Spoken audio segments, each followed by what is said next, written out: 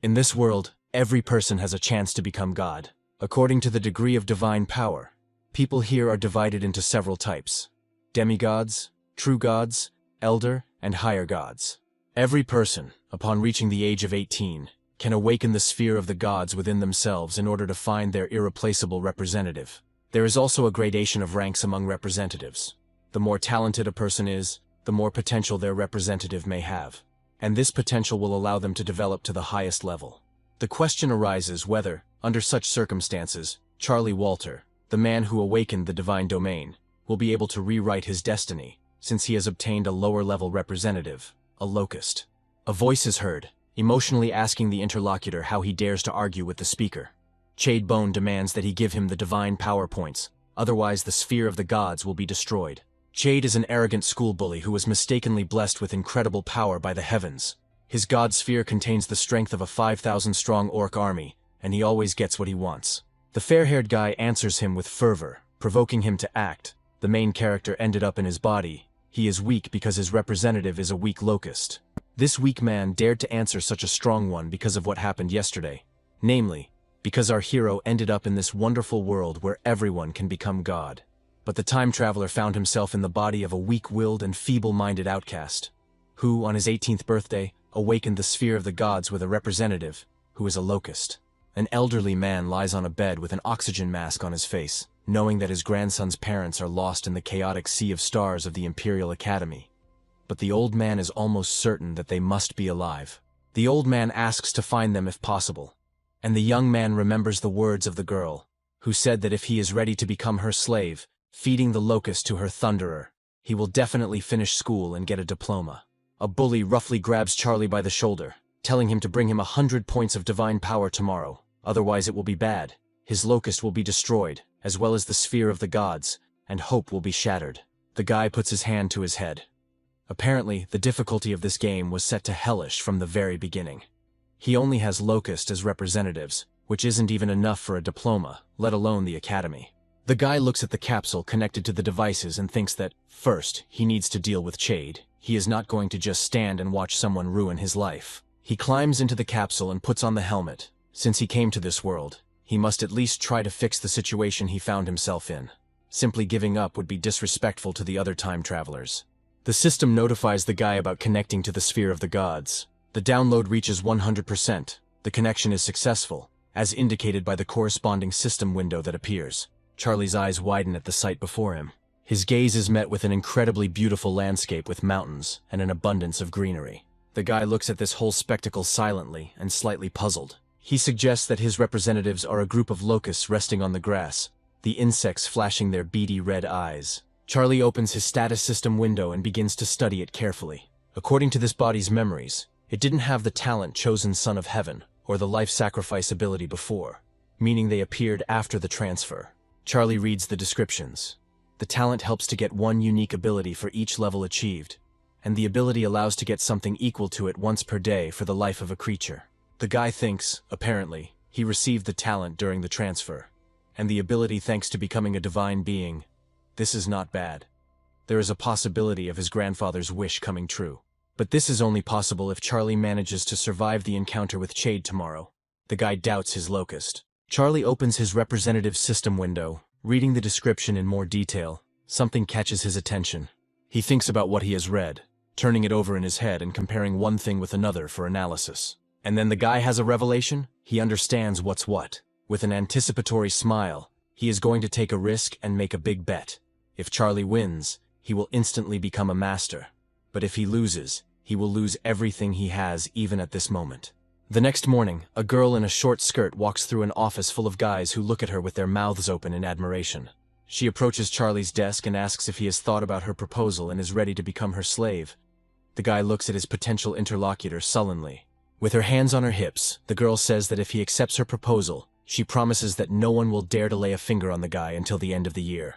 After listening to his interlocutor, Charlie, frowning even more, refuses, without even looking at the one who made the offer. The girl puts her hand down on the table in front of her opponent, indignant, asking if he understood what he just said. Without her protection, he would simply be eaten alive. But the guy smiles. Maybe she's right, and they really will manage to devour him before he gets out of here. But he'll still prefer to refuse. Even he has dignity. The girl turns to leave, and finally throws out some words to the guy about how he will regret his decision. The guy takes a heavy sigh. Chade and several of his friends approach Charlie. The Orc Lord asks with a malicious grin if the guy has the 100 points he asked for. The escorts join the leader. One of them tells them not to do anything stupid, not to make them strain themselves, and the second threatens to destroy the opponent's god sphere if he does not follow their request. The guy looks at them with hopelessness. A large hand falls on the boy's shoulder. It belongs to Chade, and Charlie, with his eyebrows drawn together, asks him to remove it immediately. The big guy asks how the guy dares to argue with him, and promises to destroy the sphere of the gods if the divine power points are not given up voluntarily. Charlie's gaze hardens and fills with determination as he tells his opponent to try if he dares. Chade looks at his interlocutor with bewilderment, not understanding what is happening to him today, because before this guy was even afraid to raise his head, and now this, and the latter, continues to look confidently. The hooligans look towards the pink-haired girl who had approached our hero earlier. Judging by her appearance, it's definitely not her. Classmates begin to provoke potential participants into a fight. One of them is interested in what a destroyed god sphere looks like, and the locust greatly reduces the average class strength. And they also say that the Chade Orc army is among the top 60 representatives in the school. It would be interesting to take a look at it. Inspired by flattery, he asks Charlie not to say later that he was not given a chance. The bully pulls out a card, saying that he feels sorry to waste even 10 points on someone like his opponent. This card is Invasion. With its help, one can invade the world of the opponent's god sphere. Charlie looks at what is happening with a puzzled and wide-eyed expression, internally preparing himself for the worst. The boy is drawn into the opened portal and he makes the transition, the young man's face reflecting determination mixed with the anticipation of something bad.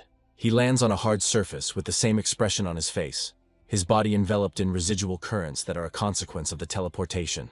The movement takes a fair amount of energy, so the guy plops down on his butt and, making a visor with his hand, takes a closer look at the huge gates in front of him. The next moment they open, revealing a black crowd of burning, red flashing eyes, behind which lightning flashes and smoke billows. The crowd approaches, and it becomes clear to Charlie that it consists of angry orcs, who, judging by their appearance, are not friendly. Above the gates, the image of Chade appears, smiling predatorily, commanding in the name of the orc god to defeat the army of his enemy's locust and destroy the world of his god sphere. The orcs listen attentively to the words of their master, heeding every word, and continue to slowly move forward, led by their leader. At the end of the speech, the monsters raise their green, tightly clenched fists, and, as one, let out a menacing cry. The audience watches the orcs on the screen raising their hands in the air. Some of them think that the army has been replenished by at least 1,000 orcs. It seems that Chade is already among the top 50 of the school. Someone parries. Each of the monsters is armed with an axe. This already claims a place among the 30 best. And someone else turns his attention to the unusual creature. The opponent has no chance. The pink-haired girl standing behind the crowd snorts in displeasure. Cyan is also watching the battle. Chade's opponent stands up to his full height, and with his hand extended and fingers spread, commands a self-detonating locust to appear out of nowhere and attack his enemies. The observers are surprised by the red insect, thinking that locusts should not be like that. But some of them recognize the insects as self-detonating locusts, which are an elite type. He shares this information with his colleagues, but also remembers that in Charlie's god sphere, there were only ordinary insects, and wonders when he managed to do so, and in such numbers. The interlocutor tries to retort aggressively. The elite locusts are still insects, and they don't stand a chance against the orcs, so don't expect much from Charlie. A swarm of self-detonating insects with hundreds of tiny wings rushes to attack the green monsters with all their zeal, and they also run forward frantically, straight at them. The space is filled with loud sounds of explosions, leaving behind decent nuclear mushroom clouds. Charlie watches the scene before him from a distance, hope reflected on his face as he remembers what happened the day before. The guy stands in the center of a pentagram drawn on a hard surface and glowing with purple light, his hands folded in an ornate groove, his face focused. He's going to take a big risk and make a big bet. Charlie is going to leave 1,000,000 adults to breed and sacrifice the rest. A tall purple column of flame rises into the air, in which small winged locust bodies can be seen, illuminating a significant area around it with its hot light. Unable to resist these purple tongues, the insects perish, having been offered as the promised sacrifice. The guy looks at the several options available to him, opened up by a generous sacrifice, and thoughtfully reads the descriptions of each one, so as not to allow himself to make the wrong choice. 10,000 goblin warriors sound tempting, so he can deal with tomorrow's problem. But the action is one time, which is not a big benefit. The life-giving spring will help the representatives. The locusts will evolve, but it will take time, and the battle will be tomorrow. So this is also not the best option. The third one is more suitable, because the effect is aimed at the representatives and will not disappear later. Charlie puts his palm forward. A crystal forms above it, enveloped in streams like himself. The guy's face is serious. The young man's hand squeezes hard, shattering the crystal into many translucent fragments. Charlie runs forward with a determined look on his face, holding one of the self-detonating locusts in his hand. He stops and throws the insect forward, leaving an explosion in its wake. The guy is happy, considering himself lucky, and admitting that the orcs can survive a single explosion. But with an increase in quantity, something might work. He just needs to experiment. The site of the explosion and the subsequent nuclear mushroom cloud is occupied by clouds of smoke spreading in all directions, obscuring the view. Those watching the battle also do not see what is happening, but their interest is further inflamed by this. They were expecting a completely different fight. When some of the haze clears, the sight reveals orcish bodies scattered around the perimeter, with only one monster standing on its feet, its face twisted with rage. Flushing and with his eyes flashing red, he clutches his solar plexus and moves forward. Charlie stands in front of the orc, holding his hands in his pockets, and red, almost transparent threads rise up from him, as if tying dozens of insects to himself. A smile touches Kian's lips. The girl speaks openly, saying that now it has become a little more interesting. The locust, flying away from its owner, heads towards the enemy who remains on his feet, who can only watch indifferently as it approaches, because he can do nothing. Chade's thunderous, angry voice is heard, commanding the surviving orcs to return to their native sphere of the gods as quickly as possible. The same ones, standing in front of the open gates, with faces distorted with hatred, look angrily at their enemy. A victorious smile plays on Charlie's face. He enjoys the enemy's escape. But it's too late. The guy points his hand with a pentagram in his direction, ordering him to catch up. A thick and sharp stream of locusts bursts through the gates, listening to the speech of the master when it is necessary to invade the sphere of the gods of Chade.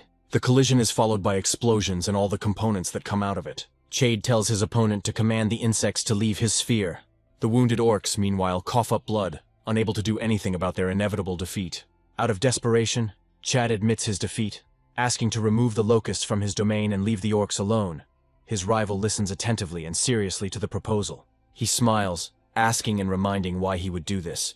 Wasn't it Chade who was going to destroy Charlie's sphere? He thinks it would be quite fair to destroy someone else's in revenge.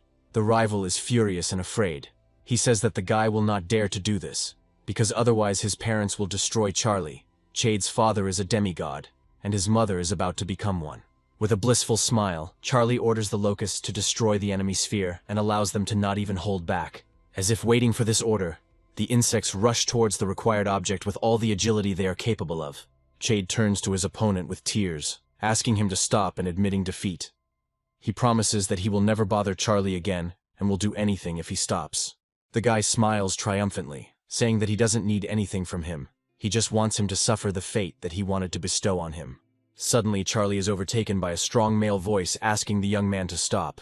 To his right, an image of a man appears, saying that Charlie has won. There is no point in going that far. Chade looks at his savior with tears in his eyes, rejoicing at the appearance of the teacher. He asks Laramie to stop this madman and stutters about his parents. But the nimble insects continue their attack, driving their bodies into the solid sphere. They find the most vulnerable spots and cracks and attack them precisely, wanting to complete their mission as quickly as possible. Chade continues to scream on the ground about the injustice of this world, without ceasing his attempts to beg help from teacher Laramie, who is hanging in the air, and Charlie is also standing nearby. The man looks at the latter, asking him not to pretend he didn't hear, and he slowly turns his gaze to his interlocutor. Smiling, he says that he heard perfectly well and asks the teacher what he forgot there. The man says that, as a class teacher, he is responsible for his students, so it is only natural that he decided to put an end to this madness. Then the guy asks another question. Where was the teacher when Chade and the others bullied Charlie, extorting divine power points? Why didn't he intervene then? The man silently reflects on the difference between the boys, since Charlie is practically a nobody, while Chade's parents are demigods, and out loud he suggests talking about it after Charlie comes to his senses. The guy asks the last question. If he were in the loser's place now, would the teacher intervene in the same way as he did now? The man is silent, and Charlie is not even surprised. He thought so. The guy's face expresses disappointment, although he was convinced of everything he wanted. At the same moment, the locusts mercilessly attack the sphere of Chade, enveloping it in clouds of nuclear haze and delivering decisive, destructive blows. The owner of this place sits on the ground and weeps around the crumbling monastery, the heart of which has just been destroyed. Standing before his teacher, Charlie asks him to leave his domain now, crystal shards flying around. The broadcast ends, and the stunned viewers continue to stare at the blacked-out screen, their mouths open. Chade sits on the floor, leaning against the wall in an exhausted pose, not believing that his classmate actually did this. The office door opens slightly, and Teacher Laramie looks inside, telling Charlie to come to him immediately. But no one answers him, and the man enters the classroom, looks around the room and asks where the student he needs is. One of his classmates hesitantly replies that it seems he went home. The man's face is distorted with anger, clenching his fingers into a fist. He promises in front of the entire class that he will immediately get Charlie expelled. The last one is inside his sphere of gods.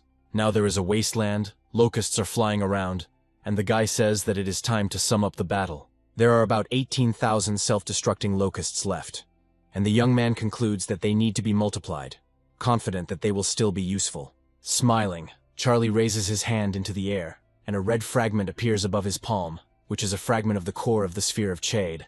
The guy is going to attach it to the core of his own. After the keyword, join, the shard rises higher, and bright reddish fiery threads begin to extend from it. By incorporating a piece of another's sphere, this place is enriched again, becoming even more fertile than before, and receiving additional benefits. The guy is beaming, he is satisfied, although he understands that this is not enough to last until he graduates from school. He recalls the words of his former opponent, and believes that he won't be able to cope if two demigods come out against him at once, and judging by the teacher's behavior, the school won't protect him either. He'll have to rely on his own strength, and as his first step towards improvement, Charlie decides to exchange the iron orc hammer he received for something a little more useful. He doesn't have to wait long. A system notification arrives almost immediately, which surprises the guy greatly, as he didn't expect a response to come so quickly. Someone actually responded to the trade offer by offering a flame lava crystal. Charlie recalls that these crystals seem to increase representatives' resistance to fire.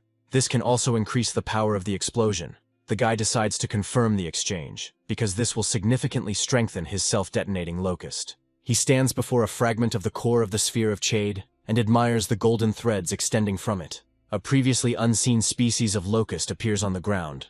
Charlie looks at the description.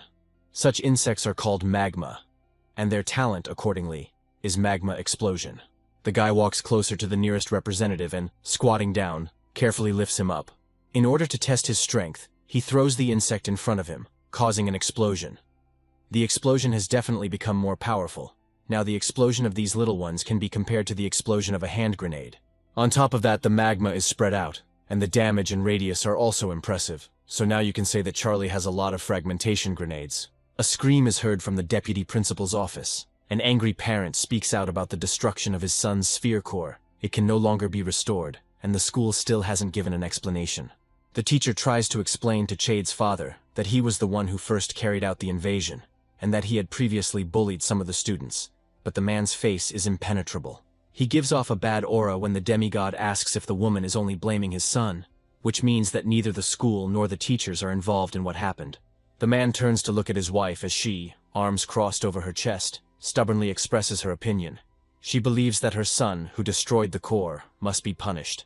The almost demigoddess believes that this student should, at the very least, be expelled. Standing in his world surrounded by representatives, Charlie decides to use the growth acceleration skill to create as many magma locusts as possible. A system window appears in front of the guy, notifying him of a call. It is Deputy Director Sawyer calling him. Charlie furrows his brows, thinking that this was entirely expected, and accepts the challenge. The woman greets him and introduces herself purely formally, and also informs him that she needs to talk about something with the person under her care. The deputy begins the conversation by mentioning a recent visit. Chade's parents demanded Charlie's unconditional expulsion, and would hear no other word. The disconcerted woman then repeated that Charlie Chade had been the first to invade the abode, so the guy had to accept this challenge as the most ordinary self-defense. There was no reason for exception.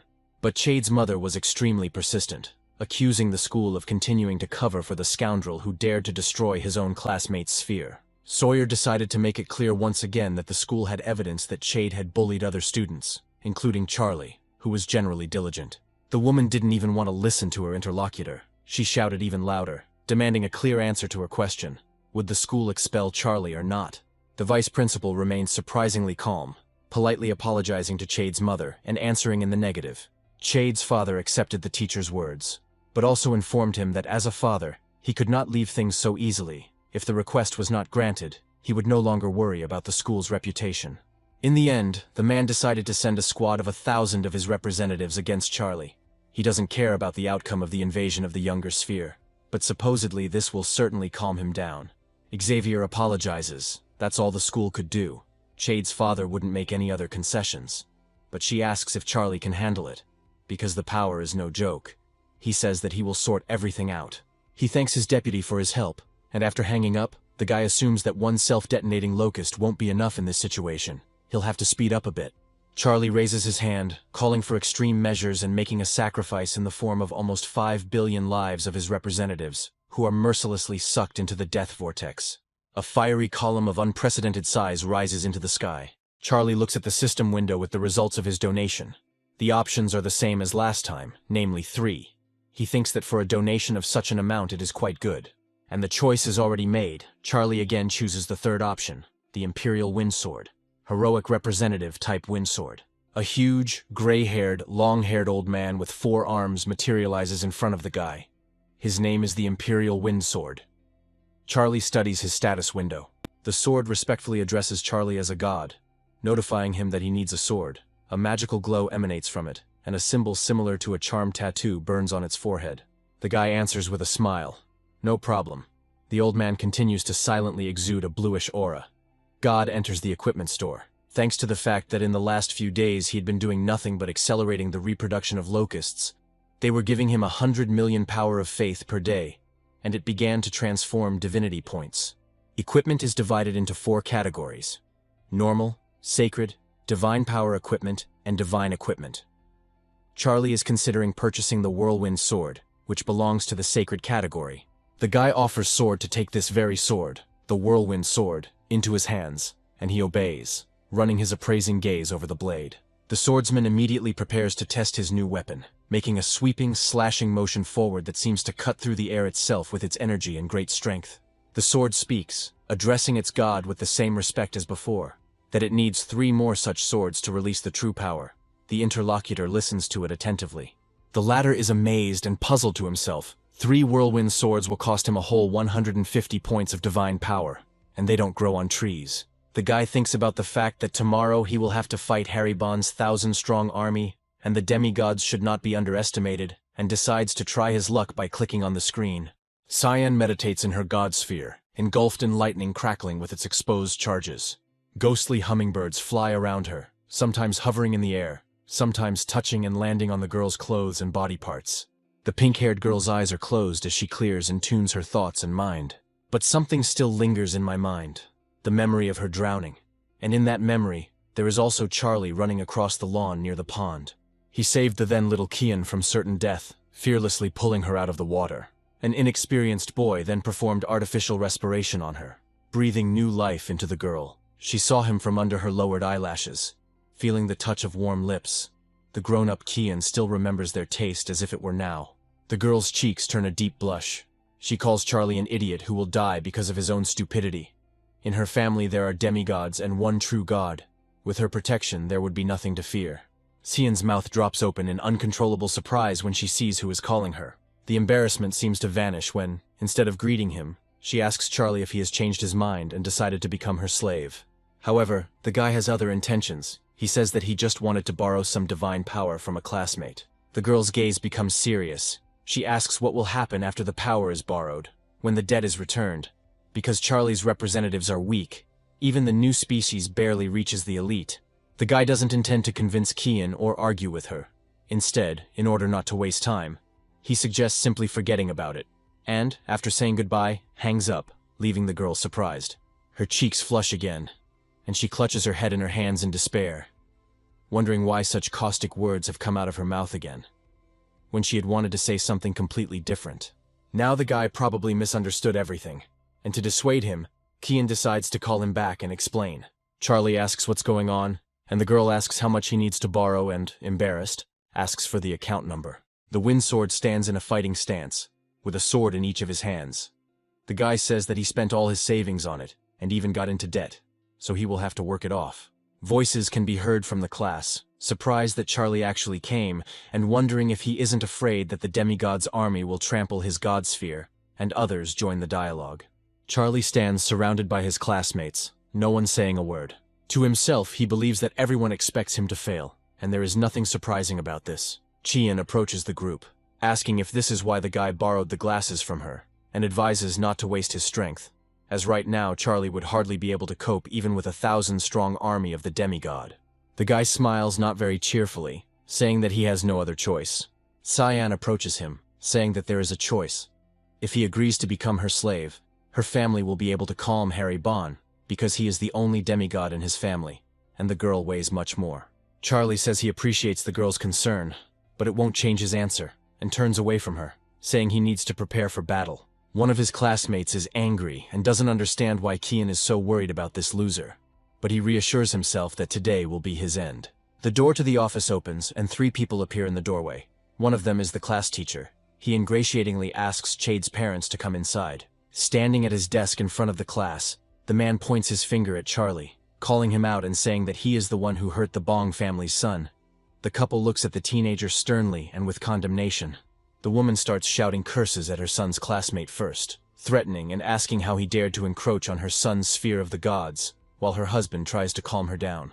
The class teacher, in a commanding tone, orders his student to get up so as not to keep Mr. Bon waiting. The guy smiles a wide smile, saying that he would prefer to wait for Deputy Xavier Murray. The man starts to get even more worked up, saying that the deputy has other things to do, and that he alone will be enough as a witness to this battle. He calls the young man to get up and come closer. The deputy director enters the classroom, asking in her usual tone why the class teacher of these children is making so much noise. 3 angry pairs of eyes are directed at her.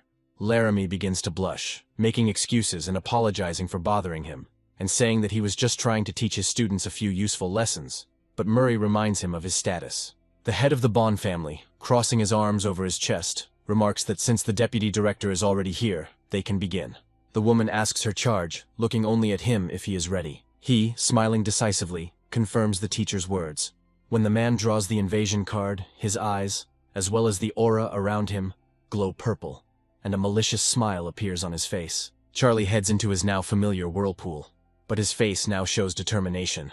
The guy finds himself in front of similar gates as last time, and after opening them, behind the huge doors, there also appears a dark clot of unknown creatures with evil red eyes.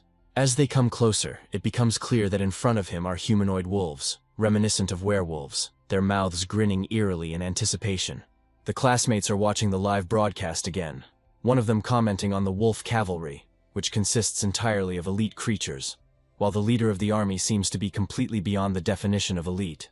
Someone explains to the ignorant that the wolf cavalry is a combination of orcs and wild wolves.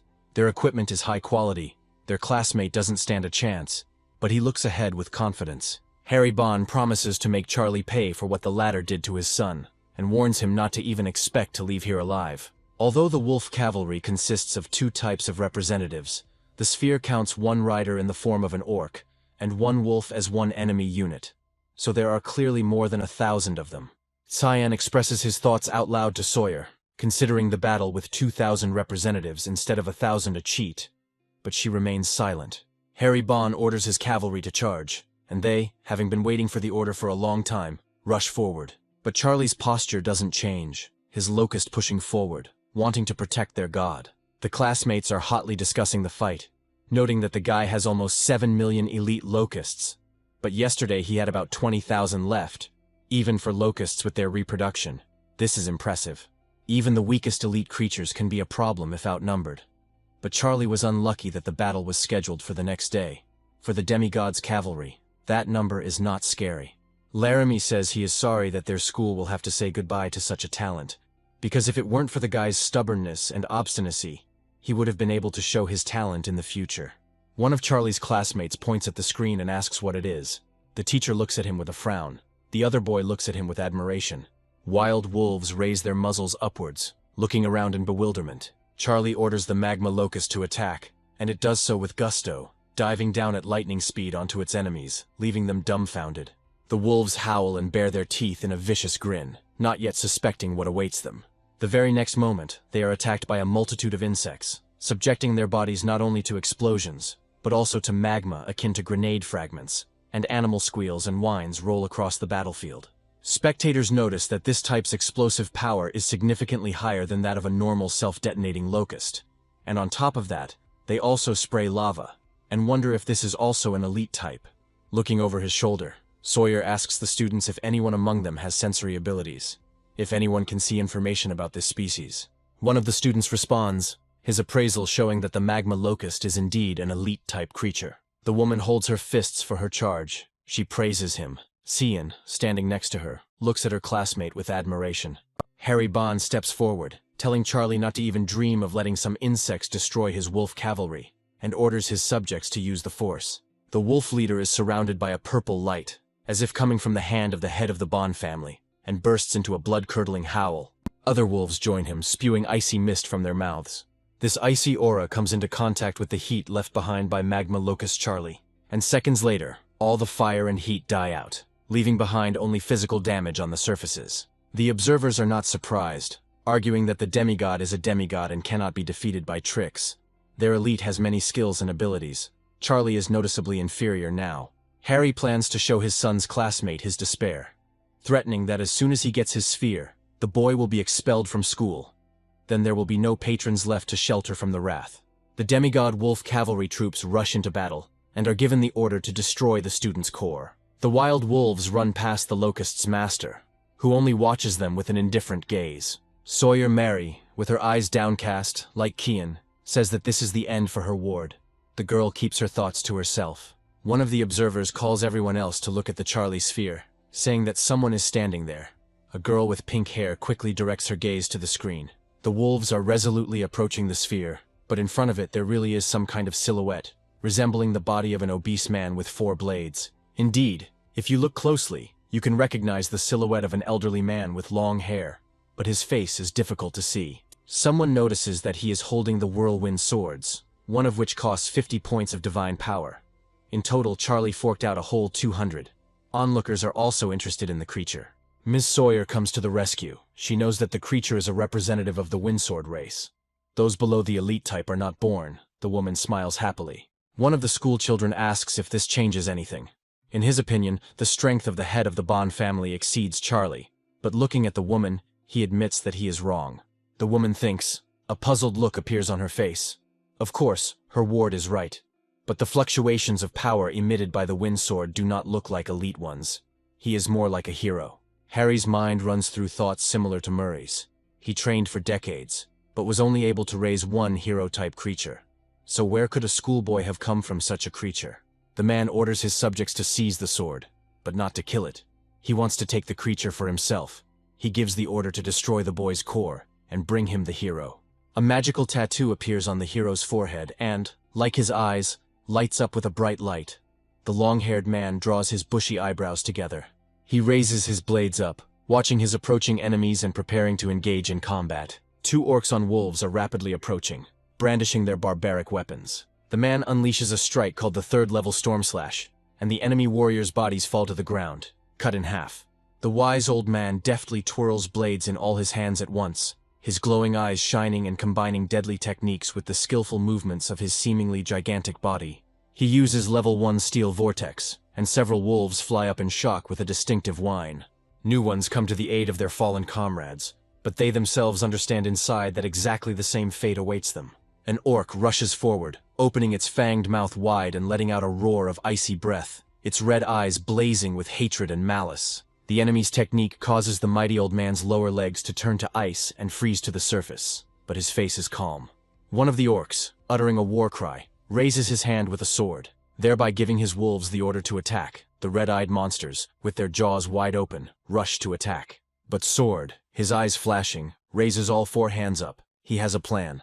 A whirlwind begins to rise from the tops of the blades, swirling and forming a funnel. The swordsman uses the iron sword style. The wolves are forced to freeze in anticipation. The man directs this stream of pure energy in front of him, bringing it down on his enemies, and they immediately disappear behind this ghostly light. The sword speaks the activation words, and an explosion engulfs an area for a decent distance around it, spreading a shockwave in its wake. Some of Charlie's classmates watching the epic spectacle think it's too much, while everyone else's faces express stunned amazement. The four-armed elder stands majestically over one of the defeated enemies, his gaze stern and merciless. Harry swears. He orders the wolf cavalry general to raze this place to the ground. The anger in the man's voice is clearly heard. A huge wolf paw takes a step forward, a purple and powerful aura swirling around it. The wolf cavalry general enters the fray, his red eyes gleaming menacingly and his muzzle impenetrable. When Harry hears a voice behind him, he jumps in surprise, and the man is asked if he really intended to break his word. A majestic man appears next to him. His gaze is serious. Based on the address of the head of the Bond family, one can conclude that this man is the director. Harry's voice trembles, his hand pointing towards his army as he tells the man he wouldn't dare, and orders the wolf cavalry to retreat, the man hovering nearby. The director looks at Charlie and his great swordsmen, who are standing a little further away. A half-smile appears on the man's lips as he gives a good assessment of his charge's battle. Charlie is being praised. He did well, but he shouldn't relax just because he got a hero. Heroes aren't invincible, and with the current level of strength, it will be difficult to even squeeze into the top 3 of the school. A guy approaches the deputy director. He has a request. A woman is interested in her character. With a determined look, the student declares that he wants to transfer to another class. His class teacher looks at his student in bewilderment. The man changes his tune, admitting that he had indeed previously devoted little time to his student, but now promises to improve in order to make him one of the best. Smiling sweetly, Laramie asks to give him another chance, because he can provide the student with all the necessary resources for development, while inwardly thinking about his own selfish goals. But Charlie is not going to give in. He once again repeats his request to change classes. The man looks at him discouraged, unable to put a couple of words together. Sawyer joins the conversation and says that a guy can't just change classes, because there are many school rules for that. But despite this, he can try to pass the tests that the school prepares, and if he passes successfully, he can still realize his desire. Charlie firmly clenches his fist and declares his readiness to take this test, while his classmates standing behind him look at him in surprise. Cian suddenly jumps up from her seat and interrupts the conversation, declaring that she is also ready to take the test to change classes. Laramie looks at the girl with bewilderment and, feeling awkward, says that if she is not happy with something, she can contact him directly, and not act so rashly. He offers to stay after class to discuss it, but the girl says that she has no complaints against him. She just wants to change classes. Another student raises his hand, standing up and declaring that he also wants to change classes. Now Cian, who is standing next to him, looks at him in surprise. Laramie can barely contain his anger, asking why Salt Church wants to leave. He is the class president, and he thanks the teacher and says that he has good reasons for doing so. The guy turns his gaze to Cian, thinking that he will follow her anywhere, and one day she will definitely become his. The deputy director agrees with everything, saying that they will have everything ready by tomorrow, and then turns to leave and asks Laramie to follow her. The clock on the school's facade shows 3 o'clock in the afternoon. A girl follows Charlie as he leaves and runs after him, asking where the guy got the hero from, but he replies that it has nothing to do with Cyan. The girl says that of course she does, because her classmate owes her 150 points of divine power, and if he doesn't return them to her, he will become her slave, so she has the right to know where the hero came from. The guy calmly says that he will return 5 points as a percentage right now, but he won't tell anything about the hero. It doesn't work that way. He moves, disappearing into the portal, and the girl shouts a curse after him, looking at the almost closed crater. Charlie moves to his divine residence. The guy opens the locust population status window and, after checking the numbers, concludes that he won't be able to assemble a large army in a couple of days. Tomorrow's test will be difficult for him. The sword approaches the god of this place, informs the owner that the white wolves and riders have hidden in the mines, and asks if he should get rid of them. The guy thinks about this. He guessed about such an outcome and understands that leaving enemies alive is impossible, but a simple murder would be a great waste. Before the young god can give the order to his subordinate to seize them without killing them, he takes off running, rushing to fulfill the will. 2 hours later, the bound werewolves are already kneeling before the owner of this place, and he looks at them without much enthusiasm. Charlie considers sacrificing the enemy representatives and opens the corresponding system window. He takes the necessary stance, starting the process of sacrifice, and the winds begin to swirl around him. Based on the result, you will be given 3 options to choose from: a single alpha mechanism, a first-level artifact, a smelting furnace blueprint, and 1 or 3 observation towers. Charlie doesn't like any of the options. The first one is not bad, but he's not sure he can control it through the locusts. It's unlikely she'll be able to cook anything in the oven, and from a low altitude she'll hardly be able to see anything. He remembers that he had about 200 orcs left after defeating Chad, and he wonders what they are doing now. Charlie activates Hawkeye. Green monsters do physical work, they mine ore. Noticing that the massive, ghostly eye of their new god is watching them, one of the orcs thanks him for giving the race a wonderful life. The guy remembers that after the victory, he gave them only one order, to mine ore, and suggests that the race was originally created for the purpose of mining ore, and Chade forced them to fight. If you look closely at the work of the orcs, you can really see the talent. This can be used in the future, turning them into equipment manufacturers. Then the furnace may come in handy. Upon purchasing and installing it, Charlie tells the orcs that he is gifting them this smelting furnace, and hopes that the creatures will live up to his expectations, and they are flattered, expressing recognition and gratitude. A faculty meeting is taking place, with Laramie sitting at the head of the table, raising the topic of transferring his students, and asking what his colleagues think about it, since the school had entrusted this task to them. One of them thinks that there is nothing to think about. He just wants to express gratitude to the new teacher for the fact that 3 of the best students in the class will be transferred to one of the teachers at once. Laramie says he doesn't particularly care about Cyan and Salt's fate, but he wants the hardest test possible for Charlie, because he didn't value his teacher, and he asks for a concession from his colleagues. The man reflects on the fact that what is happening is Charlie's fault, so he simply has to punish him. Meanwhile, several hands rise into the air, their owners ready to support him.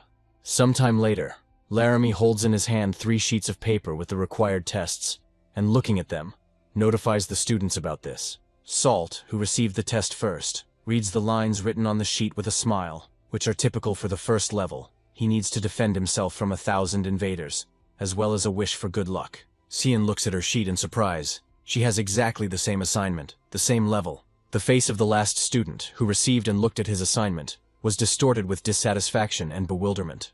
A test of the 10th level was prepared for him. On the man's hand holding the paper, it is written that he needs to defend himself from 10,000 invaders. Sawyer looks at the teacher with a puzzled expression when he asks if he thinks he was being biased towards his student. But he counters by saying that it was the decision of all the teachers, not his own. Charlie himself turns a confident gaze towards the teachers, saying that everything is fine, because Laramie just wants the student to demonstrate all his strength to the new class teacher. The guy gets up from his seat and leaves, and the man irritably tells him not to be so self-confident. Cyan catches up with her classmate with the same offer to become a slave and be under the protection of her family. He looks at her, looking back.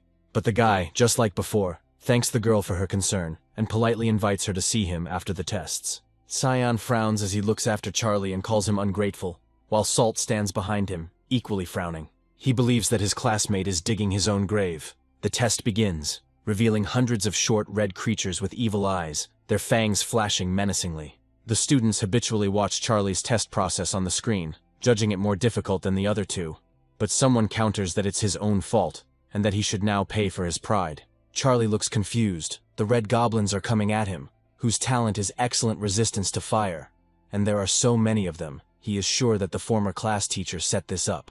Laramie says that the boy is to blame for turning away from him, and now the 10,000-strong army will quickly sweep away the schoolboy's locusts, and continue the march to the core. A student standing next to the man congratulates him on his victory with a smile, but he says that this is not a victory, but a useful lesson, since there can be no other way between a student and a teacher. The deputy director smiles reservedly, looking at her ward with hope. She speaks words of support out loud, confident that he will cope. Charlie sends his army of locusts into attack, and they immediately fly towards the approaching red goblins, who are marching in an orderly line. They raise their hands to their chests, spreading their fingers, and with fanged smiles activate fire attack, flames flaring up in their red paws. Dozens of goblins surge forward, throwing out fiery clusters in front of them that, moments later, engulf the insects nearby. Standing behind the explosions, Charlie notes with annoyance that the regular locusts do not take on opponents at all. He puts his hand forward, and orders the self-detonating locust to enter the battle. A clot of energy forms under his palm, threads from which lead to small winged bodies.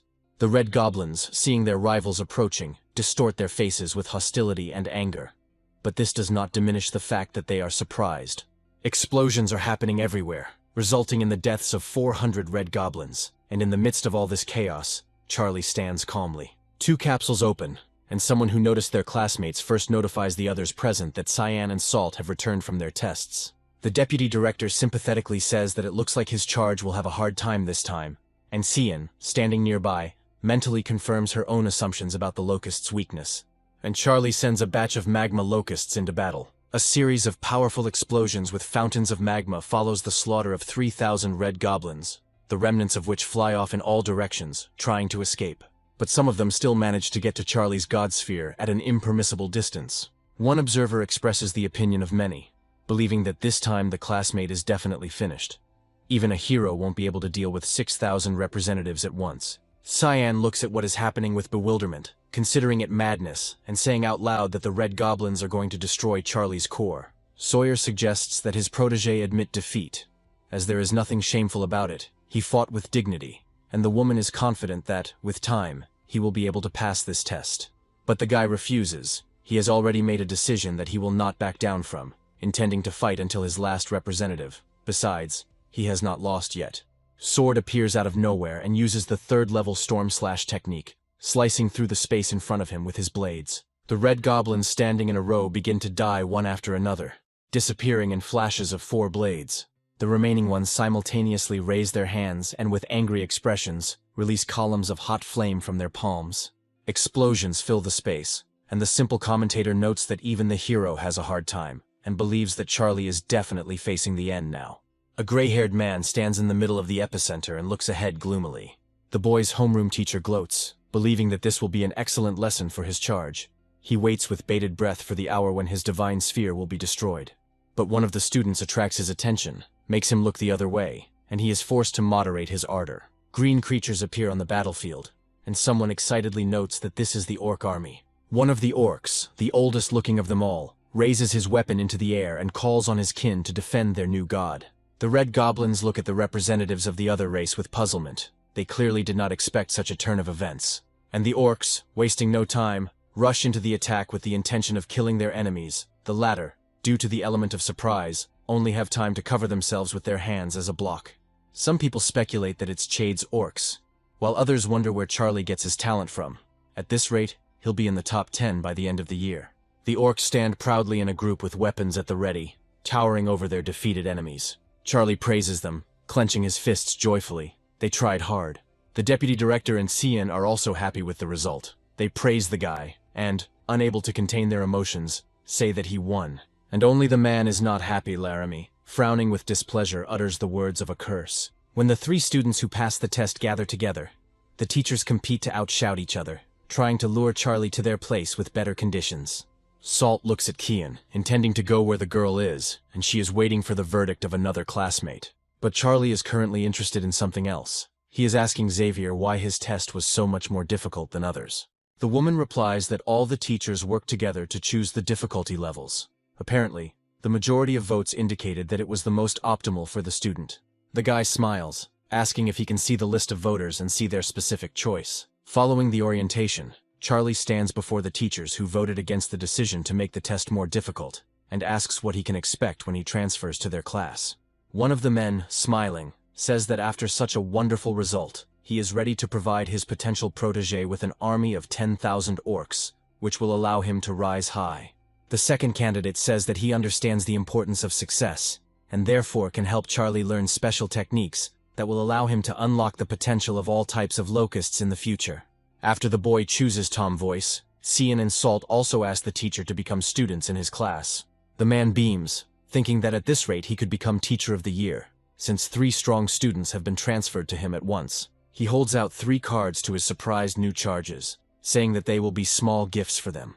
Charlie gets a level 2 card, Hive, smiling. He reads the description, believing that it was literally made for him. If Charlie places the hive into her god sphere, the insects born in the future will immediately gain the effects of the Heart of Explosion and the Flame Lava Crystal. The guy bows gratefully to the man as a sign of appreciation, politely thanking him. And the man asks him not to rush, because it is better to show gratitude through good results.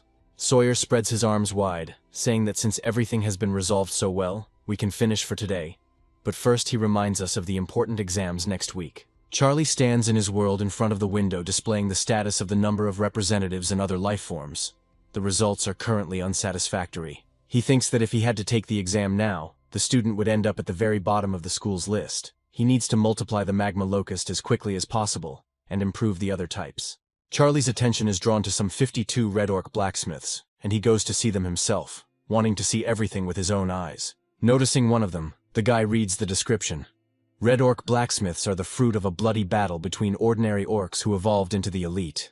The guy admires the fact that the orcs themselves increase their level. He would like to have such main representatives, so the guy could use growth acceleration on them, increasing their numbers. 4 days later, Charlie is checking the common locust population to perform his favorite sacrifice, and he glows purple, frowning in concentration. Sacrifice of life takes the lives of thousands of insects, devouring them with its merciless flame. He stands in front of the system window and looks at it with admiring eyes. The options offered exceeded his expectations. The first option is a level 2 sacred artifact. The second is a hero template, and the third is a bit of divinity. The guy is surrounded by an aura of joy and happiness. His eyes are simply running wild because of all these wonderful options. The choice will not be easy. That is why he approaches the choice carefully, trying to put everything in its place and not make a mistake. Although everything offered seems beyond all praise. But still, having carefully weighed all the pros and cons, Charlie chooses the first option, believing that there is no need to be too greedy. He needs to start using the full potential of his main representatives. 3 days later, a stunned Charlie, overcome with emotion, holds up his index finger in front of himself. He never thought his locusts could grow to such a size. Standing before a creature that is even larger than himself, the boy names it Magma Locust Plus. Cian approaches Charlie from behind. She asks him again if he is thinking of becoming her slave, believing that only her family can help him. The guy looks at his interlocutor slightly irritated. The girl continues to try to convince her interlocutor, saying that locusts cannot evolve forever, and orcs are not the main representatives. Charlie thanks Cian for the 1000th time, asking her to stop asking the same question. He is doing well. The girl will see confirmation of these words on the exam. She is also angry, considering her interlocutor stubborn, while Salt silently watches them from the side. But he still can't resist making a sarcastic comment, wanting to one day make his rival disappear from the sight of his beloved girl. Standing in front of the class, Tom talks about the importance of the upcoming exam. They need to give it their all, and the school will have a valuable reward for those who perform well. Looking at his students, the man asks everyone to familiarize themselves with the rules of the exam. Charlie reads the rules with a smile, noting the line that if a student fails, he will be expelled from school, which really does indicate the value of the potential rewards. After reviewing the list of awards, the guy becomes inspired, believing that he can move mountains for them. Tom looks at the class with an unreadable gaze as he announces the start of the exam. The first stage is about to begin, so you should prepare for the test. Charlie plunges into the blue abyss as the countdown starts. The huge gates swing open, revealing an impenetrable blue stream. Charlie takes the appropriate pose, placing defenders in the form of red orcs and locusts next to him, and gives the command to everyone to prepare for battle. Before them appear creatures that resemble a cross between a human, a dinosaur, and something with horns, emerging from the fog with their mouths open, revealing their sharp fangs. Charlie knows them. They are demonic golems. He thinks that for the first stage this is too much, although they are considered normal. The strength is close to elite, but they still have a weakness, slowness. The guy directs 50,000 magma locusts with his hand, wanting to destroy the enemy with its characteristic power. Thousands of small wings cut through the air. The battlefield echoes with the angry cries of pain and rage of the demonic golems. The guy grins. The smell left behind by the explosions reminds him of barbecue. He wonders if they will be able to feed the locusts. The very next moment, the guy orders his red orc blacksmiths to drag the bodies of the fallen to him, and they obey the order without question. 15 minutes later, only bones remain from the demon golems' bodies. Charlie grins. Now he will know that this is possible, and jokes. The exam thus flowed into home food delivery. A dialogue is taking place between the teachers monitoring the exam. About 20 students have already been expelled from Tom's class, which is almost a third. The situation is worse for others. The difficulty is high. Sawyer says that the director is currently fighting with the demons of the abyss. Apparently he had his own reasons for setting such a difficulty level, so it is not for them, the demigods, to judge. Watching his charge fight, Tom is delighted by his resourcefulness. He notes that the locusts are gone, and asks his colleagues if they have seen other similar creatures that can eat toxin-laden flesh without harm. One of the teachers is surprised. He has never heard of anything like this and wants to study this phenomenon. His colleagues standing nearby are also interested. And only Laramie is dissatisfied. He belittles Charlie's merit, saying that immunity to toxins does not make the locusts stronger and more powerful, attributing everything to luck. The class teacher defends his protege, saying that luck is also a part of strength. The kind that Charlie brought out is very strong and useful, and we shouldn't forget about that. The guy's locust has become comparable in potential to the elite. Although it was originally a normal type, this is visible even to the naked eye. Laramie continues to push his line, believing that the elite locust cannot exist, that it cannot even cope with the common goblins, and his colleague retorts, saying that he is thinking one-sidedly. The stubborn one says he's not going to argue. But there's a student in his class with goblins as representatives. He suggests they see who will be higher in the rankings. The bet is accepted. But Tom thinks that everything is not so simple, and he offers his future opponent to voice the conditions. Laramie, in turn, offers to put 5 divinity points on the line. Tom agrees. The provocateur notes to himself that the man gave more points to the student he was talking about than to others because he was his nephew. It is unlikely that Tom could boast of such generosity. Teachers look at the system board. 430 students have passed the qualifying round of the exam, and 300 of them have decided to participate in the ranking round. Laramie once again shows his superiority by calling the 130 who refused cowards, but his colleague rebukes him, saying that he shouldn't say that. The difficulty level was higher than usual.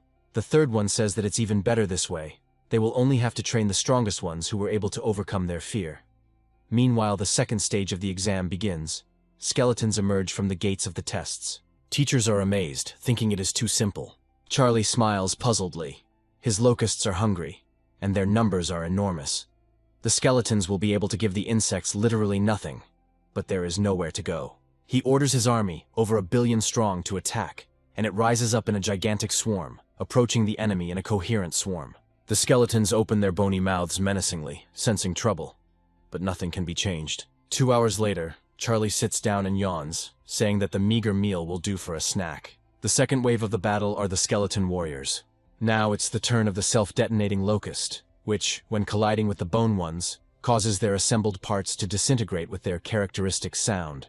They literally die in the lava, which, if it continues to accumulate, will not even allow the skeletons to get near Charlie. In addition, this process can be accelerated.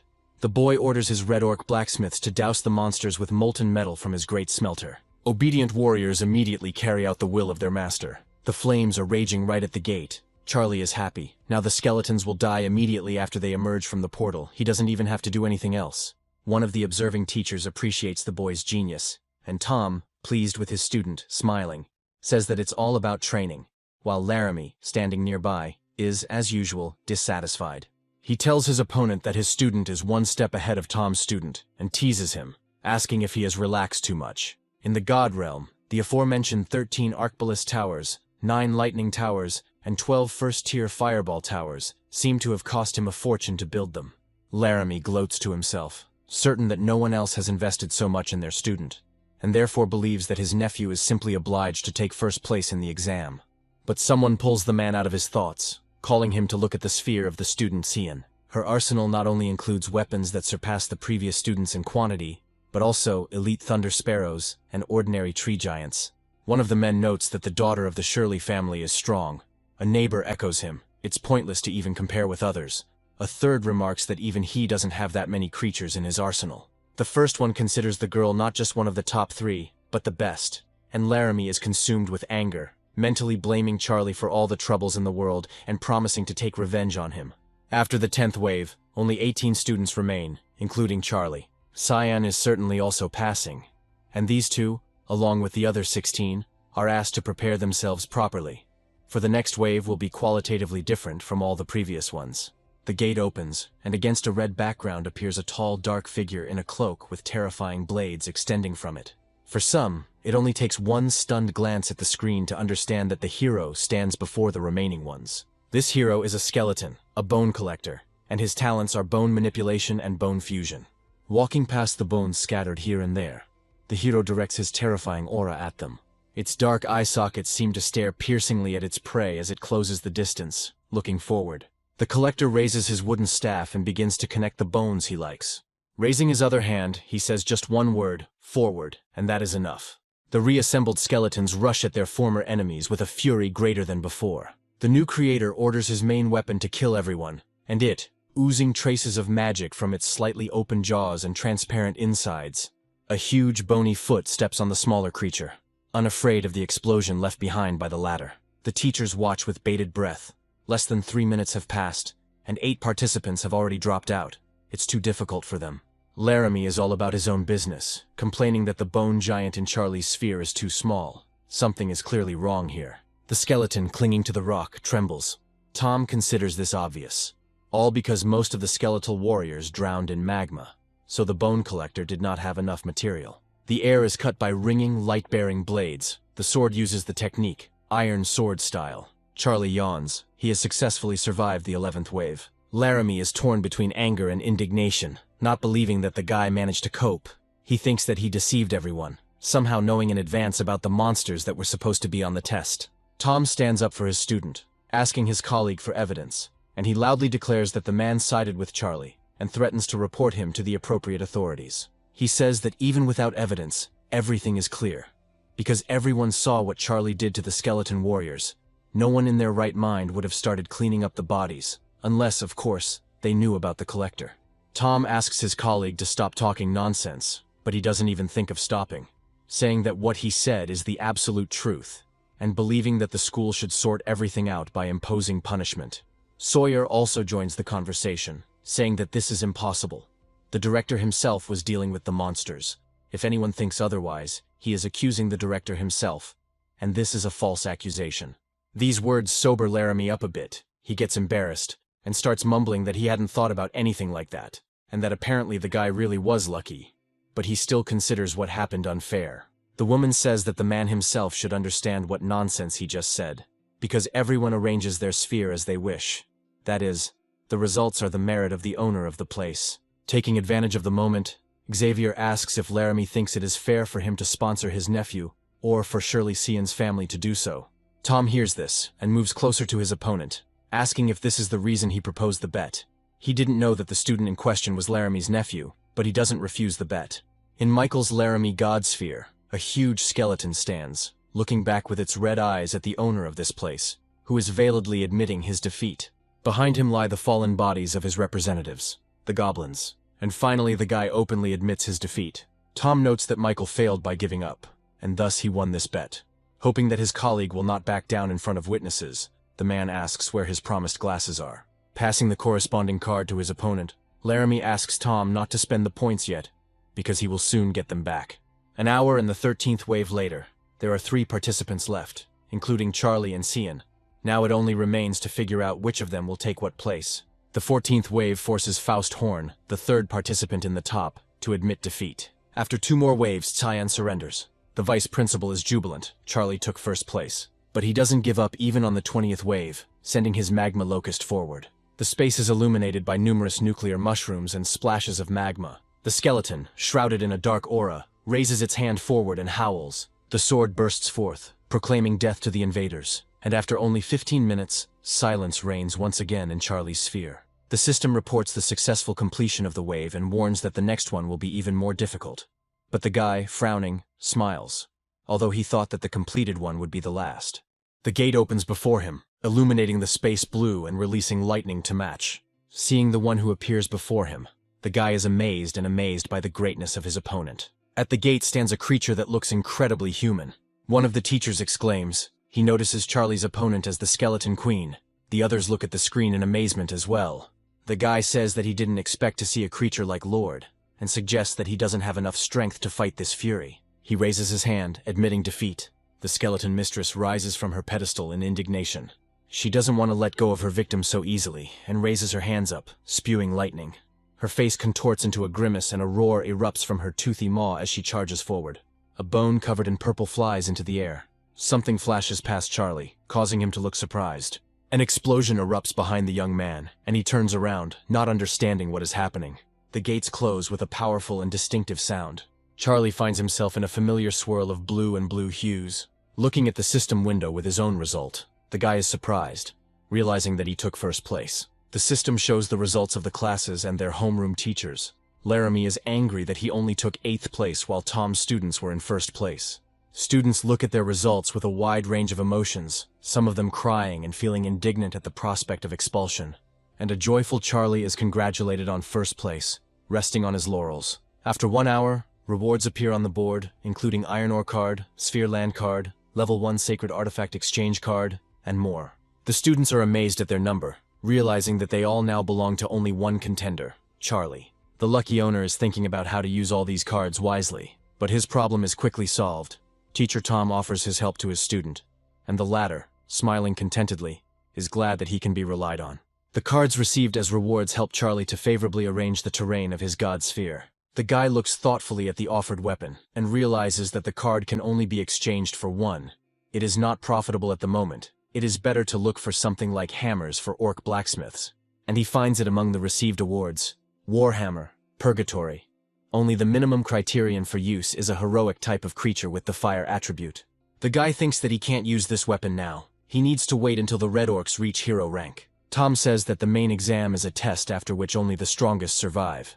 He asks the top 3 participants to come to the board. Classmates look at Charlie. The last ones to come to the board are Cian and Faust. The teacher says that since Charlie has become the strongest among the 3, he will receive 100 class points and will also be able to choose any of the treasures provided to the class. After these words, the boy becomes interested in what treasures the teacher mentioned, and soon he is given the opportunity to see them with his own eyes. Looking at the entire list, Charlie chooses the life-giving spring, which can produce water that better nourishes creatures and has a beneficial effect on the environment of the god sphere. Tom looks thoughtfully at his protege, believing that he has enormous potential, because he did not chase immediate power, but decided to start by developing his strengths. Charlie takes his seat and hears the voice of one of his classmates from the side, who congratulates him, believing that the guy has risen well. A classmate approaches Charlie and asks him to sell him a divinity point, offering 105 million divine power points for it right now. Charlie looks at his interlocutor with disbelief, thinking that something is clearly wrong here. Because he added 5 million on top of the usual price, he directly asks why he does this. The interlocutor jokes, pressing the lever of an instant and such an impressive sum, adding that it will be enough to change the representative and change the fate. But Charlie firmly refuses. The guy admits that his grandfather needs divinity. He is only one step away from becoming a true god, and Charlie wins, receiving not only millions, but also the debtor to boot. He considers the offer. It is truly tempting, as it could increase the number of locusts tenfold and create a debtor. The guy is about to agree to the offer, but a notification sound comes from his pocket. Charlie receives a message from Cian. The girl offers to buy 1 divinity point from him for 150 million. The guy is surprised by such a generous offer, wondering how much money Shirley's family has. Meanwhile, Cian sends another message, asking if Charlie really thought that 1 divinity point was only worth 100 million. The girl explains in detail and clearly how much divinity can cost, and why Charlie's divinity cannot cost less than 145 million. The guy is surprised by her knowledge. He also understands that his classmate was trying to deceive him and sends him away, who is perplexed by the sudden change in the potential merchant's mood. As he leaves, the guy tells Charlie not to get cocky just because he took first place on the exam, and describes him in less than flattering terms. Charlie feels rich when 150 million divine power points are credited to his account. He surveys his domain and concludes that the temple should be built in the Red Orc settlement. Charlie decides to install the life-giving spring in the desert, so that over time this land will also become fertile. The hammer falls before the orcs, and the gray-haired elder, on behalf of his race, gives his esteemed god his heartfelt thanks, and he asks his subordinates to raise their heads. He did not come empty-handed, but brought the divine artifact, the war hammer, the purgatory, and also what was currently on his hand, which resembled a red pineapple in shape. He bestows this elite seed, which is capable of raising potential, and hopes that one day his pupils will be able to become heroes and lift the gifted hammer. The orc who accepts the gift cries with happiness. The owner of the sphere flies away, and the orcs unanimously and wholeheartedly wish him a long life. The boy thoughtfully looks at the purple ball in his hand, called the Poison Mist Pearl. He took it on the advice of Teacher Tom, but, to be honest, he still doesn't understand for what purpose. Almost immediately, the one he had just remembered makes himself known in a different way. A characteristic system window appears in the air. The boy politely greets his class teacher and asks what he wanted to talk to him about. A man talks about his dispute with Charlie's former class teacher. He believes it would be fair to share part of the winnings with his student. He offers a map, but its value is not difficult to understand, so he is going to tell about an egg created by the Insect King, who was a demon, and the egg can eventually turn locusts into them. Tom says from the very beginning that you should prioritize your representatives, and the egg will help you do just that and develop their potential. Charlie thinks that Laramie and the others thought he was weak because of his respective representatives. But Tom is not like that. He seriously helps his ward to use the locusts as much as possible. With his help, the insects will be able to become low-level demons over time, which will help them compare with many ordinary creatures of other races. The teacher gives one to choose from. Casting aside his doubts, Charlie chooses the second option, the egg, with a smile, because the prospect is obvious. The man had no doubts about his student. He suggested that the artifact synchronized very well with the pearl, which the boy had been worried about a little earlier, and he thanked the teacher with all his heart. Taking advantage of the moment, the guy asks about meat. He needs to buy it in large quantities at a low price. The quality is of no importance. The interlocutor thinks for a moment and says that feeding locusts meat is not worth it. It's too expensive and of little use. The director recently took part in a battle that left many corpses. Tom will help. Pleased, Charlie thanks his homeroom teacher again before he signs off. Walking through the forest, Charlie reflects. The effect of gluttony turned out to be very unexpected. Now it's difficult to feed the locusts. An alternative to the core's powers needs to be found as soon as possible. By placing the egg near the age-old tree, the boy believes that this will speed up the process of releasing demonic energy, and perhaps even satisfy the locust's hunger a little. 2 days later, noticing the egg in a different place, the guy realizes with a smile that it looks like one locust has managed to eat its fill of demonic energy, and he can't wait to see the result. The guy is wondering how many days they develop, and at that moment a crack appears in the cocoon. Charlie's eyes widen in surprise, as if a chick were hatching. What appears before his eyes is a normal-type sky demon bug. The newly minted one's talent is toughness, his faith level is fanatic, and his faith power is 1 unit per day. It's hard to believe that this type is normal, because it is stronger than the locust. It's a pity that the status window does not say anything about reproduction.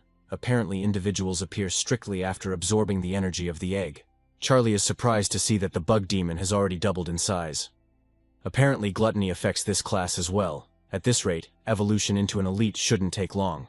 He decides it's time to use the poison mist pearl and throws a purple sphere into the air. The boy's surprise knows no bounds when he realizes that the former heavenly demon bug has just become the elite poisonous demon bug, Ox. The man looks around the area in front of him in bewilderment, not understanding how this happened.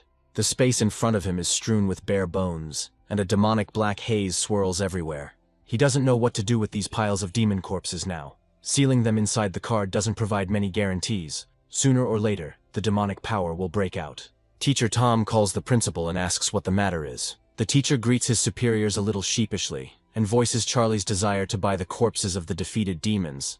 The principal himself is puzzled as to why the student needs the dead. Tom immediately finds his way, honestly answering that the representatives of the ward are locusts that feed on corpses, and even demonic ones cannot harm them. The interlocutor grins, asking if this is the same genius who recently defeated the demigod. He didn't think that locusts could be so useful, and regrets that they won't survive in the conditions of the abyss.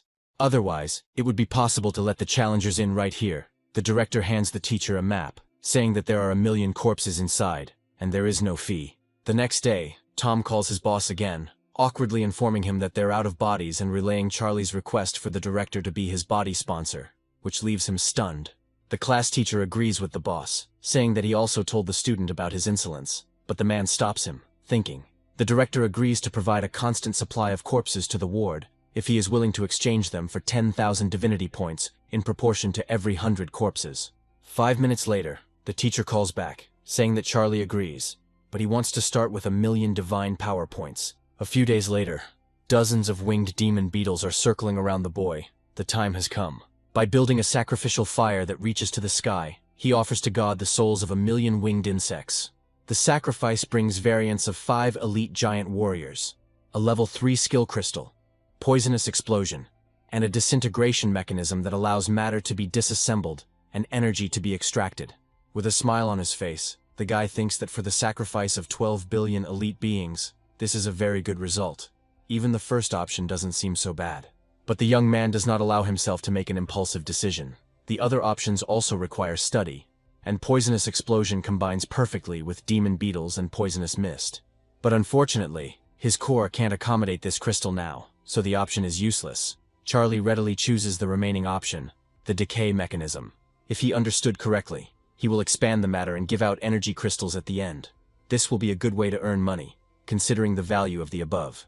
Charlie thinks the mechanism is huge, and the first thing he's going to do is break down the iron ore. After 5 hours, the guy receives 3 iron crystals. He is surprised, but remembers that this item is used as food by some races, and each one costs about 5 points of divine power, which is, of course, unexpected.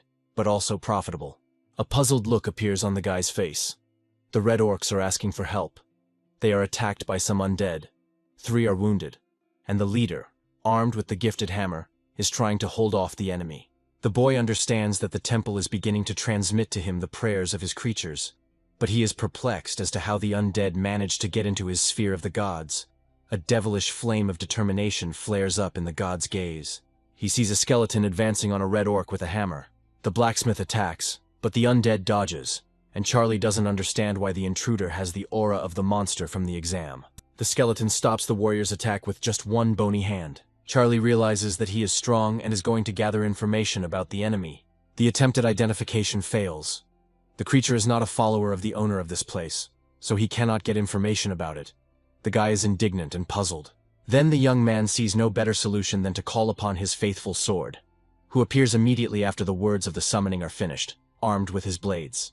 Appearing in front of the skeleton, the man smashes all of its bones, but the same ones, falling to the ground with a resonant crunch, begin to tremble. Enveloped in a purple aura, the reddish fire of empty eye sockets does not fade for a moment. He rises seconds later, rising to his full height, extra bones swirling around him, rattling terrifyingly. Charlie comes to the rescue himself, ordering the enemy to obey him and believe in him, arguing that only in this case will the monster be able to be reborn. The skeleton turns around. But the monster does this only to strike a blow. Fortunately, the god of this world came only in the form of his illusion. He calls the skeleton naive. As long as the core of his divine sphere exists, it will not be possible to injure the owner of the place. Charlie orders his men to pick the skeleton apart until he gives in, and 2 giants loom over the undead. 3 days later, the skeletons fall to their knees, expressing their desire to submit to the deity. The guy approaches one of them and, praising him, strokes his bare skull, hoping to now get information. He succeeds. The type of undead is a weakened and incomplete sealed lord. A voice comes from the classroom, asking the students if they are ready for the exam. The voice belongs to Tom, leaning on the table. He says that the upcoming exam will greatly increase the gap between classmates, and the result will determine which academy they can enter.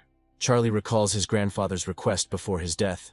Apparently, the academy in question is one of the best educational institutions in the world. The test will take place in the Demon Abyss dimension. Details will be obtained after the transfer.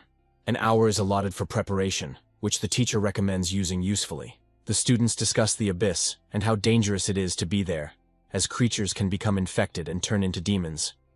Meanwhile, Salt rejoices, believing that the time has come for him. But he is surprised when he sees that an unknown number is calling him. The guy leaves the classroom. The caller is Laramie. He politely greets his former protege, and the latter asks why the teacher is calling. The man wants the schoolboy to help him get rid of someone, and the guy leaning against the wall says that if we are talking about Charlie, then there is no need to continue. He has exactly the same thoughts on his mind. Laramie grins, noting that it was not for nothing that he considered Salt his best student, and promises that if he succeeds, he will receive a good reward. And in the meantime, he offers a gift that can help him on the exam. The student is amazed to see the card of the demon dragon in front of him, which is an elite type, not inferior in strength to the heroic ones. In the S793,826 dimension of the Demon Abyss, the exam begins. Charlie stands in front of the exam conditions board and carefully studies them.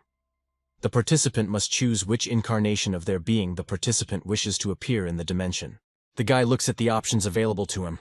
There is nothing to think about here, because the undead are the only type of creature that will not be affected by the destructive effects of the demonic aura.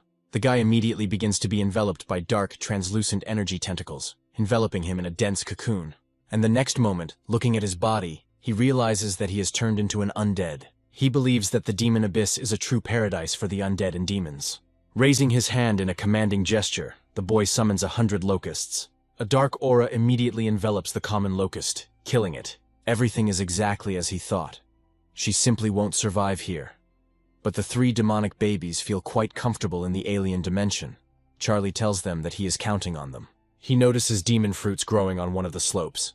The schoolboy points at them with his finger and asks his charges to collect them for him, and they immediately rush to fulfill the owner's request.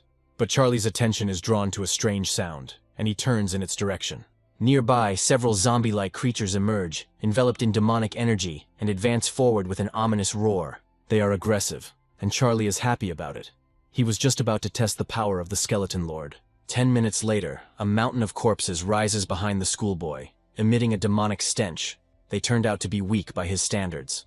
Meanwhile, the demon babies have collected a lot of the declared fruits, but unfortunately, the system offered very little for them. Charlie decides to take quantity, ordering the bugs to focus on collecting. A day later, there is not a single tree with demon fruits left in the area. Charlie has collected them all and smiles slyly, because now without his help, no one will complete one of the tasks. He enters the class chat and offers his services to complete the 49th task. He has a plan. People immediately start showing up, but also those with negative attitudes and warnings. And Charlie is happy. It turns out he has a universal currency for this dimension. On the other side of the screen, another demonic entity is rejoicing. The student who took on its appearance didn't even have to work hard to figure out his opponent. He promises to finish off Charlie. Salt stands proudly surrounded by his demonic wolves. A few hours later, Charlie realizes that his representatives are too weak. But if he doesn't start taking on challenging tasks, he'll fall to the bottom of the list. He hears the sound of rattling bones behind him and turns around. Skeletons approach from behind, led by their leader. They look ahead in amazement, stopping in front of a tree. A conversation begins between the undead that only they can understand. Charlie doesn't know if he can subdue the local undead with the skeleton lord, but he's going to try, and the skeletons look at him with dismay. One of them looks at the approaching one more piercingly than the others, his red eyes flashing. The undead line up, looking at Charlie, who asks if they recognize him. And they will know, because the very next moment they fall prostrate before their lord, who, taking advantage of the moment, reads the information. The schoolboy is amazed, not believing that the idea worked. He didn't even have time to say anything, and he already has a small squad of devout skeleton warriors. The undead kneel in orderly ranks as their new leader commands them to stand and lead him to their camp. An hour later, more undead are kneeling before Charlie, including a skeleton knight, who is an elite type, sitting on top of a demonic wolf. Charlie is stunned. He never expected such a result, but at the same time, he is happy that he now has a real army of the undead. The skeleton knight tells his story. He was once a member of the 1st Skeleton Legion, but after a battle with the demonic golems, his squad was forced to separate from the main army. He had no choice but to set up camp here. He sent the skeletons to search for demon fruits, as they are able to strengthen their bodies, and Charlie thinks about this possibility. When looking at the ranking the next day, the student realizes that there is no point in putting it off any longer. Compared to the initial result, he has dropped by about 100 places.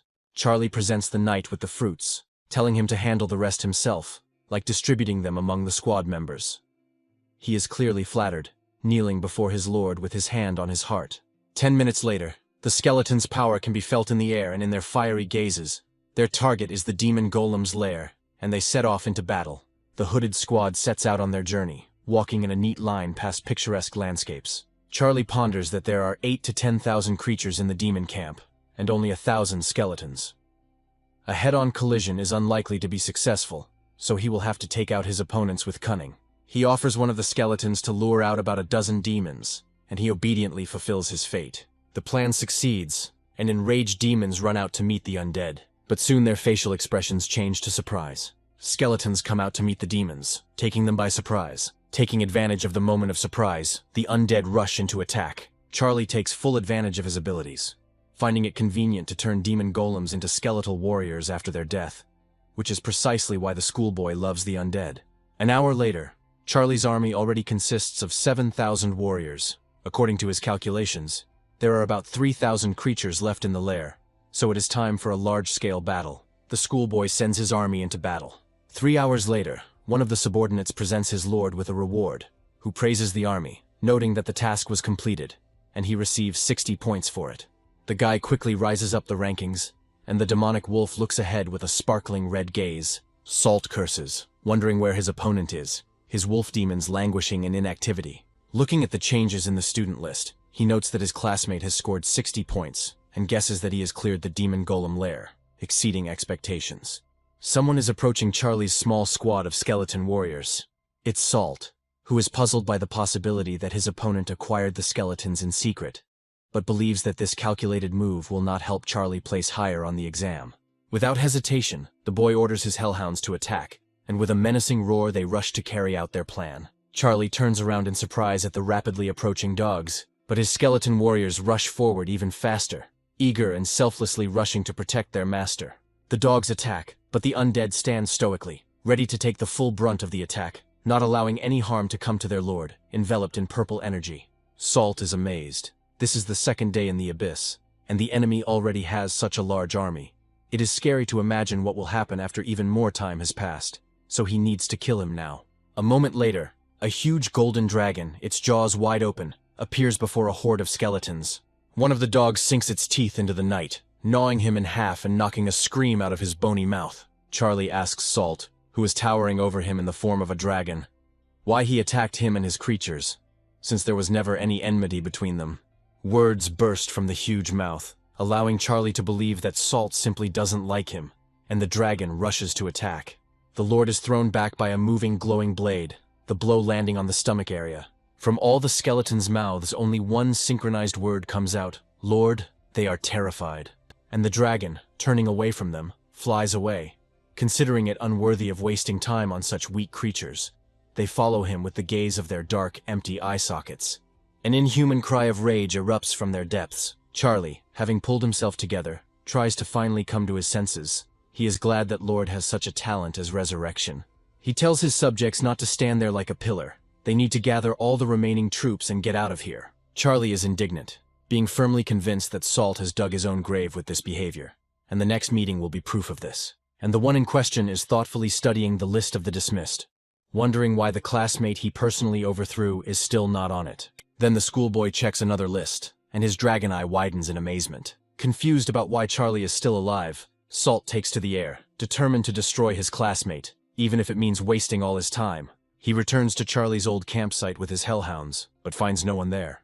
Then he orders his charges to immediately begin searching and not miss a single representative of the undead. They obediently rush in pursuit. Charlie holds up the bone crystal, saying that he will give it to his army. Due to the surprise attack, he only has 5,000 skeletons left, and they need to be strengthened urgently. The warriors bow their heads in submission, respectfully accepting the gift of their master.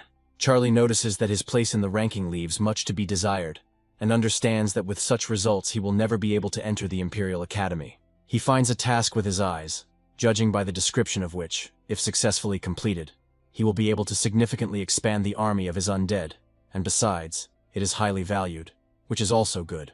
Charlie stands at the head of his army with an extremely satisfied look. He gives the order to move out. Their goal is the lair of the fallen demons.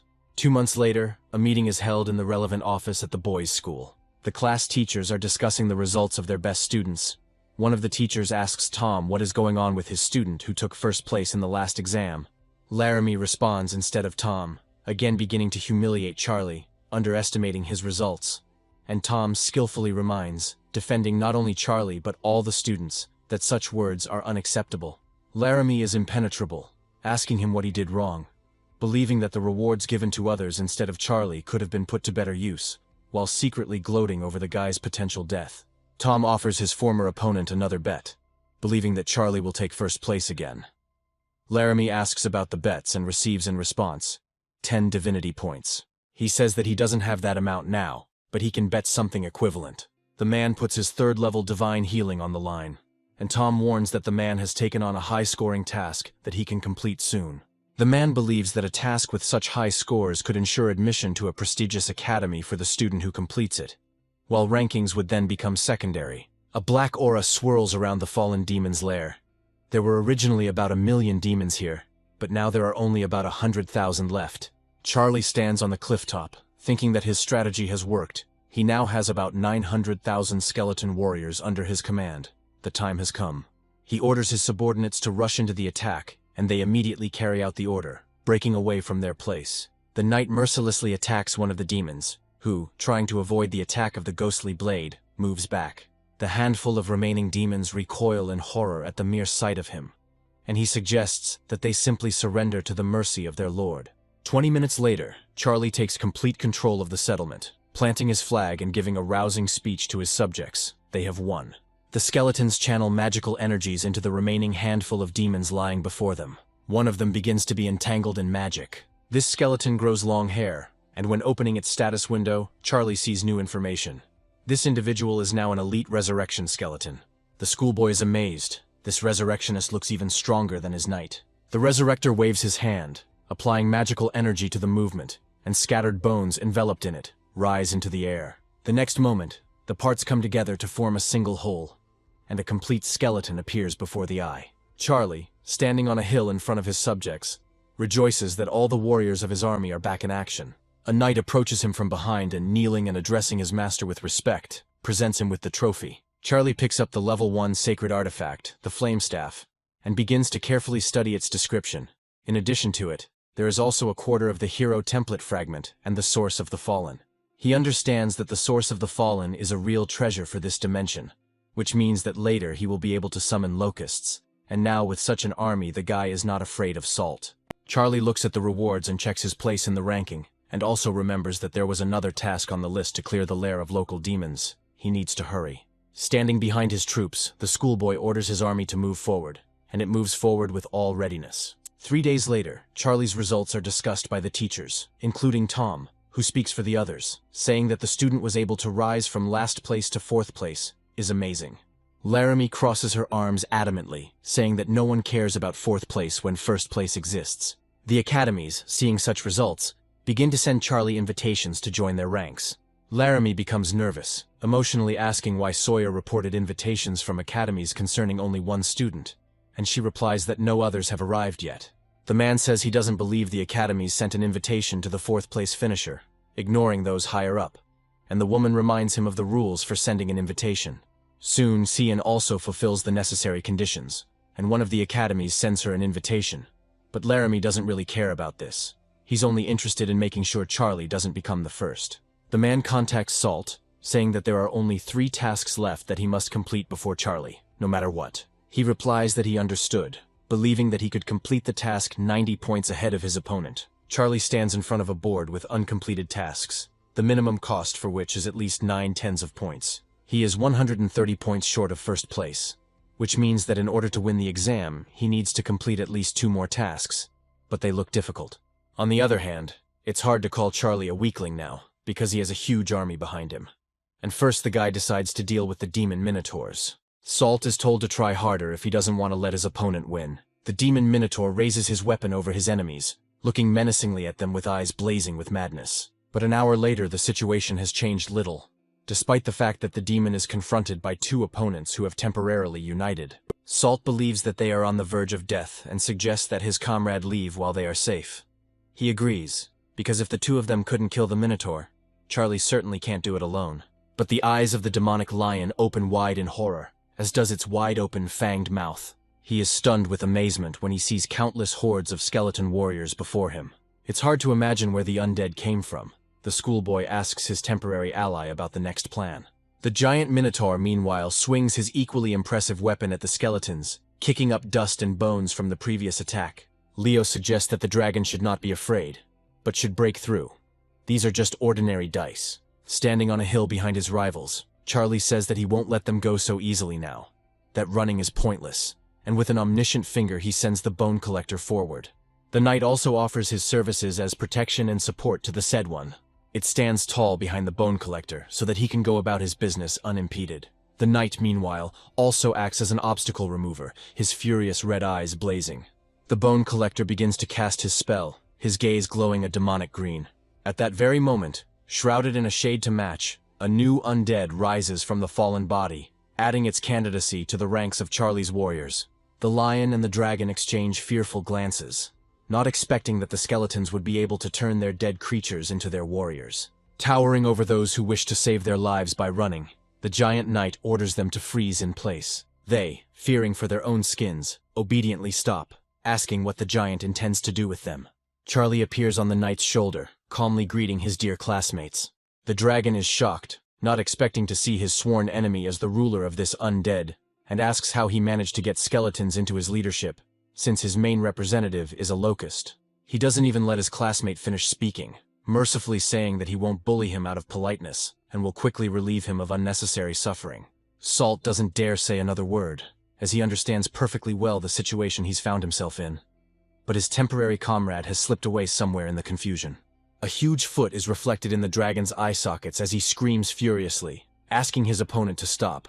Another classmate watches the horrific spectacle from the sidelines in horror. He speaks puzzledly, drenched in sweat. There were never any disagreements between him and Charlie. He can apologize to his classmate, but his death will not bring him any benefit. Charlie actually stops for a moment, thinking and agreeing, but also notices that he can't just let Lev go. With tears in his eyes and a pitiful roar, he offers to give his classmate all the treasures he has accumulated in this dimension in exchange for his life. Charlie smiles slyly, saying they have a deal, and tells his former rival to leave. The lion immediately runs away, afraid that his opponent might change his mind, periodically looking back at the undead. 5 hours later, events take a turn in Charlie's favor. The remaining minotaurs fall to their knees before the victor, begging for mercy and ready to surrender and submit. The schoolboy looks contentedly at the system window, notifying him of his successful completion of the task and receipt of the specified reward. He also checks his total points and the remaining tasks, glad that no one has yet managed to complete the remaining task for 90 points. But at that very moment, fate hits him on the head with a blow. The task is completed. Charlie wonders who could have done this. The answer comes almost immediately. It's Kian, who, thanks to her performance, managed to rise to second place. But the guy is not surprised. He understands that now first place is only his chance. The challenger will have to kill the Dark Frog, the demigod. Charlie is seriously considering this. The difficulty of the task is beyond the capabilities of an ordinary student. But if he wants to attract the attention of the Imperial Academy, he must complete it. He commands his army to move forward, their goal now being the lair of the Dark Frog. The rest of the students had already left the Abyss dimension, leaving only Tom's charges there. The latter looks at his students' scores and wonders what they are doing there. Laramie interferes where she shouldn't, saying that they are fooling around. The last task is very difficult, which means that no one will dare to challenge the demigod. No one has yet completed this task. Tom approaches his opponent from behind and says that this is exactly what his students did. They went to the Toad's lair right now, and very soon everyone will find out what will come of it. Cyan commands his representatives to rush into attack, and the sparrows readily carry out their mistress's will. They illuminate the space with their lightning, trying to destroy as many frog-shaped opponents as possible. They die from fire and lightning with a furious and hopeless cry, throwing up their paws. But one of the individuals raises its limbs upward, folding them into a simple groove, and the space around is illuminated by a flash of a spell. She considers Cyan reckless and surrounds the space with a protective barrier. The Toad threatens to kill the girl and all her followers, for it is improper to attack the tribe of the demigod. Cyan's eyes widen. There is no need to go to a fortune teller. Everything is clear without it. Things are bad. A pink-violet flash illuminates the space, dangerously approaching the schoolgirl representative. The bird is seriously injured, and its feathers turn red with blood. But Cyan is not discouraged. She uses the divine tree of purification, and the representative is swirled in a healing golden glow. She heals, recharged and ready to fight again.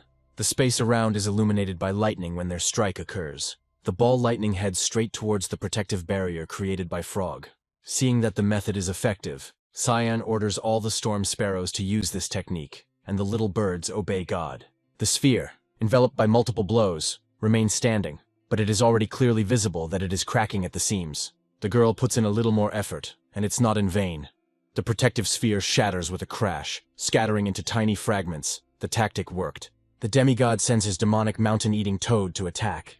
The eyes of Kian, whose form she had assumed, widen in surprise. Blood flows from the giant toad's mouth, and its red-rimmed eyes stare angrily ahead. She tracks down the remaining bird in front of her, which is desperately flapping its wings, trying to avoid a collision. But such a small distance is not an obstacle for this toad, because it sticks out a long tongue from its gigantic mouth, which, wriggling deftly, rushes towards the little bird. Cyan can't do anything, allowing his opponent to wrap around his small body. With a disgusting swallowing sound, she returns her limb to her mouth, contentedly swallowing her prey. The cyan inside the creature emits lightning, but the toad is too huge. The lightning does not cause it much harm. If this continues, it will be the end of it. The phone rings. Charlie is calling the girl. She looks at the system window with displeasure, considering the time inappropriate. They are actually trying to digest her. But still, the bird girl accepts the call with her wing hand. Charlie compliments the girl's appearance and asks where she is. She irritably replies that it shouldn't concern him. The schoolboy suggests that Kian join forces for a while, believing that otherwise there really will be nothing left of her and her sparrows. The girl responds in her usual manner, wanting to ask why she should agree at all, but she is unable to finish the sentence. What's happening makes the little birdie come to her senses. She accepts her classmate's offer, asking only for the body of the demigod for their collaboration. He agrees, asking Cyan to order her charges to pick him up and his elite creatures. It just so happens that he is now so far away that he will not be able to reach the battlefield in time. The girl gives the representatives the corresponding order. A puzzled Charlie is amazed at the speed of the birds. As soon as he sees them, he waves his hand at them, drawing attention to himself. The bird allows the guy to sit on its back, and now they are flying through the sky. Charlie asks the Cyan representatives not to forget about his army as well, and moments later, they too are soaring on the backs of the birds. As the storm sparrows approach Toad's lair, they begin to charge with static. Having absorbed Cyan, the frog angrily opens its fanged mouth and jumps, wanting to grab its next victim. Flying up to the battlefield, Charlie is puzzled. The skeleton warriors are too weak individually, crumbling at every touch of these frogs, but he is glad that the bones do not disappear anywhere. Flying even closer, the schoolboy says that it is time for the bone collector to appear. He immediately finds himself on a huge pile of bones, his bloodshot eyes sparkling. He begins to chant, clasping his bony hands together and glowing green. Piles of bones rise into the air at the command of their powerful caster, shimmering in color. As a result, a huge skeleton knight rises from the ashes nearby, ready to follow the instructions of his lord god. The frogs sit in a circle in the lotus position, pointing their front paws and eyes upward. A purple circle appears around them. They perform the spell, Swamp Path, Land of Frogs. The Bone Knight steps forward, his gigantic movement shaking the air and causing anything on the ground to fly. Charlie happily orders the Skeleton Resurrectionist and Minotaur Shaman to attack. They obediently push forward with their improvised means at the ready. Their attacks have a powerful effect on the frog hordes. The summoner orders new soldiers to rise, who will soon join Charlie's already large army. Skeletons obediently rise from the bodies of slain frogs, enveloped in magical light and demonic glow. But a new obstacle arises before them in the form of a new batch of fighting amphibians, bearing their terrifying, drooling mouths with the sharpest fangs. But the storm sparrows come to the aid of the undead, or rather fly in, releasing bright bolts of lightning from their bodies. With battle cries, they unleash powerful attacks on the frog bodies, frying them in an instant. The demigod stands up on his hind legs, admitting that he underestimated the humans, and deciding to become a little more serious. An unprecedented aura appears around the frog. He calls on dark magic for help. The sky becomes cloudy and a black and red sphere forms there. Charlie continues to soar on the sparrow provided to him, but from now on, he is all ears. He looks at what happened below, considering the spell terrifying. The demigod instantly killed all the skeleton warriors. The schoolboy is at a loss. Not understanding what to do now, he will use all his strength, but in vain. There is no sign of victory yet, but then it strikes him like a thunderbolt when a respectful voice appears in his head, expressing a desire to fight, and the next moment, several more echo it. Sitting cross-legged on the bird, the schoolboy immediately understands that this is the Windsword and his Red Orc blacksmiths. He believes that his creatures have appeared at the right time. Since the new ones are not working, he will have to use the power of the old ones. The huge stone gates open, illuminating the space with their blue and lightning-like light. From the resulting passage emerges Sword, armed with his favorite blades, his bright mystical tattoo already glowing, announcing his combat readiness. Following the man, orcs appear no less ready for battle, passionately desiring to destroy the enemies of their master. They follow behind the swordsman, and the latter, in fact running first, seems to lead his comrades into attack. The sky lights up red, and other voices appear in Charlie's head. The locusts ask God to sacrifice them for his victory, and it is as if a bucket of ice water is poured on him. A huge purple pillar, burning with the corresponding flame, rises into the air, performing the sacrifice of life. Charlie is surprised when he sees the reward. He didn't think it would be so timely. It seems as if the heavens are really watching over him. A card appears before the student's eyes, revealing the sacred flame of hope, a special item that dispels darkness and negative effects from creatures, as well as strengthens them through sacrifice.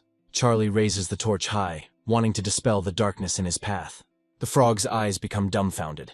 The schoolboy grins, his gaze becoming stern and at the same time anticipating victory when he says that finally, their turn has come. The toad demigod is furious, unable to understand how such a weak artifact could dispel her dark spell. He doesn't want to believe it. And Charlie, illuminating his path and the paths of his comrades with the sacred flame of hope, proudly flies forward on Thunder Sparrow. The toads below grin viciously, wanting but unable to reach their enemy. A schoolboy flies up to a giant toad with a bloody mouth, remembering that it seems it was his classmate who was swallowed by it. He signals his comrades to deal with the mountain-eating toad as quickly as possible, and they agree, and immediately rush into battle with predatory smiles. Windsword also does not want to stand aside, rushing along with all the attackers. With coordinated teamwork, Charlie's creatures attack the giant. Finally, Cyan bursts out of the cut guts, helping with his lightning. She turns sharply, forming a ball of lightning under her paws. The giant toad stands frozen for a moment, unable to figure out what to do. And at that very moment, a hail of blows rained down on her from all sides.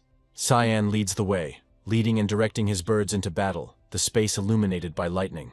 And across the Earth's surface, red orcs are running towards the giant. The area around is enveloped by several explosions, raising a nuclear column into the air. A giant skeleton knight joins the attackers. He throws small enemies around with his feet like tennis balls, causing them to run away in fear. The roasted toad spews curses, but it is clear that its end is near. It is exhausted. And then Charlie flies up to her on his thunder sparrow with a flaming torch, and the frog gets lost. Cyan doesn't want to fall behind and give all the credit to her classmate. She also flies up to the enemy, emitting discharges. They roast the frog's body, illuminating the space with their power, and a wild cry bursts out from the amphibian's guts. Once the attack is over, the frog falls to the ground, exhausted, smoke rising into the sky, and a corresponding smell spreads throughout the area. Cyan turns to Charlie, saying that the deal is still in force. As she said earlier, she only needs the frog's body, the classmate can take the rest for himself. The schoolboy, along with Sword, approaches the frog lying on the ground and looking angrily at the aliens as a backup. Her words are at odds with her condition, and she asks to let her go, giving her anything in return. But Charlie mercilessly says that after her death, everything she owns will pass into his hands. The man raises his sword over the sprawled carcass. The sharp blade of the sword mercilessly and lightning fast rushes down, depriving the amphibian of its last moments. Half an hour later, Charlie and Cyan stand in front of a huge pile of jewels. The girl in the form of a bird calms her classmate, asking him not to worry. She is not going to covet this loot. Charlie asks if she's sure. He doesn't mind if the girl takes a few artifacts, but she persistently refuses. She knows how to keep her word. A schoolboy places a crown on the bird girl's head, telling her to consider it interest on her debt. She, embarrassed, but pretending that this is not the case, turns away and with an arrogant look says that, so be it, she will accept the given percentage. Tom praises Charlie. The school administration and representatives of several academies want to meet with the student upon his return, and the man promises to collect the bones of his ward's skeletons himself. Upon returning, Cyan and Charlie follow Tom, who warns his charges to be extremely polite and courteous. Everyone gathered is a true god, and it's best not to mess around with them. The students enter the required room and, looking at those gathered, one of them wonders if they will notice the unique talent and ability of life sacrifice. The committee members start with the girl, asking about the family and body of the taken demigod, which Cyan is rumored to want to use to create a lord-type being, and asking about the amount of divinity. His neighbor is amazed to himself that Cyan, not being a demigod, wants to create such a powerful being. It is stunning, this man, like his colleagues at the school, demigods, but could not do it. The girl confirms the speaker's words and names the amount of her divinity points. The man is again surprised by the answer. Her family had to spend millions of divine power. The man says that Cyan fully meets the requirements of all three academies, and as soon as she creates a lord, she can confidently apply to any of the academies. The girl thanks the committee member. Now the man, narrowing his eyes, moves on to her classmate. He says that the committee members have already had time to familiarize themselves with the students' results, and asks about his main representatives, and he agrees with what was said. The man immediately puts a dash in the column for representative of the sphere of gods. Next, the man asks about the number of divinity points. Charlie also agrees. Another cross appears in the questionnaire. The last question is about obtaining the skeleton lord and the heroic-type creature, Windsword. The guy is secretly glad that the commission doesn't know about his unique ability. It's to his advantage, since he'd like to keep this information secret. He says out loud that he doesn't want to answer. The man doesn't mind this, but in that case, Charlie definitely doesn't fit their criteria, even though he took first place in the last 2 exams. But that can be fixed. To do this, he needs to maintain his leadership in the next exams. Sawyer looks at the guy with disappointment when he says in an apologetic tone that it seems the committee members did not appreciate him as he deserved. But the guy is not discouraged, resolutely promising that he will still show what he is capable of at the entrance exams. The man who is interviewing him does not at all reveal from his appearance the emotions he must be experiencing when he says the following words. When he says that he wishes you luck, Tom touches his protégé's shoulder in an encouraging gesture, saying that the top academies have high demands, but there are also lower-level academies that should be more lenient, but the boy refuses. When Charlie leaves the office, he is greeted by Cyan, who boasts about how she was invited by top academies, and she also asks about her classmates' expectations for admission. He says that everything is so, one day he will enter the Imperial Academy. He is sure. The guy remembers the promise he made to his grandfather. He is obliged to find his parents. Cian, embarrassed, says that she also wanted to enter this academy, and for a very long time, and then clumsily encourages her, saying that while she is busy creating the Lord, Charlie has a chance. But the guy rightly points out that he's doing just fine without his classmate. She should understand. After all, she's seen the results. Becoming her slave makes no sense. The girl looks after him with rosy cheeks, telling the guy to think about it. Tian privately considers him an idiot, but she really liked the form of a cute little skeleton that he was wearing. Charlie stands in his god realm with the card in his hands, his appearance expressing joy as he speaks the words of divine card absorption. He looks at the system windows with his own description and the descriptions of his creatures, both main and secondary, and says that, of course, he could buy better equipment, but his priorities are different. First of all, he is interested in the development of his main representative, and, to begin with, the guy is going to use the Source of the Fallen. A red flame flares up in his hand. In the clouds of dark haze, the main representatives of the schoolboy appear, beginning to circle around him in an intricate dance. But these are not ordinary individuals. Charlie looks at them and understands that these representatives are more resilient and strong, have enormous resistance to negative effects, and a complete disregard for demonic aura. He calls them fallen locusts, and the guy is going to strengthen the second batch with the dark magic of the heart of the previously defeated frog demigod. One of the individuals flies very close to the owner. Others like it can fly stealthily and impose various negative effects on their opponents. Charlie calls it the cursed locust. The boy hears a repentant voice asking for forgiveness, and knowing that while working with ore, someone dropped a sacred relic into the decay mechanism. The boy is amazed by the unexpected news. Immediately, the master of the world rushes from his place and goes to the scene of the incident, intending to see with his own eyes what exactly happened and check everything. The Hammer of God and his younger brother fall at Charlie's feet, begging for forgiveness. The elder, with tears in his eyes, asks the master to spare their lives for not keeping an eye on the artifact. The younger one joins the older one, and Charlie looks at the orcs with a puzzled expression, saying that for the first time, he will forgive them, but let what happened be a lesson for them. There's a loud noise behind Charlie and he turns around, pillars of flame erupting from the disintegration engine, almost like lava. A system window appears in front of God, displaying 2 flame crystals, a gold crystal, and a sacred artifact source that can be used for upgrading and repairing. The guy is surprised to read the word, repair. It seemed to him that gluttony was faulty, and he wonders if it can really be repaired. Charlie looks at gluttony and the source of the sacred artifact, which are already located on the system window. The system notifies that normal creatures can evolve into elite ones after restoring their energy almost 1,000 times. The guy is surprised again. He thought the indicator was exactly at 1,000, and now it has decreased by 1. That is, if you continue to improve gluttony, you can fix it and use it to its full potential. But this would require 1,000 sacred artifacts, which is too much. So he goes online to see what other users have to say about it. The search results are inconsolable. Some are advised to abandon the idea.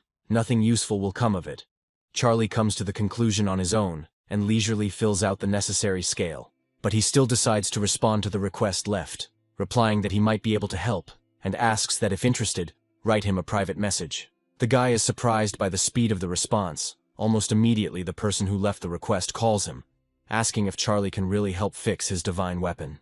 He replies that the guarantees are not 100%, but it's worth a try. There are no other options, considering that during all this time no one has responded, offering to send the unnecessary items for testing. The stranger warns that he has an anti-fraud, so it won't be possible to deceive, and asks what exactly the items are needed. If not higher than level 4, he can send them now. Charlie is amazed, judging by the level of artifacts. This man is rich, but he does not need such high things. The guy replies that the first level will be enough. The guy falls to the ground from the size of the package, surprised that his interlocutor managed to deliver so many artifacts so quickly. With the number of items exceeding 100, a wild thought enters the boy's head to disconnect from the connection and run away, but it vanishes as quickly as it arose.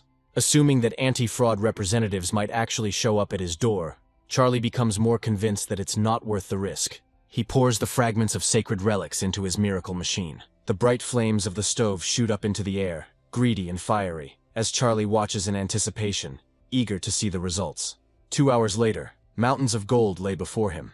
Thanks to the source of sacred artifacts, 109 items were obtained. With an extremely satisfied look, the guy sends 100 of them, believing that help must be paid for, and the sender will not notice the disappearance of 9 sources. A man named Davy Eugene is in awe, and he reverently asks Charlie to help him in the divine realm, speaking of its importance and calling him master. The guy, embarrassed, talks about the loudness of the words and how, for him, it was a mere trifle. A man sits in the dark, surrounded only by the light coming from a small sphere levitating between his palms, his eyes closed, clearly focused. Someone at Charlie's school gives his interlocutor a sacred artifact of the 3rd level. The time on the building's clock shows 3 days. The voice belongs to Laramie, who, having given the item to his rival, tells him not to rush to sell it, because most likely, it will soon have to be returned to its previous owner. Tom receives a call from his ward, and he is surprised by its suddenness. The man tells the student what happened, and the student politely greets the teacher and asks if he knows a way to get resources that will help increase the level of the sphere core. Tom says that you won't find anything like this on the internet. Such rare resources are bought up almost instantly by large corporations, and nothing reaches mortals. But there is an offer. The teacher offers to help defeat the opponent, then he can share his supplies. Charlie agrees. Tom says that there is another way, but it is not for everyone, and tells about the bloody arena. The reward there is core fragments, but the arena is a gathering place for completely different personalities, even representatives of other civilizations, and this can reduce your progress, so you need to think carefully. The guy thinks that he just wanted to test the strength of his new representatives, considering the arena a great opportunity for this, and tells the teacher that it's not a problem. The next day, Charlie comes to the bloody arena. Upon entering, he is amazed by the scale of the place, and an employee hands the newcomer a mask that hides personal information from the gods.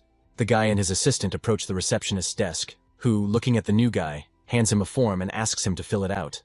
While the student is filling it out, the guide tells about the division of the local gods. There are only 3 of them: divine beings, demigods, and true gods. The participant chooses the level of the opponent. There is no limit on the number of creatures used. Defeat can only be recognized when 50% of them are lost. But it happens that participants are imprisoned until all creatures are lost. A system window appears in front of Charlie, notifying him that a suitable opponent has already been found for him. The guy is surprised by the speed of the search. He barely had time to fill out the form.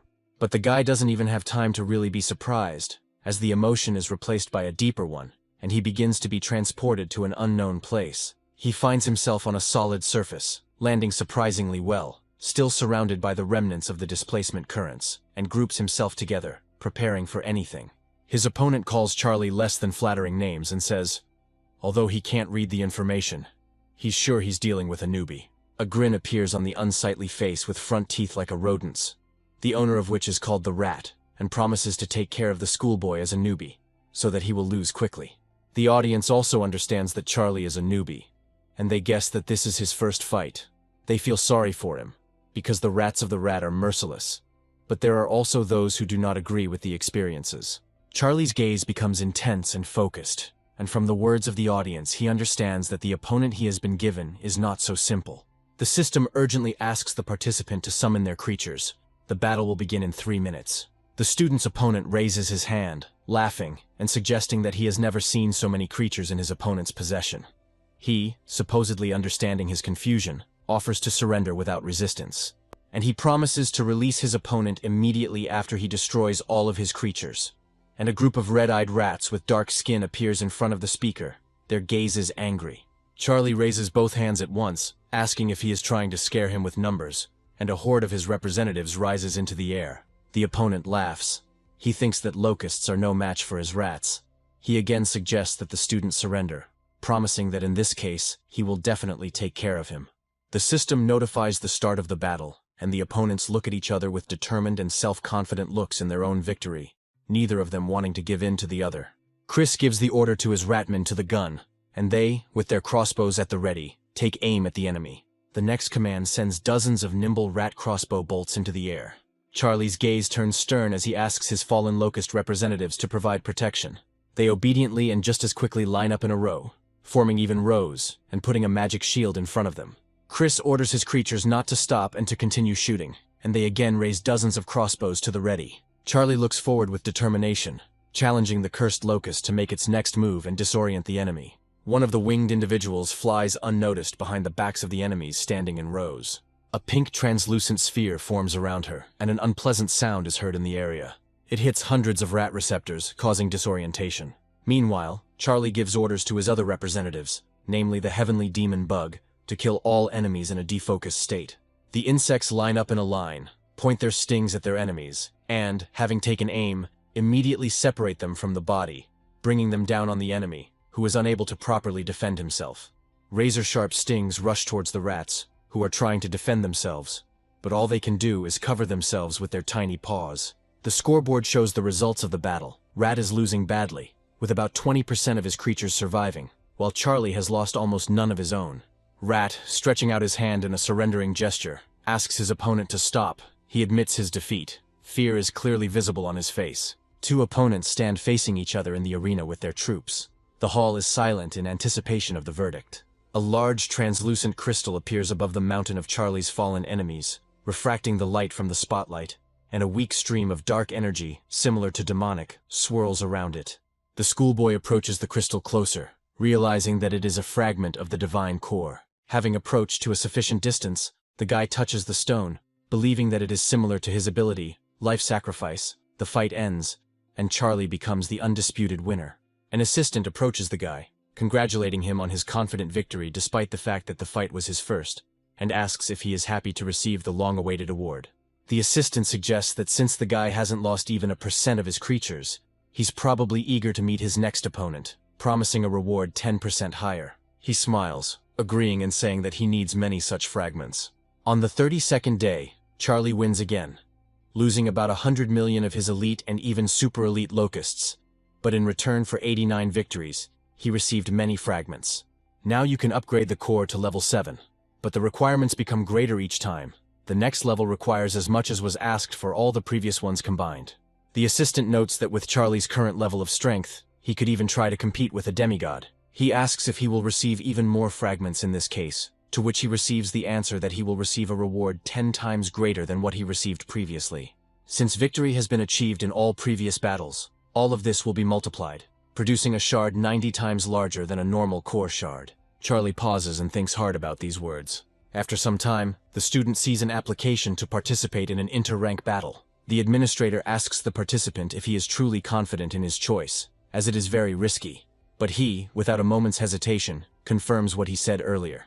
The audience is discussing Charlie, thinking that he has become arrogant after being in the arena for a month, thinking that it must have gone to his head since he dared to challenge the demigods. One of the spectators notes that demigods have a completely different level of core, so they can use high-level sacred artifacts and have many divine spells. Tom, slightly puzzled, tells Charlie that people don't really believe in him. The odds are 1 to 100. But Charlie, since he himself can't bet, asks him to bet 10 million divine power points on himself. The teacher grins, agreeing to bet another 5 million to make it more interesting to watch, and promises, in case of victory, to buy his protege a divine weapon, who thanks him. But, frankly, these words did not add any motivation to the puzzled guy. He was already in anticipation of the upcoming battle. In the golden light, Charlie moves down, thinking about how he hasn't added any artifacts yet after upgrading the core, not knowing where to start. Standing on one of the high points of his sphere's peak, he ponders, thinking that gluttony or poison will not be able to help him in the upcoming battle. He gets a call, and the person he's talking to asks in a polite tone, addressing Charlie as a master, whether he's gotten today's batch of sacred artifact sources. And he remembers that he said that he could get artifacts up to the 4th level at once, and asks about it. Davy confirms these words, saying that he has a lot of them and offering help if needed. The guy smirks, saying that he won't refuse. He needs powerful 2nd-level artifacts, preferably with poison, earth, darkness, and fire attributes. A huge box, even bigger than the one that was originally, falls in front of Charlie, causing him to jump back in dismay, either from the wave or from surprise. It seems that Davy is incredibly rich. A sacred artifact, the magma sphere, carries the power of the fire and earth attributes and increases the defense and resistance of creatures, as well as speeding up their recovery. The shadow nail carries the power of darkness. After being absorbed by the core, creatures can gain this skill, which locks the target's shadow in one place, preventing it from moving. Charlie smiles. This could work well for both the fallen locust and the cursed locust. They should definitely be used. The master of the world admires two seemingly opposing forces, enjoying in absentia the potential results of their use. The guy calls his representatives to him and stretches out his hands, preparing to perform the necessary actions. He takes a closer look at one of the individuals, and is pleased to realize that it has evolved. And now the upcoming battle no longer seems as hopeless as before. The system politely asks the participants to return to the arena to begin the upcoming fight. Charlie makes the move with alacrity, feeling more confident than when he left the scene. Even the look in his eyes is blazing with determination. The fans' hands fly into the air, more of them than before. Spectators shout words of encouragement to the schoolboy's opponent, wanting him to deal with him. But someone also shouts words of encouragement to Charlie. The demigod's pose expresses self-confidence. He is happy to show the arrogant newcomer where his true place is, and at the same time make a good profit. He turns to his opponent, asking about his loss. Although the boy looks at his opponent with a little awkwardness, he says out loud about his talkativeness, while the latter says that he is amazed by the young man's courage. The man springs into action, ordering his glorious legion of mammoths to show themselves. He raises his hand in a commanding gesture, and the representatives of the demigod appear behind him. The spectators again begin to shout words of encouragement to the mammoth lord, wanting him to crush his opponent, some at the sight of these creatures. The overlord stands on one of his pets, the giant thunder mammoth, with his arms crossed over his chest, asking the opponent in front of him to at least try to cheer him up. He summons his pets, sending his numerous swarm forward with just a flick of his left hand. Among the creatures sent into battle is a poisonous sky demon bug, raised from demon eggs in the nest using poisonous mist and gluttony. The second contender is the magma-fallen locust, which was bred in the nest using the aforementioned gluttony, but not with mist, but with a magma sphere. And rounding out the trio is the shadow-cursed locust, raised in the nest using gluttony, dark curses, and shadow nail. The enemy, seeing the opponents of his creatures, smiles, considering the game not bad for a beginner. He can't wait to join the battle. And on that note, the man sends his legion into battle, to be met by small, especially compared to their opponents, winged insects. Charlie sends the shadow-cursed locust into battle with a mischievous smile. They take up a position in a row, and with their stingers at the ready, send them towards the vulnerable spots of their opponents. Small stingers fly towards the mammoth's leg, but it manages to successfully dodge them, and an enthusiastic cry is heard from the stands.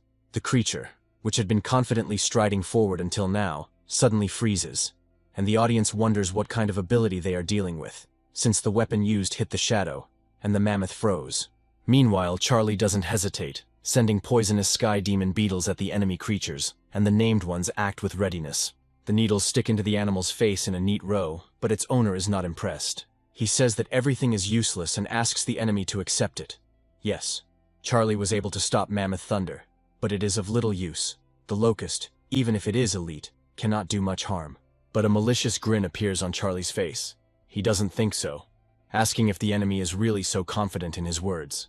Before the next group of mammoths advance, sudden and rather large explosions occur. The man angrily raises his hand, realizing that the element of surprise had worked, thanks to which the enemy decided to take out the strongest creature at the expense of his Death Eaters.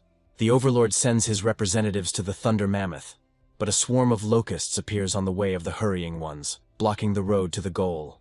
They are enveloped in numerous explosions, which, if not the cause of death of the opponent's creatures, are a serious obstacle. The Mammoth Lord puts his hands together in a spell, calling upon Beast Magic, Thick Hide, Beast Magic, Blood Aura, and Beast Magic, Healing. And then a healing light descends upon all the mammoths, which is a sign of the positive effects that soon bring the male candidates to their senses. And their eyes flashing furiously, the mighty creatures rush forward with renewed vigor, ignoring, and in some places even anticipating, the explosions. The man smiles contentedly, starting to get into the swing of things. He says that the fact that Charlie forced him to use magic already says a lot, so he suggests surrendering. In this case, he promises to leave half of the opponent's creatures, but the guy does not agree, asking why the Overlord even thought that he lost. Charlie says that giving up is not in his nature and raises his hand, wanting to call for more helpers. Behind the guy, the gates immediately open, and majestic and enraged demon minotaurs emerge from them one after another. They approach the clearly stunned mammoths, who involuntarily make loud trumpeting sounds. Even their owner is in a state of shock, wondering where the enemy could have gotten them from. One of the demon minotaurs rushes forward with a strange weapon in his hands and, swinging it furiously, brings it down, resembling a huge flask with contents of unknown origin. The blow lands squarely on the head of one of the Mammoth Lord's red-eyed and blue mammoths, and Charlie doesn't give the enemy a chance to catch his breath, releasing squads of skeletons from the gate, led by the Lord and his assistants. The Skeleton Lord sits majestically upon his throne, with the Collector at his right and the Resurrector at his left, a sight that alone makes his enemies shudder inwardly. Charlie climbs onto the armrest of the Lord's throne and addresses the resurrectionist, saying that he is counting on him. The Lord looks at his god in bewilderment, either by his behavior or by his words. The next moment the Lord frowned with displeasure, making an unambiguous sound that only reinforced his displeasure. And the resurrector, having exploded, rushes forward towards the defeated creatures. With genuine satisfaction on his bony face, he raises his magic staff and casts a spell.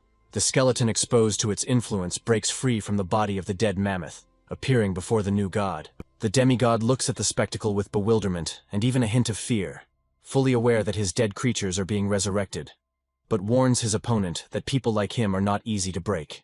The man speaks the magic words, asking the giant war mammoth to activate its ability, War Stomp. The massive creature charges forward, shattering several of the newly undead bones and tusks, while the spectators cheer, asking the mammoth lord to teach his opponent a lesson. Charlie orders the demon minotaurs to retreat, sending the bone collector in their place, who flawlessly takes off, rushing to the battlefield. Having taken a comfortable place for himself, he uses magic and a spell to raise unattended bones from all corners of the arena into the air. The hard parts fuse into a massive skeleton knight, rising almost to their limit. His leg alone is many times larger than the Lord's mammoths, and his stomps send hard spray flying in all directions. The demigod looked up at the gigantic undead with wide eyes, unable to believe how someone like Charlie could have a heroic-type creature, and such a powerful one at that. But the man doesn't think of despairing. He resolutely puts his hand forward, holding it with the other, and resorts to gigantism. The already large mammoth nearby begins to rapidly increase in size, as if almost catching up with the enormous skeleton knight. He rushes towards him at full speed, sparks flying from under his massive legs, his red eyes burning with anger. The knight manages to grab the mammoth by its tusks, thereby preventing it from causing serious damage to himself. The huge bony mouth opens wide and a furious cry bursts out. The knight shifts his grip, getting a better grip on one of the large tusks with his hands, and crouching, throws the creature over himself. He easily puts the representative of the Lord of Mammoths on his shoulder blades, and comes as close to him as possible. But suddenly a huge animal carcass jumps up from its place. The knight does not lose his head, putting his fist forward to strike, and from such tension, lightning begins to fly in all directions. But the mammoth heroically intercepts the bony hand with its powerful trunk, and because of this clash of forces, waves begin to spread in all directions. Now the mammoth puts his opponent on his shoulder blades, roughly throwing him aside. The knight falls flat, inertia throwing his long legs into the air. The mammoth runs up to the skeleton and rears up next to it, wanting to crush all its bones. It freezes, awaiting its fate. But the knight feels a surge of strength and, just like the creature a little earlier, soars upward, pushing off the surface with his feet with force. He strikes the mammoth in the head, and the force of the blow causes it to squint unpleasantly and lean to the side. Charlie leans forward, trying to inspire his charge with words, and tells him to deal the final blow to the Overlord's creature.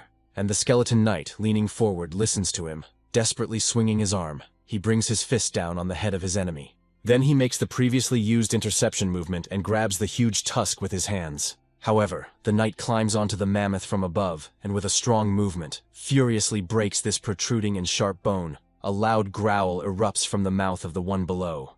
The mammoth lord's face shows genuine fear, and asks the representative not to give up, and to stand up.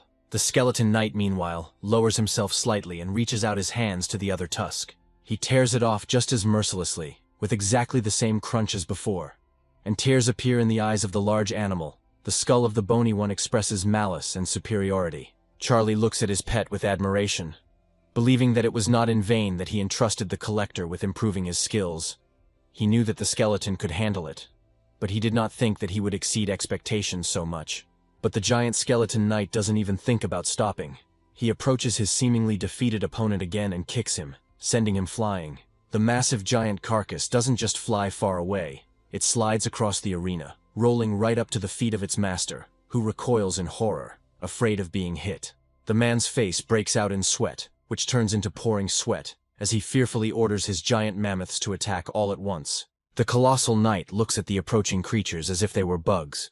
Compared to him, their size really means nothing. He only needs to step on it with his foot for the host's opponents to be thrown back by the shockwave. The skeleton knight easily dispatches each of his subsequent opponents without even putting in much effort, sending them flying in all directions. The mammoths continue to advance in a new batch, and the giant crouches, changing tactics and beginning to crush them with his hands.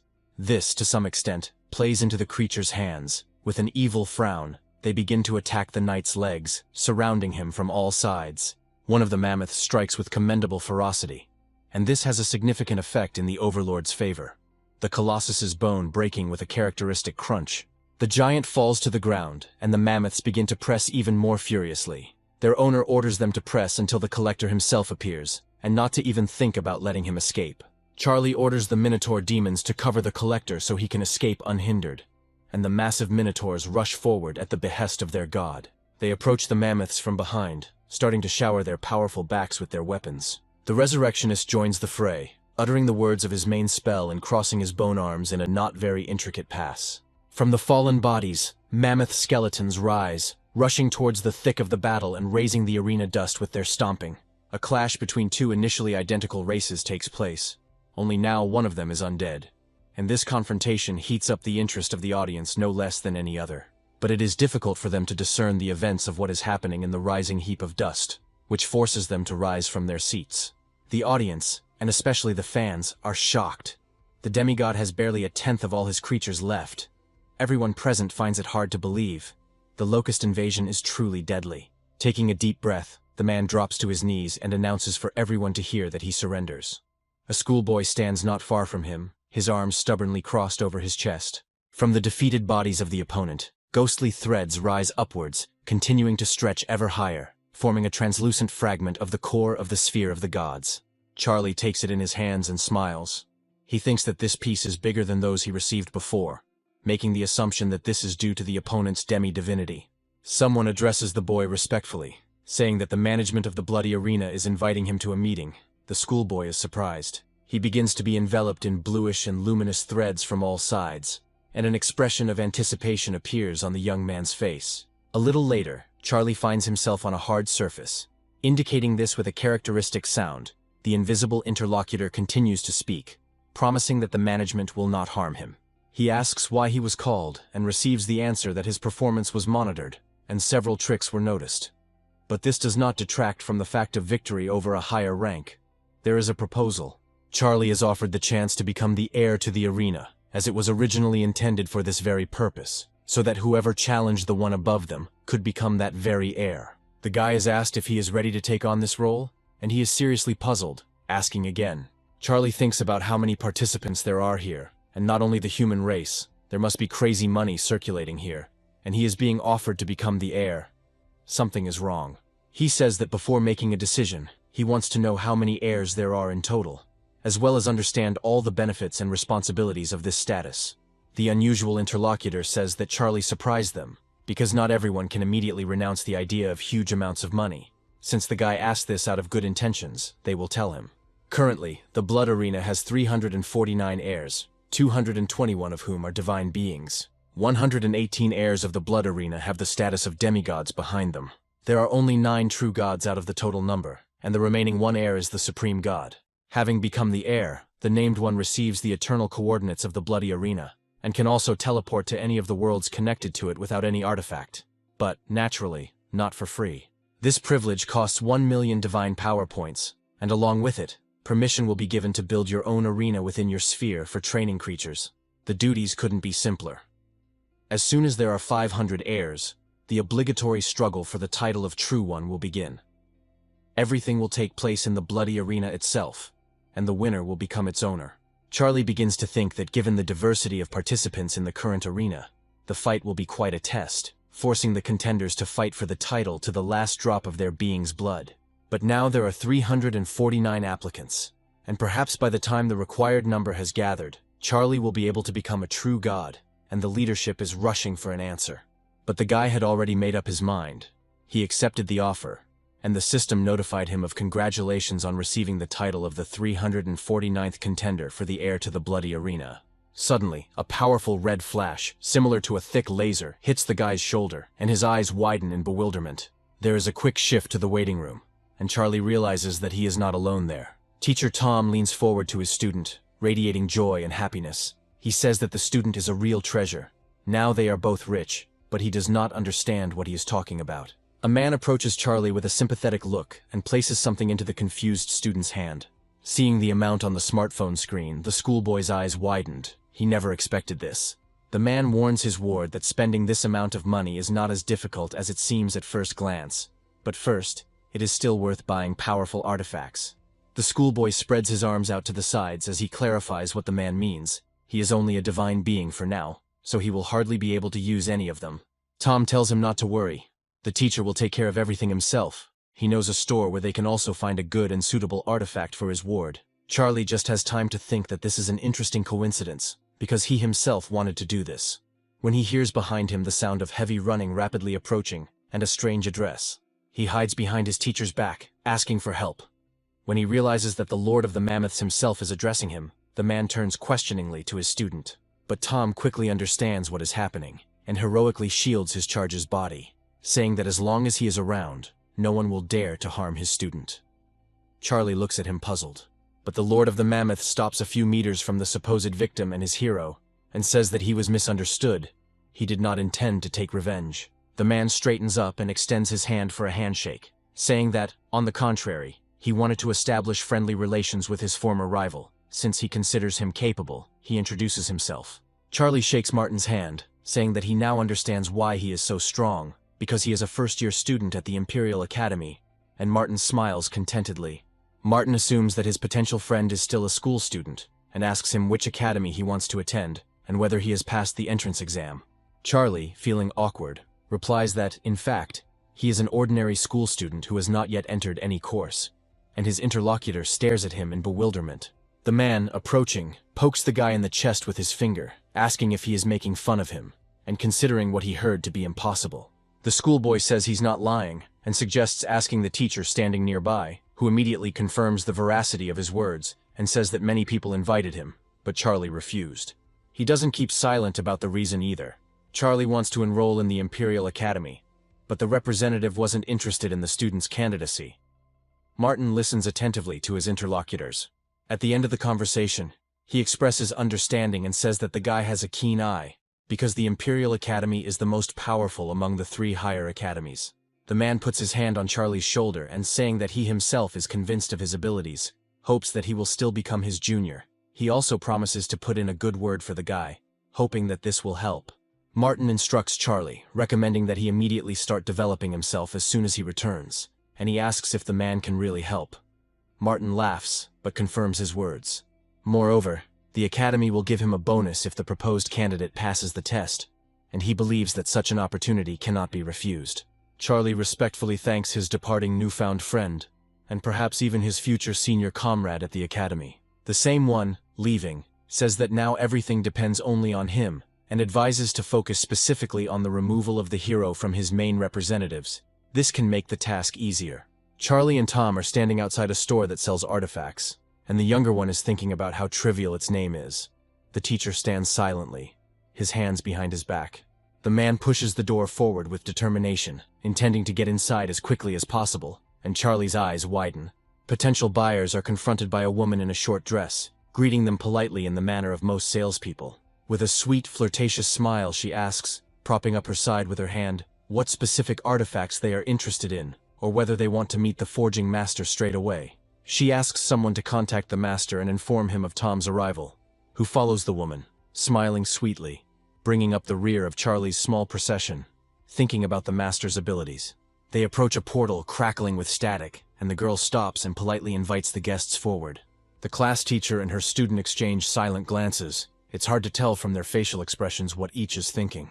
However, one of them still takes a decisive step forward. A bare-chested man with a wooden sledgehammer is busily forging something. Behind and slightly to the side of him is the other side of the portal. Charlie emerges from the portal and, seeing the big guy, looks at him in surprise, and the big guy, sensing Tom, expresses his hope that the man did not come here empty-handed.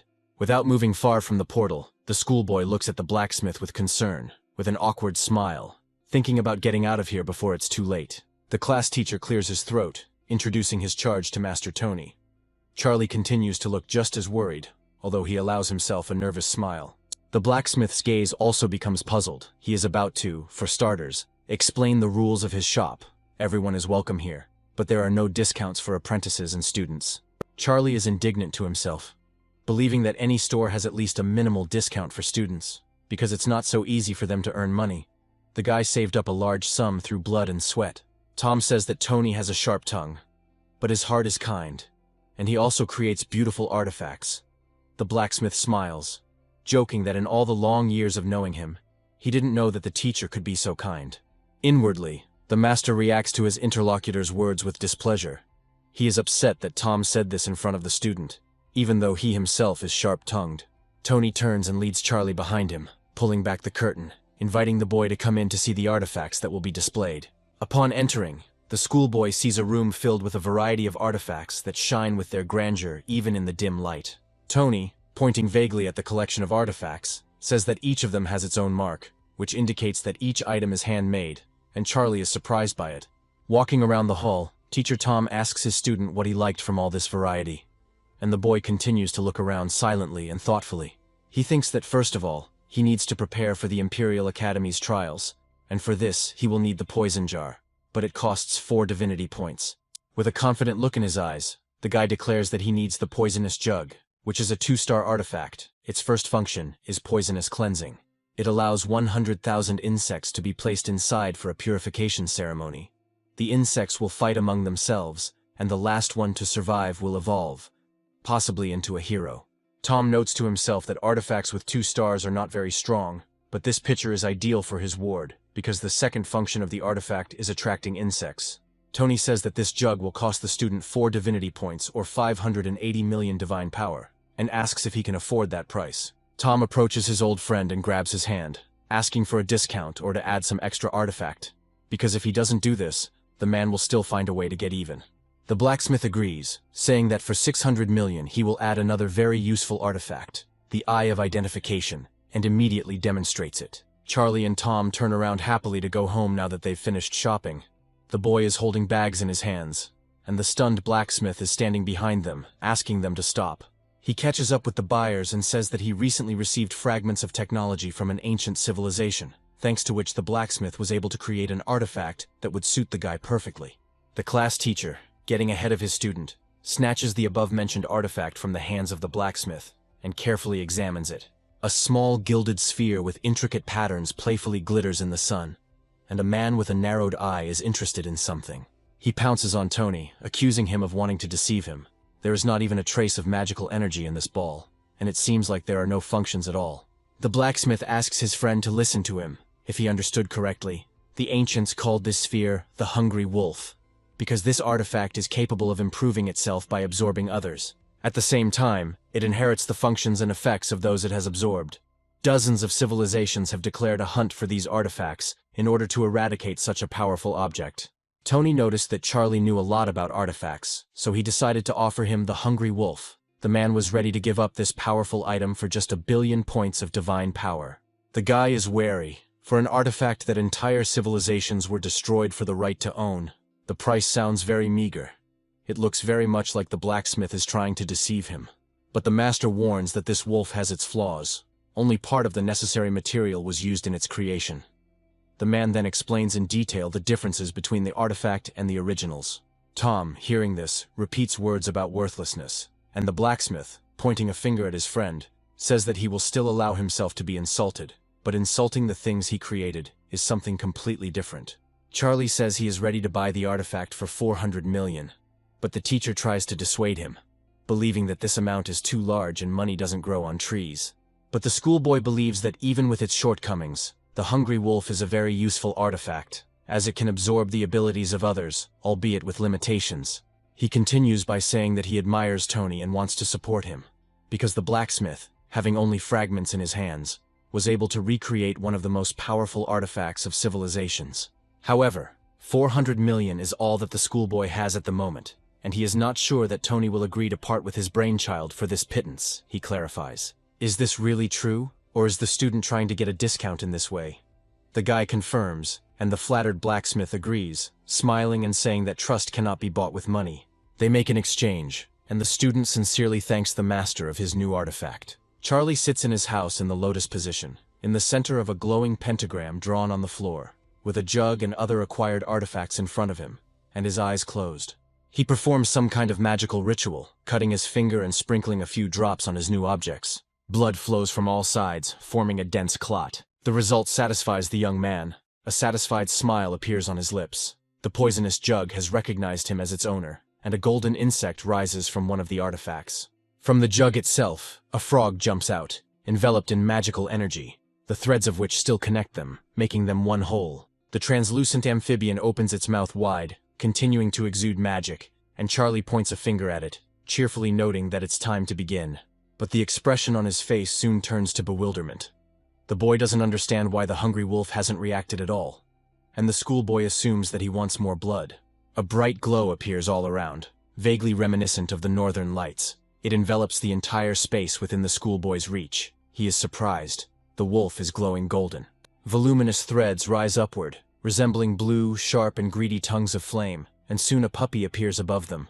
He slowly descends, and soon his paws touch the floor with a corresponding sound, emitting a small mist around himself. Charlie leans toward the creature, noting to himself that this hungry wolf looks more like a puppy, and the puppy looks at its new owner with the curiosity inherent in dogs. But then the face takes on a concentrated expression, and the wolf barks several times, which in translation means that he wants to refresh himself with artifacts. The guy thinks he just summoned the puppy, and the effect of gluttony has already taken effect on him, and he wonders where he could get food for the little one, since he is broke. The schoolboy gets an idea. He throws a small purple shard to the side, and Volchok sharply turns his head in the direction of the thrown object. The next moment, the creature hurries towards the fragment, and jumping into the air, deftly grabs it with its teeth, while the owner watches the actions of his charge. The puppy, wagging his tail contentedly, holds the acquired object in his paws, and Charlie thinks about his creatures, wanting to see what they are doing. The first thing the divine being does is to monitor the occupation of his main representatives. Charlie's second most important task is to check on the Red Orc blacksmiths, who are working diligently in their beloved mines. Then comes the turn of the demon minotaurs, who are enthusiastically studying something. An ancient book with some drawings is spread out in front of them. The satisfied owner notes that they have no shortage of motivation. Windsword, one of the most powerful beings, Charlie, masters the science of meditation, surrounding himself with streams of magical energy, probably in order to improve his concentration and skill in battle. Skeletons absorb fragments of the crystals that strengthen them, clearly in order to become stronger in the future and not disappoint their master. Charlie reflects that thanks to the Dawi's sacred artifact sources, he was able to repair the law of gluttony, raising the artifact to the 3rd level. But he didn't think it would be that powerful. The guy beams at the mere thought that if he continues to improve the artifact, very soon absolutely all locusts will be able to evolve to elite with enough food. A week later, the guy is levitating in the air, surrounded by a giant swarm of his main representatives. It's time for a new sacrifice. He raises his hand into the air, preparing to sacrifice 13 billion beings. There is literally a hurricane going on all around, swirling into a great blue funnel. After finishing, the guy stands in front of the awards window and realizes that, although he could have sacrificed no less before, today's result is truly impressive. After reading through all the possible options, the student's choice falls on the last one. He is amused by the words about a humanoid form. In his opinion, it even sounds funny. He can't wait to try it out. Seconds later, the sphere of enlightenment appears in Charlie's hands. It hovers above his outstretched palm, shimmering with a sparkling blue light. The guy is intrigued. He grabs the ball with his hand and, holding on tighter, mercilessly smashes it to pieces. A tall column with a tone to match rises into the air, piercing the heavens with lightning speed and just as mercilessly. It doesn't take much intelligence to understand that creatures exposed to its magical light are subject to certain effects. The main representatives of Charlie immediately begin to undergo changes that are noticeable even to the eye. Their limbs rapidly stretch out, taking on a slightly different shape. Looking at the transformed locusts, delight appears in Charlie's eyes. He cannot contain it inside, admiringly declaring that it is incredible. The creatures are truly becoming humanized, and now they are not ordinary insects, but super elite locust people. In addition to the humanoid body, they now have the rudiments of intelligence. But that's not all. The happy owner rejoices with such a great power of faith that he cannot look at his official creations without delight. But he can't rejoice for long. The phone rings, and the guy is calling his class teacher. The man says that they received a call from the Imperial Academy, expressing their willingness to conduct a second interview. This will happen tomorrow, so they can't afford to lose face. Charlie is happy. The next day, a classmate approaches Charlie, asking about his sphere's affairs and offering help with resources from his family's demigods. The boy turns to his classmate with a smile, asking about the fragments of the divine cores. He needs them right now to move from the 7th level all the way to the 10th. He replies that it can be obtained, but even taking into account their good relationship, it will cost a decent amount. The minimum order amount starts at 400 million. Charlie expresses his understanding out loud, but silently remarks that if he had that amount of money now, he wouldn't have to bother with the core any longer.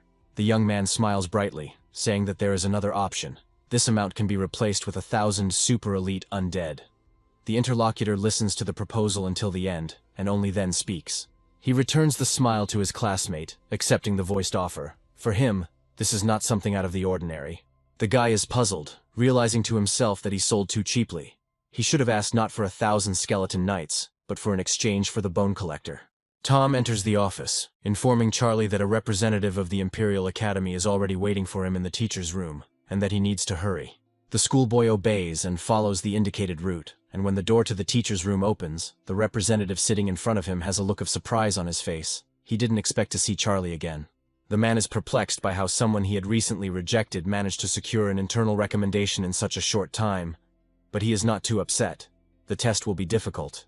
The mustachioed man, with an unpleasant look, according to etiquette, says that today he will test the student on behalf of his academy, and asks if he has any questions. The young man denies.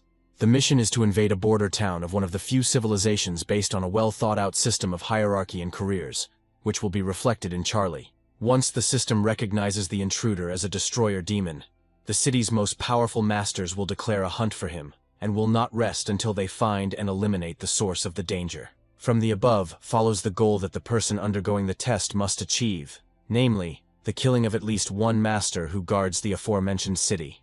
The guy politely asks if he can find out how many troops and defenders there are in the city. Usach answers. Despite the fact that the city is small and located almost on the outskirts, it is home to about 10 million people, of which more than 10% are masters, and there are only 5 defenders. With only an hour to prepare, Charlie approaches Tom and asks to exchange his class points for 3 first-level sacred artifacts. The man agrees, offering to choose for himself. Sometime later, the schoolboy stands near his divine core, blown by its magical streams of energy threads. He takes a shard from his inventory, and bringing it close to a similar but greater object, inserts it inside like a puzzle, upgrading the divine core to level 10. He still continues to stand in front of the huge crystal, absorbing its light, rejoicing that he will now be able to load 3 more sacred artifacts into the core. The first-tier sacred artifact, Poison Glands, allows some of the major representatives to have a chance to gain the poison attribute and slash or poison glands. The first-level sacred artifact, Earth Core, allows some of the main representatives to have a certain chance of gaining the Earth attribute and additional protection.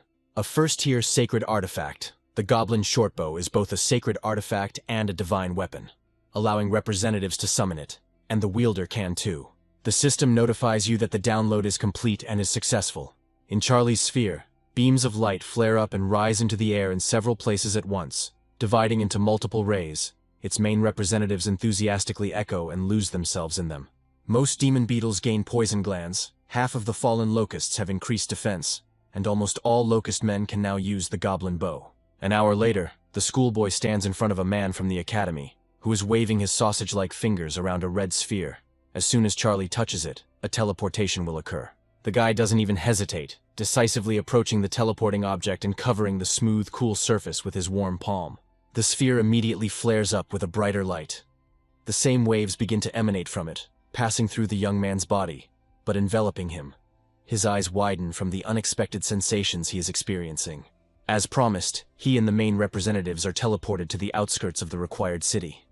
The guy lands deftly, touching the ground with his hand and knee, the locusts nearby. The system warns that Charlie is a violator. If he doesn't leave this world immediately, he will be recognized as a demon destroyer and destroyed. But there is no time to think about everything. It happens almost immediately. Since Charlie supposedly refused to leave this world, he is recognized as the Demon King of Locusts, and undergoes a level assessment. The system opens his status window, and the guy is amazed at what he sees.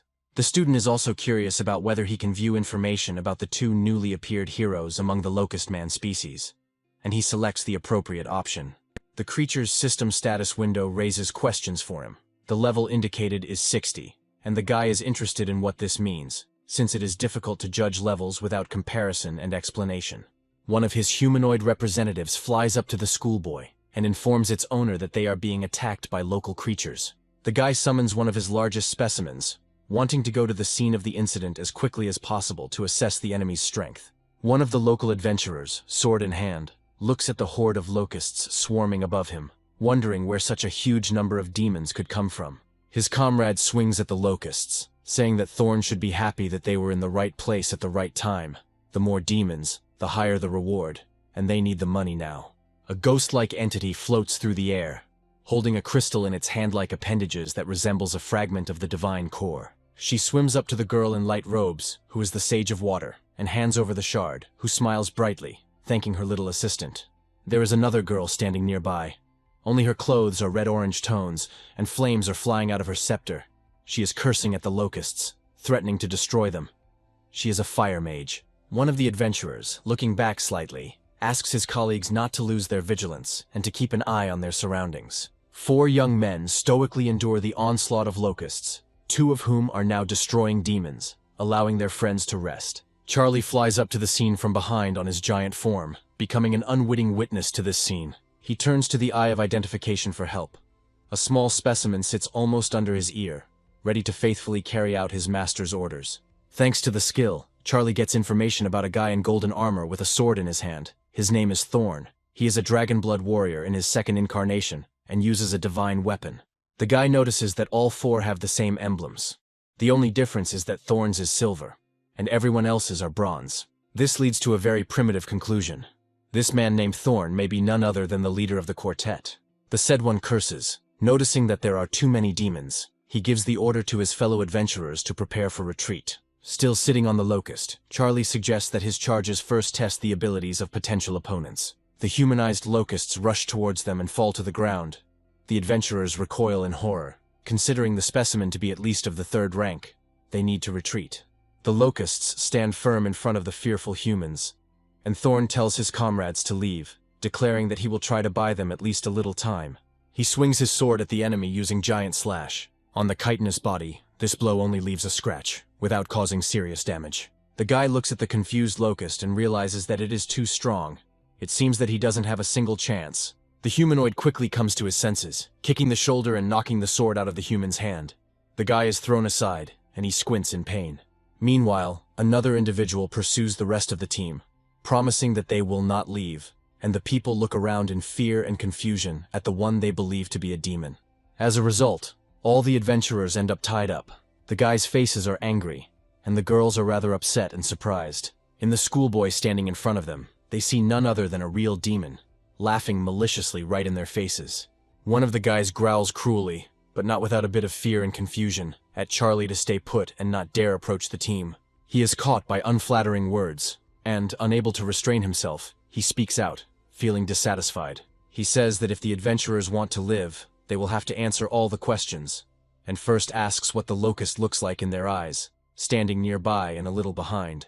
The same guy stubbornly and fearlessly says that he is not going to answer the dirty demon's questions. The locust acts independently, striking at anyone who dares to insult its master, and a red flash passes through them, forcing them to bend over. Charlie turns angrily to his subordinate, asking why he killed the man, when all he wanted was to scare the adventurers. The tied-up girls scream in fear and huddle even tighter together, recoiling further from the corpse of their former comrade, among other things. Charlie tells them to be quiet, and decides to use the curse locust, which obediently appears nearby. Thorn glares at his opponent, asking what he wants from them. Charlie leans towards the prisoner and repeats his question again about how he looks in their eyes, and he becomes scared. The leader of the adventurer team gives in and begins to describe Charlie, who looks to them like a locust, with huge eyes and very long antennae on his head. The schoolboy himself now understands that he looks like a locust man to the inhabitants of this world, and suggests that this world deliberately disfigures the invaders. The guy smiles sweetly at his captive, praising him and telling him to continue answering questions just as well in the future, but he becomes more puzzled than before. 3 hours later, Charlie unties a bewildered Thorn, saying that all questions are settled, since he learned everything he wanted from the adventurers. The boy, constantly looking back, runs away from the schoolboy in horror, silently planning to quickly inform his guild about the appearance of the demon army. Thorn runs down the road towards the city, and Charlie climbs onto his locust to be able to track the route. This is his main goal, he apologizes, saying that he cannot allow him to enter the city yet. He needs to lie here until the student completes his task. Locust strikes Thorn in the back, and his eyes widen in surprise. If we are to believe his words, then there are millions of adventurers living in the city. It would be foolish to attack them head-on and go at them with only 3 of us, even though the locusts are, as they say here, 3rd rank. Hearing a strange sound, the boy looks down. The green goblins are smiling at him, and Charlie thinks that this is better than nothing. The creatures kneel before him, and the schoolboy realizes that most of them are ordinary low-level creatures. But the leader has managed to reach level 62. He also rose to the 3rd rank, and Charlie is puzzled as to how he was able to acquire a profession. And the goblin answers this question by saying that he ate many profession fragments left behind by adventurers. The young man's eyes reflect happiness as a thought strikes him. This means that here you can get professions by eating shards, which means his locusts can do the same. The boy raises his hand, attracting the attention of the swarm, and tells it to keep a close eye on any adventurers it spots and bring back any shards it can get its hands on. 3 days later, dozens of shards of glass, shining in the light, lie before the schoolboy. He examines them with a critical eye and is about to begin implementing his plan. All the found artifacts are thrown into the air at the wave of Charlie's hands, shrouded in pink ribbons of smoke. A system window appears in front of him with several options for choosing professions such as mage, warrior, fighter, and archer. And without thinking, the guy chooses the latter. This option is ideal for the divine creature special locust, and the magma demonic locust will instantly gain the above-mentioned profession. Charlie is overjoyed that his plan worked and tells his new archer to continue developing his skills. Now he is not just a 3rd-rank demon, but a demon with the archer profession. A locust flies up to the guy and informs him that they have found a cave nearby. But the pressure coming from inside it has stopped the reconnaissance advance. The guy asks to be taken there and, after some time, they are already standing in front of that very cave. After feeling the aura, Charlie realizes that it is filled with particles of divine power. This intrigues him, and he is going to find out who is hiding in this cave. Charlie walks inside with a pair of human-type locusts and walks up to the edge of the cliff. They stand on either side of their god-like bodyguards. An interesting sight appears before the eyes of the 3 pairs of eyes. Before them, in the lowland, lies a dragon chained in chains, its eyes closed. The boy recalls that during lessons, the teachers mentioned that in some worlds, its inhabitants often sealed opponents who were beyond their power. Apparently, this is exactly the case. God commands his representatives to activate the Eye of Initiation, and they do so. This black dragon's name is Elphys. His level is 103, but his state is sealed. Originally, he was 149. The dragon's profession is Rebel, and his talent is Blood. The creature's skill is Breath of Darkness, and at this stage, nothing else is available. And the dragon, as if sensing that its description has been fully studied, opens its amber eyes. The locust makes an inarticulate sound and, as if enchanted, looks into the bottomless abyss of huge and bright eyes, and then performs a completely strange action. She moves closer to the cliff, towards the giant, and Charlie tries to stop his subordinates with his voice. They turn around, puzzled and enveloped in a red aura. It becomes clear that they are having a hard time controlling themselves. They are literally torn apart, unable to choose. A voice comes out of the dragon's mouth, asking how dare a man interrupt his meal, and threatening to devour not only his flesh, but his soul as well. The boy manages to regain control of his representatives and tells them to run as the dragon opens its huge mouth. The powerful attack in the cave not only causes flames to appear, but also explosions to erupt, immersing the space in its suffocating smoke. Charlie didn't run far, because as soon as the smoke cleared, he appeared from behind the stone wall. He cheerfully asked the monster if he had finished. The dragon opens its mouth again, wanting to strike the enemy with its powerful clot of energy, asking how dare the man tease it, and promising that it will never forgive this. Charlie runs away again, puzzled, realizing that this time he will have to run even further, because the clot looks more destructive. Indeed, it takes twice as long. But after it has passed, the guy approaches the now puzzled dragon and says that he came here not to insult, but to help. The giant says that he immediately recognized the trick in the man who came to him, so he had better leave here immediately, otherwise he will truly be eaten. But Charlie does not even think of moving. He raises his bow to the ready, asking if the monster really thinks he can do this, and offers, in that case, to test what he is capable of. The schoolboy knocks an arrow and, taking aim, releases it, naming the black dragon's full name and profession, a smile playing on the boy's lips. But the arrow flies off the mighty scaly skin as if from a ricochet. Elphys echoes this action. His armor is invincible. Such attacks cannot even scratch him. But the schoolboy does not despair, getting ready to try again. This time fishing out a sword from his inventory, and already rushing with it at the ready towards his formidable opponent, his face no less menacing. He delivers a wide horizontal blow along the monster's belly, leaving behind an equally wide, bright flash. But even this does not cause much harm to the powerful skin. The blow is difficult to even consider a scratch. After it, only dust remains. Charlie doesn't give up and attacks from above, pouring magic into the weapon. He considers the dragon stubborn. Apparently they really won't be able to talk normally until a wound is inflicted. Releasing 10,000 points of divine power, the boy delivers several cross strikes in the air. The dragon opens its huge mouth. Finally, Charlie's actions are crowned with success, because he manages to inflict at least one wound, the most striking proof of which is the blood spatter. The dragon again showers himself with his titles, calling out his full name, and begins to ask how some man dared to hurt him, but he does not manage to finish. Charlie points the tip of his blade at his opponent, saying that he has a lot of other weapons in reserve, and if he continues this idle conversation, he could lose his life. The dragon doesn't need to be repeated many times, noticeably calming down. He asks what Charlie wants. He replies that he has a dream. He wants to kill one of the heroes who defend the city, but he is not yet strong enough, so he wants to ask his interlocutor for help. The dragon says that he can hardly help, because for hundreds of years he has been wearing shackles, which are a divine artifact created specifically for Elphys. Neither the dragon's magic nor Charlie can destroy them, and the guy asks if the chain is really an artifact. The dragon replies that it is, because he never lies. The guy has a great idea, and with a sly smile, he takes out the Hungry Wolf artifact from his inventory. Charlie holds a golden orb with carvings that begins to glow as he speaks, and he calls his puppy, letting him know that dinner is served.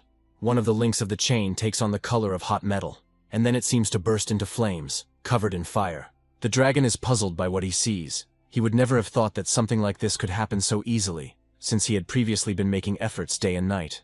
Meanwhile, the red-hot and flaming link of the chain that binds the mighty dragon melts completely, splitting the shackles into two parts. The dragon cries out impatiently, unable to believe that the man's plan worked, and he literally commands him to destroy all the other chains. Charlie's gaze becomes extremely serious as he asks his interlocutor to repeat what he said.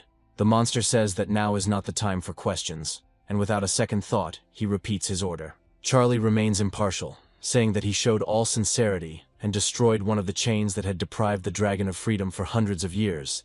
He asks how he decided to respond then. The dragon, eager to fully regain his former power, asks what the boy wants, and, remembering, promises to kill the hero for him. He longs for freedom. Charlie smiles slyly, pretending to look thoughtful. He says that he has changed his mind, respectfully addressing the monster. Now he wants him to serve him for 100 years after saving him. The dragon is outraged by this condition, and in a rage, he says that he will never bow to anyone. Frowning, the boy reminds him that he can either save the monster or kill it. If it doesn't obey him right now, it will become another step on the path to perfection. He has heard that dragons are walking treasures and wonders how good a weapon his bones would make. The dragon is puzzled. He is not happy with this thought. It might come true. After thinking a little more, Elphys decides to submit, and, taking an official oath to her future liberator, asks to remove the remaining shackles from him. He doesn't want to feel the weight of those terrible chains on himself for another second, especially when light appears in the pitch darkness. But Charlie is no slouch. He offers to sign the contract. The dragon is outraged when he sees the agreement. He believes that Charlie wants to make a slave out of him in this way, but his relatives have never been and never will be. He continues to insist on his own, but something appears that interests the giant. Charlie offers to supply him with a crystal of the dark attribute as a snack after his release, since the dragon is greatly weakened. Elphys's stomach rumbles, confirming his own desire, and the black dragon is embarrassed by his own feeling of hunger. In the end, he gives in. The temptation is too great. The prerogative seems better than rotting here until the end of his days. Charlie fishes the artifact out of his inventory again, summoning the Hungry Wolf, who is eager to continue his meal with the chain-shaped artifact. Now the last part of the shackles is heating up, and with a crash breaks into two parts. Everyone is satisfied and full of anticipation. A furious firestorm rises to the cave's ceiling. A thunderous dragon's voice washes over the stone interior, and Elphys announces to the space around her the long-awaited acquisition of freedom. In the guild building of the city where Charlie is to carry out the task, a council of the greats has gathered for this occasion. A mustachioed man with sleek hair talks about releasing Elphys. He assumes that the monster should be weakened now, so he suggests uniting and finishing it off. The girl, who is a holy hero, with pink hair tied in a ponytail, suggests that if the dragon wants to find a secluded place to recover, it will take many people. They don't know the exact location, Their colleague in white says that the dark energy emitted by the dragon affects the monsters that are nearby. This will add to their troubles. This man is the swordsman of ice and fire, the hero, and he, with a restrained smile, believes that they should strike first before the demons, intoxicated by power, attack the city. Windrunner, also a hero, joins the conversation and asks about the cause of the unrest, as they are only dealing with a weakened dragon that managed to escape from its shackles. Windrunner asks the Dragon Slayer for his opinion, and he replies that it's just an ordinary dragon. There's no need to panic over nothing. He once killed a similar one single-handedly. The mustachioed man argues against this, saying that the black dragon should not be underestimated. He is something completely different, as he is a rebel, namely a traitor, to the dragon race. The Dragon Slayer looks at his comrade with a reserved smile, and then his face takes on a completely opposite expression, believing that there is no doubt about him, because he was chosen by the heavens themselves. The man looks away, not wanting to take these words at face value, but also unable to refute them. He has his own opinion, but now he is afraid to defend it. The assassin says that he will deal with this dragon himself, and let the rest defend the city.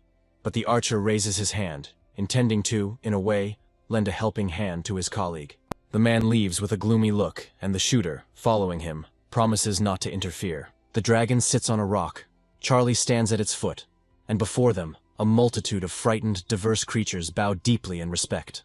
Throwing his arms out in all directions, he begins his fiery speech, supposedly on behalf of Elphys, calling on the demons to unite into an alliance and fight back against the Adventurers Guild. He calls on them to become hunters themselves, and they open their mouths wide in bewilderment and ask questions about some of the words, and also worry about whether they will be able to cope with this task. Charlie says that everyone who takes a risk will be rewarded accordingly, but adds to himself that, since he himself is limited in the choice of creatures, he will have to take advantage of and strengthen those that come his way. A few days later, Elphys performs a ritual with her new master, saying that his dragon blood will help him break through the third transformation, but not without consequences. Losing that much blood would take a toll on him, and it would take at least 500 dark crystals to replenish his strength. Charlie sat in the cauldron, slightly puzzled. Plugging his nose to get rid of the unpleasant smell, Charlie asks the dragon not to be poor. Crystals do not grow on trees. It is impossible to get them in such a short time. The system notifies about the completion of the second-tier profession through the third appeal. The guy, smiling, rises in the cauldron. He is eager to use the black dragon transformation. A black wing flies into the air, clearly belonging to a black dragon warrior with the talent Black Dragon Blood, the effects of which include increasing stats by 50% and other effects. Charlie appears before the world in his new guise. His codename is the Demon King of Locusts, and the level, 125, the level of the creatures under his control also increases. Charlie thinking that now, in this form, he will be able to single-handedly deal with the heroes of the border town. His eyes also take on a demonic look. The dragon raises his head with concern. He clearly sensed something. Charlie the Demon Dragon also raises his head questioningly, not understanding what is happening. Two flashes are rapidly approaching them. One of them blue, the other orange-pink. Soon, two men with determined looks appear nearby. One of them is extremely serious, and the other has a smile on his face. The Dragon Slayer stands up to his full height and addresses the dragon with a smirk. The man eager to kill a creature with such a pure bloodline, as doing so will allow him to level up. He asks the archer to take charge of the rest, and he assures his colleague that everything will be fine. He is capable of dealing with small opponents. The guy in green straightens up to his full height and stretches his hand towards the sky, smiling as he summons the storm barrier. The space around for an impressive distance is illuminated by nimble green flashes, from which a barrier is soon formed as if by the wave of a hand. The opponents stand face to face. The adventurers note Charlie's level, and even admire him to some extent. They did not think that such a powerful being was nearby. But the archer has another opinion. He promises not to let Charlie get in the way of his colleague, but the Locust Lord's posture is confident and unyielding. The schoolboy notes to himself that he wanted to practice on ordinary adventurers first, and then on the hero. But fate decreed otherwise. He uses the Eye of Initiation. This guy with red hair is named Carl Smith. His level is 131.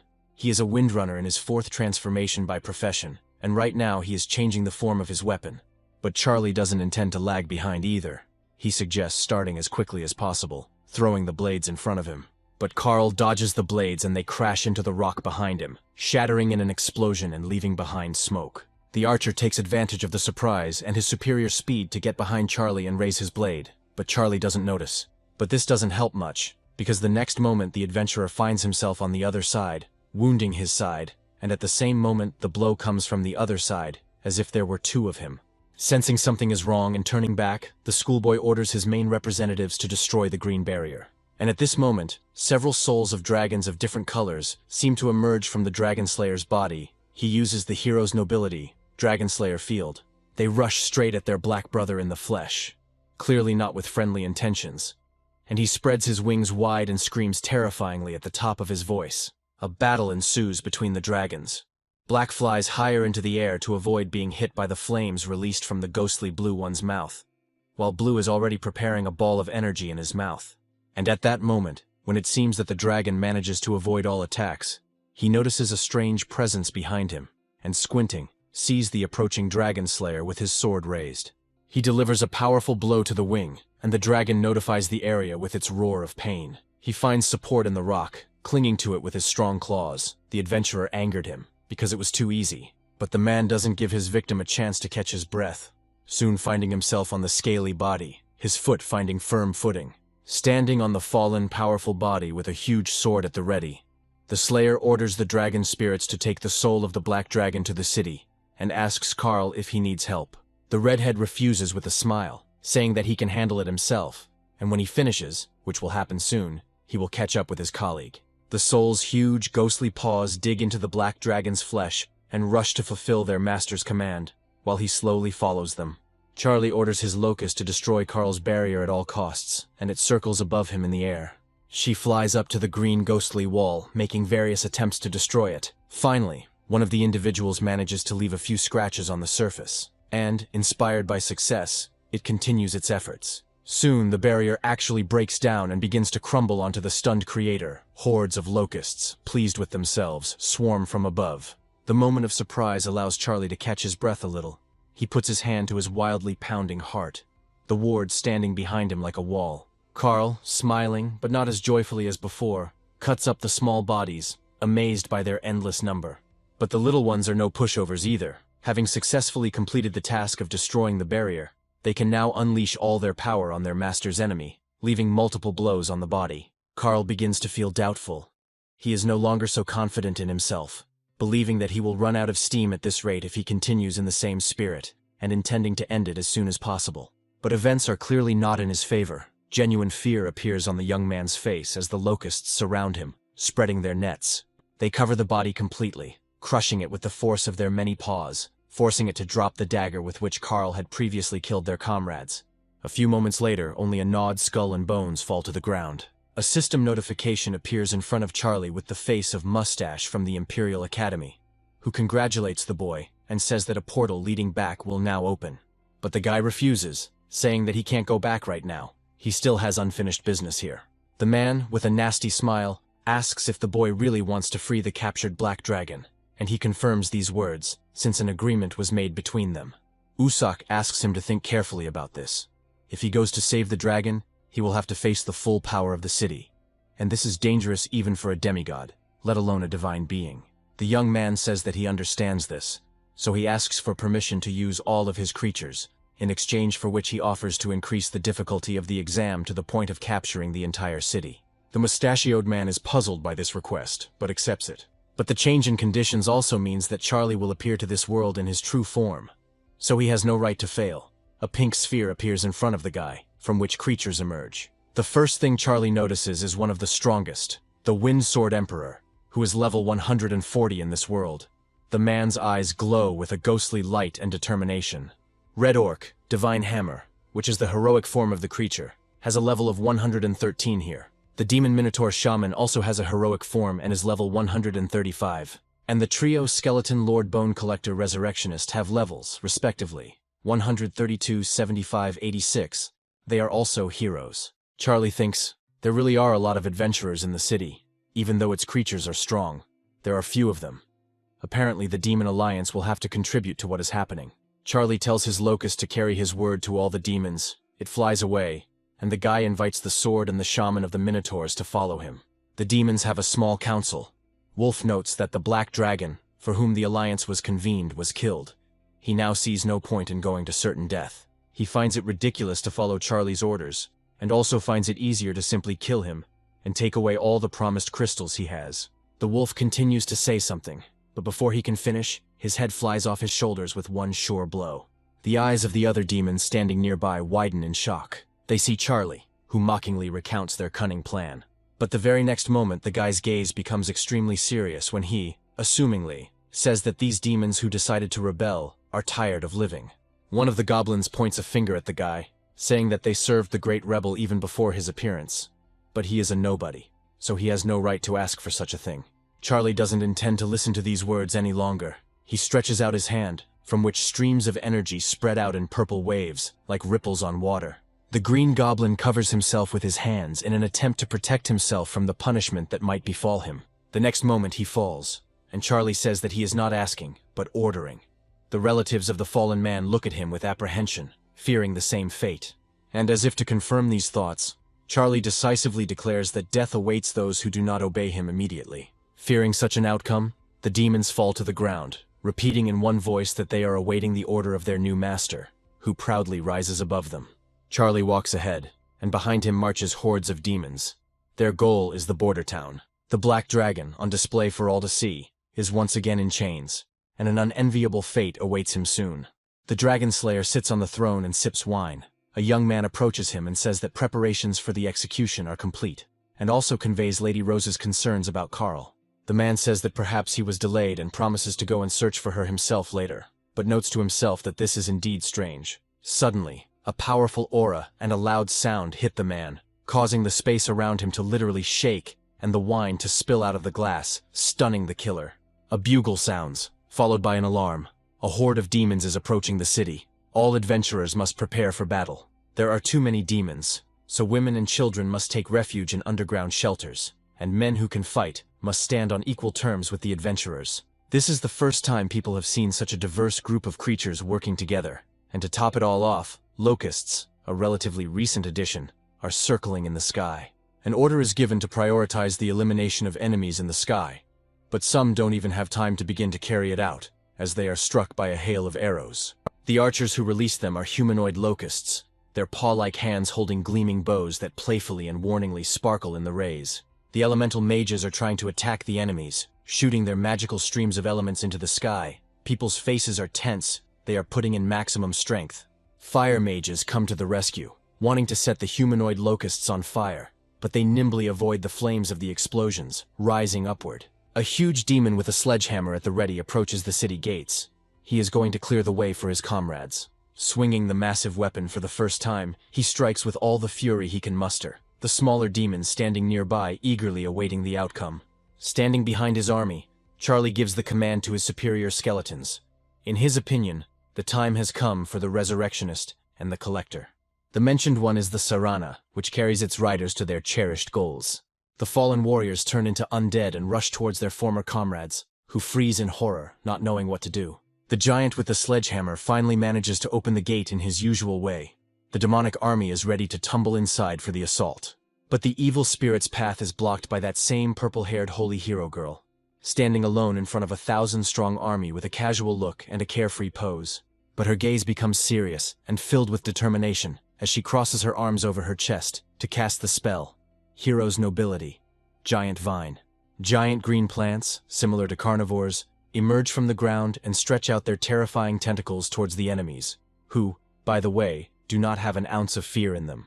But everything changes when the plants slam their bloodthirsty mouths right in front of the demons' noses, demonstrating the seriousness of their intentions. Another hero, the Dragon Slayer, comes to his comrade's aid, appearing with the hot fire of the flame slash. Flames envelop the area directly in front of the city's entrance, making it impossible for monsters to enter. Meanwhile, the mustachioed hero also joins the team, rising to defend his hometown, and a whole squad goes into battle with him. The magicians who arrived at their side were given the order to strike with full force to prevent the monsters from breaking through. Magical energy was released into the air from dozens of hands. The space around is illuminated by the brightness of the fire. It becomes unbearable to breathe because of the heat, and the eyes are trying to close to avoid damage. Explosions thunder around the perimeter, and the green goblins scatter in all directions, unable to stand on their feet in the face of such a powerful force. All the monsters can do, scattering in all directions, is scream in helplessness and accept their fate meekly, as if a divine punishment had descended upon them. And the Dragon Slayer, as if mad, takes advantage of the noise to drag Black under the guillotine, promising his head as a reward for the adventurer's victory, spreading his arms wide. But Charlie can't allow this, releasing the collector forward. Descending from the heavens, the higher undead cast a spell to raise the bones of the fallen into the air, intending to create a ward from them as usual. Bone by bone, a new body of the future protector of their god is formed. Having completed his transformation, the massive skeleton knight, streaked with lightning, approaches the blocked entrance, wishing to provide support to his smaller brothers. His skull contorts with the fury of anticipation as he fearlessly swings his leg over what he considers to be a less than sturdy structure. This giant skeleton, not afraid of fire and the thorns of carnivorous vines, grabs one of the last ones more firmly. The fire does not frighten him. He pulls the plant towards himself, raising a heap of dust and smoke. Once the path is clear, Charlie stands at the head of his demonic army and rushes into the attack, proclaiming in the thunderous tone of his dragon that he has come for him, hearing the cherished words that deep down he simply dreamed of hearing. The black dragon opens his huge eyes wide and becomes inspired. Charlie looks at the black dragon with a firm and unusually confident smile, literally appearing out of thin air in front of him, fog swirling around the dragon man. The creature looks up at its savior, a gaze full of a wide variety of emotions, from the excess of which even its voice begins to tremble and stutter, asking what he is doing here. Several adventurer heroes are watching this scene, one of whom remarks that Charlie has a lot of courage since he came here in person. A sudden jerk and the characteristic sound that accompanies it indicate that someone has made a powerful jump, which even sends up a column of dust into the air. The mustachioed hero rushes forward, leaving his colleagues behind and announcing that he intends to deal with the demon that dared to act out in their city. The man approaches Charlie, who has sensed his presence from behind, announcing his presence with words of a death wish and extending his fist to strike.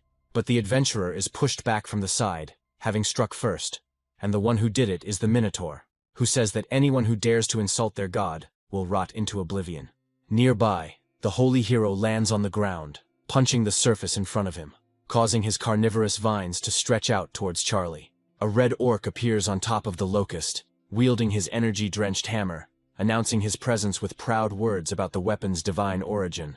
With a sword of sparks and lightning, he attacks one of the plant's tentacles that has gotten too close to Charlie. The holy hero looks towards the opponents standing nearby, which are the aforementioned and the Dragon Slayer, puzzled and bewildered, her vines dying in the fire. With undisguised hostility, the hero tells Charlie not to dare interfere with his plans, calling him pathetic, and the dragon guy stands silently, listening to his interlocutor's speech.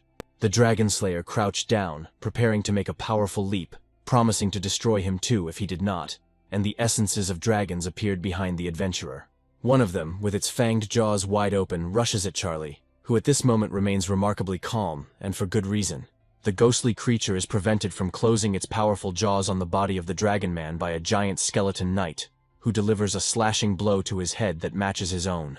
Because of its strength, the dragon squints, not even having time to close its open mouth, from which an involuntary roar erupts. The dragon turns around, growling angrily at his new opponent, who growls back, making an angry expression. A fight ensues between them, which is observed by someone in a cloak with a hood pulled down over his head, shrouded in a fog created by the air of the battle between these two.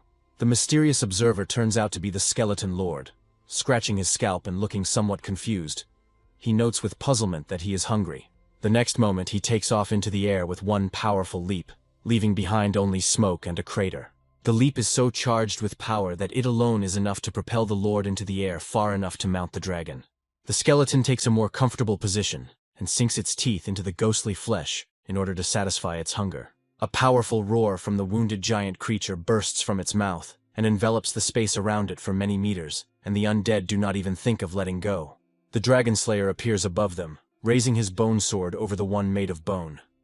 He asks the latter how he dares to bite into his dragon and threatens to kill him. The Lord turns to look at the one approaching. The adventurer makes a sweeping motion in front of the Skeleton Lord, who recoils, covering himself with his hand. The swordsman still manages to hook the Lord, and the force of the blow tears off the bones in his hands. The undead falls to the ground, and the adventurer continues to advance. But the Lord is not as simple as he might seem at first glance. His limbs are put back in place, guided by magical power, and now he is whole again, as before. Leaping forward with a sly grin, the skeleton lord leaps, leaving his stunned opponent behind and empty-handed. The undead do not run away or make a strategic retreat, but instead sink their teeth into the dragon spirit again, while the owner standing below stares up in shock, wondering what kind of monster is in front of him. Charlie then sends his wolf cub forward, who looks ahead with happy eyes at the abundance of food, and the boy rushes back to the chained dragon. Elphys makes a solemn vow to her savior standing before him to forever remember his gesture of goodwill. Charlie, throwing several dark crystals into the dragon's mouth to help it recover from its wounds, says that if the dragon wants to thank him, it would be better if he added a few more centuries to his contract. Charlie turns around at the strange sound, his face expressing mild surprise. The holy hero's plants thrust their vines into one of the red orcs. Blood spurts from his wounds. He closes his eyes and winces in intense pain. Charlie sends his main representatives to help the wounded man, ordering them to provide support to the divine hammer. The guy notes to himself with annoyance that the situation is slowly becoming critical.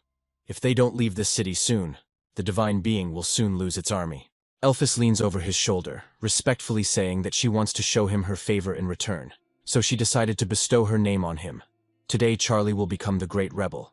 The black dragon casts some kind of spell, and purple rays burst from its eye sockets, enveloping the schoolboy in their light. The creature begins to read aloud the spell necessary for its plan, and pink tongues burst out in Charlie's direction, and the guy himself begins to feel certain metamorphoses. Thus, he gains a new talent, Rebel, the effects of which for some reason are currently unknown. The pink haze gradually fades, and the divine being moves. From somewhere, a sword filled with energy appears in his hands, and its owner rushes at the dragon slayer standing nearby, who has turned his entire body towards him. The adventurer is overwhelmed by the onslaught that occurs when the two blades cross, and Charlie's strength reaches a new level. Blood pours out of the man's mouth. His eyes take on an angry, but at the same time, stunned expression. The dragon slayer does not understand where the demon got so much power from. And while he is trying to withstand this powerful onslaught, someone is approaching the adventurer hero from behind. With a malicious laugh, the skeleton lord plunges his bony hand into the man's body, piercing him through, while his face reflects a mixture of fear and surprise. From the fallen body, the undead lord summons a skeleton knight. The summoned creature is of the hero type and is a mutant, as well as a blood skeleton. Meanwhile, Charlie is fighting the holy hero and is currently pushing him away with a strong kick. The woman winces and flies away. The impact is so strong that it continues to roll even after landing on a hard surface. Finally stopping, the woman assumes a half-sitting position, and stuttering, says that he killed him. The dragon schoolboy approaches his rival along with the red orc, saying that she is next. Charlie allows the divine hammer to repay the woman double for what she did to him, and he thanks his respected god for allowing him to do so. He steps forward, starting to advance on the holy hero, and she falls to the floor again, recoiling in fear and covering herself with her hands. And the next moment a powerful blow occurs, knocking a fountain out of its victim. Charlie, sword in hand, watches the battle unfolding below him from the air, the yellow-green sparks that are the result of the collision reaching even to him. Below, a battle is taking place between his sword and one of the heroic adventurers in white robes, who delivers a sweeping blow with his weapon, and the opponent skillfully parries it, blocking. But Charlie doesn't want to wait any longer. He needs the fastest possible victory, and he dives down on the adventurer, who has managed to sense the alien presence, whose face expresses bewilderment. The guy in white clothes barely manages to parry a fairly strong blow, as the enemy appears behind him, describing a beautiful arc in the air. The guy curses. The sword twists, delivering several quick, air-slicing blows, one of which is decisive. It reaches its target. The adventurer cries out, leaning back. Defeated, the adventurer hero falls to the ground, hitting his head and hanging out his tongue. It's Usati's turn, and he turns around sharply, casting a frightened glance at what's happening right next to him. 3 minotaurs are rapidly approaching him, and the man screams, fleeing. It's over. They can't be defeated. He needs to run. But something he sees ahead makes him change his plans and brake sharply. The path of the mustache hero is blocked by a skeleton knight in armor, similar to the one always worn by one of his comrades. The sword slung over his shoulder also seems suspiciously familiar, and while the adventurer is surprised and trying to figure out what's going on, a minotaur shaman appears behind him, raising a huge log over the enemy's head. Just one blow is enough to send splashes into the air. A flag is raised into the air, confirming Charlie's victory. The commander stands before his loyal subjects, announcing the victory won in this difficult battle. All that remains is to clear the rest of the city in exchange for the promised crystals. The green goblins joyfully throw their hands up in the air, supporting the speaker with their own shouts. Charlie squats on the roof of the house, holding out a bag to Elphys, expressing hope that his new friend will soon regain his former strength, with the Minotaur and the Divine Hammer standing behind him. When the Black Dragon smiles, tears appear in his eyes. He promises that now, without any doubt, he will follow his savior, also calling him a friend. A system window appears next to Charlie, displaying an academy representative who congratulates the boy on successfully passing the exam and notes that he has done the impossible. The portal home has already been prepared, and the student has 3 hours to sort the loot. He thanks her and asks if it is possible to open a permanent portal here from his sphere. He is even ready to give up all the loot he has acquired here. The man expresses understanding and asks about Charlie's knowledge of the risks. Creating a portal is not a problem. It's about a possible invasion. But the schoolboy says he understands everything perfectly well and assures that he has thought everything through carefully. The interlocutor says that everything will be done within 10 days, and an intruder alarm will also be installed. A designated time later, Charlie stands in the recaptured city and gives orders to his skeleton lord that Lunar is now under his control. All the skeletons and minotaurs will also be here. However, the risk of adventurers attempting to recapture the city remains, so you need to be vigilant, but don't try to be a hero. If the rebellion turns out to be unsuccessful, it's better to retreat to the portal without losses. The skeleton listens attentively to the speech of his god, and then responds that he understood his words. Charlie gives the order to open a portal, in front of which are himself, Elphys, the Minotaur, and the Divine Hammer. Sometime later, the schoolboy is walking down the corridor of his educational institution. His teacher is looking at him, his mouth slightly open as if trying to say something. And indeed, the question escapes his lips the very next moment. The man asks what is wrong with his ward's eyes, for they have become amber with black sclera. Charlie looks at his smartphone screen and suggests that this phenomenon is related to the acquisition of talent, Rebel. He asks the system to open his status window and studies it carefully. A student tries to look up the description of a talent he's interested in, but accessing the information requires a demigod rank, which is quite surprising. A representative of the Imperial Academy says that the applicant has passed the test with flying colors and offers admission to the educational institution's preparatory courses, but with some conditions. The guy asks about their character, and the interlocutor replies that to be admitted you need to meet at least 2 of the 4 conditions, and begins to list them. The main representatives must be born immediately as elite. You need to raise a hero, have at least 4 points of divinity, and have a creature of the saint type. One of the conditions is already met. There is at least one thing left to do. But Charlie says that it even sounds difficult. The man, leaving, says that it all comes down to diligence, and the doors of the academy are always open for him. A boy asks his class teacher if he knows where to get a divinity point. Tom expresses regret. He recently had one, but alas, it was already spent, and now there is still an exam. He will pass in a month, and the young man, having taken first place, can get this very point. He looks unkindly at the elder and gets a remark about it. The teacher says that he is not lying. Charlie is in his divine sphere, and since there is no other way out now, he thinks he will have to take a risk. The guy puts his hand on the ground, from which the wind begins to spread. He uses the good old method again, namely life sacrifice, but divinity increases by 0 points. Looking at his palms, the guy notices that no one said that everything would be so simple, and is going to try again tomorrow. The next day, the student expects exactly the same result, but he does not despair, intending to continue trying. A week later, the situation has not changed, and Charlie, with tears in his eyes, remembers the time when he exchanged a divinity point for 150 million. He turns to the heavens with a prayer. A discreet sound is heard, and turning around, the guy sits in a system window with one message. Davy writes to him. He found the perfect place to stock up on sacred artifacts. Charlie types a reply, asking if the other person could lend him a divinity point, thinking to himself that Davy is already a true god, so he really could have a point lying around somewhere. The guy on the other side of the screen wonders if the master is testing him, because according to his calculations, Charlie should have the rank of at least an elder god. But it doesn't matter. Davy doesn't want to upset him. He says he agrees and sends a reply. Charlie is overjoyed like a puppy, not believing that Davy scored so quickly, and concluding from this that the true gods don't mess around. He looks at the screen and is puzzled. The ruins of the Divine Gorge are spread out before him. Charlie goes online to look for information about this place. It has interested him. The ruins of the Divine Gorge are an unfinished project of an ancient civilization. Due to the excessive depletion of the Earth's mineral composition, harmful radiation occurs. More than 90% of creatures mutated as a result and turned into monsters, and then adapted to the conditions and began to absorb harmful energy to strengthen themselves. With high consumption, condensates can appear that grant the ability to control mutation. They were later called gene stones and are now used to develop creatures. Charlie smiles puzzledly, beginning to understand how highly Davy thinks of him, since he decided to share the hunting grounds of the demigods and true gods. The guy is curious about the price of the invitation. A schoolboy reads breaking news about a certain famous elder god who decided to start breeding gene stones and went bankrupt. He remembers that he has a decay mechanism, believing that he can make a perfect crystal from the most worthless ore, thus having a chance to obtain high-quality gene stones. In the city beyond the ruins of the Divine Gorge, Charlie stands in a building wearing a mask and cloak. He doesn't want to show his face to everyone, believing that privacy is paramount. A man approaches him, assuming that the student is here for the first time, and offers his services as a guide. Charlie clears his throat, turning only halfway towards his interlocutor, and asks him to name at least one reason for this. His gaze instantly becomes serious. He says that he knows of at least 18 places where mutants gather, and also lists his other merits.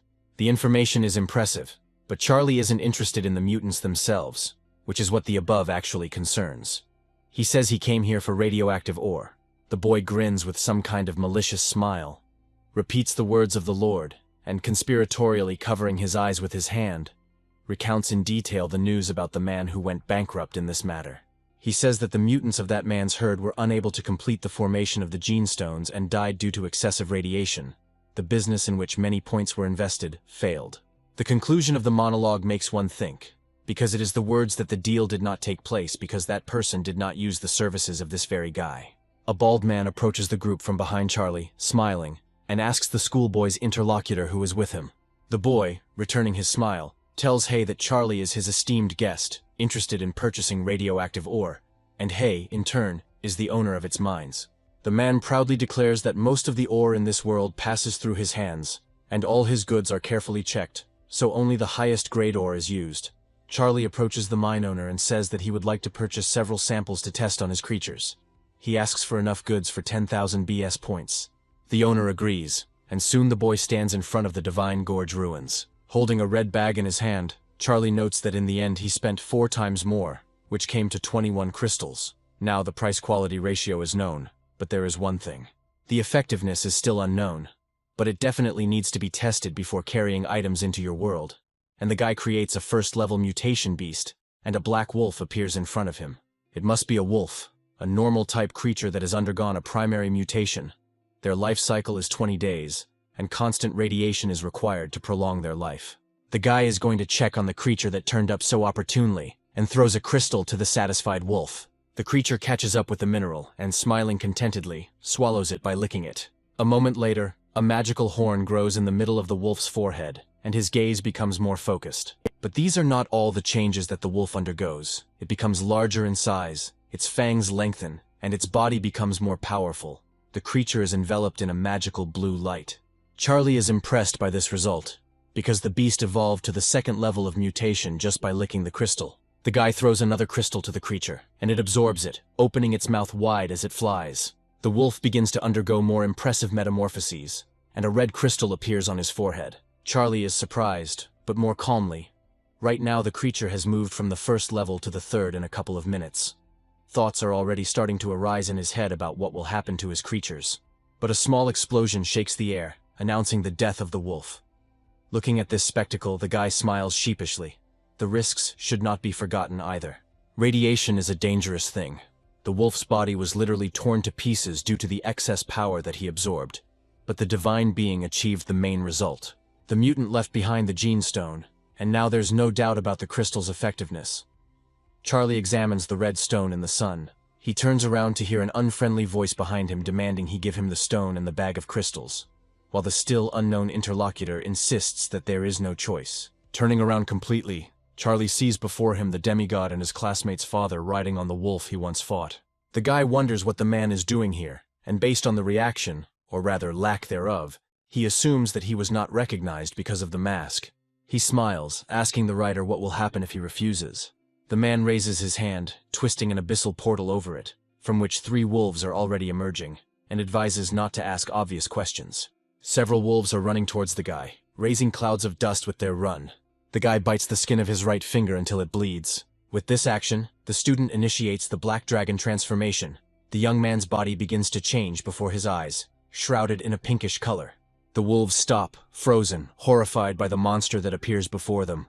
And Charlie doesn't give them a head start, cutting and scattering the creatures' bodies with multicolored flashes. The demigod thrusts his hand forward, commanding his wolf cavalry to attack, activating the blessing of Wolf's fury. A new batch of creatures rushes straight at Charlie, who stands meekly. But at the very last moment, the Dragon Man jumps up, leaving the enemy creatures with nothing. The animals' eyes widen in surprise at what is happening in front of them. Charlie hovers in the air, questioning his opponent's intentions and saying that if he's trying to wear him down, his tactics are as old as time. A smile of superiority appears on the boy's lips when he looks at the demigod and his minions. He calls his classmate's father a fool and informs him that this strategy will not work on him. The man says he never even thought that some weakling, instead of begging for mercy, would start insulting him. The demigod raises his hand and commands Charlie to descend from the heavens to the earth using the heavenly shackles of divine magic. The divine being feels the power of the demigod. A certain pressure affects his entire being, disorienting him. Under its influence, Charlie involuntarily falls to the ground, wondering where the demigods got so many trump cards from, and wolves run up to him, surrounding him. The man orders his creatures to pounce on the boy and tear him to shreds, and they attack, forcing the boy to retreat. Something catches Charlie's eye. He notices a sign that says no entry, and a plan begins to form in his head. The divine being runs straight in that direction, leading the creatures carried away by the chase behind him. The demigod is also carried away by the premonition of an imminent victory and urges his representatives on, ordering them to speed up even more and catch up. A strange creature, resembling a cross between a dog and a human, lands on a tree branch, and there are others around it. Charlie freezes at the sight of these unusual animals, feeling the hostility emanating from them, noticeable even to the naked eye. The creature the boy noticed first suddenly jumps off its branch, followed by another, winged one, taking him by surprise. Charlie curses, turning sharply and getting ready to run, because these creatures that have hunted him do not look weak either. In this situation, running away is the best solution, especially when you are limited in strength. Meanwhile, wolves appear in the clearing, having picked up the scent. The creatures, having abandoned the idea of catching a man, turn to them. They approach the strangers closer, and the humanized dog is the first to strike, its eyes flashing furiously. But before her blow can reach its target, the demigod appears in the clearing, attacking first and telling the alien creatures to get lost. Stepping on the body of the defeated monster, Harry Bond rushes forward, trying to pick up his opponent's trail again. Suddenly the man senses something strange and clearly disconcerting behind him, and he turns around warily, preparing for anything. The aura that reigns around him seems strange to him, and giving in, the demigod decides and gives his subordinates the command to leave. Charlie stops when he approaches the pond. He stops feeling the alien presence and breathes a sigh of relief. It seems he has broken away. He cups his hands and, scooping up the liquid, drinks it. Beneath the surface, a fish with human legs swims. The guy sees this only when she jumps out of the water. His eyes widen in horror. It looks like the water is also radioactive. He needs to leave. He looks at the map, trying to figure out where he is, but realizes that this river is not marked, or there is a version that he is simply lost. Suddenly, several more creatures appear in front of Charlie, raising dust. They are clearly not in a friendly mood. Their eyes are burning with fire. The guy takes a deep breath. Now is not the time to panic. Since he wandered here, he needs to start collecting gene stones. There are plenty of mutants. He takes the necessary pieces out of his inventory and runs forward with a determined look, throwing them straight into the faces of the evil monsters. There are a few explosions and Charlie smiles contentedly. Getting the gene stones wasn't that hard after all. It's getting dark quickly, and the schoolboy is going to find a secluded place to spend the night. It's not very comfortable to spend the night among mutants. It seems to him that there are some ruins ahead, suggesting that perhaps it is an abandoned city of an extinct civilization of this world. It's better than nothing, and the guy, having transformed into a black dragon, makes an auxiliary jump and flies where he needs to. After a few minutes of flight, it becomes clear that the mysterious place turns out to be some old abandoned castle. Having assumed his normal form, the young man carefully wanders through the streets. It's unlikely that anyone has already taken a liking to this place, but one must be wary of mutants. The guy's gaze is drawn to a pile of something white to the side, and he turns his head to see some papers. He turns sharply in the other direction, his gaze becoming focused, his attention drawn to some kind of excitement of strange energy. He follows her call and, feeling her very close, stops under the shadow of the nearest arch, the energy becoming almost tangible. There are people standing a little further away who have caught Charlie's attention, and he wonders what they are doing. Someone says that their master lost a lot of divine power points, but gave them the opportunity to perform this ritual. They have no right to make a mistake. There are only two choices, success or death. A man takes out a glowing stone. The time has almost come. It is time to begin. The full moon shines in the night sky, becoming as silent an observer of this mysterious ritual as Harvey. People stand in a circle around a large luminous pentagram, with luminous stones in some places. Suddenly a bright flash flares up, lifting you up to the very heavens and getting lost in their darkness, and giving birth to a stable column of light. The pentagram seems to cover this area of the city with its ghostly green light, and joyful voices are heard all around. One of the cultists is more joyful than the others, announcing that they have finally broken the seal left by the previous civilization. Charlie remembers that this was not done for no reason, but in order to avoid some risk, apparently the master of these people was a dark horse. He makes his way closer, trying to be unnoticed, and is glad that not everyone can get into the world of the Divine Gorge ruins. The system notifies about the beginning of the unlocking of the mutation source of the ruins of the Divine Gorge. Nearby mutants react. It is discovered that the initiator of the unlock is not one of the high warriors of the Gorge civilization, and the process is suspended. The security system activates, releasing Gamora, a 6th-level mutant monster, and the other creatures are alarmed. The integrity of the seal is compromised, the source of the mutation becomes unstable, and the source begins to be suppressed. The incompetent cultists cover their ears with their hands in horror and scream piercingly, just to get rid of the piercing sound. Charlie sits behind them, stunned, wondering what's going on, and suddenly a mysterious voice appears somewhere. He greets the messengers of the divine worlds, introducing himself as the source of mutations and giving thanks for deliverance from slavery. In gratitude, the source wishes to provide the opportunity to become its bearer, and offers to organize a selection in the form of a game. People don't understand what's happening or what that voice is, but suddenly something glowing and acidic appears on the horizon in front of them. Attentive glances turn to the epicenter, where some creature appears, and the source begins to explain the rules. It is necessary to raise a mutant capable of defeating Gamora. For this each will receive 10,000 radiation crystals. One of the cultists speaks out against it. He is sickened by the mere thought of becoming the bearer of such a monster. He threatens the source. The boy tells the source to release everyone, otherwise he will summon creatures from his divine sphere, and they will defeat him. But something is wrong. As soon as he tries to connect with his own world, something blocks the signal. The young hands begin to shake. The source names the man as the first loser, and Gamora appears, grabbing the former cultist with its powerful jaws. He bites the guy just for fun, because his mouth is so huge that the mutant can easily swallow his victim whole. The remaining ones freeze below, afraid to move. The monster that appeared out of nowhere is almost 10 times larger than them. A familiar hand rises into the air, and Charlie's voice cuts through it, trying to get attention.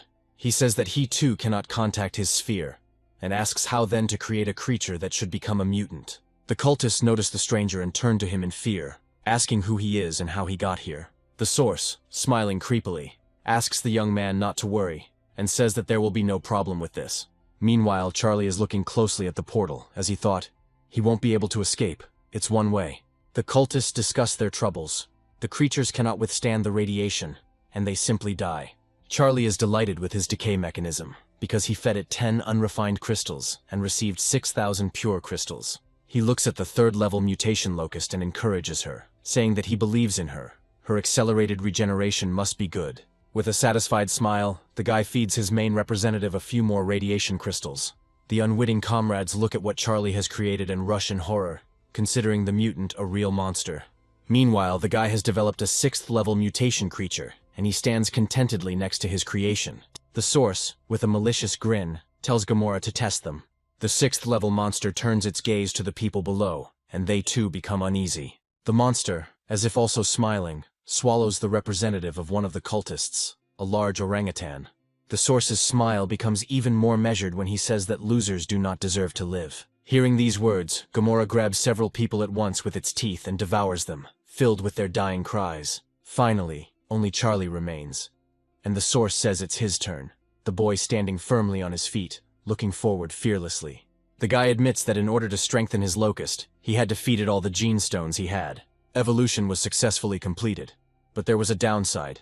The creature's lifespan was reduced to 1 day. Charlie tells his protege to attack, forcing his opponents to realize the true value of life. The source transforms, saying that he liked this fiery speech, which caused the monster itself to flare up. He says that the creature Charlie created is worthy of taking to the battlefield and sends Gamora into battle. With a deep growl, Gamora moves towards the locusts with a heavy tread, which remains inactive for now.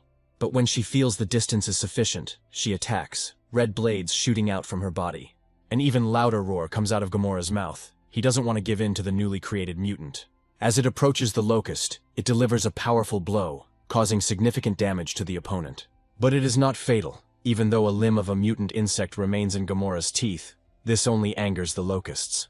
But it regenerates with the help of magic, and a new paw appears in place of the one that was taken off. Gamora screams ominously, shaking the surrounding space with its sound wave. The Source, watching the duel, smirks. He is amused that Gamora managed to anger someone, and finds the spectacle wonderful. The battle lasts for many hours, and finally the locusts bite Gamora, dealing the decisive blow. He falls to the ground from exhaustion, and the insect remains at a respectful distance. With his arms outstretched, the Source calls the battle magnificent, and Charlie a dear bearer, asking for his opinion. The guy, smiling innocently and putting his hands to his chest, asks what the Source is going to do with his body. He replies that from now on they will share common flesh, Charlie's body, and the latter is amazed. Acidic, translucent tentacles grab the young man, knocking a scream of horror out of him. He stands in the middle of a white space, arms outstretched, and discontentedly assumes that he has died. A moment later, it turns blue, and the guy habitually brings up his system status window to check the description. Looking at the name, he can't understand who he is now, Charlie or the Source. The guy is puzzled. A green clot appears nearby, and the Source's voice can be heard from within it. Charlie is not happy with it, and openly expresses his displeasure. The entity does not understand the carrier's discontent, because with its strength and help, he will soon be able to surpass all the deities of the world. The Source continues to praise himself, but Charlie interrupts the tirade with a hand gesture, asking for him to finish and how to get out of here. The entity says that there is no problem with this now. Since Gamora is dead, nothing can keep them here anymore. The guy snaps his fingers and finds himself in another already familiar place. The Source says that by removing the seal, they created a lot of noise, and true gods and demigods from all around are already flocking here. The guy starts to get seriously nervous, thinking that the gods won't believe him if he starts making excuses and saying that he didn't steal anything. He is almost in complete despair when he remembers the coordinates of the bloody arena. The gods, who have almost found them, feel that the aura of the seals has disappeared and consider it necessary to speed up. They run up to the place where energy was last felt and burst in with a war cry, declaring ownership. But nothing awaits them. After Charlie, there is no trace left. While the others stare ahead in confusion, Harry finds something with his eyes, and crouching down, picks up the dead locust, guessing everything. A man standing in the middle of the room bursts into tears, screaming, angry that someone dared to take his property from under his nose. The man orders that all creatures be involved and that they search without rest, day and night, but only so that they will eventually find it. Charlie is in the blood arena, frustrated that he spent 1,000,000 divine power for a single teleportation. No sooner had he arrived than he was immediately challenged, but the guy didn't mind. His fists were itching. The schoolboy habitually enters the portal leading to the bloody arena, mentally preparing himself for the upcoming fight. The system asks opponents to prepare their creatures for battle, and incitement is already heard from the stands. Someone suggests that Charlie should immediately summon the Bone Collector, so that he can reveal his opponent right away, and someone else counters. The dragon is encouraged by the large sum of money placed on him, and Charlie smiles as he thinks about such a large bet. The opponent smiles, saying that he knows about the student's main representatives, as well as that he prefers the undead to them. The guy tells his opponent to finish quickly. He wants to go home, and releases a horde of locusts in the first attack. The opponent accepts the words to end the match quickly, and releasing his half-dragons, promises to quickly deal with Charlie. A humanoid locust attacks one of the dragons and they engage in combat. The red-haired man is dissatisfied with fighting insects, and orders his opponent to summon the undead. Charlie sits down and says that he will definitely do it as soon as the opponent deals with the locusts. Half-dragons, at the command of their master, begin to use their skills, spewing fire from their mouths. Charlie addresses his primary representatives, telling them to listen to his commands. The fallen locusts are on defense, and the heavenly demon beetles are on attack. The dark magic locusts are ordered to wait for an opportune moment to make a sneak attack. The locusts follow their leader's instructions to the letter, and this tips the scales of victory in their favor. The half-dragon master orders his subordinates to gather and burn their opponents, flames bursting out of their large mouths again. A half-dragon hero appears on the field and is given the command to begin firing from his bow. Charlie's opponent smiles, repeating the words about the ladder summoning the undead. Otherwise, all the locusts will be destroyed. The guy realizes that he is right in thinking that he will probably have to call upon the divine hammer and the Minotaur shaman. The next moment, the guy raises his hand up, illuminating the space with purple and calling out to the divine sphere. The source makes itself known, saying that it is beginning to doubt the choice of its bearer, because it is enduring insults addressed to it. The entity suggests defeating the half-dragon lord with the locust's powers, but Charlie is at a loss as to how to do this, as the forces are unequal. The source reminds us who killed Gamora, because in the hands of the source of mutation itself, a priori, there cannot be weak races. Charlie realizes that this is a good way to test out a new power, and, if necessary, he can summon stronger creatures. He summons a locust, which lands on the man's finger, and a bright light begins to emanate from the insect in all directions. The source asks if the owner has decided what mutation vector to give the locust, and he begins to reason. Fallen are good at shielding, so I'd like to increase their damage resistance so they can cover others. The guy has 3 choices, and he chooses the last one, because half-dragons attack with both fire and physical power. The mutation causes changes in all areas of the locust, enhancing all aspects of it, at the cost of reducing its lifespan to a day. The mutated fallen locust surges forward, slamming its gigantic body into the stunned half-dragons. They scatter under its influence like flies. Charlie is overjoyed at the success he has achieved, and the ability to give the locusts the mutation vector they need. The locust continues to attack all remaining opponents. Charlie is going to take on all of his other representatives by giving them mutations. The dark magic locust attacks enemy creatures with shadow needles, causing them to inertia and attempt to defend themselves from the attack, roaring. Another subspecies of locust uses the talent, Savage Murder, to leave opponents writhing in agony. The half-dragon lord is stunned, wondering how the locust could become so powerful in an instant. He calls for the judge. And Charlie smiles, admiring one of his finest creations, a humanoid locust in mutation mode. Pleased with himself, the guy says that the half-dragon lord will have to sweat a lot against them. The humanoid locust strikes become more accurate and powerful, and it can kill half-dragons outright. Charlie spots the half-dragon hero in the crowd of enemies, and makes him the first target for his representatives. The half-dragon lord falls to his knees and surrenders with tears in his eyes, begging not to kill his heroic-type representative. A spectator who placed a large bet on a fighter becomes angry, telling the former favorite to fight to the end to win it back. Charlie laughs, noting that betting on him to lose never leads to anything good. As a reward for his victory, the student receives a divine core fragment and the seal of the bloody arena, and he is pleased. In his god's realm, the guy sets up his own blood arena, allowing beings to train up to hero level. At Charlie's divine core, a dragon sleeps in a mountain of gold. The master of the world is wary of the suspicion of today's joys. The source wonders why the owner is so inspired by these little things, since they are only the tip of the iceberg, while he can give more. Charlie asks if the entity has said everything it wanted, since he is going to take up development, and it answers in the affirmative. Secretly, the guy plans to get rid of the parasite, but out loud he says the words necessary to activate life sacrifice. The familiar funnel-shaped column rises upward, taking with it thousands of insect lives. The divine being is offered the storm armor, which, when combined with the core, grants creatures the ability to summon the armor during combat. When placed in the sphere, the observatory allows for precise monitoring of the situation at a distance of up to 10,000 kilometers. The Golem Creation Book allows you to create a creature that takes on the powers and abilities of those from whom it was created. Charlie is impressed by this option. He is already thinking about the result that he will get from the union of his former mutant and Gamora. His gaze becomes determined and anticipatory, and it seems to the guy that he will soon become much stronger. The divine being is pleased, believing that he has not wasted millions of divine power points on high-level materials. He looks at his golems and can't stop being happy, finding them charming and stronger than some heroes. Charlie looks at the golem's status window and realizes that their regeneration is not inferior even to Wolverine's. He called them baby chucks. He believes that it is time to give time to fate, as he will soon be able to enter the Imperial Academy. 3 days later, the boy stands in front of the Imperial Academy and admires how even on the outskirts of the city, the aura of the demigods emanates from the people here. Charlie hears a voice addressing him, asking if he is a student in the preparatory course of the Imperial Academy. The guy turns around, saying that he still sees in front of him the man the Academy sent out greeting him. A helicopter was specially prepared for the future student, and the guide reassured him, saying that he would help him get settled. Charlie gets out of the helicopter and the man asks him to follow him as he is going to show the guy his future room. Entering inside, the divine being asks where his neighbors are, and receives the answer that the place is intended only for him.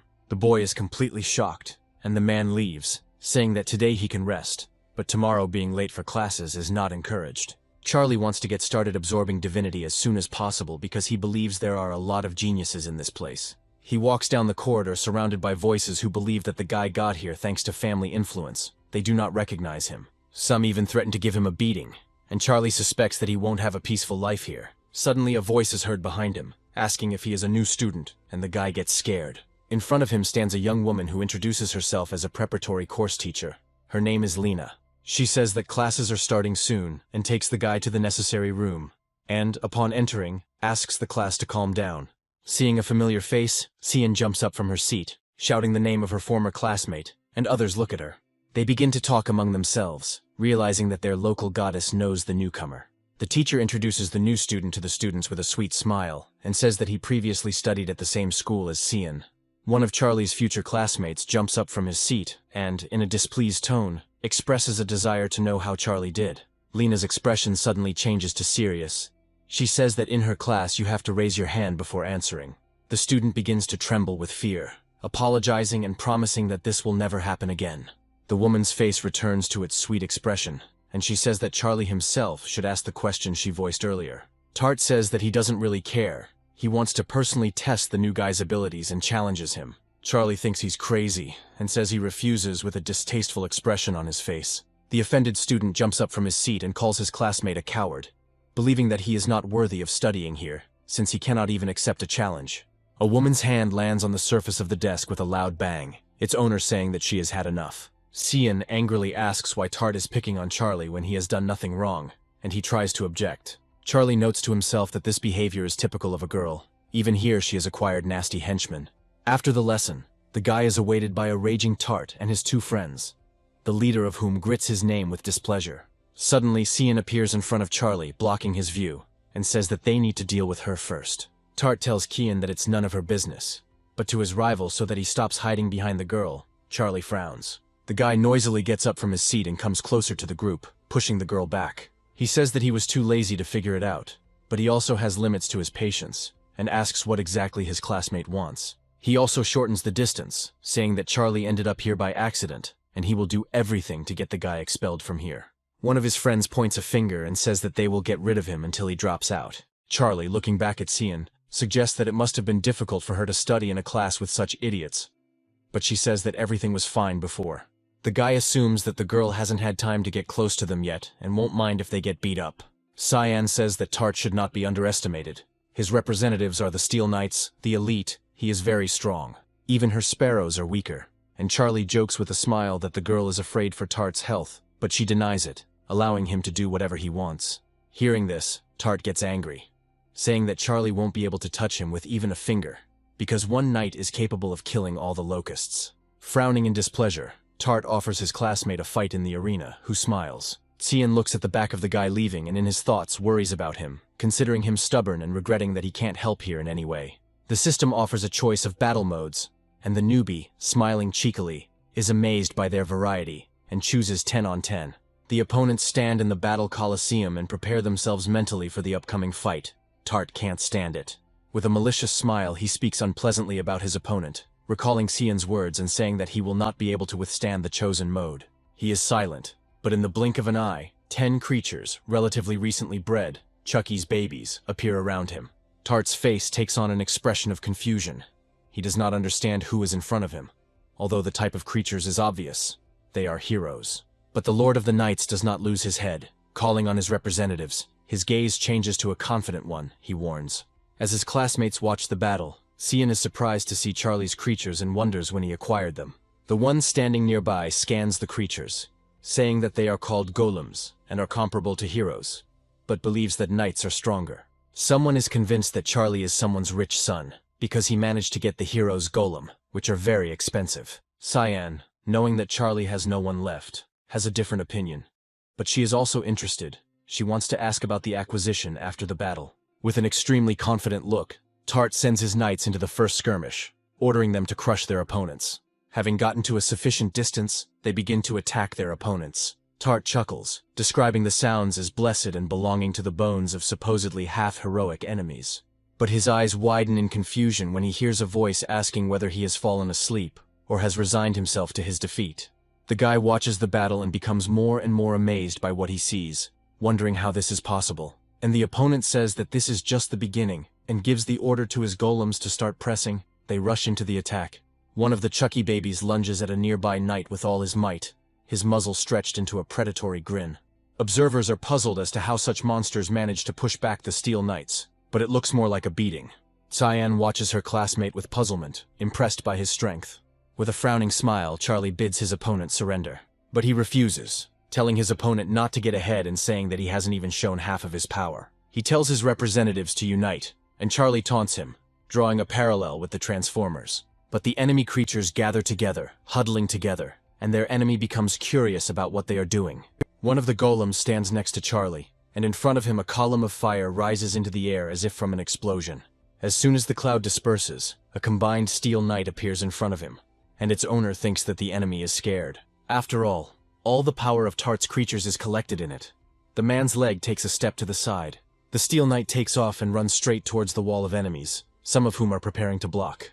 The united one swings forward to strike, and enemy creatures are forced to close in to meet resistance. With a grin, Tart says that he will now show the enemy the strength of someone who is truly worthy of studying at the Imperial Academy. Charlie makes a scared expression and says that the combined steel knight is very strong.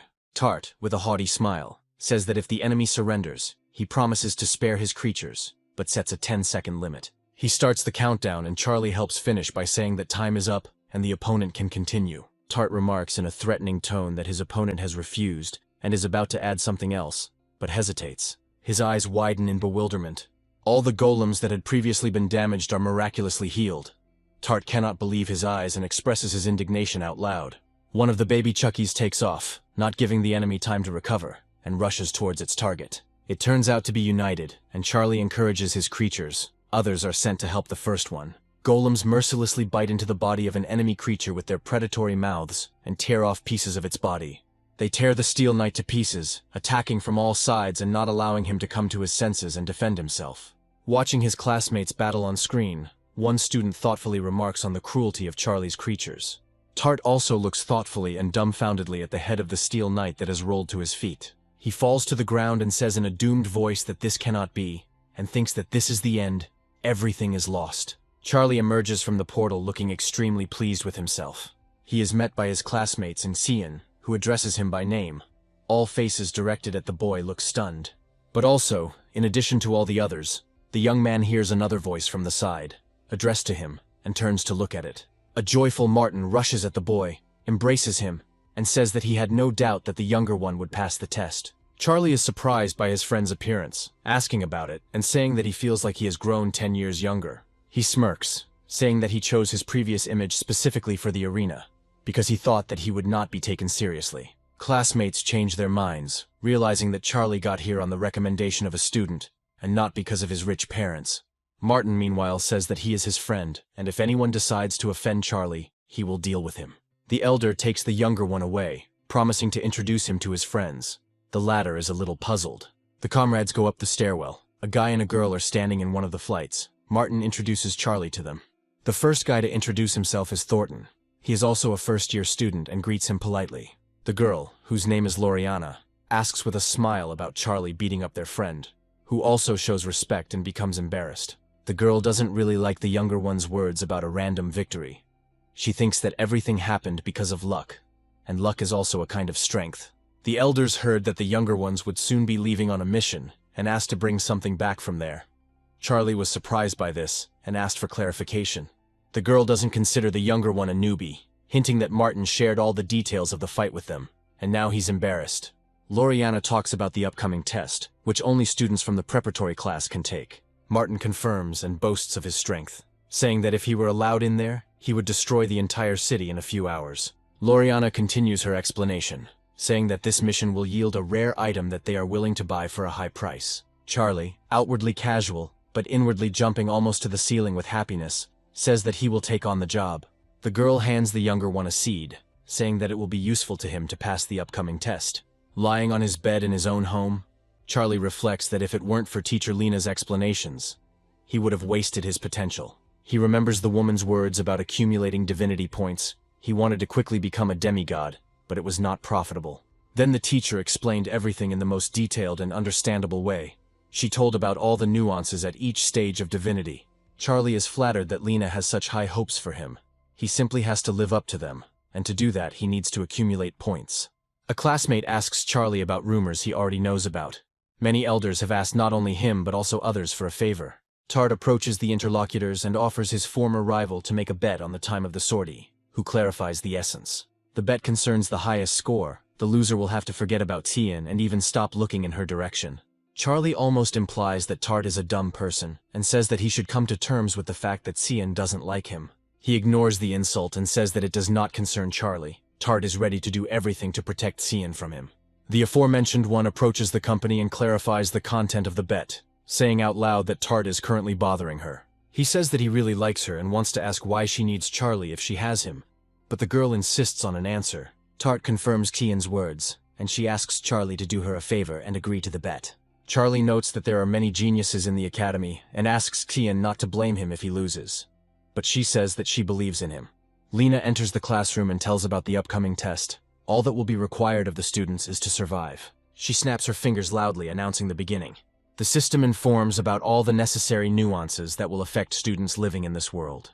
Now everyone becomes mortal and begins to rely on the fact that they cannot use their divinity. Charlie watches. Divine beings have virtually no need for food and can go hungry for a month or more, but now they are forced to survive. He checks the basic abilities and makes sure that they all work as before.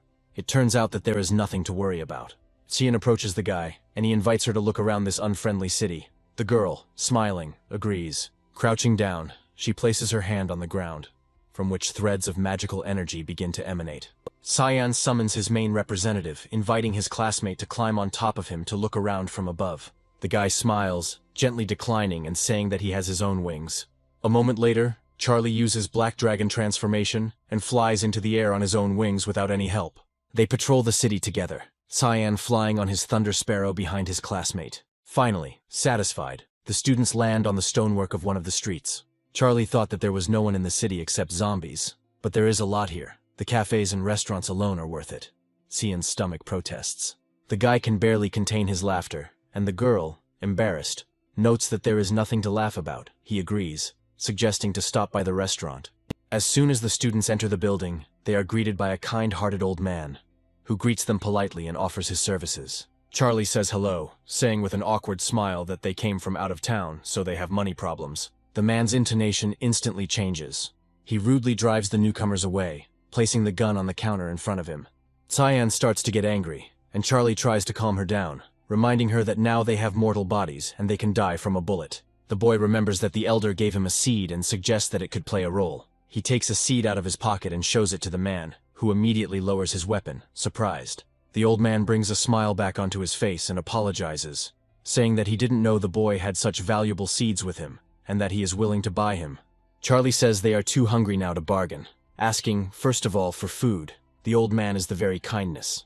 The table is laden with food standing in front of the two young people. Qian even stands up in admiration, expressing his feelings openly. Before putting a piece of chicken in his mouth, Charlie asks the owner to tell him a little about the city. He agrees and replies that there is nothing secret here. But at the same time, the students found themselves in a very amazing place. In the city, people and zombies have learned to live side by side. People hunt them for resources and money, and zombies grow stronger by eating brains. Every night, the streets are filled with crowds of the dead, who may even break into people's homes in search of food. Victims defend themselves not only with swords, shields, and firearms, but also with special magical plants. The seed that the elder gave Charlie is the seed of a third-order magical plant. The man will be very happy to buy it. The guy, looking thoughtfully at the seed, draws a parallel where the first-order plant is an ordinary creature, and the third, an elite one. Xian stops eating and looks towards the man and his classmate, asking where he can get more of these seeds. The old man says there are several ways. You can buy it in the store, but it will be very expensive, or get it from a zombie when you kill it. The students exchange glances. Charlie wants to find a place to spend the night, as he believes that it can be very dangerous in this city at night. The man seemed to read his thoughts, confirming that it was dangerous here at night, and that it would be better to buy a house or rent a room in a hotel. Charlie leaves the restaurant with the firm intention of buying a house. The old man kindly waves his hand after the distinguished guests. One of Charlie's classmates is running around the city in search of food. His feeling of hunger is too strong. But the owner of the establishment he broke into is hostile. He tells the guy to get out and injures his hand. The system notifies that a preparatory course student, along with his healthy hand, loses 500 points. Cian thanks Charlie for saving her from the fate of this mortal, because the old man actually used the weapon. She confirms her classmates' thoughts about getting a house as soon as possible, and a little later they are already standing in front of the mayor's house. The man states the price he is willing to pay for the seeds provided to him, and states the cost of the cheapest house. Cian is worried that she doesn't have enough, and Charlie asks the girl not to worry, as he is ready to offer help. The mayor offers to buy one house for both of them. He has just such a house in mind, and announces its price. The young people enthusiastically accept this offer, because the house is not only huge, but also has a swimming pool. The man shows them a photo of the house so that the buyers can appreciate its full scale. The students unanimously say that they agree to buy it, their eyes shining with genuine delight. The man smiles contentedly, confirming that there will be no problems, but only if one of the city's conditions is met. Only married couples can buy shared homes.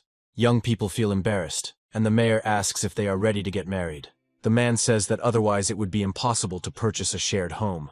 Their city tries to honor traditions, and does not allow promiscuity.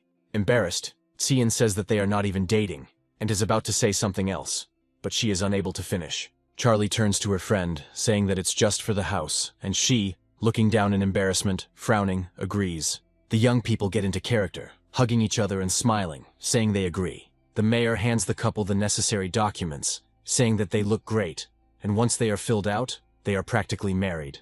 The man hands the newlyweds a tray with a house key and the promised seeds, and also wishes them a happy life. Charlie signs.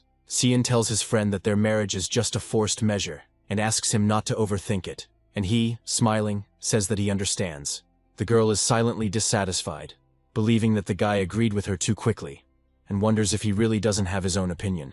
As the friends make their way to their new home, the system notifies them that each person receives 1,000 points for purchasing real estate. Charlie beams at the sight of the house's grandeur, considering it a mansion, while Cian makes a dissatisfied face, convinced that he has seen little in life. The girl says that she is going to take a shower and get some sleep because she is tired, and the guy is simply enjoying the surrounding decor. Looking at the bag in his hand, he decides to do a little work, as he wants to see what the plant seeds he was given are capable of. In the evening, the guy comes to the girl's room and urges her to get busy and not laze around. Several hours have already passed. He enters Cian's bedroom, saying that he has already managed to plant the plants he bought, but she is still sleeping. But the girl is not sleeping, but changing clothes, standing with her back to the one who entered. His eyes widen, a blush appears on his cheeks. The space is filled with the sound of an angry girl's voice, who tells the guy to get out of her room, and he tries to justify himself. Charlie leaves the house and goes into the garden to the plants. He notices that they are growing very quickly. After all, only a few hours have passed. Cian comes up to him and asks what the guy is muttering under his breath, and he, embarrassed, says nothing. The guy shudders, blushing even more deeply, and the girl looks at him with narrowed eyes, noticing the redness of his face and making an assumption. Charlie says he hadn't thought about it, but the image he saw recently appears in his head, and his face becomes dreamy. Cian tells the guy not to make that face again, and to forget about what he saw. Otherwise she won't be responsible for herself. He remains silent, smiling innocently. There is a noise coming from behind, and the girl voices out loud the question that has arisen in both of their heads. What is its source? Raising her hand up, the student summons a magical source of light, and the space around her becomes brighter. And at that very moment, the young people see a crowd of unknown creatures rapidly approaching them. As they get closer, it becomes clear that the monsters are aggressive, and angry growling sounds cut through the air. A smile appears on Charlie's face. He can't wait to see what the plants he has grown are capable of. Cian stands nearby, but does not share his enthusiasm. The planted plants have toothy mouths from which pea-like green projectiles fly out in a rhythmic volley. They attack the zombies, but they don't seem to care. Charlie is amazed, believing that the effect produced is rather weak. An idea comes to him to strengthen plants with the dark attribute, and at that very moment, the corresponding object flashes in the young man's hand. The plants are engulfed in a magical flame, and some kind of metamorphosis begins to occur within them. They grow even larger, and their mouths turn into the enormous maws of the dark pea shooter. For killing a first-order regular zombie and a first-order standard-bearer zombie, they are awarded a point. The upgrade takes a lot of Charlie's energy. With a mortal body, he won't be able to overcome all the shooters, and they will soon be surrounded. The guy is thinking about what to do in this situation. Cian tries to cheer up Charlie. Tart has also already got a house. He already has 1,300 points. They can lose at this rate. The guy looks at his plants and realizes he needs to find a way to kill zombies even faster. If we take into account the fact that they are living beings, they are also capable of mutating. Charlie approaches one of the plants and begins to influence it with his power, performing a directed mutation. The suggested options are all good, so the guy is going to try each of them. Under the influence of the mutagen, plants become even more interesting, sparkling with amber eyes and bearing even more toothy mouths. The system notifies about a new batch of kills with the accrual of points, as well as about the receipt of items from some bodies. A little further away, a new sound of heavy footsteps is heard, and the wind spreads in all directions from the fleshy leg. The wave of new zombies arriving looks completely different. The young people understand that they will be more difficult to deal with than the previous ones. The flag-carrying orc-like zombie swings his makeshift weapon with a vicious grin as he lunges forward. Braking sharply, he throws it with all his might at the target in front of him. It lands right on top of a cluster of mutated, but still motionless plants, sending clouds of dust into the air. But almost as soon as they dissipate, surprise is reflected on the ugly face. Plants greet their rival with a hail of lightning-fast projectiles from weapons of their own origin. Under their influence, the zombie orc flies back. Charlie approaches the abandoned banner and notices that it is made of multiple tempered steel. The handle even crackles with static. He takes the trophy and goes to his money trees, which he almost forgot about. The student intends to make them mutate as well, examining and carefully studying all the proposed options. He's enjoying everything again, and Charlie is going to make the most of every option, which brings in excellent profits. Cian checks the leaderboard and is happy that his companion has once again managed to overtake Tart in terms of points earned. The same one, watching the results somewhere in another part of the city, is indignant, not believing his eyes, because he is being displaced from first place. Tart's gaze turns angry as he looks at the item in his hand, believing that his classmate won't be able to surpass him. The item was the seed of the blazing dragonflower, and 2 hours later the boy received a powerful fourth-order plant. The zombies are illuminated by the flames emanating from the mouth of the dragon plant, and then they quickly perish in its merciless fire. Already ugly bodies become even more ugly, dying a painful death. Tartu checks the tournament table again and realizes that he has managed to overtake his competitor again, regaining first place. He smirks arrogantly, saying that he has found out all the ins and outs of Charlie and wants to make his classmate feel sorry for him. Meanwhile, the night is drawing to an end, and the first rays of the morning sun, coming out from behind the mountains, touch the city. The surviving zombies die under the influence of the heat of its rays, which are considered fatal for monsters. Cyan sits in front of a mountain of gold and notes with relief that they survived the first night, and then asks what Charlie strengthened their plants with. The guy shares with the girl that he recently acquired the ability of directed mutation, and notes that it came in very handy. Cian looks at Charlie with eyes full of happiness, confirming the last words. But unfortunately, they are still behind on points. The guy looks at the rating and, smiling, says that this is just the beginning, and besides, they now have enough money to buy the best seeds. Night falls over the city again, and Charlie, standing next to the second and third order plants, notes that he feels more confident. Cyan watches the horizon from a height with binoculars. She says that completely different zombies have come to them. The approaching monsters are indeed different. They appear as dark silhouettes, including those on horseback. As they get closer, the girl notes that the current zombies are third-order knights and the fourth-order dance king. Seeing the latter, Charlie is amazed at where such a powerful monster could come from, and Kian asks what they should do now. The guy suggests turning off the lights and hoping the zombies don't notice them, as they are sensitive to light and sound. They turn off the lights in the entire area and hide. Cian asks if the zombies have left. Charlie thought the plan had worked, and they ignored the house and walked to the next one, watching the horde move away. The guy looks around for a specific zombie and, finally finding him, allows himself to breathe a sigh of relief. The most fearsome enemy leaves, and it is the student's turn. Charlie asks Cyan to use a light spell. The girl agrees, and having taken a more comfortable position, releases a step of bright light from her hands. He flies towards the crowd of zombies for a while, and finally catches up with them. They turn around only at the last moment. The sound of horses neighing can be heard in the area, and several zombie knights, accompanied by foot soldiers, rush towards Cyan at full speed. Not allowing them to get any closer, the plants attack the monsters with their share of volleys of balls. The zombies put their hands forward, trying to protect themselves from shots, or at least minimize damage. A horseman gallops towards Kian, brandishing a formidable weapon, and now the girl covers herself with her hands. But she is saved by one of the new plants of a higher order than before, hitting the enemy with a boxing glove. Charlie looks at the tournament table and is surprised to see another opponent appear on it, starting to press him from below. While he is perplexed, laughter and a question from that same Chaz Swift, propping him up from below, are heard behind him. The guy turns towards the voice. There is a red-haired woman standing next to the student, whom he hugs, and she smiles sweetly at him. Meanwhile, the zombies find a new way to break through, imagining themselves as pole vaulters. Chaz gives the order to his plants, called oak snipers, to attack, and they readily obey. The plants are quite effective at attacking zombies, and their owner laughs madly. Smiling widely, Chaz wishes for the monsters to head straight for him, ultimately rewarding him with the much-coveted first place. Charlie expresses annoyance. He didn't think that any of the students would think of sitting on the neck of a local woman. Kian thinks that he is jealous. The guy reminds the girl that if he loses, Tart will continue to pester her, and she sticks her tongue out at her classmate. The zombie dancer enters the game, raising his hand to perform the great summoning, the twisting movements creating a small tornado. Second-tier zombie dancers appear out of nowhere next to the summoner, who stands proudly behind them. They slowly walk towards the house that stands closest, the wind driving bright sparks through the air. Charlie notices that the King of Dance still managed to break through the defense of their gigolo student. The zombie takes another step forward and belatedly realizes he made a mistake. One of the enemy creatures appears under his foot, which immediately reacts to the intruder. The dancing king is thrown back with one sure springy movement and flies far away, doing several somersaults in the air. Charlie's eyes are about to pop out of their sockets when he realizes that such a powerful zombie has ended up on his own property. The guy can't recover from the shock because he couldn't even imagine that this zombie could be so easily deceived. He orders his pea shooters to focus all their power on the King of Dances, who open their mouths in anticipation. The shelling doesn't take long to arrive, and soon the aforementioned one is shaking, trying to withstand a hail of pea-sized bullets.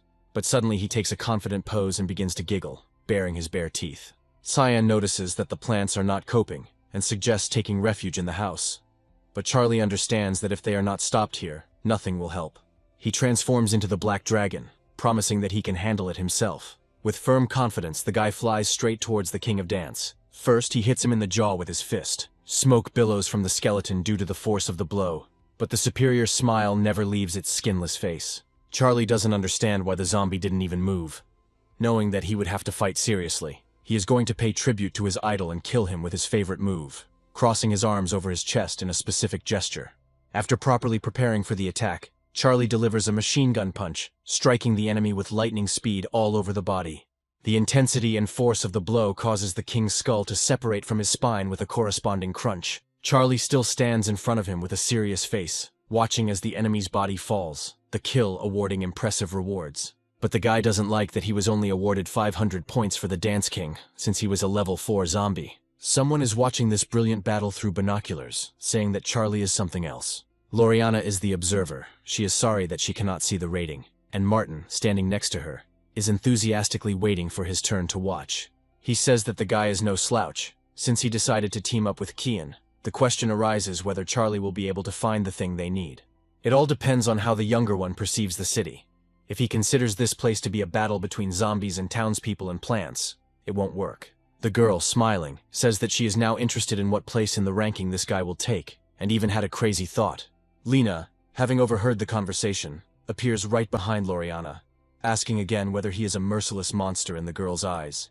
The woman takes a step back and asks the students to admit who they decided to bet on. Smiling puzzledly, Martin and Loriana give an honest answer in unison. The woman smiles softly, satisfied with the answer, and asks the first-year students to follow her, allowing them to observe.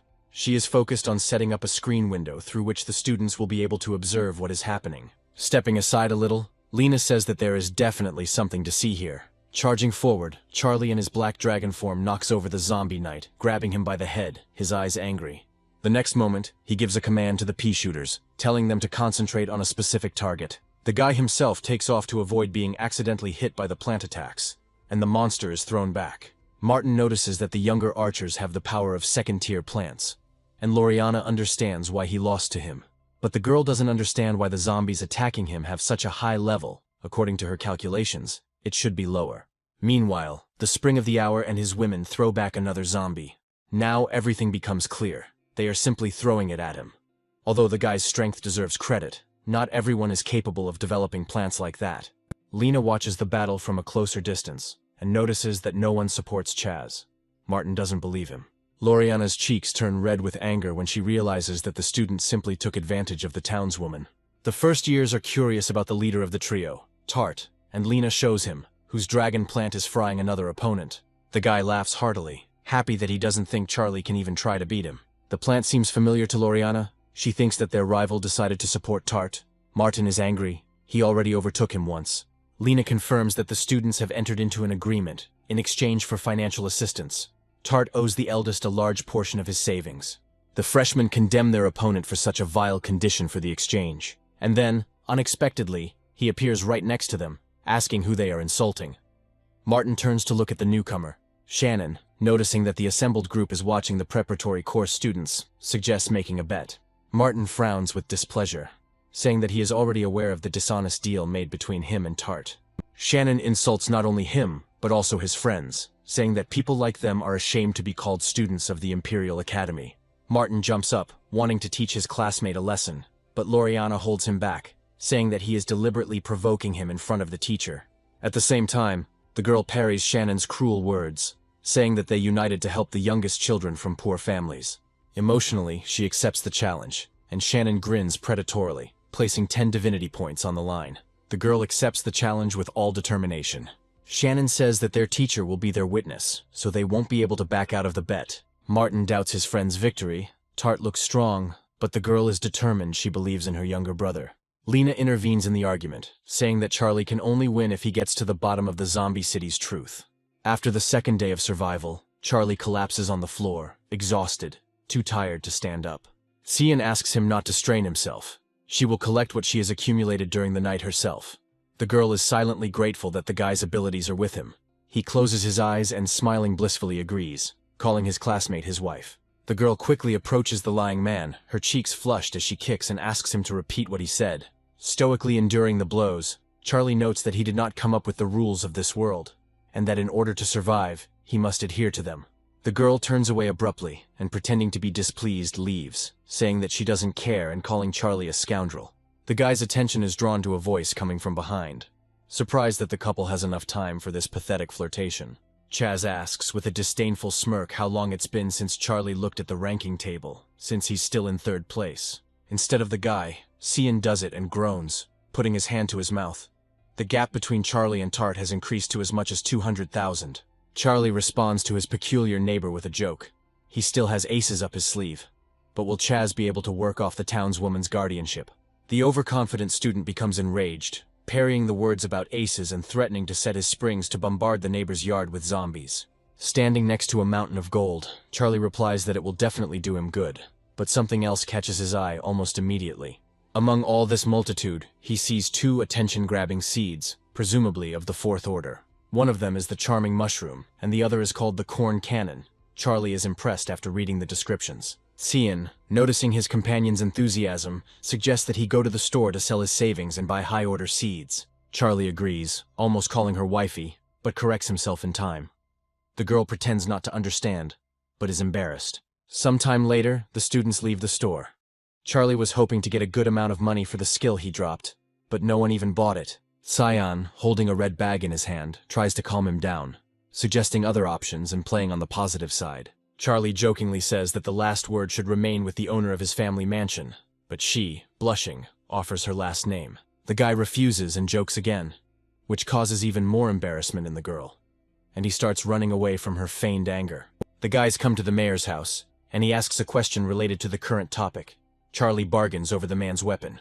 The mayor wonders if the flag that was knocked out is truly rare, and the man allows him to choose something. The head of the house takes the young man to the room where all his weapons are kept. The guy looks around carefully. When Charlie sees one of the swords, he feels as if it is calling him, and the boy's eyes light up with delight. Unable to resist, he takes the weapon in his hands and something incredible happens. The blade begins to resonate with dragon blood. Charlie turns to the mayor with a satisfied smile, and holding the sword in his hand, says that this is the weapon he wants, and the man smiles back. The latter says that the student has a keen eye, but the banner alone will not be enough for this weapon. Something else will have to be given. The boy hands the man a copy of the tap dance skill and some third-tier plant seeds, as that's all he has left. The man agrees to accept the seeds, but he doesn't need the skill. He suggests offering it to his neighbor, who is a former dance queen. Charlie takes the sword and invites Cian to visit the golden woman of their academic friend, Chaz. Walking past Tart's house and seeing his yard, Charlie realizes that the student has remained just as pompous. These words are quickly confirmed. The guy approaches his classmates and begins to push his line. Charlie addresses Kian as his wife, asking if Tart is her acquaintance. And she, a little embarrassed, answers in the negative. Tart becomes furious, angry at this address, and believing that his classmate has no right to call Cyan that. They walk away holding hands, and Charlie suggests that the girl not pay attention to this narrow-minded man. Tart is furious and promises not only to disgrace his classmate, but also to ruin his entire future. The students approach their neighbor's house and knock on the door, asking if she is home. The door is opened not only by the woman, but also by Chaz, who sarcastically notes that their neighbor, Charlie, has come to visit them. The woman also does not smile very kindly. She says that Chaz has already told everything. There is no need to count on compensation. She is not obliged to pay for the weakness of her neighbors. Chaz, with an unpleasant smile, tells his classmate that he shouldn't bother them. Charlie ignores his classmate's unpleasant words and begins to tell the woman about his receipt of the tap dance. She also thinks that the guy is sucking up to her, and smiling, says that this way he won't be able to change her attitude towards him. Charlie decides to go all in, showing the woman a book that is a copy of the skill with a pleasant smile. Chaz comes forward, clearly irritated, and asks if his classmate is being cheeky if he decided to buy them some book. But the neighbor has a different opinion. She is ready to literally give everything she has for the lost book of the King of Dance. Chaz begins to worry, believing that if Charlie asks to be kicked out instead of payment, the woman will be ready to make this sacrifice. Chaz is about to resort to hypocrisy, emphasizing that they are classmates, and begins to speak with a sweet smile. But he doesn't even hear him. He gives the book to the woman just like that, saying that they are neighbors and should help each other. She beams as she thanks Charlie and apologizes for her rudeness. She allows herself to be addressed informally and hopes to get along. The neighbors leave, waving goodbye, and neighbor Hannah waves back, clutching her lucky purchase to herself. The system awards points for befriending the neighbor, and Charlie comes up with an idea about the true meaning of the zombie town. Cian asks what her companion just did, since she was awarded a lot of points, and the opportunity to trade with her neighbor opened up. The guy smiles slyly, noting that because of the marriage, the girl now also gets some points, which means that it was not in vain that they got married. He jokes again, saying that he does everything for his wife, and she, just as before, is embarrassed, calling him shameless. The guy decides to see what his neighbor's store has to offer, and opens the corresponding window. Among the goods is the fruit of wisdom he needs, which the elders asked him to find.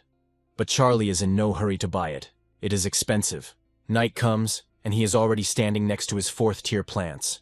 Improved by directed mutation, the night will be hot. A little later, zombies appear, opening their predatory mouths, heading straight for the townspeople's houses. Charlie gives the command for the first glowing sphere attack while standing behind a neat row of corn-like plants. The charge hits the monsters, throwing them into the air with its explosion and scattering them in different directions. Watching the battle, Charlie couldn't help but wonder where all the high-level zombies had gone. Only the low-ranking ones were visible. Some movement in the background catches his attention, and the guy switches focus. The neighbor across the street stands next to one of her plants and kindly waves her hand to her neighbor. There is no hour next to her. Smiling, she shouts to the guy with neighborly hospitality that she has removed all the springs so that they will no longer cause inconvenience. Charlie even gets depressed. The fun is canceled, and now he needs to find something new to do. He decides to take a little walk.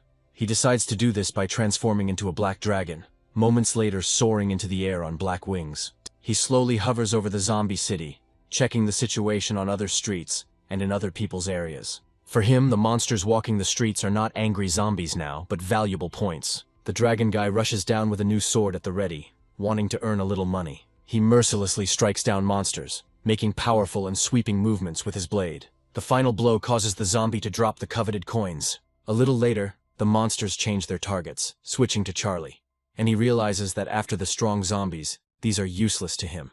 A few hours later, the guy climbs to the top of one of the tallest buildings. He looks at the ranking table and notes that the gap has narrowed, but it is too early to relax. The third day of survival brings Charlie 3,000 points. He approaches his house, on the threshold of which someone in blue is standing. Coming even closer, the student asks who this man is, and he turns around at the voice. Placing his hand on his chest, the armored man smiles and introduces himself as Rick, the captain of the local guard, and invites Charlie in. The student asks to tell him more about this, and the captain explains, saying that they often encounter 5th-rank zombies. The interlocutor's face lights up. Level 5 zombies are just what he needs. He asks to be accepted into the guards. The captain smiles back and places his hand on his interlocutor's shoulder, saying that this is why he came here, hoping that it will now be easier to defend the city. For this, the system awards even more points than for friendship with Hannah, and opens a store with Rick, as well as with the guards. Thus, Charlie overtakes everyone and ends up in first place in the rankings. The guards say goodbye to each other until the evening, smiling and waving. As soon as Cian sees Charlie, he rushes towards him with open arms, asking how he managed to achieve first place. The guy smiles, getting ready to tell the girl an interesting story, but it ends before it really begins. There's a loud knock behind them. Someone is knocking on their front door, and Charlie becomes wary. Opening the door, he asks with displeasure who brought them to their house so early in the morning. A girl with blonde hair tied into 2 ponytails stands at the threshold and immediately begins showering Charlie with compliments.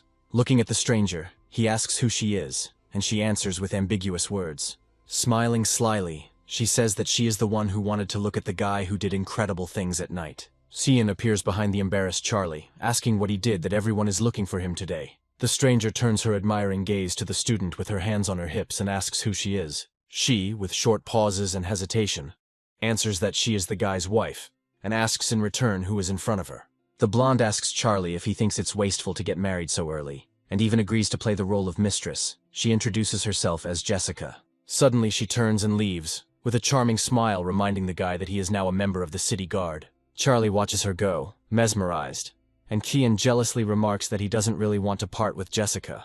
She angrily grabs her husband by the ear, calling him a scoundrel, and suggests that he has started hanging out with some girls at night. But Charlie refutes everything, giving reasonable arguments and finally tells the true story of how he got his glasses. These words have a sobering effect on Cian, she justifies herself, recalling Jessica's words about the position of a mistress. Charlie understands that the girl is jealous and tells her about it, as well as that he is trying for her, but she awkwardly denies the first part. The guy says that today he will go to the guard to kill high-level zombies, and gives the girl the seeds. The protection of the house is now on her. Clutching the pouch to his chest, Cian asks Charlie to be careful with high-level zombies. They are very strong. He turns to her, smiling and asking her not to worry. He says that yesterday he already tried out a new sword, which turned out to be very effective. Charlie leaves, and Cian, with cheeks red with embarrassment, asks him not to fall into Jessica's net. Dusk falls on the city, just as the guy approaches a group of guards, among whom stands a blonde. Rick greets the newly appointed guard, and Jessica clings to him with her cunning speeches. A tall, muscular man looks at this picture with displeasure, reminding the girl that Charlie has a wife. He politely greets Charlie and introduces himself as Johnson, and the last of the guards asks him to tell the newcomer about his strengths. The guy transforms into a black dragon without saying a single word. But after all, smiling, he suggests that most likely, the most powerful trump card is precisely the transformation. Jessica's gaze turns loving as she delightedly notes that Charlie is definitely her type, and she asks the captain for a favor. He looks at the girl appraisingly, and then informs the newcomer that today they will be working together with the blonde, but he needs to be on guard with zombies. The girl's expression suddenly changes, and taking a fighting stance and taking out her pistols, she says that the monsters are already approaching.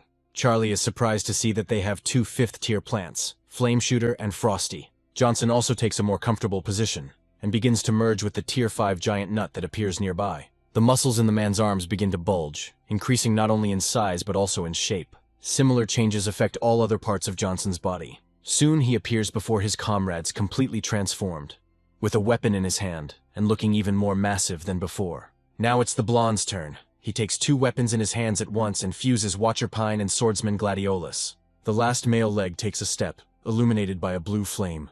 Rick catches up with the blonde. A ghostly fire engulfs almost his entire body. He voices the thoughts of everyone present. The zombies are advancing. The next moment, the captain of the city guard bursts forward, flying into the air and leaving his comrades on the ground.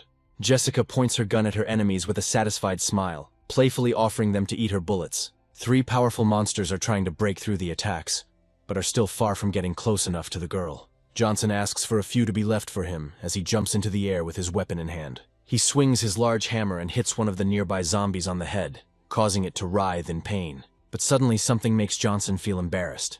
His gaze becomes puzzled. Grinning angrily, the zombie releases spiky tentacles from its split head, which quickly rush towards its opponent. A little more, and they will be ready to sink their teeth into Johnson's body, entangling the big guy with nimble snares. But this does not happen. Rick comes to the aid of his comrade, releasing a volley of his blue flame at the monster. Enemies are closing in on the captain from behind, but the blonde man protects him, voicing his desire to cover his comrade's rear. The blow from his magical spear hits the monster right in the stomach, and it flies back under the onslaught. Charlie watches the battle from the sidelines, recognizing the strength of both the high-level zombies and his comrades, and prepares to join in himself. The guy rushes forward, attacking the nearest zombie. He is going to live up to his status as the divine being of killing. Charlie delivers a devastating blow to the tough-looking monster and smiles contentedly. It turned out to be easier than he thought. A warning to be careful reaches the back of his ears, and the boy quickly turns around, wanting not to miss a single detail. Almost immediately, Jessica rushes towards him, rapidly approaching, her face focused. In the end, she still manages to knock Charlie to the ground, turning half-turn and hitting the enemy with her pistol. Leaning her palm on the guy's body, Jessica does not allow him to get up, continuing to exterminate zombies in this ambiguous pose. The blow hits the healthy monster in the shoulder. A column of flame ignites its flesh, causing its face to twist into an even more vile grimace. Jessica finally gets up with Charlie and explains that a level 5 zombie is many times more resilient than a level 4, and the guy seriously wounded him, but didn't kill him, exposing himself. Smiling, the Dragon Man thanks the girl, who replies that there is no place for heroism here, telling him to focus on support. Rushing forward, the girl shoots 2 zombies at once from different sides. They grin terribly, wanting to sink their teeth into living flesh. Charlie now strikes with more focus, earning merit points and knocking out the 4th-tier seed, incinerating Sunflower. 3 hours later, the guy realizes that he is terribly exhausted. Even sweat is rolling down his face, and his gaze seems exhausted. He is already in his usual form. His comrades continue to beat back another wave, and Charlie, looking at them, wonders where they get so much energy from. Jessica laughs, calling him handsome and, saying they're just getting started, asks if he's already exhausted.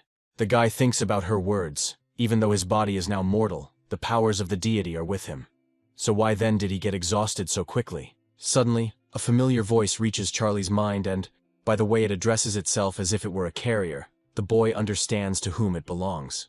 The source says he woke up because someone made unflattering comments about his owner's physical abilities. He cannot tolerate such an insult to his host and is going to force Jessica to take her words back. The source says it's time to open Charlie's gene lock and suggests he get comfortable, which makes him a little uneasy. He literally feels the chains binding his body and how, a moment later, the lock holding them opens with a click. Charlie instinctively spreads his arms out to the sides. A strange feeling overcomes him, as if he is glowing from the inside and is bursting with strength and energy. The source says he unlocked the guy's gene lock, so he can now gain short-term mutations. But this requires someone else's genes. Charlie remembers that he just recently acquired a special seed, and suggests that it is similar to the fusion of plant comrades. He understands that he too would not refuse such powers, and without thinking, sends the resulting seed into his mouth. At that very moment, the guy begins to feel an even more powerful flow of energy within himself. He rises into the air even without using the Black Dragon transformation wings, emitting rays of light around himself. Since zombies react to light, they freeze and look directly at Charlie, because he is now the powerful source of it. And it's not just a weak one, but has qualities similar to the sun, as zombies start dying from burns. The comrades also note the power of Charlie's light, Jessica jokes, and her neighbor joins in. They are forced to cover their hands to protect their eyes. But the captain is serious. He orders his subordinates not to be distracted, together with Johnson, engaging in battle with the next wave of zombies. Rick, with a powerful and blinding flash of light, rushes between the monsters with lightning speed, delivering deadly blows. One of the massive monsters tries to either touch Charlie's sphere of light, or at least shield itself from it, raising its huge hand from above. And the guy stands stoically in the circle of his light, clearly confident in his own strength and victory. The captain of the guard orders his comrades to deny Charlie's support in order to push back the zombies. The huge monster turns around and, anticipating Johnson's attack, strikes him. Fortunately, he manages to more or less block it. Rick thinks things are bad. The level 6 zombie turned out to be tougher than they expected. He asks Charlie to retreat, promising to help. The zombie reaches out his hand towards the source of light, and the guy who is its center doesn't even think about giving in. With his eyes glowing with an even brighter light, he decisively declares that he will cope. There is no need to worry. The guy gets even closer to the monster and burns it with his heat. The zombie growls and frowns with displeasure. Under the influence of such a powerful light source, the dead man's skin begins to scorch. His scream becomes even louder until it dies down. His comrades look at Charlie and can't help but cheer. He has defeated such a powerful opponent. The next moment, the guy throws several hands into the air, and the system notifies him that he has become friends with all the guards. Now he can trade with them and gets points. The source asks the owner about the feeling after removing the shackles. he expresses joy. The entity is also happy, but also wants to tell its host some bad news. Charlie is stunned by this information. He begins to make excuses that he has nothing to pay with, and asks what the source is going to do to him, and he talks about the side effects. The first reaction is a calm exhalation and words about how it's not scary, but everything changes in the next moment. The guy literally bursts into screams, asking about side effects and why the entity didn't warn him, but it asks him to calm down. The problem with the shackles is that they cannot be used continuously and take some time to recharge. Charlie breathes a sigh of relief, not understanding why he had to be scared like that, and then asks in more detail about the duration of the negative effect. The source explains everything in detail, including warning about possible even more negative consequences. The guy's friends approach him. Rick asks if everything is okay with him. Jessica, who is walking next to him, smiles contentedly, and Johnson is serious. Charlie allows himself a reassuring smile and assures his friends that he really is okay. And then Jessica pounces on him, saying that he amazed her and convinced her that he was suitable in all respects, and also proposes. Johnson does his part by pulling the girl up and suggesting to his friend that if he's tired, he should go home and rest. There are not very strong zombies left.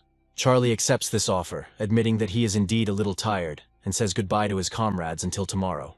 On the way home, he discusses the negative effects of the gene lock and considers it necessary to increase his core combat power. He remembers that he now has personal guard shops and a lot of points to buy, and is going to check the available goods. The guy carefully examines the skills that might be useful to him in the future, and highlights the plant fusion skill. The source appears next to him and gives a not very pleasant assessment of his choice, but the guy denies it, saying he has no choice now. The entity offers the host a deal that would require Charlie to give up some divinity points, and he refuses. The source calls the owner greedy and, feigning displeasure, reduces the cost to 1 point, saying that it cannot be lower. Outwardly calm, Charlie agrees, but secretly being extremely proud of himself. The source is not going to compete with him in the bargaining. With just 1 click, the entity improves the fusion skill. The guy can't believe it. Now he can merge with 3 plants at once. Looking at all the available slots, Charlie even finds one for a 6th-order plant. He is surprised, and the source reminds him of the debt in the form of a point. In the first slot, the guy places a 5th-tier plant, Dahlia of Doom, due to its affinity with the element of darkness due to its dragon blood. Charlie looks at the leaderboard and is pleased with his rapid rise, and also notes Cyan's rapid pace. At this rate, she will soon be able to overtake Chaz. Moving up to 3rd place, the guy returns home. He finds the girl and comes closer to her, asking with a smile what she is doing. Cyan's gaze is stern as she looks at him, noticing his good mood and assuming that Charlie had a good time with Jessica. He begins to become embarrassed, looking away and denying the obvious. Cyan throws a mountain of things towards his companion, calling them his share and telling him to sell them himself. Smiling, Charlie says he doesn't need them anymore and allows him to sell them to the girl himself, joking about their marriage. Cyan, blushing, goes on the offensive, reminding them of the agreement about dividing up the accumulated wealth and saying that she doesn't need what belongs to others, nor does she need pity. Turning around, she leaves, saying that she intends to take up dancing with a neighbor. Charlie asks her to return before sunset. A few days later, a happy boy comes to his elders and politely greets them, and Jessica reciprocates. Charlie notes his comrades' concerns and asks them about it. The girl says that today is the day of the lunar eclipse, which only happens once a month, which means that the zombies will be more ferocious than usual. During the past, 1 girl died, and Rick says that this will not happen again. No one will die before him. The guys cry. Jessica takes Charlie's hand and asks him to promise to run away if there is danger, as she has a premonition that she might not be able to protect him. He himself understands that he is now the weakest of the guards, but he reassures the girl, saying that there is no need to worry about him. Charlie adds that he will try to protect her herself, and Jessica smiles sweetly, wishing her friend to take care of herself. With a determined look, he opens the system window, believing that now is not the time to save money. He needs to prepare as much as possible. The guy opens the store and looks through the list of goods, and then checks his merit point balance. He makes all the necessary purchases, starting his strengthening with golden dragon grass, believing that he has dragon genes in him. Due to their compatibility, the fusion is even more successful, the effect spreading very quickly throughout the body. The head of the city guard looks up to the sky, puzzled as the lunar eclipse event begins. The zombies actually begin to react to this, becoming more furious and vicious, even changing their appearance. Metamorphoses that are incomprehensible to those not in the know begin to occur with the bodies, and the head of the guard comes to the rescue with an explanation. He says that the zombies have started to level up and asks his comrades to get ready. The battle will be tough. Jessica is the first to respond, declaring her understanding and readiness by cocking one of her pistols at the enemy. Johnson prepares behind her, performing a fusion with his totem plant. David also raises his staff to the ready, his gaze burning with determination. Charlie also declares his readiness, descending to his comrades from above on his powerful wings. Noticing several living people in front of them, the zombies rush straight towards them in anticipation of a meal. Generating a large blue ball of energy with his hands, Rick gives the team the order to stop the enemies. The next moment, he unleashes a blast of energy on a nearby zombie. Another monster, many times larger in height and physical size than the average zombie, grins predatorily under Jessica's bullets. The girl understands that she is not getting much closer to victory, but she does not intend to give up, showering the enemy with a new batch of volleys. The captain of the guard provides support to his subordinate from above, sprinkling the monster's powerful back with a stream of his energy. Johnson also comes to the rescue, suggesting that Jessica and Rick continue to hold the machine at a distance. They will delay it. Charlie also flies to help his friends, believing that the time has come for him to go on stage. Approaching the huge zombie, he strikes with his sword so quickly that the creature only notices the wings flashing below. But the Dragon Man is noticed by other zombies, who move towards him in a whole horde. The first guy sends him flying with one powerful kick. Rick, who is floating nearby in the air, praises him, calling the work good. Charlie silently accepts the praise with a self-satisfied smile. An hour later, another wave of zombies arrives. Rick tells Jessica to go to the mayor for help and ask for reinforcements. The girl accepts the order for execution, and turning sharply, promises the guys to return as soon as possible. Almost immediately after this, the zombie strongman breaks through David's armor, the blow landing on the shoulder area, and he winces unpleasantly. The blonde sees his comrade rush forward, standing up to protect the wounded man, and tells him to retreat, leaving him. Rick comes to the rescue, asking to detain the monster, and fires a fairly powerful volley from his weapon. Johnson obeys the order without question and holds the zombie in place as best he can. The captain approaches them and unleashes an energy blast on the monster's head. Just in time, the system notifies that the 10th day of the gene lock recharge has come to an end. Charlie rushes ahead of all his comrades, promising to buy them some time, and they look at him in bewilderment. The captain notes with fear that it is too dangerous. Now is not the best time for heroism. Charlie turns to him with a smile, saying that it is his duty to protect the city, and he does not intend to die. Instead, with all his determination, he opens the gene lock option, filling his body with impressive strength. The body responds to the flow of magical energy as usual, but this time, instead of light, something green comes out of the guy's back. Watching their comrades' merciless strength destroy the zombies, Rick and Jones remark on its incredible power. Sometime later, Charlie hangs in the air, exhausted, with mountains of corpses lying in front of him. He swears there is no end to the zombies in sight, because immediately a new wave greets the Dragon Man. A familiar voice is heard nearby, and a woman's foot in a red shoe pushes off the ground with force. Jessica managed to bring reinforcements to her aid, and they rushed as an angry crowd straight to the city guard. The mayor rushes forward, offering to finish off the zombies. A girl runs nearby, a little behind. Rick tells them to stop immediately, as he senses serious danger ahead. The man peers through his binoculars, trying to pinpoint the source of what has confused the captain of the guard. He can't see anything but trees shrouded in fog, but it's clear that something is wrong with him. Rick flies closer to the mayor and says that everything is covered in fog. They can navigate in the darkness, but it's not possible to get through the fog.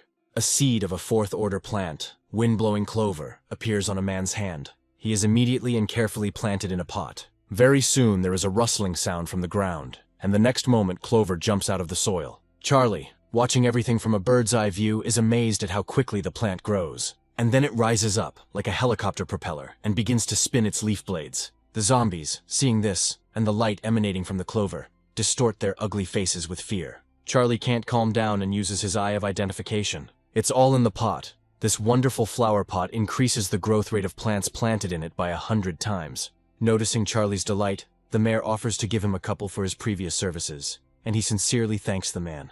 The system notifies you that you've made friends with the mayor of the city, that you've earned points, and that a store has opened. Smiling contentedly, Charlie opens the store, believing that there must definitely be something worthwhile there. The boy's attention is drawn to a mushroom, the Black Death, which spreads spores that accelerate growth upon contact with zombies.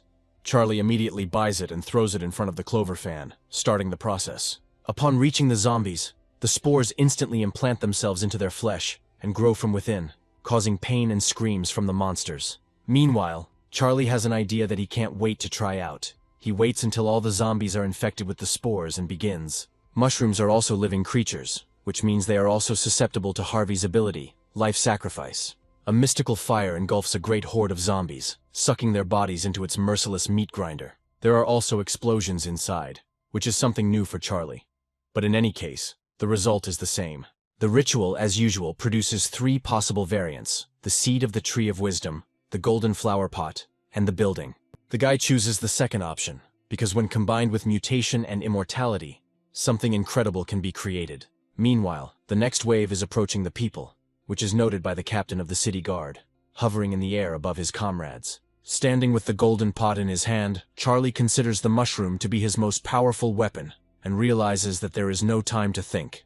He activates directed mutation on the mushroom and quickly reads the possible options with descriptions. All 3 are suitable, and the guy uses them, throwing the mushroom into the air and directing all his force at it. He grabs the plants and, hugging them, calls on all his strength to help him not fly away. A swarm of spores rushes straight towards the unsuspecting zombies. Rick, watching the horizon, notes with delight that the horde has begun to slow down.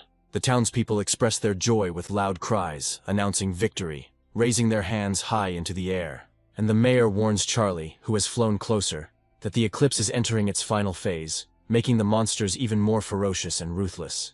Indeed, when exposed to moonlight, zombies undergo even more sophisticated modifications. Already huge and terrifying, they take on an appearance resembling horned giant demons. The mayor orders everyone to retreat back and focus on defending the main gate. The townspeople gather in a designated place, and their mood is in direct proportion to what happened just recently. Hearing their conversations, Charlie understands that at this rate, they will simply lose all their fighting spirit. They need to be encouraged. He rises high in the air before them and tells them not to dare lose heart, because the rest of the townspeople are counting on his protection. The dragon guy shows how to behave by his own example, without panicking or whining from helplessness and fear. This has the desired effect, and the volunteers become inspired, replacing apathy with a fighting spirit. Pleased, but sweaty from the strain and excitement, Charlie is already beginning to encourage them, when suddenly he breaks off mid-sentence. Something resembling a nimble green vine rushes in his direction, closing the distance with lightning speed. She grabs the dragon guy's body and pulls him towards the crowd of monsters. Charlie screams. Jessica stretches her whole body towards him, shouting his name and wanting to hold him. Fear can be seen in the girl's eyes, but Rick holds her back, saying that she will only senselessly destroy herself this way. There is no need to be reckless. They will save him. The next moment the captain confirms his words, asking his comrade to hold on a little longer. They are already on their way to help. Meanwhile, Charlie somehow manages to tear off the monster's nasty tentacles, and he tells them to take their nasty tongues away from him. He flies into the air, drenching his opponents with a powerful stream and forcing them to cover themselves with their hands. He looks towards the city and assumes that he just needs to fly in the direction from which he was dragged away. But something strange is happening. The city is nowhere to be seen, and the guy assumes he flew in the wrong direction. The source comes to the rescue. He says that the carrier has been caught. The guy is puzzled and asks about the solution. The entity has it, but it costs a point of divinity. Charlie says that it is gone. Only life remains, which can be taken.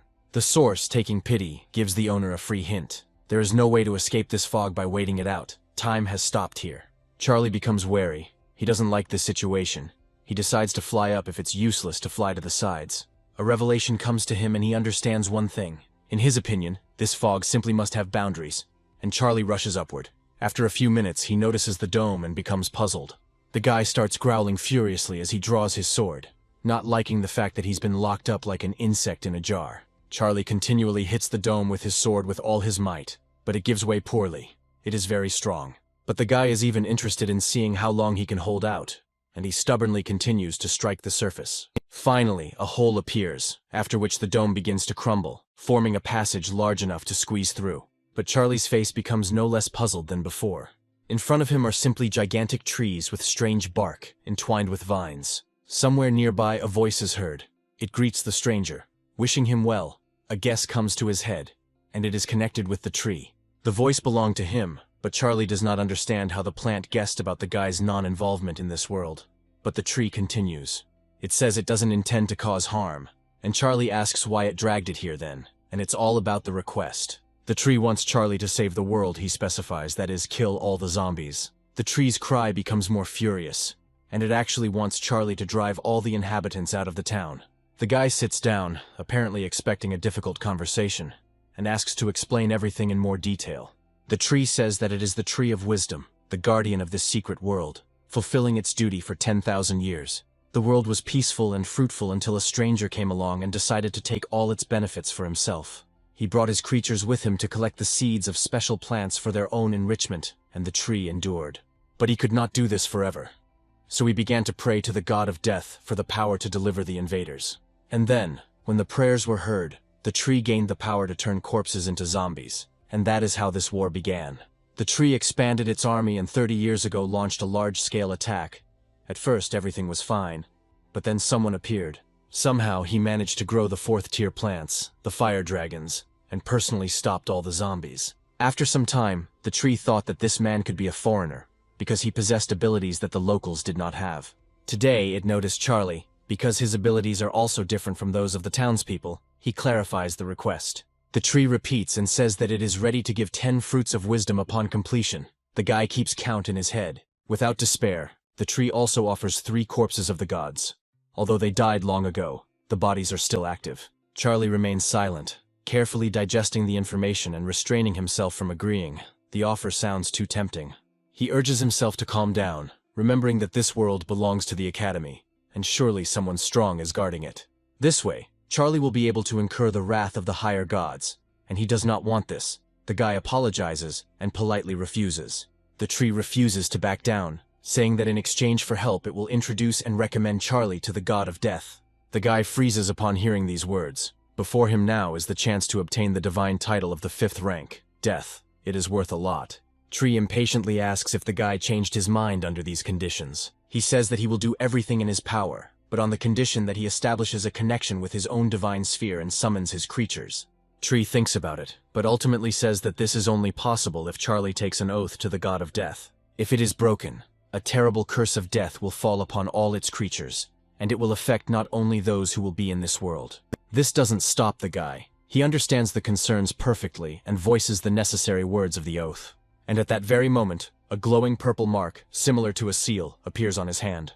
Looking at her, the guy's eyes widen in amazement. He asks what kind of seal this is. But that question fades into the background when Charlie is overcome by a familiar feeling of presence. The familiar aura of his own divine realm washes over him, and he even feels like he can feel the aura of his lord.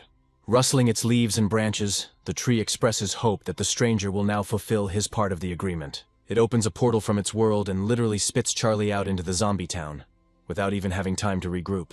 But, fortunately, he manages to land successfully. But the same cannot be said about the place. He is surrounded by zombies looking straight at him.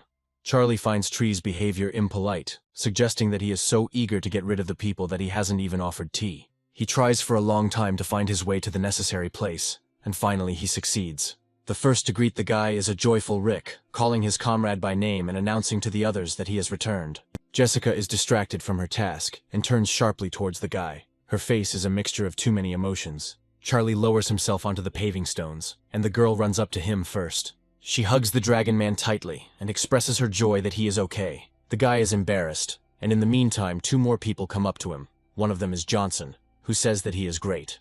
Next comes the mayor with his awards, bestowing upon Charlie the title of Excellent Citizen in recognition of his services. The lunar eclipse passes, the remaining zombies disappear, and the townspeople rejoice in their victory. Looking at the ranking table in such a large gap, Tart understands that with this continuation he will never overtake his opponent. Since he can't get around it honestly, the student decides to do it in a roundabout way. Tart collects all the most valuable things and leaves his home with a large bag on his shoulders. 20 minutes later, this same bag falls heavily onto the tabletop, hinting to those present about its weighty contents. Standing before a man called the best mercenary in the city, the young man expresses his desire for help in getting rid of his rival. He offers the townsman 8,000 gold pieces, and he agrees, promising to wait for good news. The student leaves the ill-fated building with a hasty and nervous step, and is noticed by one of Charlie's locusts. The owner himself sits in his house, smiling, realizing that his opponent has decided to use dirty methods to win. Charlie intends to pay his classmate back in kind, and orders his swarm of locusts to indulge themselves in every possible way. The winged babies rush to get their fill of juicy plants, stuffing their bellies to the brim. Cian comes up to Charlie and asks how the guy managed to move his locusts here. She guessed everything. She also asks what the guy is trying to achieve with such methods, and he replies that it is a secret. He adds that if he tells, he will have to kill the girl. And she starts to get angry, saying that if it was a secret, She could have just kept quiet. An unpleasant voice is heard from behind the front door, telling Charlie to go out. Cian lets go of her husband and turns to the source. Tart came for his soul. He breaks inside and tells his classmate not to say that he was not involved in what was happening. Charlie greets him politely and asks if he can clarify what exactly he is talking about. Tart says that his classmate has no honor and throws something covered with a rag in front of him, over which several locusts swarm. Tart accuses Charlie of using dirty methods and that the locusts are his, and he refutes this by asking how he could summon the representatives. And on the other hand, why does he need this? Because he goes around Tart and makes fun of him, and he, unable to bear it, swears. Tart is very angry, secretly allowing his opponent to rejoice, but promising that he will do everything to ensure that he does not see the next dawn. Almost the entire town shows up at the store, their eyes glaring angrily and demanding insect poison from the seller. He, fearing the wrath of the crowd, smiles nervously, saying that, unfortunately, it has ended, but a new one will be ready tomorrow. Even the men are almost in tears, afraid that they will not survive this night. The mayor bursts into the store, announcing an immediate evacuation order, and local churches promise to accommodate anyone in need. Charlie notes that if the townspeople gather in the church, there will be no one to kill his locusts, so they will soon have to leave the town. He approaches the city guard and hears an offer to take a day off. Today shouldn't be too hard because of yesterday. But, on the other hand, Jessica would be very happy if Charlie stayed and kept her company. The guy smiles nervously and says that then it would be better to wander around the city and look for weak spots in their defenses. One of the individuals flies up to his god and says that Tart and the mercenary have begun to act. He is angry and ready for their assassination attempt. The guy finds a more secluded place and sits down on a rock to wait. After some time, the potential killers finally appear. Smiling, Charlie says that you can't keep your target waiting. Tart turns angrily to the mercenary, asking if he gave him away, and he retorts, saying that he is prepared to be insulted for anything but professionalism. The enraged young man doesn't really care as long as Charlie is killed, and he reminds his classmate that the academy records everything. Tart says the academy won't punish him because Charlie's killer will be a mercenary who is about to start work. He points his hands towards the ground, summoning a ghostly vine with his first technique, which immediately emerges from beneath the surface. Charlie sits motionless as the mercenary lunges forward, performing a phantom flash. He looks at the tip of his dagger in bewilderment, and an involuntary cry of surprise escapes the man's mouth. Charlie's face takes on the features of a dragon, and the guy grins, saying that for 8,000 he could have hired someone stronger. The mercenary nervously turns to his employer and asks if he turned him in, and the latter is perplexed. And Charlie is in anticipation of his first attack, saying out loud that it's his turn, as humanoid locusts appear behind him. Tart's eyes grow even wider. He can't believe his eyes, amazed that his classmate was able to summon creatures here. Meanwhile, Charlie gives his loyal representatives the order to finish off the person standing opposite. The locusts, with all their zeal, rush at the man who dared to attack their master. The boy is going to deal with his classmate himself, rising into the air and ending up very close. Tart recoils in horror, reminding him that his opponent cannot kill him, but is still controlled by the academy. He says that he has a more interesting idea. You can just throw zombies into the ring, using words similar to his own. Tart turns sharply and takes off, running at full speed, telling Charlie not to come near him. But the dragon man catches up with his classmate almost instantly, a predatory smile playing on his lips. Charlie gets a better grip on Tart and throws him to the ground, who keeps screaming the whole time. Bumps are already appearing on the latter's face. He, squinting tightly, asks his frightening opponent to stop. But Charlie doesn't care about all these pleas. He again grabs his classmate more comfortably and swings.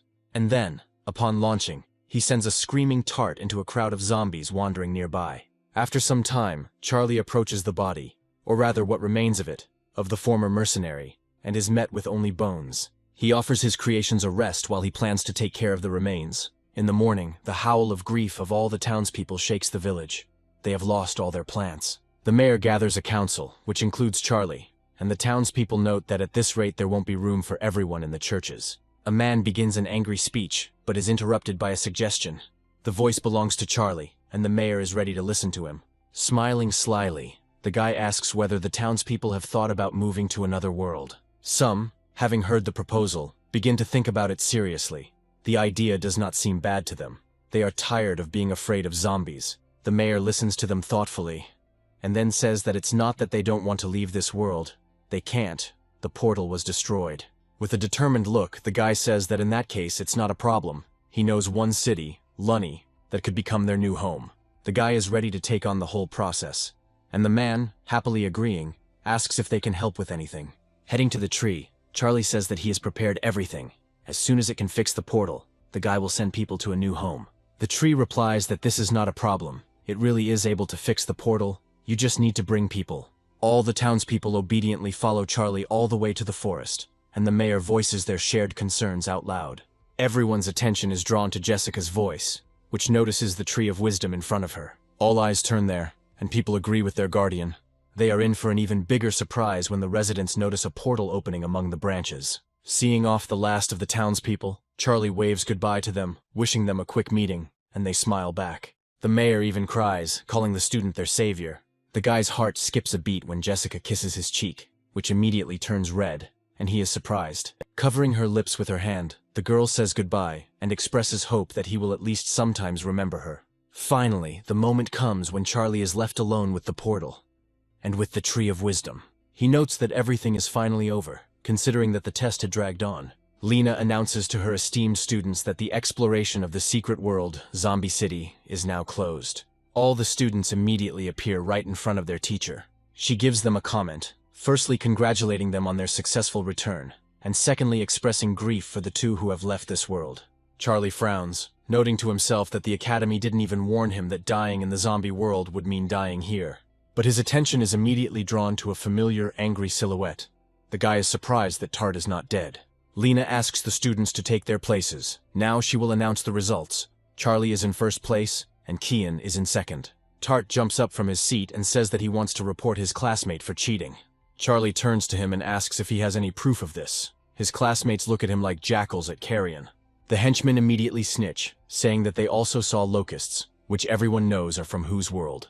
Lena asks why they assumed that summoning them was forbidden, since the lesson's objectives were survival and adaptation. Tart is merciless, accusing the teacher of deliberately protecting Charlie and demanding an audience with the headmaster of the academy.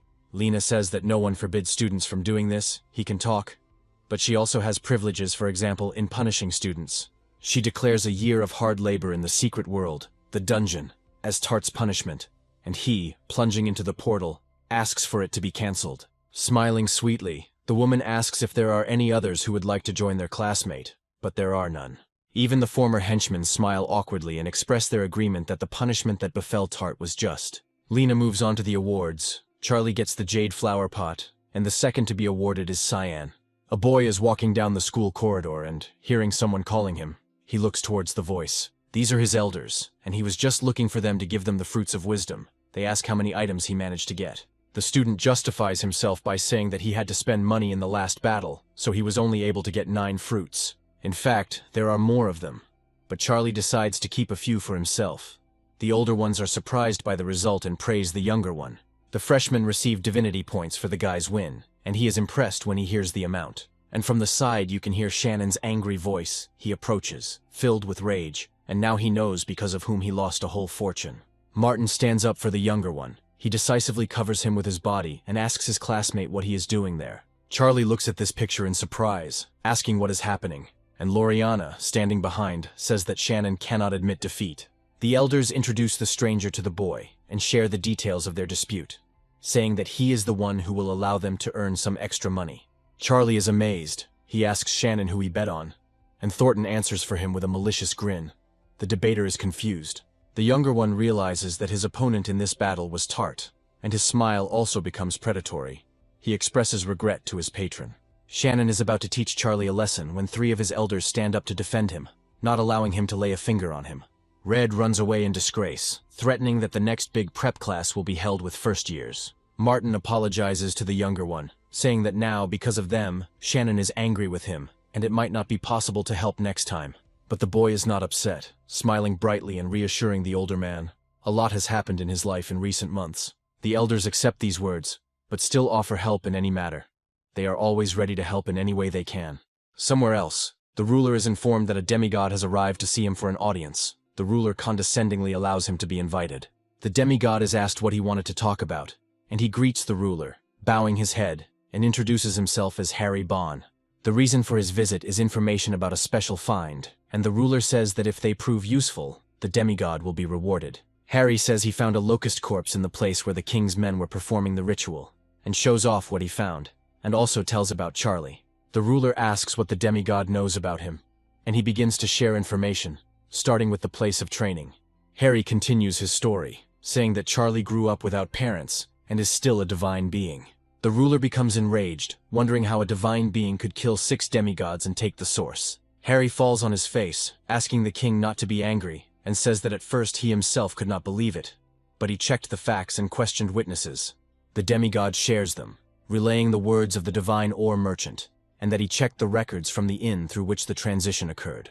The ruler is angry and asks if Harry understands what awaits him if his words turn out to be a lie. The answer is positive, and he orders the demigod to take the reward and get out of here. The man thanks his king. The latter calls a confidant and orders him to check Charlie and make sure that he does not have the royal treasure. The man's gaze is sharp, but if he does have one, it is necessary to turn the impudent thief into ashes. Somewhere completely different, a preparatory class student sneezes violently while standing by the window and assumes he has a cold. And also that I need to prepare properly for the next big lesson. Most likely it will be difficult to compete with Shannon. He looks at his reward from the zombie challenge with a smile and says, "It's good." Charlie believes that if plant fusion and ghost vine were combined, the result would be deadly. The corpses of the demigods are perfect catalysts for creating the Locust Lord, and after consuming the fruit of wisdom, it will become even more powerful. The system window shows a call screen.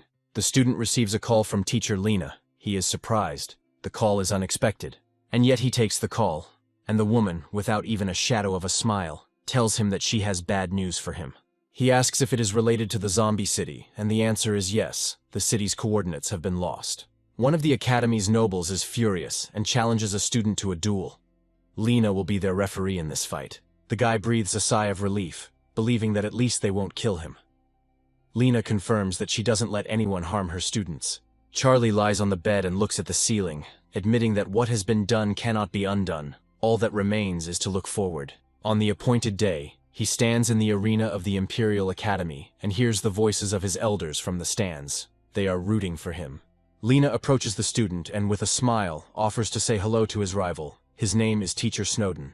Charlie says hello, and the older man comes closer and puts forward his conditions, offering to put only creatures on the line for his side. The guy smiles, agreeing and saying that he will try to do everything in his power not to disappoint his opponent. Lena suggests starting and says that the duel will take place on hilly terrain, and also asks the opponents to summon creatures. The conditions are set, and the 3 stand in the middle of the arena, and the woman takes her place between the competitors, as befits a judge. The man notifies his opponent that he is ready to begin, and summons a portal behind him leading to his god sphere. A moment later, the first of the creatures begin to emerge from it. They look like either articulated dolls or mannequins. The teacher's beings continue to exist until there are as many of them in this world as were stated, namely, 1,000,000. The dolls open their eyes, revealing their eerie gazes to the observers, and Martin immediately finds their aura terrifying. The older Charlies sit on a bench and discuss the teacher's creatures. Thornton knows a lot about them, and this knowledge does not bring relief. Loriana also speaks out. She doesn't think that Snowden wouldn't use heroic-type creatures against a student. Martin suggests that the younger one surrender, since in this case he will definitely be able to save half of the creatures, and there will always be time for revenge. But something unexpected happens. The fighting teacher himself tells the first-year student to shut up. Standing before his army of Homo sapiens, the man asks his opponent if he would like to finally summon his creatures. Charlie also opens a portal to his sphere, like his rival did earlier, and summons locusts, apologizing for keeping him waiting. A swarm of locusts circles above and in front of the orderly ranks of Homo sapiens, but some insects stand out from the rest. Snowden is surprised, asking how the student managed to develop his creatures to the super-elite level, and in such numbers. And a little later, the eyes behind the rectangular glasses widen even more. He can hardly believe what he sees. A lord-type creature appeared right in front of the teacher, smiling ominously and flashing red eyes. Snowden doesn't understand how the locusts could evolve into lord-level creatures, and he's also surprised by the red orcs led by the second lord. The man is shocked to the core when he sees the demonic minotaurs among the enemy creatures, and fears that they too have a lord. Sword also emerges from the portal with his imperial bearing, and there is no doubt that he has also evolved into a lord. Following the sword, skeletons emerge from the portal, led by the resurrectionist. The teacher becomes completely uneasy at the sight of 5 lords and a being at the peak of heroic-type combat power in front of him. Martin, seeing this from his position, is now finally convinced that Charlie's win is not a simple coincidence. Lorraine looks at her youngest like a caring mother, noting that he has a great future. All that remains is to enter the academy. All three elders jump up from their seats, starting to encourage their friend at the top of their voices. Meanwhile, Charlie orders his demon bugs to attack. Homo sapiens, in anticipation, put their palms together, constructing some kind of spell. It is clothed in a golden shield that absorbs all damage inflicted on it. Charlie is stunned by what he sees and can't even hold back his exclamation of amazement. Meanwhile, Snowdin's creatures attack their opponents with golden balls of energy. Charlie doesn't like this turn of events and orders the demon bugs to retreat, and the fallen locusts to create a barrier. The latter obey the will of their god, creating a strong barrier that also absorbs all enemy attacks. But Snowdin doesn't think so, saying out loud that this won't be enough to stop his creatures. He tells them to begin, and Homo sapiens simultaneously raise their arms into the air, preparing the ground for the next technique. Charlie looks through his own barrier in amazement at the rapidly growing ball of energy. The teacher holds out his hand, commanding the creatures to release an incinerating wave at the enemy. Charlie is adamant that he needs to break the barrier, because if things continue like this, he will lose. He gives the divine hammer a command, sending it forward. He jumps high into the air and swings his weapon over the enemy's dome. The hammer touches the surface, and a bright flash of light fills the space. The divine hammer twists with zeal, wanting to break the barrier. Finally, the efforts pay off, as cracks begin to spread across the surface of the dome from the point of impact. Charlie praises the Red Orc leader and sends the locusts on their next attack. Homo sapiens stand calmly in front of the great swarm, waiting for them to approach for closer contact. The elders are delighted. Charlie finally has a chance, but Snowdin doesn't think so, saying that they have only just begun the battle. Charlie thinks he has a lot of locusts, of course, but their fighting power leaves much to be desired. It is unlikely that he will be able to win with just that. He decides to try another option and sends the Skeleton Lord forward. The Homo sapiens attack the locusts from a distance, preventing them from closing the distance, and Charlie is amazed at their skill level. Things have moved forward, but the guy is still losing. He is going to strengthen the locusts with the help of the source of mutation, but he says that this time the enemy is stronger, and in order to avoid detection, he must immediately go into hibernation. Charlie doesn't like this arrangement. He tries in every possible way to force the source to manifest, but in vain. Now all we can hope for is the undead. The student approaches them and asks them to give it their all, and the skeletons are quite successful in their task. The resurrectionist uses his ability on slain enemy creatures, causing skeletons to rise from their bodies. Martin jumps up from his seat, recognizing the technique previously used on his own creatures, and is inspired. But something is wrong. An explosion shakes the space, and Charlie turns towards it, bewildered and puzzled. Snowdin acknowledges the strengths of the undead, referring to the replenishment of their ranks with the corpses of the enemy, which used to be a big problem. However, he also shares a secret. Over all these years, it has been curbed, and every being above the rank of true god has a blocker. Charlie begins to reason, running through all the possible options in his head, and understands that for now he is at a clear loss. His creatures stoically confront the enemy's creatures, unwilling to surrender despite the losses. The sword furiously cuts through the robotic bodies of Homo sapiens. Defeat is clearly not for it. The demon Minotaur also does his part, throwing enemy creatures away from him like dolls. And Charlie, seeing this picture, is seriously frightened, realizing that two of his best creatures have penetrated too deep into the enemy camp.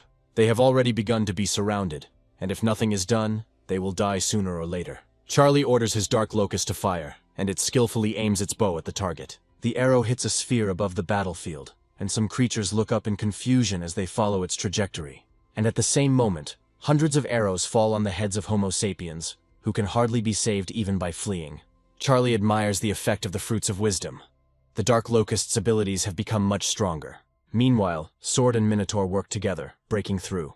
They mercilessly and deadly eliminate all opponents in their path, moving towards their goal. But Homo sapiens are no slouch either, and even Charlie notes their extremely fast recovery. The boy's eyes widen in surprise when the sound of a familiar voice reaches his ears.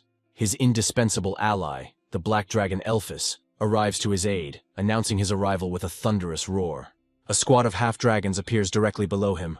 The elders, seeing the great creature, admire the younger one even more, and some of them suggest that Elphys has the potential to become a monarch. Martin's whole appearance exudes dejection, and Thornton states that his defeat was predetermined. Even the opponent is impressed, admitting that the student has a great future ahead of him, even though he is not even a freshman. Half-dragons descend before him, and the man looks at them with confusion, not recognizing the class of creatures, but later he remembers. This turns out to be a decisive factor, and the teacher suggests that the opponent declare a draw. Charlie frowns, puzzled. as Elphys flies overhead against the clear sky. The latter opens his fanged mouth wide and declares in a loud voice that he will never agree to this. Martin, amazed, asks again if he heard correctly, and the neighbor confirms, suggesting that the man saw his rival as a threat. Loriana smiles provocatively, saying that if this news gets out, something will happen to Charlie, but she is interrupted. Lena stands up behind them, explaining that Snowden didn't even use half of his potential. He simply values talent. The man's offer of a draw meant he recognized Charlie's potential, and it looked like his rise would begin today. Snowden approaches his opponent and informs him that he has already cooled his head, so further losses will be simply pointless. As an apology, the man is ready to give him the remains of his army.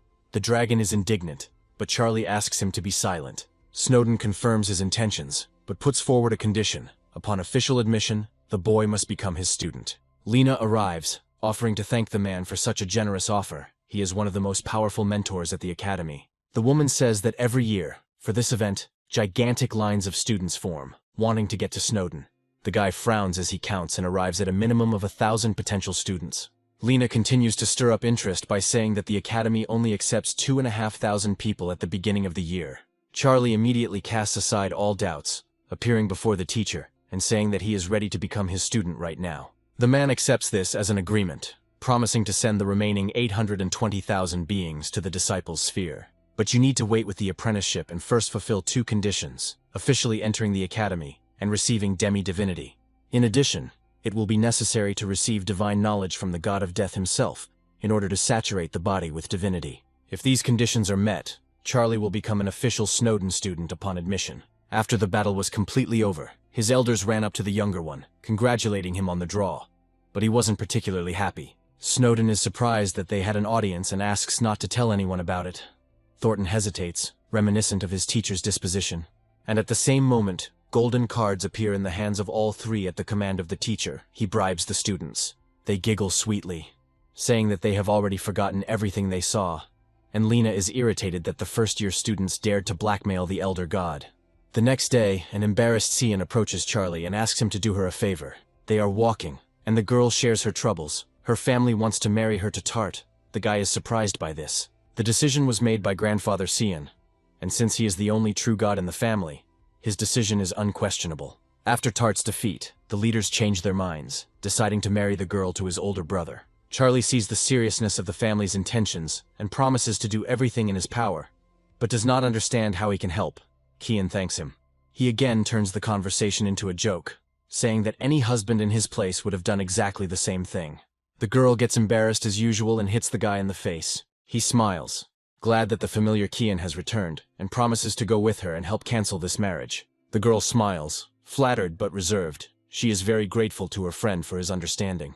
A few days later, Charlie arrives with Cian in her family's city and cannot hide his shock, asking the girl if she is a princess.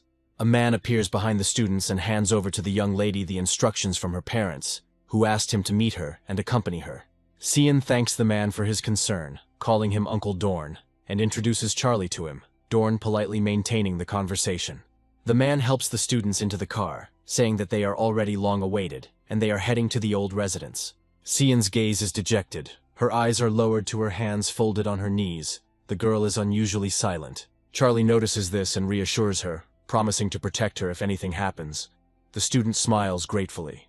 The transport stops and the girl announces her arrival. The cries of the Cian family members can be heard even beyond the courtyard gates. Charlie clearly hears the struggle for the girl's freedom. The students come closer to the house, and the arguments correspondingly become louder, with Father Cian fervently defending his daughter's freedom. Charlie looks at the girl with irritation and asks if her family's children are always treated like objects, and she, unable to bear it, bursts into a room full of relatives arguing among themselves, saying that she is against the marriage. She is not greeted with the kindest words, literally calling these words nonsense and telling her not to interfere in the conversation of her elders. Father Cian rushes to her aid, not allowing anyone to touch her, threatening that it will end badly for those who dare. The man is reproached for spoiling his daughter too much, which will not benefit her. But Cian's father does not back down, saying that he is doing everything for her good. His opponent tries to shut him up, jumping up from his seat emotionally. He accuses Cian of being just a divine being, and says that the family's true god must be saved by any means necessary. After all, everyone knows what steps the members of other families will take when the Cian family loses its only true god. Charlie asks Dorn how Kian is connected to the safety of the entire family, and he explains briefly about the agreement. The guy thinks about all of the above, and an idea comes to his mind. The phone rings, and a man's hand picks it up from the surface, his eyes scanning the name on the screen. Davy drinks something through a straw and asks his interlocutor if he would like to borrow some divinity again. But this time the request is different. It concerns the release of the true god from captivity. The interlocutor understands everything. Charlie is delighted and asks if Davy will help him, but he says that only if they agree on a price. The guy considers what can be done here and concludes that it would be better if he takes the blow himself, asking about the artifacts. Davy grins. He says that the amount he spent on repairing his spear will be enough. Charlie agrees. They try to appeal to Kian's voice of reason again, saying that she cannot give in to her egoism. But her father continues to defend his daughter. But then a voice completely unfamiliar to the family is heard from the outside, asking for permission to intervene, and everyone is surprised. Upon seeing Charlie, one of the main troublemakers asks who he is, and orders the guy to be thrown out of the room immediately. Now Cian takes on the role of protector, shielding his classmate and saying that he came here to help. Dorn speaks up, suggesting that the guy is the girl's lover. Now he understands her resistance. The girl retorts, and one of her uncles says that she should find a partner of her own status, and asks Charlie if there is a true god in his family. The guy answers negatively, saying that he is completely on his own and reduces everything to a joke. Cian asks him to stop. The interlocutor says unpleasant things to this, being categorically against his relationship with Cian, and tries to buy him off. The guy reaches for the offered card with a large sum of money and says that, in this case, he will pay for Davy's services with it. The bald man, with a smart look, tries to prove to Kian that she was sold, but suddenly stumbles, considering the words about the help of the true god nonsense. The other Cian uncles mock the guy, saying that no true god would take on the job for such a small amount. The girl's father is flattered that her classmate is trying to stand up for her, but he also considers his words meaningless. The bald man warns that his patience is not eternal, but since Charlie is so confident, he is ready to listen to him. He asks to tell how the student wants to gain the help of the true god for such a small amount, mistakenly believing that he is from the Tarta family. Charlie chuckles, asking who said that he would turn to this particular family for help. There are other true gods. The interlocutor's behavior changes radically. He drives the guy away with threats, and his brother asks him not to get angry. Baldy actually cools down, starting to sense the aura of the true god somewhere nearby. Charlie smiles condescendingly, saying that apparently his friend has already arrived here, only he is stronger than the true one of the Tart family. Everyone present has no doubt about the arrival of the true god, and Uncle Kian is hurling threats at the student. He says that if they don't believe, they will see for themselves now, but in the meantime he is going to meet his friend. Charlie goes outside and sees Davy hanging in the air nearby, literally beaming with his divinity. The true god descends down, enveloping us in his aura. The bald man rushes towards the elder at full speed, assuming that he came to the rescue selflessly. Davy looks him over carefully, and realizing that he is a demigod, directly says that he is not interested in him. Charlie feels superior. He chuckles quietly as he sees the man feeling confused and at a loss. Davy asks in a demanding voice where Charlie is. Meanwhile, Father Cian was wondering, looking at what was happening, if this true god had really been invited by this guy. The two men bow their heads together, saying out loud that they heard Charlie's name from the lips of the true one himself.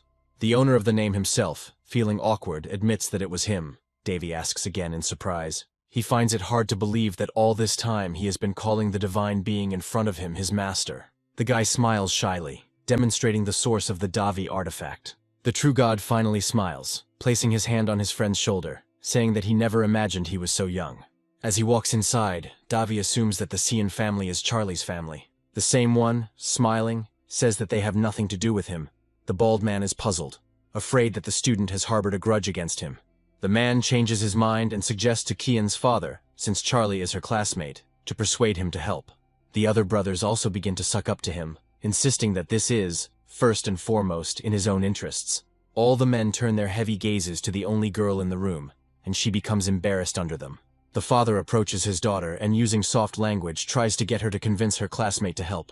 The girl, embarrassed, says that she and Charlie are not in the kind of relationship he thought they were. The man says that he has long since figured out his daughter's character, and knows for sure that she likes him, and, moreover, he himself is not against this candidate. Cyan, looking at Charlie talking with the true god, became even more embarrassed. The girl decides to approach her classmate, and he says that Davy agreed to help, but he is in a hurry, so everything needs to be resolved quickly. Cian starts talking about the reward, but Charlie covers her mouth, saying that he will handle everything himself. She is embarrassed, realizing that the true god would never have agreed to such a small amount, and Charlie paid for her sake. Davy reminds Charlie of the payment he promised, and he promises he won't forget.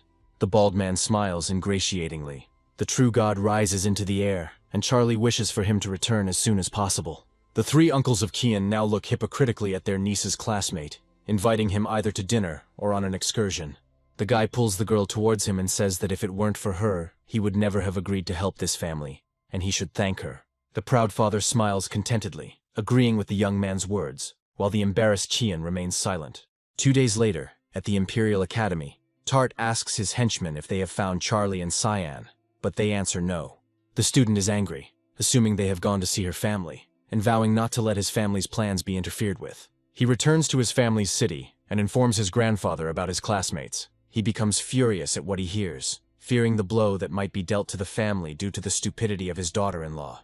The old man tells his grandchildren to follow him, and Tart promises this time to finish off Charlie once and for all. The latter sits next to the meditating girl and discusses how to most logically manage the funds received. He will be the winner. Charlie giggles evilly, and Kian wonders what he's thinking about that he's even drooling. The teenagers hear a worried voice approaching. Dorn is calling his young mistress. The young men are struck by a sudden shock, and Kian asks the man what happened. Dorn says that the true god of the Tarta family came to them. He and his older brother, Father Kian, asked to convey this to his daughter and hide her. According to the alarm, the Scott family should arrive at Shirley's within 10 minutes. It must be related to the marriage. The head of Scott did not warn. There is a discussion about this issue. Father Cian says that there is no point in marriage now, but they retort that the head of Scott might be offended. The girl's father says that in that case, they need to lie until the very end and wait for the return of the head of Shirley. But there is also an inconsistency here.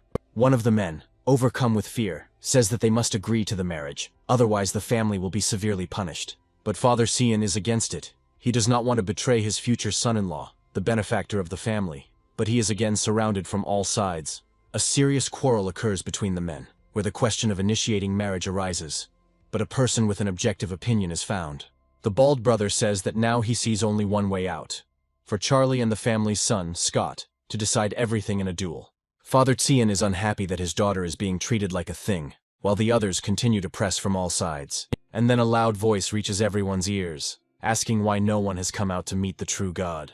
Everyone jumps up and rushes to the head of the Scott family, ingratiatingly greeting him and expressing joy at his presence. But the man knows about the flattery and orders it to stop, instead demanding that Cian be brought, wanting to arrange the wedding immediately. Bald Uncle Cian rushes forward, saying that the girl's classmate has already asked the true god for help. He asks for mercy, but the head of the Scott family does not care. He is disgusted by the very thought that someone dared to go against the true one. His anger takes on material form, transforming into peals of lightning, storms, and thunder. Baldy, like his two other brothers, falls to his knees, begging the elder to stop and have mercy. At that very moment, Cian runs into the house, decisively demanding that they stop destroying her estate, and Charlie bursts in after her. Tart points his finger at his classmate and tells his brother that this is the same person he told him about, but he replies that he is not long for this world. The head of the Scott family tells Kian that he will not harm her family if she stops resisting and humbly accepts her fate. She refuses, saying that she doesn't intend to do it. Cian's uncles stand before her, asking her grandfather Tart to have mercy and forgive the girl for her inexperience, and her father to calm his daughter down. A conversation takes place between Charlie and the man, where the latter, if he does not like the answer to his question, intends to kill the guy. He says that he only wants to protect his friend, and Tart attacks him, accusing him of disrespect. The older brother enters the conversation, saying that he has heard a lot about it, and tells the younger one to get out. Otherwise, he will perceive the opposite as a challenge. Charlie smiles, hearing such absurdities, but doesn't even think about leaving, allowing the elder to count as he pleases. He rushes forward with a glowing red card, saying that then, because of his pride, Charlie will die today. Father Cian rushes forward, but his way is blocked by Tart's grandfather, who says that his grandson is going to defend the family's honor. There is a sudden transfer to the divine sphere, and Charlie is a little lost under such a powerful and sudden pressure. Garth, smiling provocatively, calls the lands of the opponent's sphere of gods undeveloped and wild, and himself, with sarcasm, a benefactor. In front of him, a wall of super-elite steel warriors is formed. Reading their description, Charlie learns that the creatures can modify their armor and are more dangerous and stronger than the Knights of Tarth. Garth screams, commanding his creatures to crush anyone who stands in their way. Charlie responds by calling on his main representatives. A wild battle between the Locust and the Steel Warriors rages on. One of the humanoid representatives raises his bow to the ready, placing an arrow on the string. One of the Steel Warriors rushes forward, his sword gleaming ominously. The Locust spearman attacks, but the warrior quickly dodges, moving upward. Another Locust manages to successfully overtake its opponent from above, driving him into the ground with its feet. Garth grins angrily, admitting that he underestimated his opponent, but promises that it will not happen again. He spreads his legs wide, sending another batch of Steel Warriors into the attack. A steel hand emerges from the portal of the gate leading to the Divine Realm, but it is not like the hands of the previous warriors. The thing is that Garth summoned a Divine Steel Warrior that surpassed the ones before. The giant's eyes flash and he rushes forward, rushing towards the enemy with a weapon to match. Locusts standing with a bow are lost due to the element of surprise. The Divine Steel Warrior swings almost playfully and cuts off the arm paw holding the bow. Disappointment crosses Charlie's face as he realizes that Garth was aiming directly at his lord. The opponent throws out evil words, saying that no matter what type of locust it is, it will remain pathetic and incapable of anything. The master of the creatures does not agree with this at all. He intends to show the enemy personally what his children are capable of. The next moment, the guy subjects the locust to directed mutation.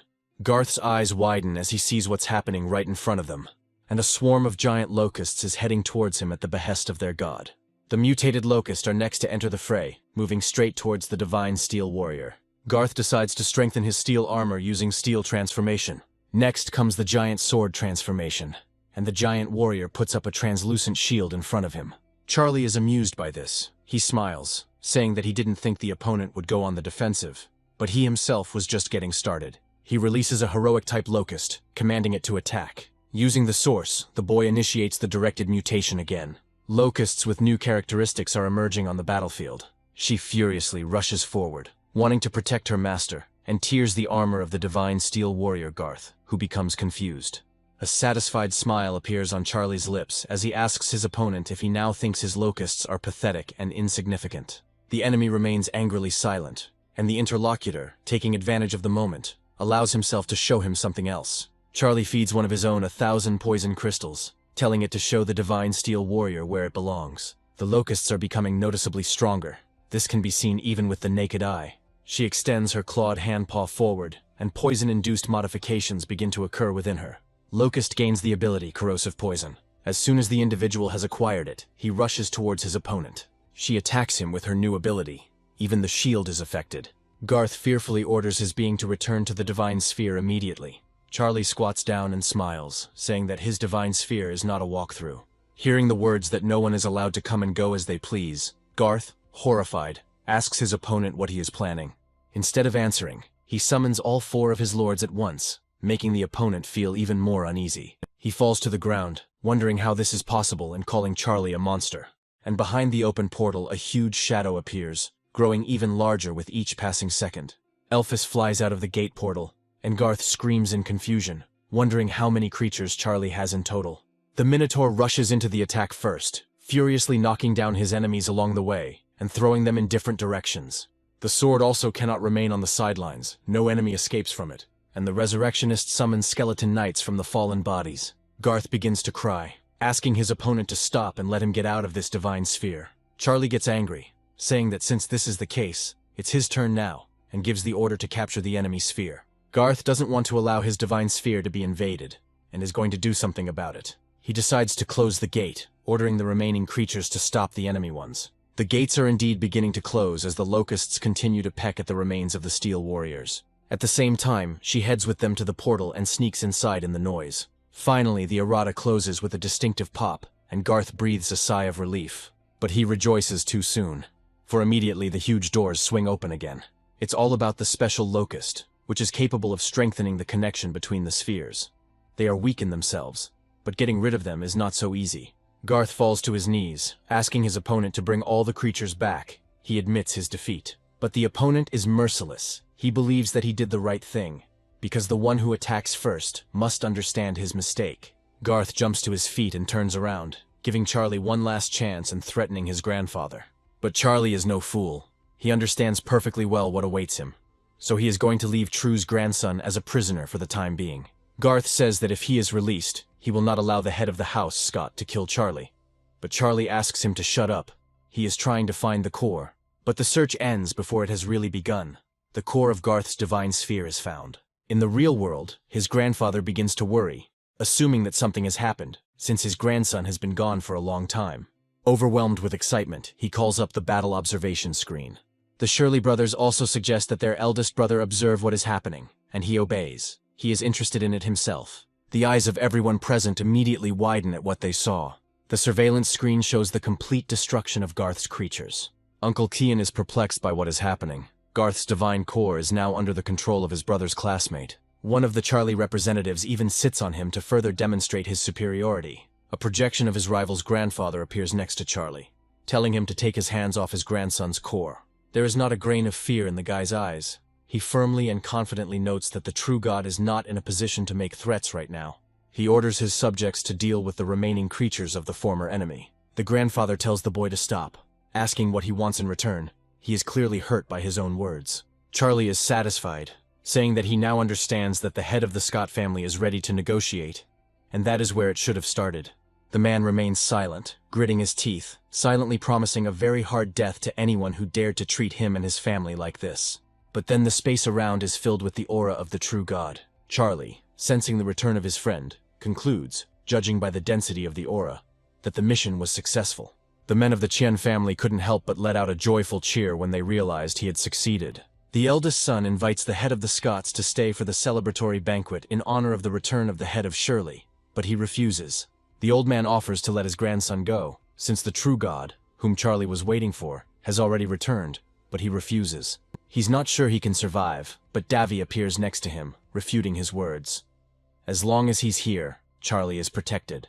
Grandfather Cian returns home safely, and his sons rejoice even more. Now the guy is ready to release his captive and leave his divine realm. He tells the true God of the family about this. Garth, standing in front of his former tormentor, says that next time there will be no one to protect him, but he is not afraid at all, giving other advice. The grandfather, appearing from behind, slaps his grandson, telling him to stop humiliating himself, and they leave. Grandfather Kian shouts threats after them and announces the severance of all relations and obligations between the families. The remaining members watch the removal of the Scott family members in complete silence until they are completely out of sight. Grandfather Cian, smiling, thanks Charlie for saving his granddaughter and gives the student a certain item. The boy is surprised. He looks in amazement at the tablet of lineage, which can return beings to the appearance of the first representatives of the lineage. Charlie suspects that this item could transform his locusts into the most ferocious prehistoric species of their kind, and he wants to see it. 3 days later, at the Imperial Academy,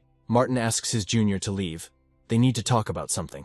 The guy goes outside and walks towards the designated place, but he is called out to from the other side. The trio waves their hands, attracting attention. Charlie greets his elders with a smile and asks what they want to talk to him about. The boys want to share information about Shannon with the younger one, because they believe that he will not easily abandon the idea of harming.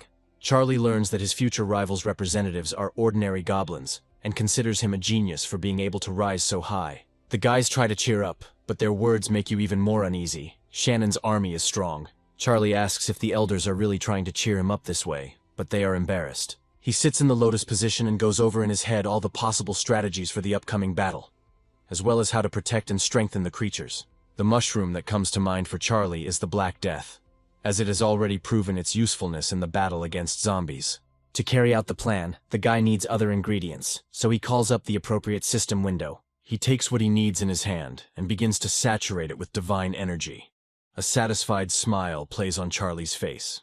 Lena announces the topic of the lesson, which is resistance to invasion, and the examiners will be first-year students. The teacher promises that the elders will not use full power, but Charlie enters the portal feeling no relief at all. His examiner is already levitating in the air, and the boy closes the distance to get a better look at him. By a strange coincidence, it is Shannon, who smiles evilly as he recalls the past. Beneath the freshmen are crowds of his creatures. Charlie's eyes widen in surprise. Even he finds the scale impressive. The enemy infantry alone is worth a lot, and its coherence is the envy of anyone. Behind the infantry, smiling slyly, are the archers. In addition to the previous ones, Shannon has super elite creatures, the flame goblins, and alongside them are the elite-type representatives, the frost goblins. And of course, they are all led by goblins like the Lord riding on wolves. Since they're going to fight in earnest, Charlie's army needs to be formed up too. He orders his army of locusts to adopt the defensive formation.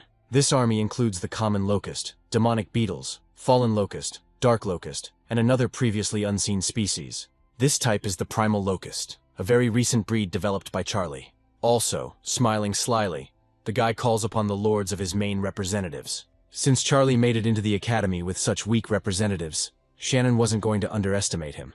First, he gives the order to attack with his frost and flame goblins, who fire projectiles. Many of them hit their opponents accurately, not just knocking them down, but also destroying them in mid-flight. Charlie orders the fallen locust to create a barrier, and the skybugs and dark locusts to ignore the infantry, but attack the archers. Insects perform the tasks assigned to them precisely. Shannon orders his first infantry unit to retreat to protect the archers. Charlie smiles, considering the decision to be a good one, and orders the primal locust to intercept. They step forward, heading towards potential victims. Charlie orders the skybugs and dark locusts to eliminate the ranged archers and goblins. Shannon says he won't be as easy as one of his previous opponents, and is going to show off his strength. He orders his third squad to change their target and attack form, and then attack. Goblin mages attack the enemy with a hail of magical projectiles. Charlie sees and notes with annoyance to himself that the enemy is managing to break through a hole in his defense. Shannon, meanwhile, orders the fourth squad to split up and lay scattered fire on the dome.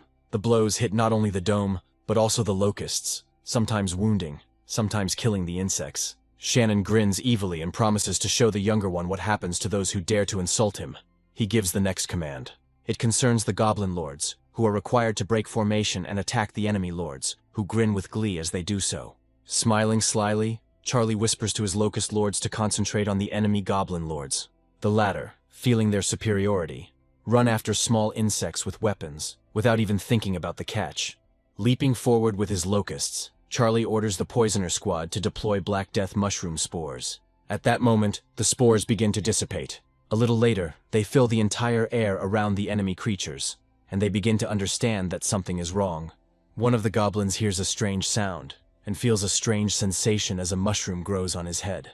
Seeing the modifications that the bodies of her subordinates have undergone, Shannon screams in horror, looking at the mushrooms, asking what they are. The fire and ice goblins are also not spared the fate of their brethren, and Charlie smiles slyly in anticipation of the most interesting things. Here and there, the neat rows of the first-year student squads are broken by explosions, and he, stuttering, is amazed at the hitherto unseen attack. But fortunately for him, there are also those who are practically unharmed, but they themselves cannot believe their luck. Although Shannon's words sound like a joke, his expression is tense, and he is having a hard time dealing with his inner state. Charlie smiles in response to this, and is about to tell his opponent about the continuous chain explosions, a technique he himself invented. Following the explanation, a visual demonstration occurs, and a new series of explosions occurs, more powerful than the previous one. This affects more goblins, causing them to fall to the ground literally from the shock waves. The angry first-year student throws both hands up and, filling with energy, calls upon divine magic for help. A shimmering blessing is cast across the entire perimeter of the battlefield, and Shannon uses a restoration spell. Charlie smiles, thanking his elder for healing the enemy creatures as well, which were also affected by the positive effect. The freshman smiles maliciously, believing that his army is still in a more advantageous position. He is confident that he will win in the end. A new wave of explosions rocks the air, shattering Shannon's ranks. An even more powerful attack follows, laying his entire army at the feet of the first-year student, who freezes in shock. Unable to find anything more substantial to complain about, he is indignant that his opponent did not mention the exponentially increasing power. Charlie smiles sheepishly. He himself did not expect this, and assumes that divine magic contributed to such a strong effect. The goblins' heads are sprouting mushrooms again, and Shannon is seething with rage, not even knowing what to say in response. Charlie gives a mock guilty wink, saying that the situation is a little out of control, and the next explosion could kill the Goblin Master too. Shannon remains silent, angrily, but looks puzzled. He thinks that he shouldn't lose to a preparatory course student. He's a genius after all. He acknowledges the younger's strength out loud, but says it's still not enough to handle him, and Charlie smirks. Shannon uses divine magic, Flame of Battle, which increases fighting spirit, enhances physical strength, and reduces sensitivity to pain, and then adds military divine magic to everything. Now, when killing an enemy, creatures can restore 25% of body damage and convert the excess into physical stats. But that's not all. It seems Shannon has decided to give it his all. He calls on the divine magic of the earth for help. The earth begins to nourish creatures with its power and significantly strengthens their defenses. The freshman smiles maliciously, announcing that it is his turn to attack. Thanks to the miraculous power of his magic, even the mushrooms that had been sown on the creatures earlier fell away, and the goblins were ready for battle again. Charlie's face takes on a stunned expression. He can't believe that Shannon got rid of all his mushrooms so easily. One of the goblins raises his blade and recites an ode to his revered god, who favors them, calling his brothers to arms. And all creatures, as one, rush into battle for the glory of their lord, with the intention of destroying all the enemy's insects. Charlie takes a defensive stance, commanding his creatures to stop the enemies as explosions rumble behind him.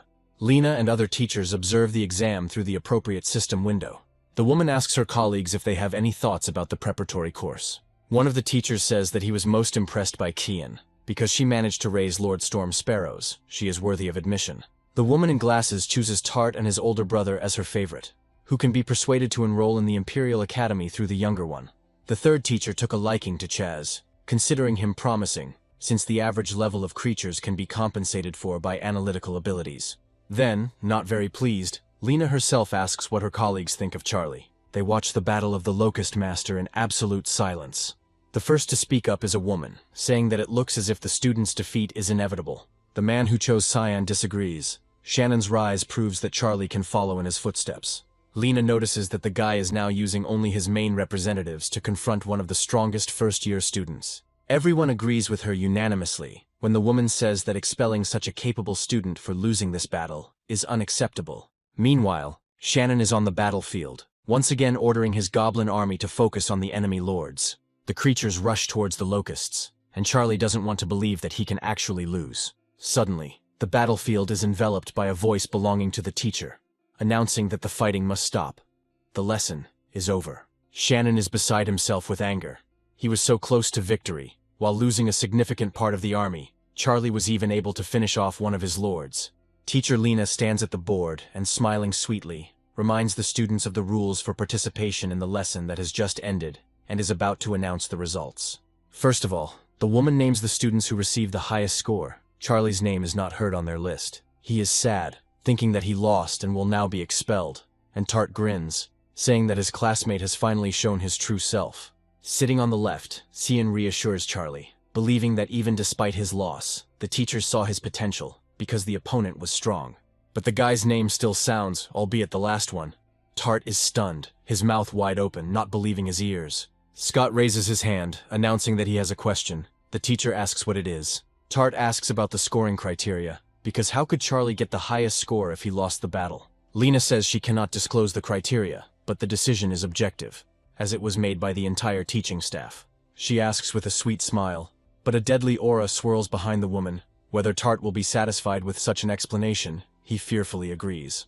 Now, addressing the entire class, Lena dismisses the students, first reminding them that the top students only have one day to prepare. Tart, filled with anger, leaves the class, throwing over his back at his rival as a farewell that he doesn't have long to rejoice. Chaz runs up to Charlie and, smiling like a fox, warns his classmate that the scion of the Scott and Shannon family is in cahoots again. But the blonde quickly leaves, saying that he has a date with a rich beauty waiting for him. Cian approaches Charlie and reproaches him for envying his classmate.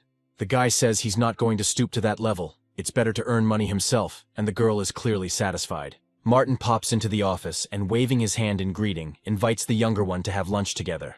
Currently, the Imperial Academy has only 3 outer worlds that would be suitable for the invasion prep team. They are the Rune Civilization, the Totem Civilization, and the civilization that followed the path of biochemical development. Charlie believes that he needs to become a demigod as soon as possible in order to join Snowden's disciples. And to do this, he needs to successfully complete the invasion. The elders encourage him with all their might and in every possible way, saying that they believe in their youngest. Lena hands the students special bracelets, saying that they are needed to maintain connection with the divine world. The ship leaves their world and goes to one of the outer ones, chosen by the Academy for the exam. Sometime later, it lands and Charlie gets out of the transport. The invasion mission begins. Standing on one of the small plateaus, the boy takes out some bags from his pocket and is going to find out what the elders have prepared for him.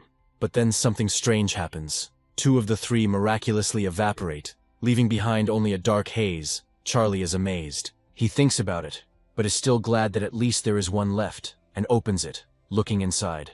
The bag contains something that looks like old parchment and some blue cards. From the note, the guy learns that he found himself in a world of runes. There are only 26 of them, and each has unique properties, as do combinations. He looks at the blue cards and understands that they contain energy that can push through the will of the outer worlds. After analyzing the situation, Charlie finds it necessary to summon his creatures, and his choice falls on the half-dragons. He is going to start hunting local creatures in order to obtain the sources of the universe, because according to Lena, this method is the easiest. An hour later, the boy has a fit of hysterics. During this time, we manage to earn only half of the source of the universe. It's too slow, so Charlie summons 50 more creatures, leaving him with 5 cards. He manages to find his next target, and the guy sends the main representatives on a hunt. He orders the locusts to capture the camp with the minotaurs, and the insects dive down on the enemies in unison. Tart is somewhere nearby. He really has conspired with Shannon, and right now, he has a premonition of his imminent meanness. He plans to give the iron-blooded demon, provided by the Elder, the hair of his rival, so that he will hunt only him. Surprisingly, the student has the necessary biological material, and he sends it to the demon's urn. The object in the young man's hand is immediately enveloped in a dark haze, and Tart steps back in fear, not wanting to be affected.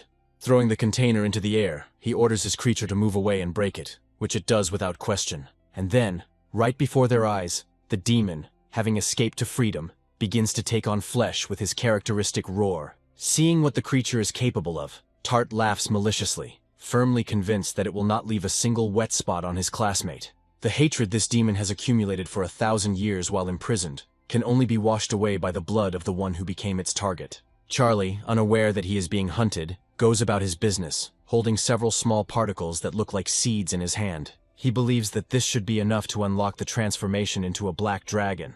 The guy intends to use the remaining 5 cards to summon the rest of the half-dragons. Suddenly, a light-haired ox appears before him, with a red stone glowing on its forehead, emitting a glow. Charlie orders his creatures to deal with him, and they rush to attack the enemy. A moment later, his mournful last howl reverberates through the surrounding area. In the Wolf King's lair, Charlie finds curious objects, and is eager to learn about their properties. The first student unrolls the scroll and delightedly notes that it is the rune word.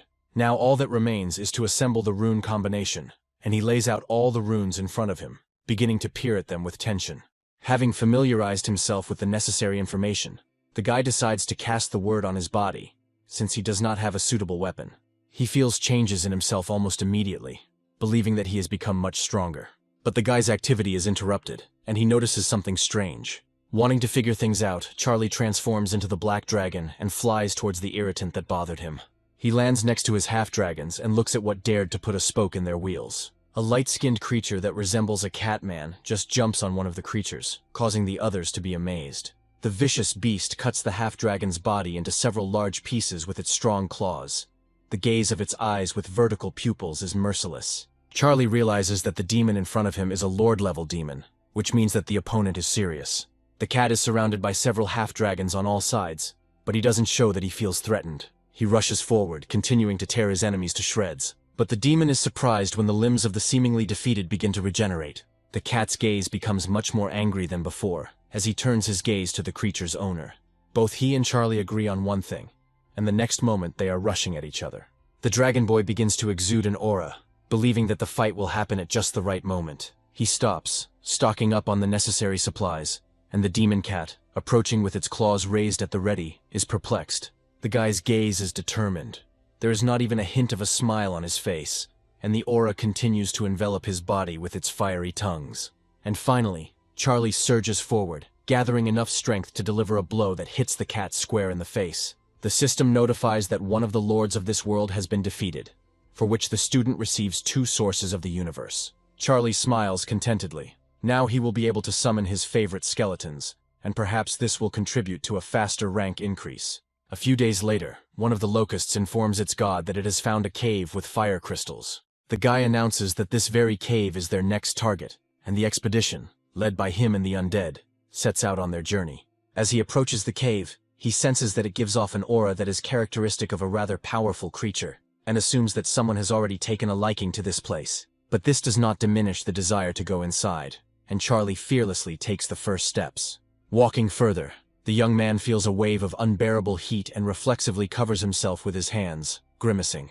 A creature resembling a huge lion emerges from the depths of the cave, still covering itself with its hands.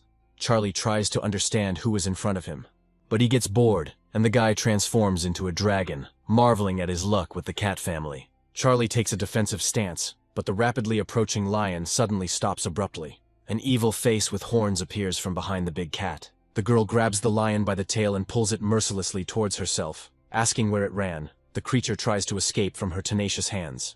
Looking at her, Charlie remembers her name. Her name is Flora. And Flora angrily says that since she came here first, the territory became hers. The guy smiles, saying that there is no one's territory here, and asks what if he refuses to leave the cave to the girl. She stops terrorizing the lion and rushes straight at Charlie, replying that in that case, she will beat his face good and hard. The boy frowns as he begins fusion with the plant, Shadow Vine, and is enveloped in a poisonous green color, a harbinger of the death rain. The vine begins to grow, wrapping itself around the still-standing male body, and Flora keeps getting closer, calling the technology pathetic tricks, and confident that it won't help the guy. The same one, with a completely different opinion, promising to change the opponent's point of view, hits the target, provoking an explosion. Suddenly something flashes behind the girl, and she, surprised and frightened, turns around. With one sure move, Charlie cuts off the horn as it flies back, warning its owner that next time he will aim for the neck. Flora's eyes widen in surprise and the realization that she has lost. She admits her loss, and allows Charlie to take the lion, but the guy says that he doesn't need the lion. He came for the flame crystals. Flora says that in that case she will take it for herself and suggests that they join forces after that. But the guy ignores these words. Clouds are starting to gather in the sky. The undead stand near the entrance to the cave and look at the energy source that is beginning to form and rapidly increase in size. Flora asks if Charlie is his creator, and he says that among his creatures there is no one with such a suffocating aura. But soon the owner of the creature appears, and at first the student's attention is drawn to a huge red-clawed foot. Following her, her owner, the iron-blooded demon, emerges from the haze. He screams at the top of his lungs that he can smell his enemy, pointing at Charlie and intending to wash away the shame with his blood. The guy fuses with the golden dragon grass and Flora runs away. After completing the process, Charlie uses an ability called Golden Dragon's Breath, which envelops the enemy in heat. But he doesn't care. He releases his demonic aura, his mouth wide open and his red eyes flashing angrily. Charlie's next attack is Phantom Flash. He is helped by Flora, who appears nearby again, breathing fire at the monster. The boy notices that the fire is effective and summons the Divine Hammer. To do this you have to spend a Source of the Universe card, but it is a necessary measure. A moment later, a red orc blacksmith appears in the arena with his beloved weapon. Pointing his finger at the demon, Charlie asks his protege to destroy it. Divine Hammer looks at its master carefully, taking in the order. He, as always, is ready to fulfill it, unquestioningly following the will of his great god. This can be seen just by his eyes. The orc begins to emit streams of more powerful aura as he prepares for the upcoming attack. The demon overtakes the creature in front, calling it a pathetic servant and telling it to die. But the red orc also completes the attack and rushes forward along with the formed snakes, their jaws rapaciously opening at the enemy. Something resembling stone icicles flies at the same time from the direction of the enraged demon. But the attacks of the hammer snakes prove more effective to the point that the demon asks him to stop them, for his body is riddled with holes. But Hammer doesn't even think about stopping, jumping into the air and wanting to deliver the final blow surrounded by snakes. A big explosion envelops space. Charlie is delighted for his charge, praising him and saying that he never doubted him, and asking him to keep up the good work. And Hammer takes this phrase literally, continuing to strike the enemy with his impressive weapon. This goes on for a very long time, but for some reason the demon's soul is not destroyed. Charlie cannot leave him here in this state. He comes up with the idea of asking the collector to absorb her, but the demon begins to ask for mercy on his soul in exchange for loyalty. Charlie approaches the creature's flatbread closer, saying that he cannot believe until a contract is made. The demon agrees. The guy immediately finds the necessary documents in the system and enters what he needs into the empty fields. He doesn't intend to waste time. He giggles maliciously, and Flora, who is watching all this, notices that her classmate is behaving worse than the most notorious swindler. Blue threads of energy cut through the air, and the system notifies of the successful conclusion of the contract. Charlie asks his slave about his abilities, and he replies that he can turn a body into metal and cause corrosion even on living things. But even after hearing this, the guy believes that his new creature has more disadvantages than advantages, and the first of them is the fear of fire. Then the demon says that he can become a weapon, thanks to his corrosion. Any weapon that comes into contact with it will rust. Charlie likes this. He orders the demon to begin, and it transforms into a powerful sword, letting out a sigh of relief. Charlie smiles. He had wanted a sword for a long time. It turns out the demon turned up at the right time, and now the guy can continue his hunt. A few days later, a man crouched closer to the ground, afraid to even look up at the army of undead. He intends to immediately report everything to the city lord, because the army consists of 500,000 warriors. Sometime later, the local ruler almost screams in shock, struck by the report of a 500,000-strong army of undead. The witness, continuing to bow at the feet of the ruler, once again confirms his words. The lord understands that he is losing. His army is far inferior to the undead. If they decide to attack the city, nothing will remain of him.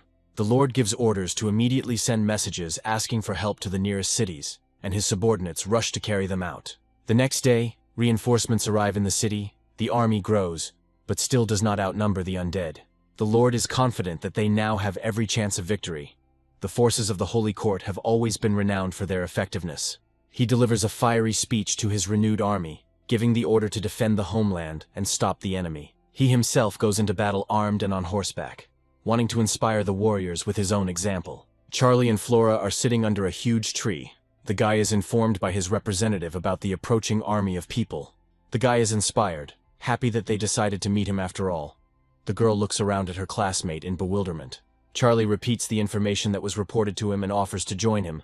The girl sees a catch in this. Nevertheless, she agrees, and a little later both preparatory class students are sitting in ambush. The guy says that he likes Flora's fighting spirit, finding it cute. The girl, embarrassed, tells him to take his hands off. He needs to concentrate. Numerous rows of horsemen are getting closer and closer. Charlie orders his skeleton army to leave the ambush. They do so, and the people, seeing the undead, become frightened, giving a hasty order to raise their shields. The warriors scream in fear, trying to retreat with their backs. They regret that they got involved in this matter, realizing that they found themselves in an ambush. The undead are right inside the locust swarm, their lipless teeth snapping menacingly. While the rank-and-file skeletons fight on the ground, the resurrectionist flies higher, looking out for its potential victims. He is ready, at the right moment, to raise the dead from the bodies of murdered people. With a determined look, the Lord orders the priests to do their part of the job. They immediately surround him, carrying out his plan. The skeletons immediately begin to feel the influence of divine power. Charlie is puzzled, considering the first priority to get rid of the priests. He guessed that they would appear. Suddenly, Flora bursts forward again with her horns in a swift flash, her gaze focused and serious. But Charlie isn't going to sit back either, taking the form of a black dragon and rushing after the girl. And she already appears near the priests, disrupting their perfect formation and causing them to fly apart in different directions. And Charlie destroys enemies even from a decent distance with a flash of his blade, tearing their clothes to shreds. The students stand with their backs to each other, and the dragon boy, stretching his hand forward, uses suppression. The skeletons rush forward with renewed vigor, stunning and destroying the enemy in hot pursuit. One of the soldiers returns to his lord, bringing bad news. The people have been defeated, and the undead army continues to advance. Watching the events from a height, the ruler realizes that they have lost, and gives the order to begin a full evacuation.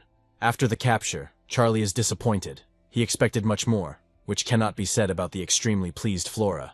The guy melancholically notes the girl's joy out loud and puts forward a guess as to why this is so, and then suggests dividing the runes. He notes that he has 4 slots for runes, but considers the runes he received weak and decides to give them to creatures. Flora is happy to choose the rune. She is glad that she is one step closer to getting her first monarch, and thanks Charlie. He winks at his classmate, generously allowing himself not to be thanked. Flora's cheeks turn red as she finds the boy funny and begins to understand why Cayenne likes him. In another city, the ruler is stunned, unwilling to believe that an undead army has captured his neighbor. The subject confirms these words and says that the disaster has affected 4 entire nearby cities, and the army of the undead is growing. The ruler jumps up from his seat, ordering that the archbishop be brought to him, and also that the king of the elves, minotaurs, and werewolves be contacted. A little later, a meeting of the aforementioned takes place at a round table. The kings of the elves and werewolves are ready to unite and attack. The king of men is glad that they were able to come to a common opinion so quickly, and is confident that with their combined efforts they will be able to destroy the dead. The woman tells the man she is sitting on that his father is going to unite with representatives of other races and priests. The guy's eyes widen in surprise, but he doesn't show any other signs of anger, because he understands perfectly well who the intruder could be. Rumors about the number of creatures in the ranks of a classmate make Chaz think about friendship and uniting with Charlie. Thanks to this girl's hints, He finally understood how he could become a demigod. And first of all, he needed an impressive army. Chaz believes that in order to become a demigod of this world, he needs to master a special runic word. The problem is that even the royal family doesn't have it, and the guy doesn't know where, in principle, he can find it. Chaz sees the only way out as joining forces with Charlie. Only through joint efforts can they obtain the necessary word. The girl asks what he is thinking about, because she is talking to him, and tells him that the elf queen will come to her father tomorrow. The guy comes to his senses, finally returning from his thoughts, and says that no elf queen can compare to the princess's beauty. He sets himself the following goal, because he believes that there is not a single woman in the world with whom he cannot cope. He grabs the girl by the waist, and now she ends up on the bottom, giggling and noting her partner's depravity. Charlie's surprised voice carries over the city, repeating the words about the union of the four kingdoms and the Holy Church. Flora looks at her interlocutor gloomily, asking what he was surprised about, since he has a huge army. He agrees, but only partially. It's not about quantity, but about quality. The skeleton army is weak. They can only overwhelm with numbers, so it will be quite troublesome. The source intervenes in the conversation. He has another idea, but the price also does not change. Divinity must be at stake. Charlie asks to share at least part of the idea, because otherwise he will not be able to understand whether it is worth wasting or not. The source knows some words.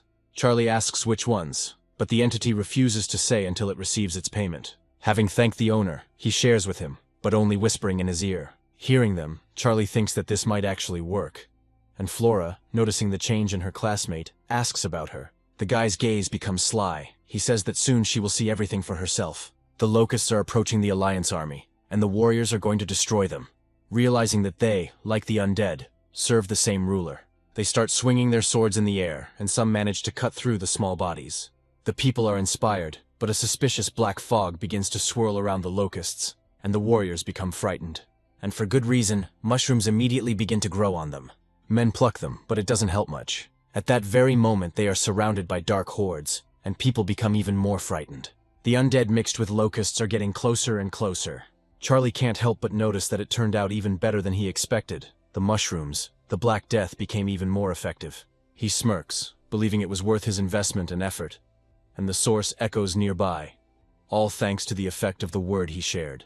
And this word was a mid-level rune, Plague, which imposes an effect on the body that makes every cell become a carrier of the plague. Standing on a hill, Charlie gives his troops the order to go into battle. The archers release their deadly arrows. Thanks to the Black Death and the locusts, he managed to defeat the first units of the Union Army and acquire 5 skeleton heroes. The king asks if anyone has any ideas, because if they keep losing people and retreating, there will be nothing left of the kingdom. The man is furious, believing that this cannot be allowed to happen. One of the council members suggests that the only option left is peace, and the king asks with whom, in his opinion, they should negotiate. The question is good, because the opponent has not shown himself during all this time. The door opens, interrupting the council. A smiling Chaz enters the hall with the princess and the elf queen, asking to be given the opportunity to negotiate. The werewolf king doesn't believe in him, believing that the guy has never been to war, since he will be able to negotiate with the Lord of the Undead. The bishop is angry, glaring at the young man and asking who even let the princess's favorite in here. And Chess himself, looking point blank at the representatives of different races who don't believe in him, smiles slyly. The princess enters the conversation, putting pressure on her father and asking if he doesn't believe his daughter's words, since she has confidence in this man. The elven queen also vouches for Chaz's intelligence, saying that she will cast her vote in favor of his candidacy. The king notes that they have no other options anyway, so he suggests giving this young man a chance. Sometime later, the blonde enters the territory of the skeleton army and confidently moves towards his classmate. Seeing him, Charlie grins, saying that he didn't expect to meet him here. They hug like good friends, and Chess says that he has come here to propose a truce on behalf of the Union of 4 states. Charlie grins and says that he is ready to stop his mighty army only if the price is right. Chess confirms that this is exactly what he came here for, and his interlocutor voices a list of what he wants to get, most of which concerns runes. The blonde, smiling slyly, sums up, voicing how much of what the kingdom can provide to the usurper. He continues by saying that the elves will pay more than the humans, and the werewolves and minotaurs with the church will quadruple everything.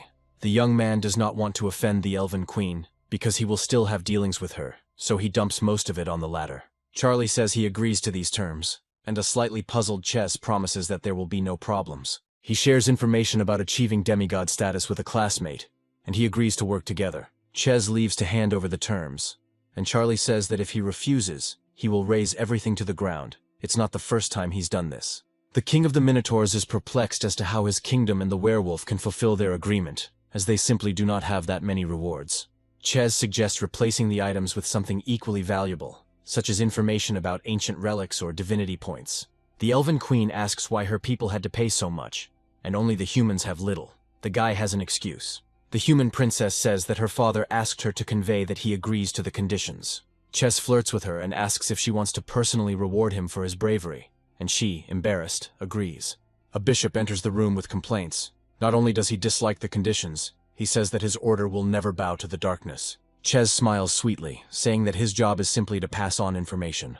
The kings of the Minotaurs and werewolves agree with the priest. They want to try to fight, and in case of failure, they are ready to pay off.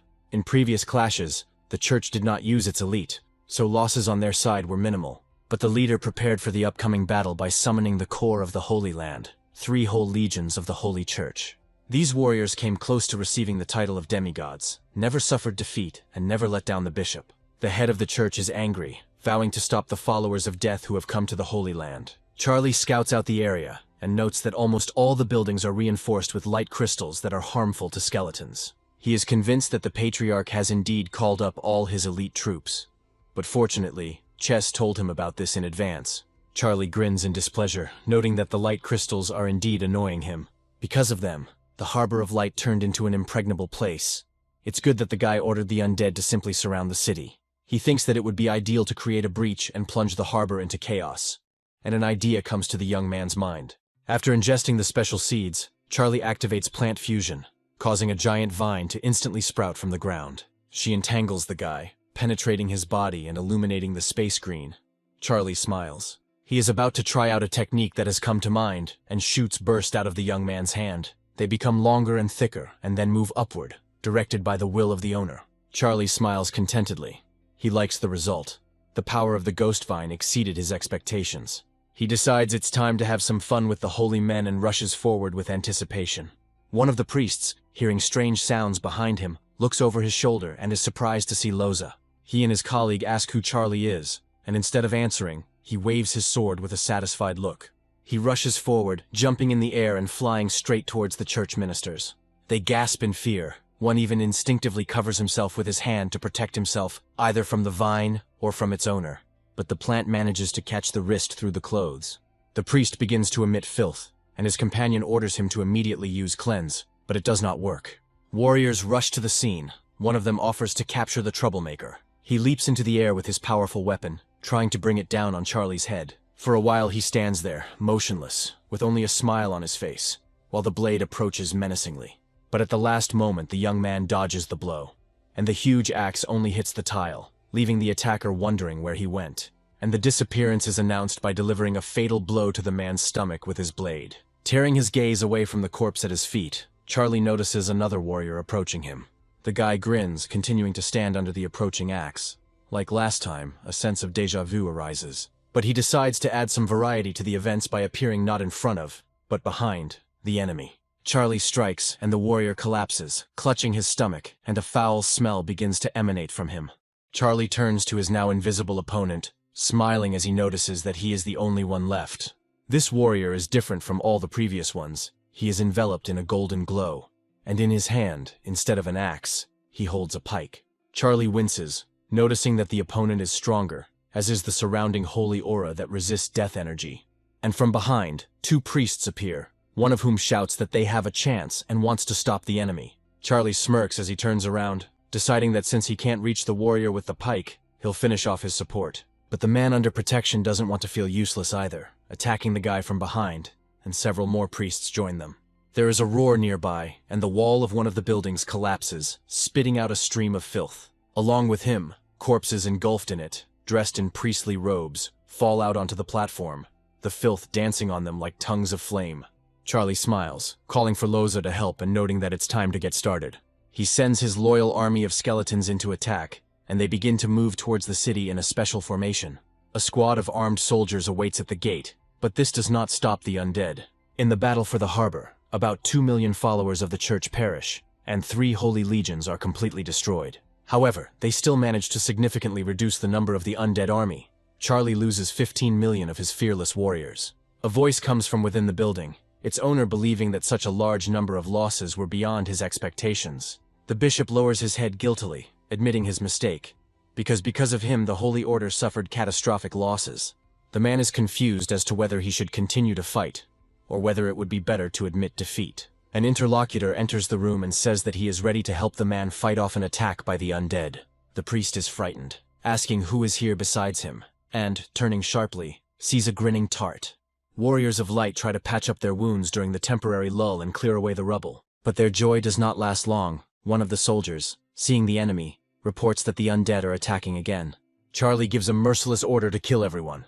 Sometime later, the undead fill the nearby streets of the city. The skeletons push forward, destroying everyone in their path. A projection of the bishop appears ahead. She frowns, calling the undead pathetic, and she is puzzled. The patriarch suggests stopping voluntarily. Perhaps in that case God will agree to stop his righteous judgment and spare him. The undead are perplexed not only by these words, but something appears in front of them.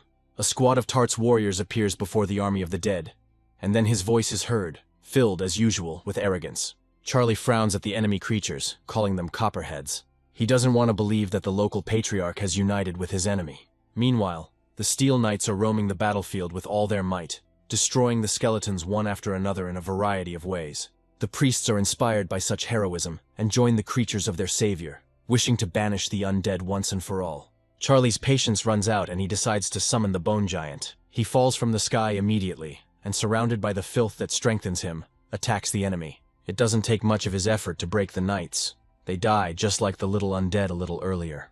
But behind the wreckage of the Steel Knights, a dark shadow with a red eye appears, and then they, swirling, disappear into its crater. A moment later, the combined knight rushes at the bone giant, landing the first blow and pushing it back. The patriarch orders Tartu to continue releasing his Steel Knights. No matter how many sources it takes, the order will provide. The guy smirks contentedly, expressing understanding. Once again, the horde of Steel Knights rushes to attack. The guy remembers his negotiations with the patriarch about providing the sources. At first, he was wary of the stranger, but Tart decided to take the man by manipulation, pressing on the most painful part, the fear of the merciless lord of the undead. The patriarch walks through the streets, preceded by several priests of lower rank, who exterminate the undead at his command. Charlie realizes that if things continue like this, he will lose his entire army, in which case it would be wiser to retreat. He does so, giving orders to each of his warriors. The skeletons gather behind their master, looking back. Flora asks what Charlie will do next, since the Order of Light has secured Tart's support and is under the protection of his knights. Charlie is angry, regretting that he did not deal with his classmate earlier, and the girl notes that the situation has changed not in their favor.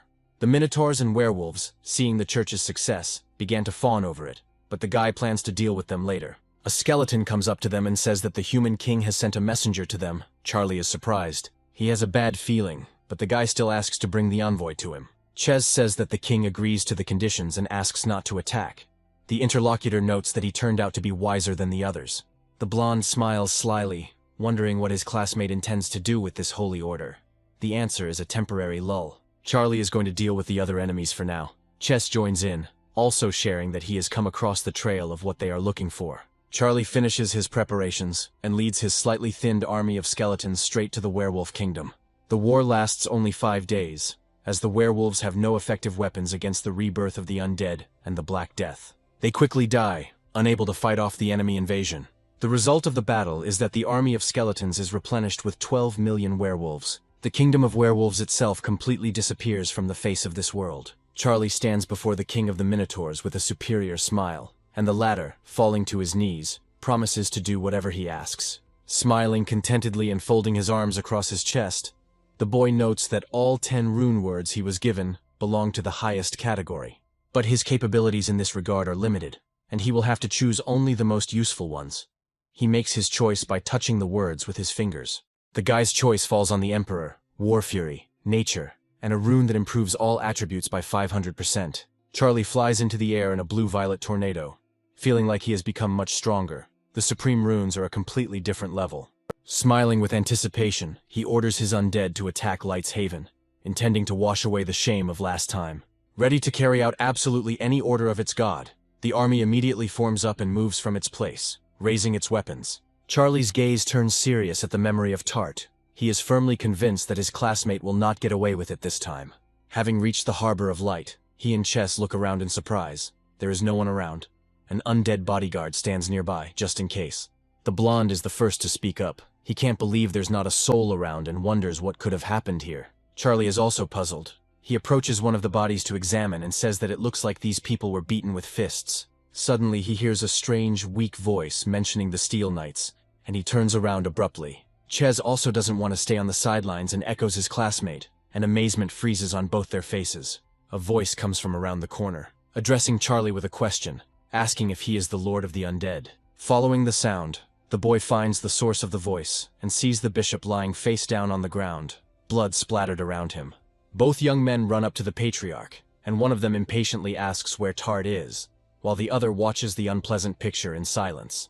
The man replies that his former ally left after emptying the Holy Order's treasury. At the same time, the guy took away all the sources of dimension and ordered his creatures to kill all the servants. The priest is thirsty for revenge. Chez looks at him with disapproval, noticing that the man himself let this wild wolf into his house. But these words hang in the air without an answer.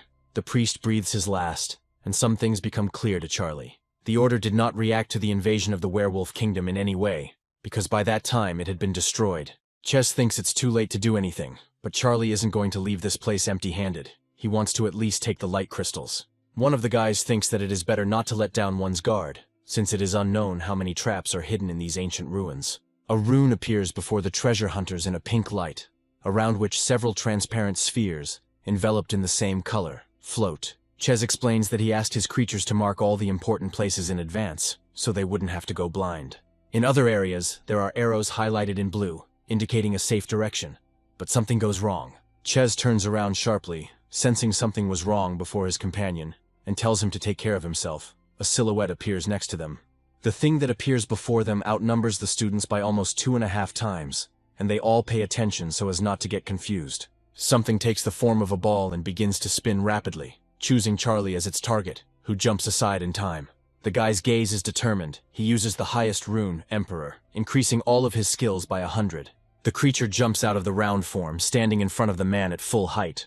Noticing this, Ches praises his classmate, admiring the fact that he mastered the power of the highest rune so quickly. He really likes the Emperor's aura. They successfully manage to deal with the creature, and the guys continue on their way. 2 guards, similar to the previous one, now appear on the path, and Charlie uses another higher rune, Nature. It allows communication with any creature, and he addresses the couple, saying that they are not here to destroy and plunder, but for a test. But the creatures don't react, leaving Charlie with no choice, and he jumps into the air, deciding to achieve his goal in a different way. He generates energy in his hand and attacks the guard standing in front of him, who is thrown back by the force of the blow. Another one appears on the way, and Charlie, using enlargement, becomes several times larger, equal to the thug. He strikes his opponent in the chest with a sweeping motion, his gaze sharp and focused. But an unpleasant surprise awaits the guy. 3 more guards appear on his path, and he is momentarily at a loss, frozen in indecision. Ches sighs regretfully, expressing his disappointment out loud. He had expected that the rivals had dried up. The boys stand motionless in front of the guards, and one of the creatures decides to take the initiative into its own hands, giving in to the uninvited guests. This time, Charlie decides to deal with things differently. He calls the Skeleton Knights, who immediately appear before their master. Ches also doesn't want to stay on the sidelines, calling on his creatures to help. Several foxmen appear behind the guy. Both creatures rush at the guards at the wave of their owner's hands and begin to attack, while the latter take a defensive position. As he retreats, Ches praises himself for deciding to take Charlie with him. Without his classmate, he could have simply been wiped out. Entering a room with islands, above which rise energy clots with runes, Ches says that this is the very miracle they were looking for. If they can pass the tests prepared for them, they will not only ascend to the rank of demigods, but also receive the corresponding rune words. A loud sound is heard from behind and, turning around, the students notice that the door leading back to the exit is locked. With no turning back now, Charlie suggests they begin the first test, and Ches, with a sly smile, rushes forward. He rushes straight to the rune that he has chosen for himself, believing that it is the best fit for him. Disappearing into the portal and waving goodbye to his classmate with a foxy smile, Ches also advises him not to linger. Charlie frowned, feeling slightly displeased that his companion had chosen his challenge so quickly. But almost immediately his mind cools down. The guy approaches the portal he chose himself, It's time for him to begin his test. Charlie finds himself on cracked, windswept land with rocky terrain. These lands are engulfed by the curse of hunger, and to survive here you will have to constantly eat something.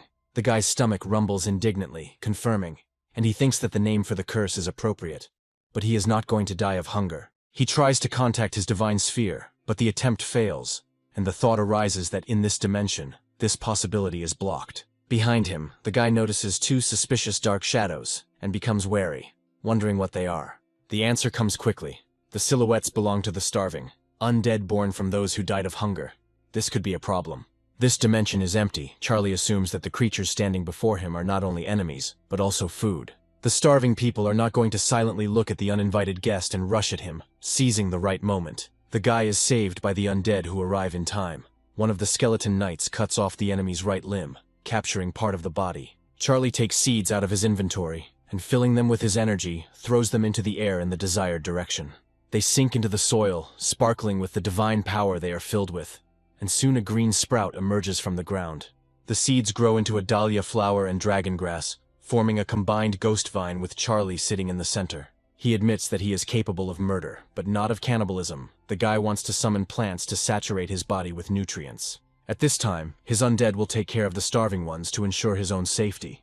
The guy's gaze is determined.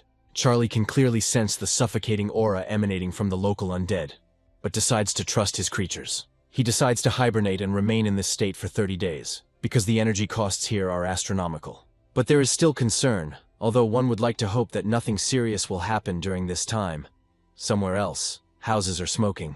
The Steel Knights walk over the debris sticking out on the ground, crushing everything in their path and flashing their terrifying red eyes. Tart stands over the fallen body and rejoices in his victory. The kingdom of people now belongs to him too. His Steel Knights destroyed all obstacles in the path of their god, such as the Holy Order and the kingdoms of minotaurs and humans. The guy grins slyly, believing that the Elven Kingdom will not be able to maintain its magical barriers for long. Soon it too will be destroyed. There is a heavy tread, and the Steel Knights are bringing someone to the master, holding her by the hands on both sides. This girl, Flora. Tart pretends that this is a surprise for him, and touches the girl's cheek with his hand. Saying that now she belongs to him too, she threatens. The guy's face turns angry. He says that Charlie will not come to her aid because he will not return alive from another dimension, or will become very weak. Turning around and smiling slyly, Tart orders his classmate locked in the dungeon, but she says he won't get away with it. One of the creatures reports that Lily has pushed Cyan back to the mountain gorge on the border of the kingdom, as his master ordered. Tart smiles even crazier. He didn't expect anything less from his classmate, because she's a sucker for money and is ready to do anything for it. Clenching his fist triumphantly, the student promises that this time Kian will not leave him. Somewhere in the mountains a loud explosion is heard, scattering rock fragments into the air and smoke enveloping the surrounding area. The Steel Knights fight other creatures that resemble stone golems with crystalline inclusions. Cyan, watching the battle from the sidelines, sees this as an opportunity for herself, as this way she can escape in the confusion. Another explosion is heard nearby, and the girl looks up in confusion, trying to find the source with her eyes. She doesn't understand what's happening. A smiling Tart appears nearby and, approaching Kian, says that now she doesn't have to worry about anything. He drove away the enemy. The girl thanked her classmate in a crumpled voice, and he, smiling slyly, said that it wasn't worth it, that it was worth nothing to him. Cyan turns to face his bird, about to leave, and Tart is taken aback, asking the obvious question if she's going to leave. He comes closer to her, not intending to let her go, since he spent a lot of money on this scene, and offers to join forces to overthrow the remaining ones. Tart and Lily discuss their deal. The girl asks to transfer the rest of the promised amount, and the guy promises to do it after one more favor. She must let her classmate destroy his army of stone giants with the Steel Knights. The girl notes that this is not what they agreed on, and the guy begins to blackmail her, threatening to kill the army in an even more shameful manner. Lily tries to save at least some of her honor by asking to take away at least half of the army, and sets the condition of doubling the other half of the promise. She can't just refuse, but if her classmate agrees to these conditions, the deal will still be successful, and he agrees. With a slight strain, Kian, being polite, says that she appreciates Tart's efforts and help, but she has her own ideas and goals. The guy acts meanly, lying that his blood demon has already killed Charlie, whom the girl wanted to find. She frowns. Cian can't stand slander against a person she cares about and parries the cruel words, "The guy couldn't die so easily." Tart tries to object to her, But the girl adamantly says that she does not intend to continue this conversation, and says goodbye to her interlocutor. But he doesn't let his classmate leave so easily. The girl's golden bird is snatched by several steel knights. Cyan, frowning angrily, turns to Tartu asking what he is doing, and he threatens, saying that he is now the strongest here. Golden feathers fly through the air and the boy lifts the girl above him by the throat, telling her to stop resisting. Tears well up in the girl's eyes, and with all her strength she begs Charlie to come to her aid and save her. The boy screams and opens his eyes in the arms of his plants, realizing that what he just saw was nothing more than a dream. But he is interested in how Kian is actually doing. They haven't seen each other for a long time, and then he glances at his hand and realizes that he has lost a lot of weight. The local undead continue to battle his own, and their master emerges from his makeshift lair. A sly smile appears on the guy's face when he realizes that 30 days have flown by so quickly. The highest rune, Hunger, comes into play, allowing the owner to take control of the energy exchange of creatures. Smiling, the guy looks at her, burning blue and blue in his hand. And a moment later he feels his body fill with a strange, previously unknown energy. The smile on his lips becomes jubilant. Charlie finally reaches the rank of demigod.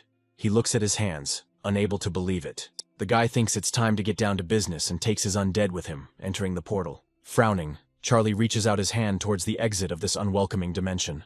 Landing on solid ground and looking at the new energy, the guy wants to check how the increase in rank affected his performance. He's upset. They only gave him one new divine ability. Luckily, they at least raised his natural-born warrior rank. But that's not important now.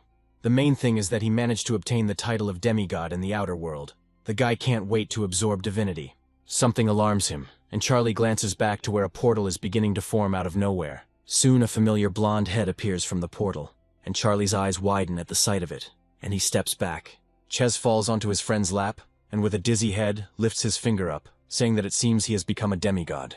Charlie notes that his classmate completed the test faster than he expected, but he's no use in his current state. He advises his friend to get some sleep and, in proud solitude, heads to the steps. It seems to him that someone has come. Lily gives an order to her creatures. They engage in a fight with the guards of this place. The stone colossus rushes into battle. Charlie emerges from the cave, asking his classmate, who is surprised by his appearance, what she is doing there. But the girl is happy. She says that she has information about Cyan, and the exchange for it will cost 10,000 dimension sources. The guy immediately gives his interlocutor the required amount, and rushes her with an answer, and she is seriously surprised. Lily is angry with herself, believing that she should have asked for more, but admits that Cyan is now locked up, and she herself cannot free herself from captivity.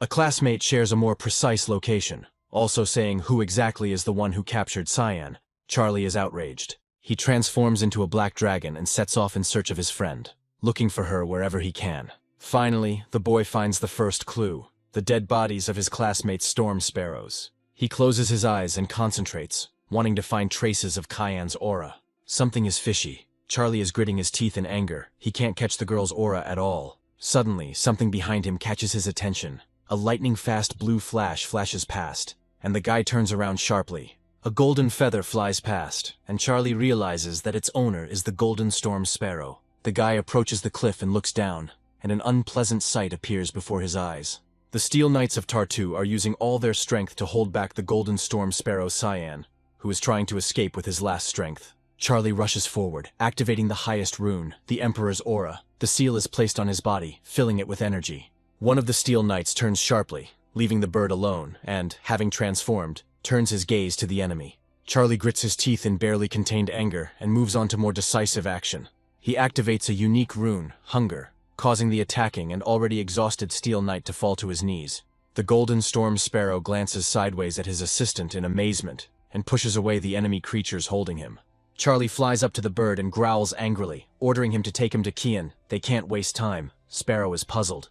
Sometime later, they are already heading to rescue the girl. The guy is sitting on the back of the bird already in his ordinary form. The gaze involuntarily catches sight of a small cave with a burning interior, and the bird and the flyer head straight there. A man's hand pulls the clothes off a woman's shoulder. Kian asks his tormentor to let her go. Tart looms over the girl with a platonic smile, continuing his actions and asking if Kian is tired of playing hard to get. Charlie, who had arrived just in time, tossed a stone into the air and sent it flying towards the tyrant with ill-concealed anger. The stone hits Tart's head from behind, and the guy's face distorts in bewilderment. He hasn't even had time to fully feel the pain yet. Holding the back of his head, he turns around in shock towards the exit, asking who dared to enter here without his permission. The boy's eyes widen at the sight of a familiar face, and he asks in bewilderment how this is possible, since he thought Charlie was dead. The latter can no longer contain his rage, and rushing towards his classmate strikes him, threatening to kill him. Tart, wiping the blood from his face, expresses joy that he will be able to get rid of his rival with his own hands. But Charlie has a different opinion on this matter. He activates a unique rune, Hunger, which appears directly above the target, absorbing its juices. Tart falls to his knees and clutches his stomach, grimacing. He begins to feel an unimaginable hunger and wonders why. Due to the effort he put into maintaining consciousness and focus, beads of sweat roll down the guy's face, and Charlie approaches, drilling his opponent with a merciless gaze. A red aura begins to form around the latter. Unable to contain himself any longer, Tart folds in half, spilling the contents of his stomach onto the ground. Raising his head to his classmate with the last of his strength, he squeezes out the words, denying that he has become a demigod. With cold determination, Charlie raises his sword, saying that the demon that Tart sent for his soul has become his humble slave. The swordsman says that he will now allow the demonic power to be tested on the enemy and swings. The latter's eyes widen. Having punished the enemy, Charlie approaches Kian and kneels next to her, hugging her and telling her that it's all over. The girl, her clothes slightly torn, looks at her savior with embarrassment and thanks him with all her heart. Charlie carries his classmate out of the cave and is met with a heartbreaking sight of the Steel Knights. Now that Tart is gone, his creatures can find no trace of him and become nothing more than puppets without a puppeteer. Charlie stands on the back of the Golden Storm Sparrow, not letting go of the latter's owner from his embrace, and they leave this place. Charlie asks Cian how she feels. She is already better. She asks in turn if the guy really became a demigod. Charlie confirms this, and the girl expresses her sincere congratulations and joy on his behalf. He offers Cyan his help so that she too can rise. But the girl expresses concern about whether the dimension sources will be enough. The guy reminds us of the abandoned lands of this world, and, smiling, suggests trying our luck there. They fly over the desired mines, and Charlie offers to collect them all in order to later fish out what they need using the disintegration mechanism.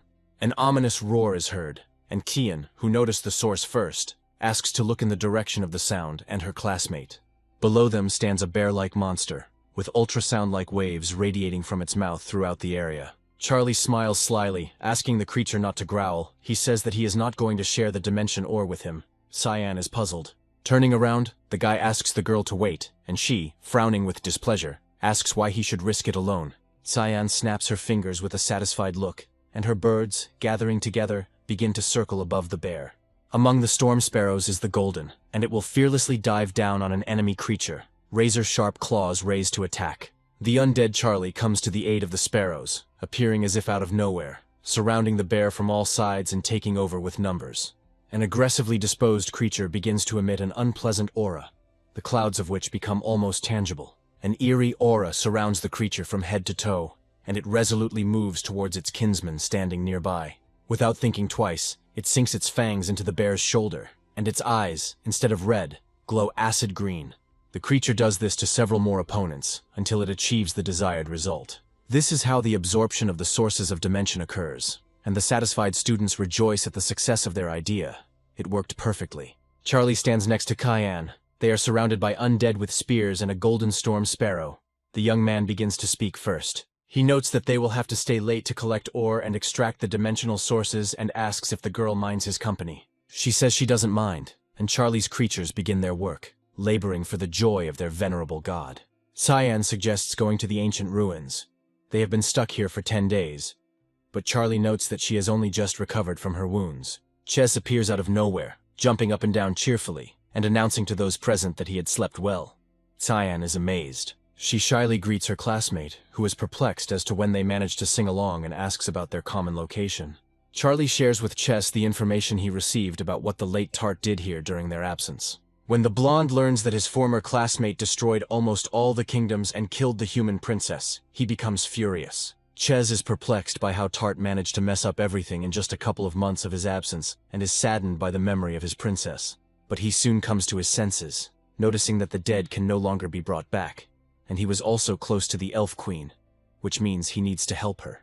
After saying goodbye to his classmates, Ches leaves them, and Cian says that she didn't know that he was so caring, and also talks about his girlfriends. The next moment, the girl expresses concern that the Tart family will take revenge on Charlie. but he is more worried about the academy's punishment. At that very moment, a hologram of teacher Lena appears nearby. She orders the students in a stern tone to immediately return to the academy.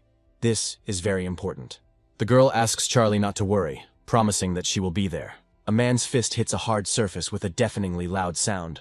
Tart's father stands in front of Lena and points his finger at her, saying that Charlie must pay for the murder of his son, while a woman cries nearby.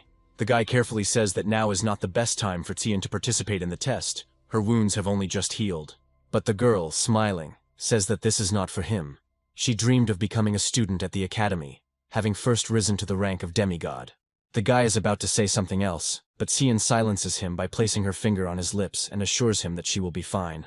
Disappearing into the depths of the portal, the girl says goodbye to the guy, and they agree to return to the academy together as soon as the test is passed. But Charlie resorts to trickery. Smiling, he orders the undead that appears nearby to protect his classmate. They nod in agreement and readily enter the portal after the girl. The guy approaches that same portal a whole month later and wonders why Cyan still hasn't emerged from it. The skeletons he sent didn't return either, and Charlie frowned and wondered if something had happened to his classmate. He realizes that there is no point in waiting any longer and takes a decisive step forward into the portal. The guy is immediately met by the already familiar guards, and the bodies of dead storm sparrows are scattered throughout the area. Charlie takes on the form of a black dragon and, with determination in his eyes, orders his enemies to get out of his way. The creatures surround and embrace the blazing purple dragon, but they are unable to contain it for long. As Charlie breaks free, he shoots upward in a spiral motion. His gaze is presented with an unusual picture in the place where an ordinary portal should have been. Touching the pink stone with his hand, Charlie realizes that the portal leading to the testing dimension is closed and cannot be opened from the outside. The guy quickly moves forward, trying to ram the stone and try to open the entrance with his elbow. Nothing works, and one can't help but think that those who have already passed the test cannot enter it again. Then Charlie tries to use 2 higher and 1 unique runes: Emperor's Aura, Nature, and Hunger. The forces begin to intertwine into one, forming an explosive mixture that is needed to destroy the portal. There is a powerful explosion. The wall collapses, forming a passage into the depths of the cave. Fog billows around, swept by clouds of wind. Finally, Charlie's gaze falls upon familiar islands with brightly lit portals, each with a rune in the center. The guy looks at them inquiringly and tries to figure out which one his classmate might have gone to. His heart beats desperately, worrying about his friend, but Charlie tells him to calm down. He just needs to find the residual traces of the girl's aura. As soon as he concentrates, one of the blue portals is illuminated by a bright flash. He literally spits out something that appears to be a girl with pink hair. It appears that she is unconscious. The guy's eyes widen at what he sees, and he can't help but say the name when he recognizes the girl as Cian. Leaning forward and speeding up to get there in time, Charlie scoops up her friend's limp body in his arms. He asks how she feels, if she is hurt, and she opens her eyes, staring at her savior in surprise.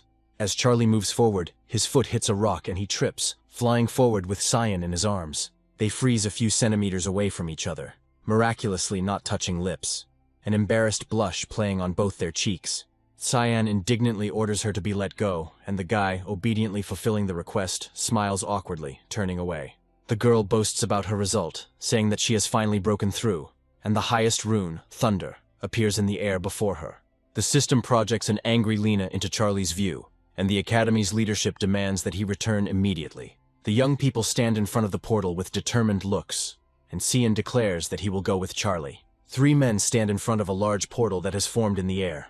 As soon as he noticed the movement, one of them, with an angry expression on his face, orders Charlie to be grabbed immediately. Having left the alien dimension, the guy looks ahead with a frown, but confident. The girl standing next to him is also full of determination. Cian steps forward, shielding her classmate and defending her, saying that Tart wanted to rape her, but Charlie saved her.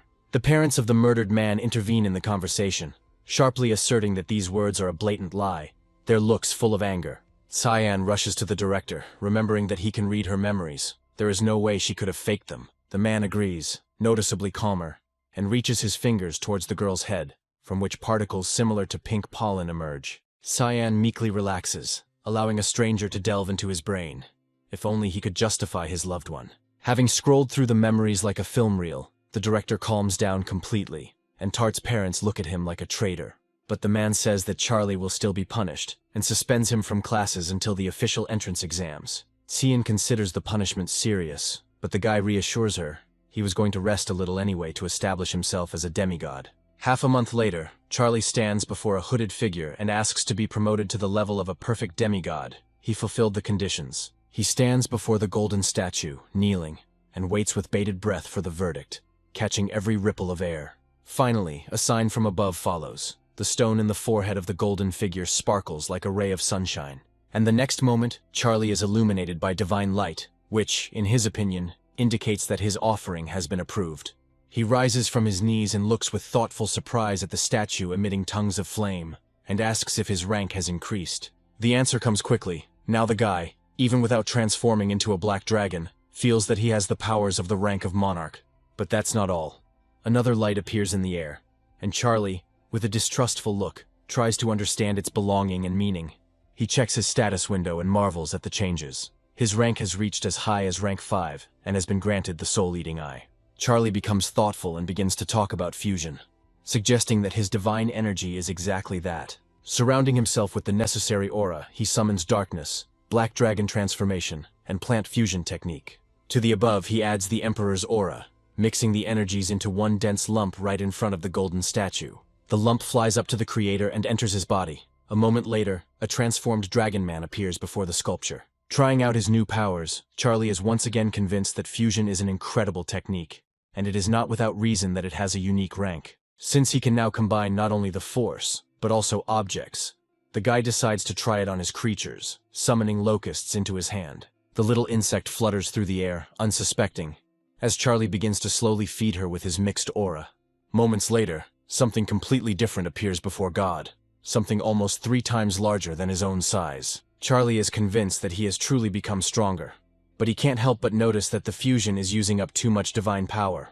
He goes to check something else, and small red crystals surrounded by fiery energy appear above his hand. They intertwine into one larger one, and Charlie finds a great way to earn extra divinity points. He clearly likes it, and the guy laughs contentedly, continuing his favorite column, experiments. The guard says that outsiders are not allowed into the Imperial Academy, and the man standing in front of him silently and discontentedly glares at the man. This man's name is Hugo, and he is a true god. He is angry, but forces himself to calm down, realizing that there are even gods of higher rank here. He is looking for Charlie because he took his master's thing, and is seriously thinking about a way to infiltrate the academy. Voices are heard nearby, and Hugo listens in as Tart's parents cry about how they can't just let their son's killer go. A man approaches the inconsolable parents and begins a conversation by saying that it seems fate itself brought them together. He suggests they unite. Tart's parents express their indignation to Lena, who defends the honor of her student and the academy as a whole. Hugo stands nearby. He takes out a device that looks like a smartphone and starts the process of carrying out the necessary diagnostics. The system detects Charlie standing nearby, and the man realizes with delight that this student is the very thief. Hugo understands that if he delivers it to his god, he will be generously rewarded, but he wonders how to do this. The angry parents speak inhumanely about Charlie, while Lena stoically continues to defend her student, telling the Scots to leave. Tart's father tries to do something else, but Hugo stops him, putting his hand on his shoulder. He says that they are leaving. As the door closes behind the men, Scott asks if they are going to let Charlie go unpunished, but the true god retorts. He says that from now on the boy is his concern, and the parents will only have to wait for retribution, and they leave in anger. Hugo comes closer to the door and starts peeking. He sees Lena, who asks the student to ignore her. The woman says that Tart is to blame for his own death. Charlie was only protecting a defenseless girl and himself. He asks not to worry. Lena likes this attitude. She reminds him that now the guy should focus on increasing his divine rank. She hands the student a pass to the ancient ruins of one of the outer worlds and gives him the opportunity to try his luck there. Lena advises her protege to immerse himself in the demigod competition head-on. This will be very useful in the future, and Charlie thanks him. Hugo finds the words about the ancient ruins interesting, his face expressing anticipation. As the boy passes by him with a satisfied smile, the man gives him a silent promise to meet at the designated place. Looking at the pass, Charlie is surprised to see that it can be used for one more person, and thinks that going alone would be a waste. A hologram of Tom's teacher appears in front of the boy. He greets his former student and asks how he is doing at the academy. Charlie returns the greeting and shares that he has achieved demigod status, and also offers to join him in the ancient ruins. The man is sincerely happy for his former protege, wondering when he managed to become so strong, and accepts the offer. The interlocutor rewards Tom with a bright smile and announces the time and place of a potential meeting. Charlie sits at home, excited to select relics that could serve him well in his upcoming adventure. He looks at the artifacts he has, and his gaze catches the Law of Gluttony, the Stone of Revival, and the Book of Clones. Among all the others, his attention is drawn to the 4th-level sacred artifact, Thunderbolt. Smiling serenely and resolutely clenching his fist, the guy promises himself not to give in to anyone this time. Remembering Cian, Charlie suggests that it might take months to return, during which time the girl will immerse herself in meditation. He comes to her, and the classmate asks about the purpose of the visit, and the guy shares that he will soon be leaving for the outer world, and wanted to say goodbye. The girl is perplexed why he wants to leave so soon, since they only just arrived home, and he, feeling awkward, says goodbye. Charlie turns to leave, but Cian grabs his elbow, suggesting that they walk together. The girl is glad that she postponed the meditation, because otherwise they would not have been able to say goodbye, and she is also worried. The shadow seal appears in her hands, and a smile blossoms on her face. Cian says that although she has many limitations, she is useful. The girl gives it to Charlie, and he understands that he will definitely need it, because the rebel demands the absorption of souls through the Soul Eater. He thanks Cian for the gift, noting its extreme usefulness for himself, and the girl rewards her interlocutor with a pleasant smile. Suddenly she approaches the guy and hugs him sharply. Regretting that she cannot go with him this time and asking him to be careful, Charlie is surprised. Unable to contain the rush of feelings, the guy covers the girl's fragile shoulder with his hand, and pulling her even closer to him, kisses her. Now Cian is surprised. But the confusion doesn't last long. The student immediately responds to the kiss, closing her eyes. And Charlie is glad that the girl didn't push him away. The guy shyly pulls Cian towards him, covering her with his arms. The girl also feels awkward, but does not move away. On the contrary, she smiles.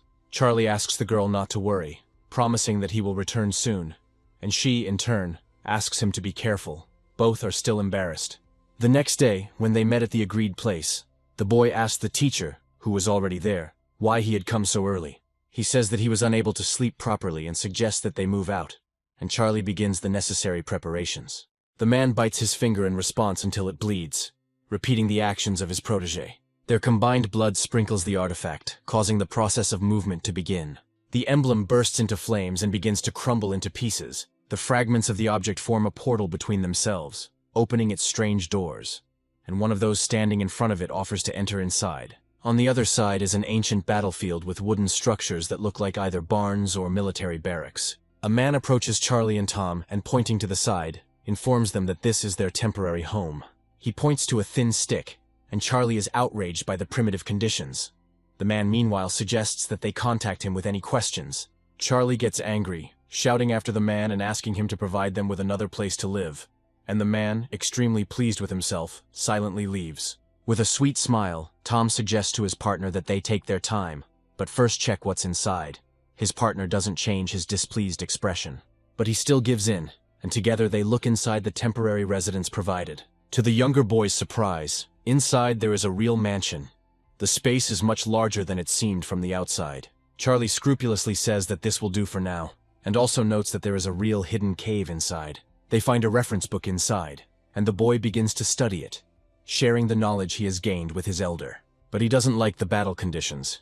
He can't imagine how he'll fight if the number of creatures he can summon is limited. Tom grins good-naturedly and asks the younger one to calm down.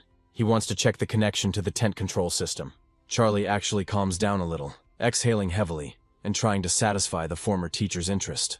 Afterwards, he checks his capabilities and concludes that he will have to choose the option with the maximum number of summoned creatures. Snapping his fingers, Tom also summons his own creatures, smiling with satisfaction. The system notifies that only creatures previously summoned in the tent are subject to control. The loss is not replenished automatically. Divine title fragments can be found on the ancient battlefield, the rarest of which have increased value. Identical shards can be combined into a single title, or exchanged for other shards or tent upgrade materials. Charlie is inspired by the last part, planning to upgrade the tent once they collect the title shards. Moving forward, Tom shares information with the younger one. He studied the options for obtaining fragments. They can be obtained after defeating the deities. They are divided into ranks here. They can be distinguished by the aura under their feet. The lowest rank are deities with a white aura. It gives first-level fragments.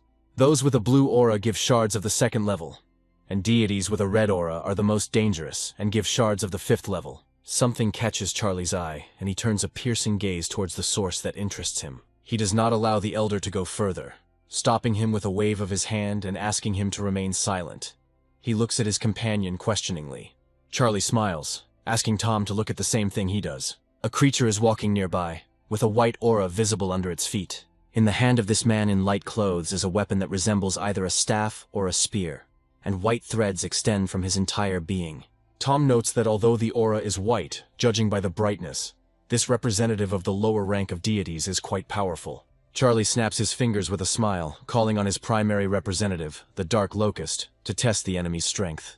The modified insect appears right there, grinning predatorily as it looks at its potential adversary. The next moment it rushes forward, ready to attack. The locust directs a dark aura at its opponent, who still wanders serenely, either unaware of the threat or unafraid. But now he holds his weapon out in front of him, his expression still as serene as before. The opponent's attack hits a hard object. The dark locust is amazed, as this attack breaks one of its legs, shattering into pieces. The insect gets angry, spinning around quickly and deciding to use another of its techniques. A multitude of dark fragments fly towards the white deity, and now his expression becomes puzzled. The fragments shatter into a dark energy haze and surround one of the deity's legs. The dark haze grows rapidly, absorbing the aura of its victim and entangling them in its now physical tentacles. Meanwhile, the locust is already attacking with its next attack, which it managed to prepare during the creature's confusion. The blow hits him straight in the chest, creating a hole through the humanoid body. The next moment, several pieces of fragments emerge from it, in the center of which certain runes are burning. Tom advises the younger one to collect them as quickly as possible. Even though these are fragments of the lowest level, there are 8 of them. It's a good catch. Charlie follows his elder's advice, and the flame of the Indomitable Valor title, Level 1, dances above his hand. The guy asks if this is really the divine title sealed in the fragments, and the man confirms his words. The elder explains that although this title is only of the first level, it has an extremely useful spell. Its value is twice as high. Charlie is glad that he invited Tom along, believing that with him the hunt will definitely go faster, and he smiles. A locust lands on the guy's finger, and he informs his partner that the insects have discovered new targets. A swarm circles around the divine beings, not allowing them to escape. They guard potential prey for their master. Charlie notes their untrustworthy appearance, believing that they are unlikely to produce as many shards as the previous deity. But Tom doesn't want to let them go just like that, saying that even a fly is meat, and several of his creatures appear next to him. Charlie doesn't mind. He smiles, calling his representatives. He agrees to destroy every single one of them. Together, Tom and his younger brother unleash a series of powerful attacks, causing the space around them to literally explode. Dying divine beings leave behind first-level fragments. Tom notes that there are not enough fragments. Even with one second-level fragment, it is not enough. Charlie supports him.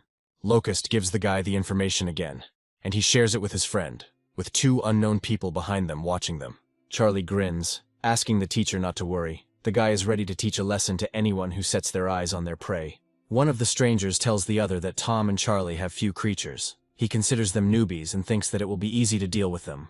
The hunters discuss a cunning plan among themselves, wanting to observe the newcomers for a while and then rob them. Tom turns around with displeasure and suggests that the younger one return to the camp to process the title shards he received. But he asks the elder not to worry, believing that everything is under control, because the Dark Locust informs him of every step of the observers. Tom sounds like he's calming down. He even allows himself to smile, but he still looks worried. He notes to himself with a grin that his student is calming him down, and he kindly asks his children to continue in the same spirit. The locust flies up to Charlie once again and tells him something, but now the guy's gaze becomes worried because of what he heard. He immediately informs his partner that the would-be observers have discovered a deity with a purple aura under their feet. The purple color foretells a shard of at least the 3rd level, and the friends set out to hunt, since together they have a high chance. The sand rises up in tiny particles, spreading clouds of dust throughout the area. If you look closely, you can discern in this fog-like haze the outlines on the ground, which are the defeated divine beings. One of the creatures is still alive, standing with a feather fan in its hands, and a purple aura swirling beneath its feet. Watching from his hiding place, Charlie concludes that, judging by its battered appearance, the creature has just emerged from a brutal fight. Tom notes that it destroyed several lords. The effects are similar to the Wind Elemental Master. The teacher's creatures will be able to delay him for a short time. Charlie suggests wearing him down, and the man suggests a complex strategy, but the man counters, believing that this deity is not worth it. Tom asks what their plan will be then, and the answer is a pair of black dragon man wings that shoot into the air. Charlie charges forward with a determined look, believing that a frontal attack is the best strategy at the moment. The creature, noticing an approaching enemy, raises its fan, which apparently also serves as a weapon, at the ready. The distance separating the potential opponents is insignificant, and the divine being begins to gather streams of energy around itself. Charlie puts his hands out in front of him, preparing to attack, and a mist appears beneath them with the corresponding rune in the dark center. When the smoke flies up to the divine being, almost hitting his solar plexus with a small whirlpool, he becomes lost, amazed. Charlie, meanwhile, fishes a sword out of his inventory and, firmly grasping its handle, leans forward. He rushes headlong towards the bewildered enemy, his dark blade gleaming menacingly. A powerful explosion occurs, throwing up a cloud of dust into the air and announcing the successful strike on target. Purple fragments fly from the epicenter in all directions. They also reach Charlie and Tom, who are pursuing them, and they laugh joyfully as they catch the shards, thinking they have hit the jackpot.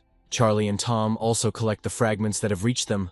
The Dragon Boy smiles contentedly, picking up one of them. One of the pursuers looks enviously at the couple, noting out loud that she has as many as 8 of them. His companion also looks at his enemies with hostility, but acknowledges Charlie's strength, reminding him of the danger of facing him.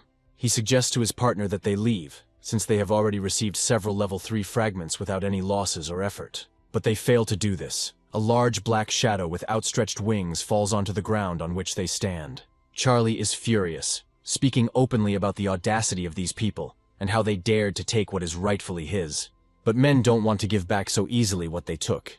They present less than sensible arguments in their favor. Smiling, Charlie notices that his interlocutors do not value their lives and sharply raises his right hand.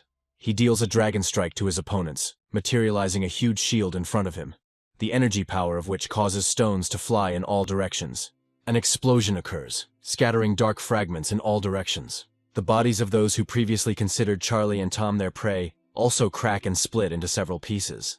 They drop several blue and purple fragments with a rune, which head straight for Charlie. The guy smugly rakes them into an armful and still wonders how such weak creatures dared to covet what belongs to him. He stands next to Tom, both smiling, and the teacher summons a dark purple flame above his open palm. It spawns shards, and the man, still smiling, says that if they sell it at the camp, they can upgrade their tent. Meanwhile, a portal opens near the camp. Laramie and Harry emerge from the portal, the former expressing admiration for his partner for being able to get a pass here, who grins. He says that for him it is a trifle, but to himself he thinks that now he has no shortage of such resources after the reward from the great deity. All thanks to the information provided, but suddenly the men hear a familiar voice and turn their stunned glances in his direction. Charlie discusses with Tom an expansion of their tent, which can be obtained after a portion of the rewards provided in the future. And the next moment, the gazes of all 4 involuntarily intersect, and deathly silence reigns. Tom is the first to break the silence, greeting the men with a smile and saying that he didn't expect to see them here. Laramie doesn't answer, just chuckles discontentedly, but his mood can be sensed by the aura swirling around him. Harry turns out to be more accommodating. He even allows himself a smile and says that their meeting is a real stroke of luck. The blonde asks Charlie if he knows how diligently the man has been searching for him since they missed each other in the ruins, and he expresses confusion. The guy tries to understand to himself how the demigod was able to guess the student's true identity, since he was wearing a mask that hid it. Harry admits he might have been mistaken and compliments his son's former classmate, surprised that he has already become a demigod. The man was furious inside, still remembering the insult to his son, because now, because of it, he would not be able to raise divinity. Tom and Charlie politely say that they still have other things to do, so they are forced to leave their unexpected interlocutors and say goodbye. Tom thinks about leaving here immediately, because he feels that otherwise the men might start a fight. Laramie asks Harry if he's really going to let Charlie go that easily, since it was he who crippled his son. But he says that there is no need to rush yet. If the guy does not leave the ancient battlefield, they will definitely meet. The teacher agrees. Entering the tent, Tom expresses his concern about the people he met, believing that they will certainly cause them problems in the future. Charlie asks why the teacher downplays their own strengths and extols the enemy. In his opinion, there is nothing special about them. Tom says that Charlie knows little about Harry, and shares that he recently gained the support of a very influential person and gained power. The man believes that the guy now needs to save as many of his creatures as possible, because a big test awaits him soon, and the guy says that the chance to be here is very rare. He will not refuse this opportunity even because of Harry. Tom is angry because of the stubbornness of his ward. To be able to counter Harry, Charlie used the Eye of the Soul Eater to greatly increase his rebel title in just a few days. After 6 consecutive buffs, the rebel's experience finally reached its maximum, unlocking the possibility of evolution for him. Charlie receives his divine spell and is given 2 options to choose from, but he doesn't want to choose. Holding the sword in his hand, he ponders the possibility of following the path of a warrior, since the first option is the rebel sword. However, the rebel weapon converts ranged physical attacks into magical ones and vice versa, and confused with other firearms. He doesn't think for long, and the next moment the sword, filled with magical energy, which was there initially, appears in his hand again. The choice is made. Charlie remembers that he has many abilities that are related to swords.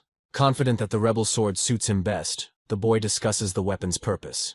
Now it becomes clear to him that by absorbing different souls, the shape of the sword will change. An intention immediately matures in his head, and Charlie, confidently throwing the curtain aside, goes outside. First, he concentrates, then swings his sword hard and cuts through the air. This gust is so strong that it not only cuts the wood, but also shatters parts into splinters. The guy is amazed by this, because he simply concentrated and swung without using any of the attributes. This gives Charlie an idea, and he decides to check something out. He decides to act in the opposite direction, on the contrary, deliberately filling his sword with the attribute of decay. As Charlie gets closer and carefully examines the impact site, he is surprised by the result, or rather the lack thereof. He doesn't understand why everything is like this.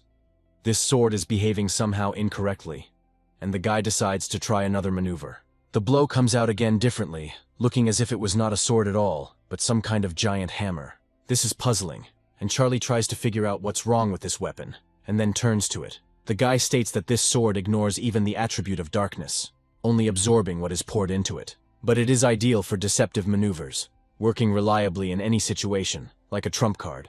Meanwhile, Tom approaches Charlie, sharing that he sold the divine title shards. Coming closer to the guy, the man asks him what he was doing in this place. Charlie shares that he has created an interesting divine spell that would work for him.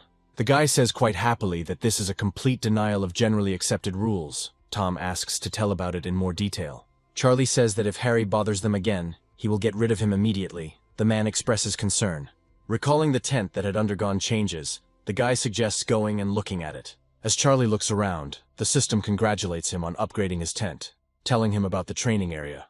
The accessible territory impresses the guy, and he expresses his intention to summon more of his creatures inside. The man agrees with him, suggesting to start this immediately. After several days of training, Rebel Charlie's divine title experience increases significantly. Tom also achieves considerable success during this time, managing to bring one of his creatures to the Lord. And at this time, someone realizes who exactly was the thief who stole the relic of his great master. Hugo thinks that this time Charlie won't escape from him so easily. He will personally present him to the deity. The true god is asked if he can really kill that vile Charlie Walter. The man says that since he brought them here, he guarantees the opportunity to avenge Tart Scott. His interlocutor begins to say what he is going to do now, but he is interrupted. Harry greets the gentleman, expressing joy that he is finally here. Laramie says they've already put Charlie under surveillance and asks when they can start. Hugo asks them to take their time, saying that they need to thoroughly examine the situation first. He reflects on how absurd this situation is, but the wishes of the great deity are not discussed. Even though they have to fight the boy, they can't let the master down. Hugo mentally addresses Charlie, promising him that he will not run away from him. Each of them notices strangers and rushes towards them, wanting to restore peace to this place. But Charlie doesn't hesitate, releasing one of his locust squads and giving it an order. His partner is not far behind, reacting almost as instantly, directing his own creatures at the opponents. Their destruction is only a matter of time, because together these creatures are twice as strong. When the divine title shard falls into his hand, the boy begins to speak. Charlie notes the fact that summoning more creatures has made it easier to collect these fragments. Tom picks up, but they have to stop when a strange haze forms nearby. As it begins to dissipate, Charlie realizes who it is, and graciously greets the intruders. They are about to say something in response, but the guy doesn't listen, jumping up and grabbing a weapon. Assuming they have come for revenge, he plans to attack first to gain an advantage. But the enemy does not hesitate. He manages to equip his own sword before striking. At the moment when two blades cross, a cracking sound is heard, signifying the breakage of one of the blades. Of course, it turns out to be the weapon of Tart and Garth's father, and he, letting out an angry roar, turns to his opponent. The man promises to tear this puppy to pieces for killing his son and destroying a valuable item. Charlie tells his opponent not to worry about it, because he will send him to him soon. And the guy transforms his body into an energetic one, causing mixed feelings in the Scott couple. The man is amazed that a boy who only recently reached the rank of a demigod managed to reach the level of a monarch. Fearing that soon they would be unable to do anything against him, he considered himself obliged to get rid of the boy. But Charlie is only amused by this attitude. He playfully fills his sword with the energy of the attributes. Tom sees this situation differently, so he turns to his creatures and asks them to help his ward. They immediately rush towards the guy, preparing their projectiles for an attack right on the move. Tart and Garth's parents decide to join forces, calling on a more powerful technique. Charlie has seen something like this before, so it won't surprise him, but he turns to his creatures. Opening the portal, the guy asks the locusts to come out stronger so that the enemies don't relax. One of the individuals immediately and bravely rushes into battle and falls directly under the enemy's attack. Seeing the creature begin to fall apart, the beasts laugh triumphantly. The head of the family says that this is exactly what happens to presumptuous puppies, and you can't jump above your head. A smile appears on Charlie's lips, the reason for which becomes clear the very next moment. Realizing they have miscalculated, Tart and Garth's parents turn to their opponent with cries of hatred.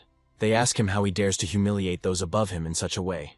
Charlie is reaching his breaking point, and is no longer willing to tolerate this kind of arrogance. That is why he carries out the planned maneuver, abruptly leaving right from under the man's nose. His wife's eyes widen in horror at the sight of her husband's blood, and she rushes at the enemy, but in vain. While warning his student of the danger, Tom decides to take action.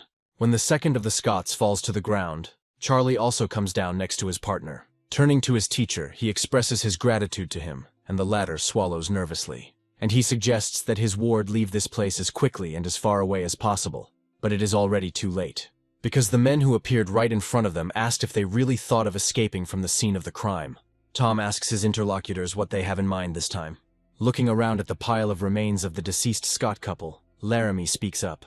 Addressing both interlocutors at once, he expresses the assumption that they have become quite strong. After all, they managed to destroy not only the creatures, but also the demigods themselves, without leaving a single scratch. Thinking about his own losses, Charlie concludes that it would be to their disadvantage to engage in combat right now. Tom asks his student to fly away, while he himself plans to try to make a hole in the circle of his opponents. Charlie tries to object, but his interlocutor is not joking, saying that they will only have one chance. The guy insists, saying that the situation is not that dire, and eventually he manages to convince Tom. Laramie, hearing these words, begins to laugh, reminding him of the number of creatures on both sides. Harry says that they only came for Charlie. He won't attack Toma if he doesn't interfere. The man responds like a true teacher, not intending to let his protege be offended. Laramie laughs again, this time at Tom's idea of himself as a noble hero. Harry joins him, saying that he is disappointed in the teacher and asking him not to blame him later. And then the man gives the order to his wolf riders, telling them to attack the enemies. Tom also does not intend to stand idle and only defend himself, so he carries out a bombing. The flying rabbits immediately rush towards their enemies, diving at them like nimble tops. The riders do not lose their heads, trying to destroy their opponents even before the moment of collision. Delicate animals cannot withstand such pressure, and their owner involuntarily winces as if in pain. He doesn't understand how the enemy could even raise a hand against these cute creatures. Noticing that the teacher is unable to cope with the pressure, the boy decides to resort to a secret technique. Under the influence of the mutation, the rebel sword changes its shape instantly, morphing before our eyes. Playfully waving the soul-collecting sickle, Charlie invites his opponents to attack him. They hesitate, so the guy decides to take the initiative into his own hands. The mutation gives him a significant advantage, sometimes cutting enemies into pieces, sometimes resorting to other methods. Noticing an opportunity, the wolves prepare to attack, but a new defensive move awaits them. Watching this, Harry realizes that this little rascal has a lot of tricks up his sleeve. But he has them too, and the man decides to call the Lord of the Wolf Riders right now. This was all Charlie needed, so, rejoicing to himself, he hurried towards his goal. And he successfully finds it with his soul-collecting sickle, splashing the blood of the wolf leader. This has an intoxicating effect on the guy, and he, grinning, changes his trajectory. Finding himself in front of his opponents in literally a matter of seconds, he orders them to die. But at the very last moment, Harry manages to get the protective artifact. When two forces collide, an explosion occurs, the shockwave from which spreads over a large distance. Covered by the protective dome, Harry breathes a sigh of relief, glad that he took this little thing with him. Suddenly he hears a broken scream, wondering what is going on. Charlie wants to finish what he started, but his hand starts to tremble slightly, which means one thing. The gene lock's duration is almost exhausted, and the boy can no longer maintain the fusion with the ghost vine. But it was not to be, because Harry asks if he really wants to run away after what he did. The man pulls out his trump card from his sleeve, turning to Fenrir and ordering him to stop the enemies. For a moment they stand frozen in indecision, because the creature turns out to be truly enormous. With one swing of this giant paw, both are thrown back by a gust of wind. It turns out to be very painful, and Charlie, trying to cope with the unpleasant sensation, thinks about tactics. Overcoming himself, the guy raises himself on his elbow, asking his mentor how he is. But he doesn't just lie motionless, he doesn't even respond, which makes Charlie take action. The boy almost manages to crawl to the teacher when Fenrir and Harry appear nearby. The man thinks that if he doesn't kill Charlie now, he might not have the chance later. Hugo appears nearby, reading his intentions and reminding him of their agreement. Harry says that the true god misunderstood him, and that he was actually going to bring Charlie to him. Hugo expresses confidence that their master will reward his interlocutor for his work, and he thanks him. Harry changes tactics, thinking that killing this demigod will be enough for him. Charlie correctly understands the man's intentions and promises to kill himself if his mentor is killed. Harry grins colorlessly, saying that he doesn't believe that this guy is capable of doing such a thing. Charlie gives his word that he will definitely do this if any harm comes to his teacher. To demonstrate the seriousness of his intentions, the guy activates the hunger technique. Knowing what it is, Hugo tells Harry not to touch Tom, but to just follow him. The man mentally addresses the teacher, saying that his life will depend only on his luck. Hugo gives orders to return immediately if Harry does not want to incur the master's wrath. The blonde notes that their journey will take several days, but they have this sack of potatoes with them. Hugo then turns to Charlie, saying that he has blocked all of his power. Therefore, he asks him not to waste his resources on useless resistance. Sending Charlie to his god sphere, Hugo asks the boy to sit there quietly. He adds that his followers, one of whom the schoolboy sees, will take care of him. The guy's body reacts reflexively and accordingly to the terrifying appearance of this creature. He makes a sign with his fingers, calling for help from the force, but there is no reaction. Charlie becomes convinced that this man has indeed blocked his abilities with divine power. This explains the fact that the man, without fear for his core, locked the guy in this sphere. The terrifying creature hands the boy a bowl, and he decides to be careful with it. He tells the beastman directly that he will not drink, mentally wondering what he should do. The creature is not satisfied with this answer, and tries to force the liquid into Charlie. The man says that his tiger is deaf and dumb, but he won't poison the guy, so he asks him to be a good boy. Even though Charlie considers the tiger's lack of these senses, he still decides to be cautious. Suddenly, his parasite appears, asking if the host needs any kind of help. Charlie is surprised by this, and the source responds by saying that he has his own secrets. The creature offers conditions that are simply impossible to refuse, and the guy gives his consent. The boy hears Harry say that in just 3 days they will be rewarded for the boy. Charlie turns to the source, asking him to hurry, because there is very little time left. Waking up, the guy thinks that he has no idea how the source of mutations will change his body, and he says that he is finished with the evolution of the carrier, and Charlie has now become a 3rd-level gene warrior. The guy asks what benefits this gives him, and his interlocutor immediately answers. Hearing the name of the new ability and the unclear description, Charlie asks how to use it. Suddenly, a delicious-looking bun appears in front of him, causing surprise. The guy takes it from the massive paws, saying that this pastry looks delicious. Suddenly, an idea comes into his head, and Charlie decides to test his abilities. The guy smirks contentedly, convinced that the source of mutations plan really worked. Although the possible improvements are limited by the hero's level, Charlie has indeed become stronger. The Tiger Man doesn't like this behavior, so he gives someone a signal. It soon becomes clear to the prisoner to whom exactly it was addressed. The white tiger turns out to have the ability to speak, and he asks the guy what he is doing. Charlie finds this amusing, and decides to try to correct the defects of one creature with the genes of another. Not allowing the creatures to escape, the boy uses his new ability of gene combination. Suddenly, piece by piece, the deaf-mute tiger's ears begin to grow. As a result, it becomes fully functional, and an incomprehensible growl is heard nearby. The white tiger is trying to figure out what happened to his own ears, where they went, and the redhead realizes that he, on the contrary, has begun to hear, and at that very moment Charlie speaks. The boy thanks the tiger for the water and snack, offering these new ears as thanks. The next moment something strange happens, which allows us to draw the appropriate conclusion. Charlie realizes that followers of other deities can also be converted into their believers, and while the guy is thinking about how to gain an advantage, the white tiger demands that his ears be returned. Charlie turns to glare at him and then punches him. He asks everyone else to crowd around him, saying that he is already tired of sitting around doing nothing. The new convert extends a clawed hand to his deity, offering a reliable plan, and Charlie does not refuse him this, once again activating the ability of the gene combination. It only takes a couple of moments for a redhead to be modified through genetic alteration. The old tiger calls him a heretic and orders that this blasphemer and traitor be immediately captured. Anticipating an interesting sight, Charlie grins and steps back, giving space to his new pet. He growls angrily, saying that he will tear to pieces anyone who dares to approach his god. Words are not enough, and the ginger one clearly demonstrates his intentions. When it's all over, the tiger respectfully asks Charlie to accept him as one of his followers. The guy agrees, but says that this will happen after the interlocutor helps him escape. Hearing words about the core, the creature agrees to help find it, but also warns about powerful guardians. Charlie is not at all frightened by what he hears. He suggests that they first find a goal and then decide. They are noticed by Hugo's creatures, who find the two too suspicious. The tiger with the markings is in charge of everything, and he gives the order to capture his brother and the man.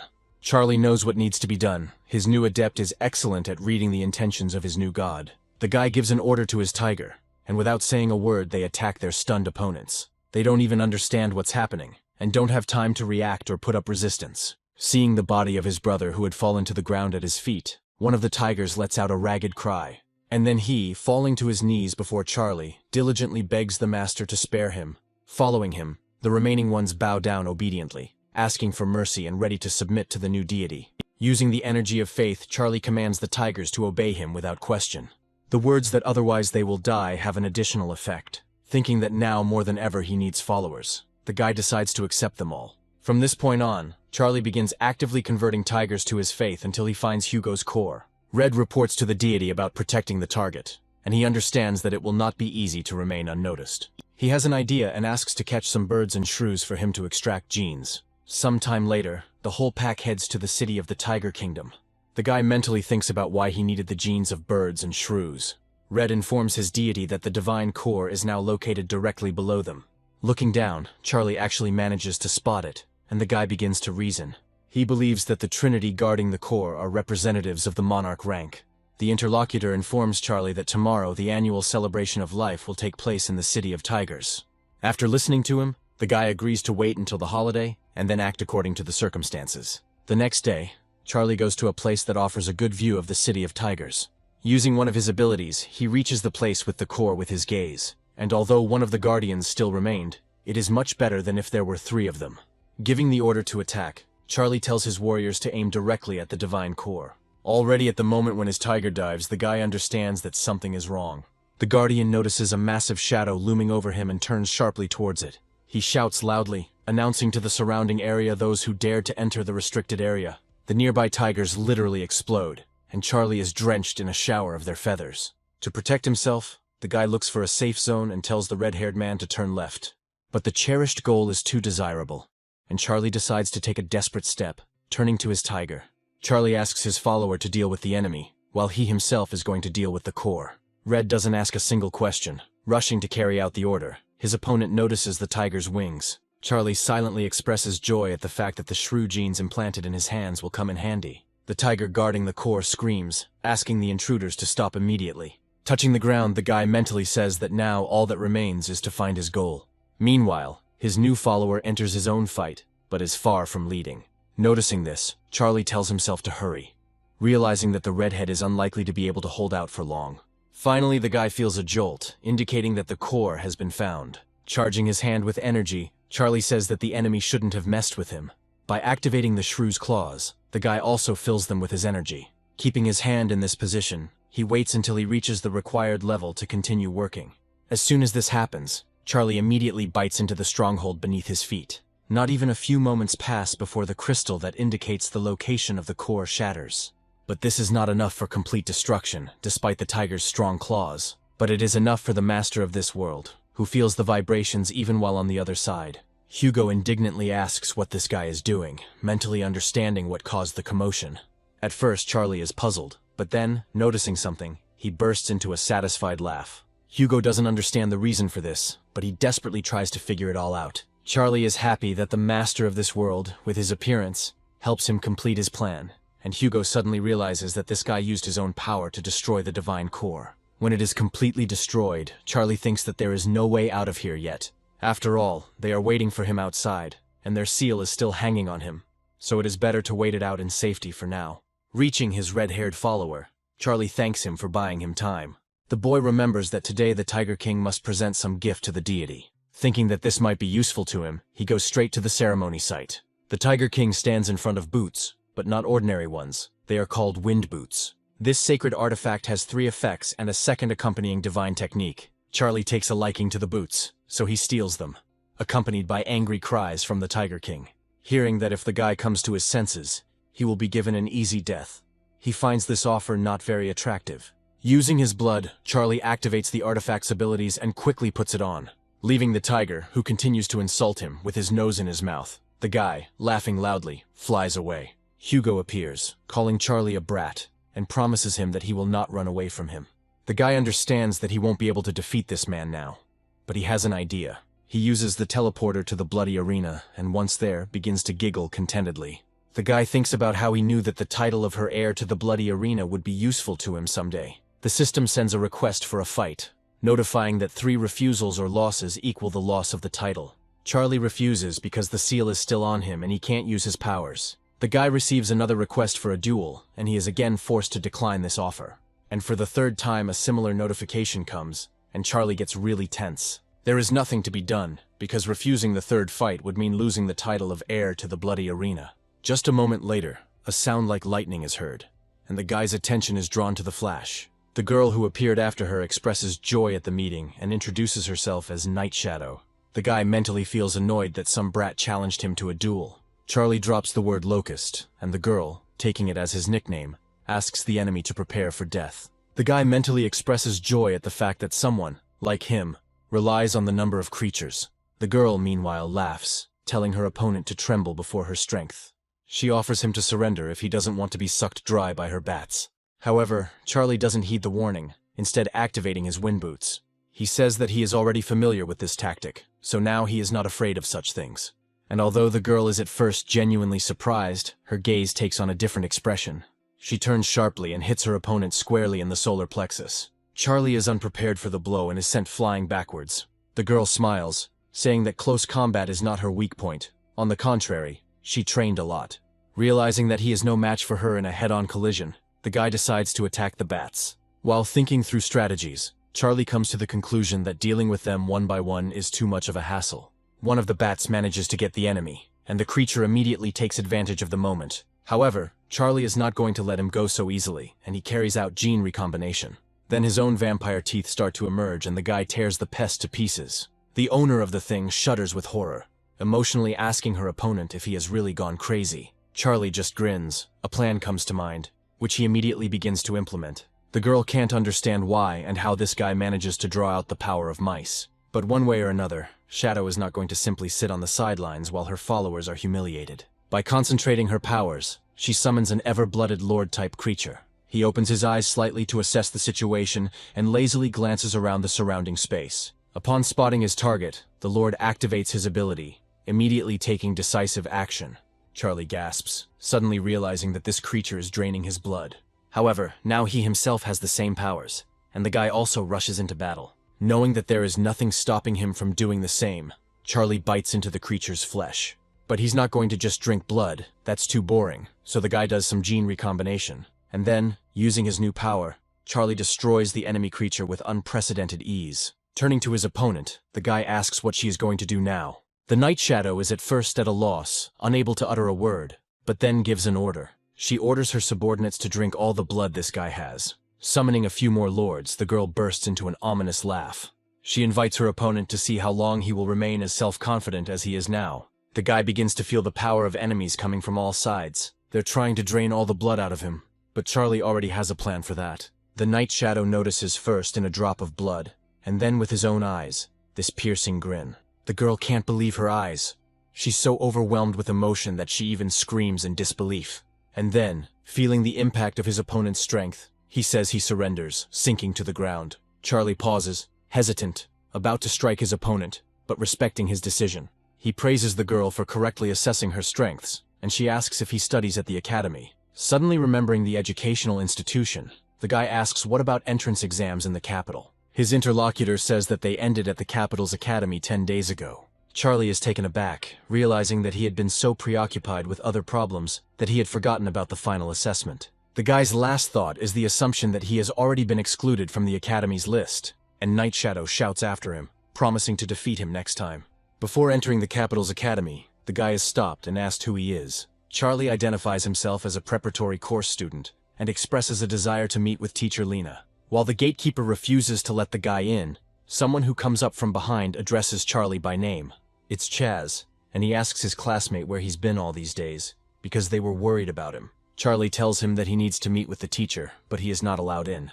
Chaz asks his classmate not to worry about this, and promises to take him to Lena's office. As he leaves, Charlie thanks his interlocutor, but other thoughts begin to appear in his head. He says out loud that he feels obliged to inform C and Shirley about everything. In Lena's office, the guy tells her about what happened on the ancient battlefield. Namely that Harry Bond and Professor Laramie captured him and placed seals on his body. The woman says she never even thought that someone would dare to openly attack an academy student. She asks her interlocutor not to worry about this, promising that the academy will sort everything out itself. The woman adds that she cannot remove the seals placed by the true gods, but Havelock can. She immediately addresses this man mentally, informing him that Charlie needs his help. This is not just telepathy, but a special technique that immediately causes the portal to open. Almost immediately, familiar outlines appear in it, and soon a man appears from inside. He remains silent, allowing himself to completely overcome the portal's border, finding himself in Lena's office. Charlie also doesn't say a word, waiting for the reaction of his potential interlocutor. And so it goes, Havelock greeting his student with the remark that he was very shaken up. The man assures Charlie that they will definitely talk about everything with the rector and achieve justice for him. Lena says that because of this the guy missed the final exam. She wants to help him make up for lost time. The man acknowledges Charlie's potential and strength, but talks about the reasons why it will be difficult. However, he asks the guy not to worry too much about this, because he himself will try to help him. Havelock decides to first remove the seals from Charlie, and then deal with everything else in order. The boy shudders with the realization that he again feels a connection with his divine sphere. Lena shares how many points of Havelock's divine power were burned by that light blow, and although the man thinks that now is not the time to count points, the guy sincerely and generously thanks him. Returning to his sphere sometime later, Charlie notices something interesting. He is so taken aback that he asks out loud why his creatures are fighting each other. Looking around in confusion, the boy tries to figure out where his locusts have gone. He finally manages to stumble upon the swarm, but what Charlie sees is completely different from what he expected. An uncertain cry escapes his lips, because the guy doesn't know whether to be happy or sad. On the one hand, his followers increased in number, but at the same time they became much weaker. Charlie decides to get rid of all the useless creatures by sacrificing them. The thought that he only has a few super elite followers left is depressing. Suddenly, several creatures notice their deity at once, calling on everyone else to be attentive. They almost unanimously begin to express their deep respect to the returned master. Seeing the system's proposed power choices, the guy says that he lacks a divine title. He intends to, having brought the divine title of rebel to perfection, absorb the title of destruction. He starts talking about getting the next title, but is interrupted. Listening to his feelings, the guy understands that someone is going to destroy his divine core. Upon reaching a certain location, Charlie asks who dared to oppose his will. The black dragon is the first to turn his eyes to the new face, surprised by the unexpectedness. Afterwards, this is done by a monarch-type creature, which is of much greater interest to the owner of the divine sphere. Charlie doesn't understand why it wanted to destroy the core, because he treated everyone so well. Addressing his great god with respect, the monarch denies having spoken out against him. However, he says that he decided to destroy the core because he did not want to share his deity with other beings. Charlie, hearing this, is taken aback, mentally trying to understand what this follower is saying. The guy says out loud that he doesn't care about the reasons, and banishes the monarch to the Moon City. Looking at the core, Charlie comes to the conclusion that trusting his followers has backfired on him, and he decides to add additional protective measures to his divine sphere for such an eventuality. With this thought, the guy approaches the heart of this dimension and begins to cast a spell. The defense immediately noticeably strengthens, and then Charlie calls his subordinates together, gathering them in front of him. They, as one, take an oath to serve their deity until death and never betray him. Charlie reflects on the fact that things in his divine sphere are temporarily settled for now. At the same time, thoughts about Teacher Tom come into his head and he develops them. After all, the guy is not going to leave him and his followers on the ancient battlefield. Teleporting to Teacher Lena, Charlie begins to tell her what he needs, but stops short. He is literally speechless because of who the guy sees in front of him. Cian expresses joy that Charlie has finally returned. The girl says that she immediately rushed here as soon as Chess told her about her classmate's return. After Charlie calms Cian down, Lena reminds the lovers of her presence by coughing. The girl suddenly switches gears, saying that she heard from her classmates about the death of Teacher Laramie. Charlie also changes the subject, asking Lena if she still has tickets to the ancient battlefield. When Cian hears this, she cannot help but express her desire to go with her lover. So they do, and sometime later they find themselves in this place. Looking into their tent with the teacher, Charlie calls out to the man in a loud voice, but he doesn't answer. The guy shares information with his partner that there are no resources here except for the shards. Fearing for the life and health of his teacher, he orders his followers to find information about the man. Suddenly the guy gets a strange feeling and notices the source. He says he feels a connection with the Windsword Emperor and is going to test it. Cian also notices this source and suggests that the signal is coming from underground. The guy seizes on this idea, offering her to check it out and already directing his followers there. The Locust manages to find a larger crevice and lead Charlie and Cian to it. The couple stands hesitantly in front of the entrance for a while, listening to the surrounding sounds. But inside everything is quiet. Not the slightest vibration of the air can be heard, so they begin to descend.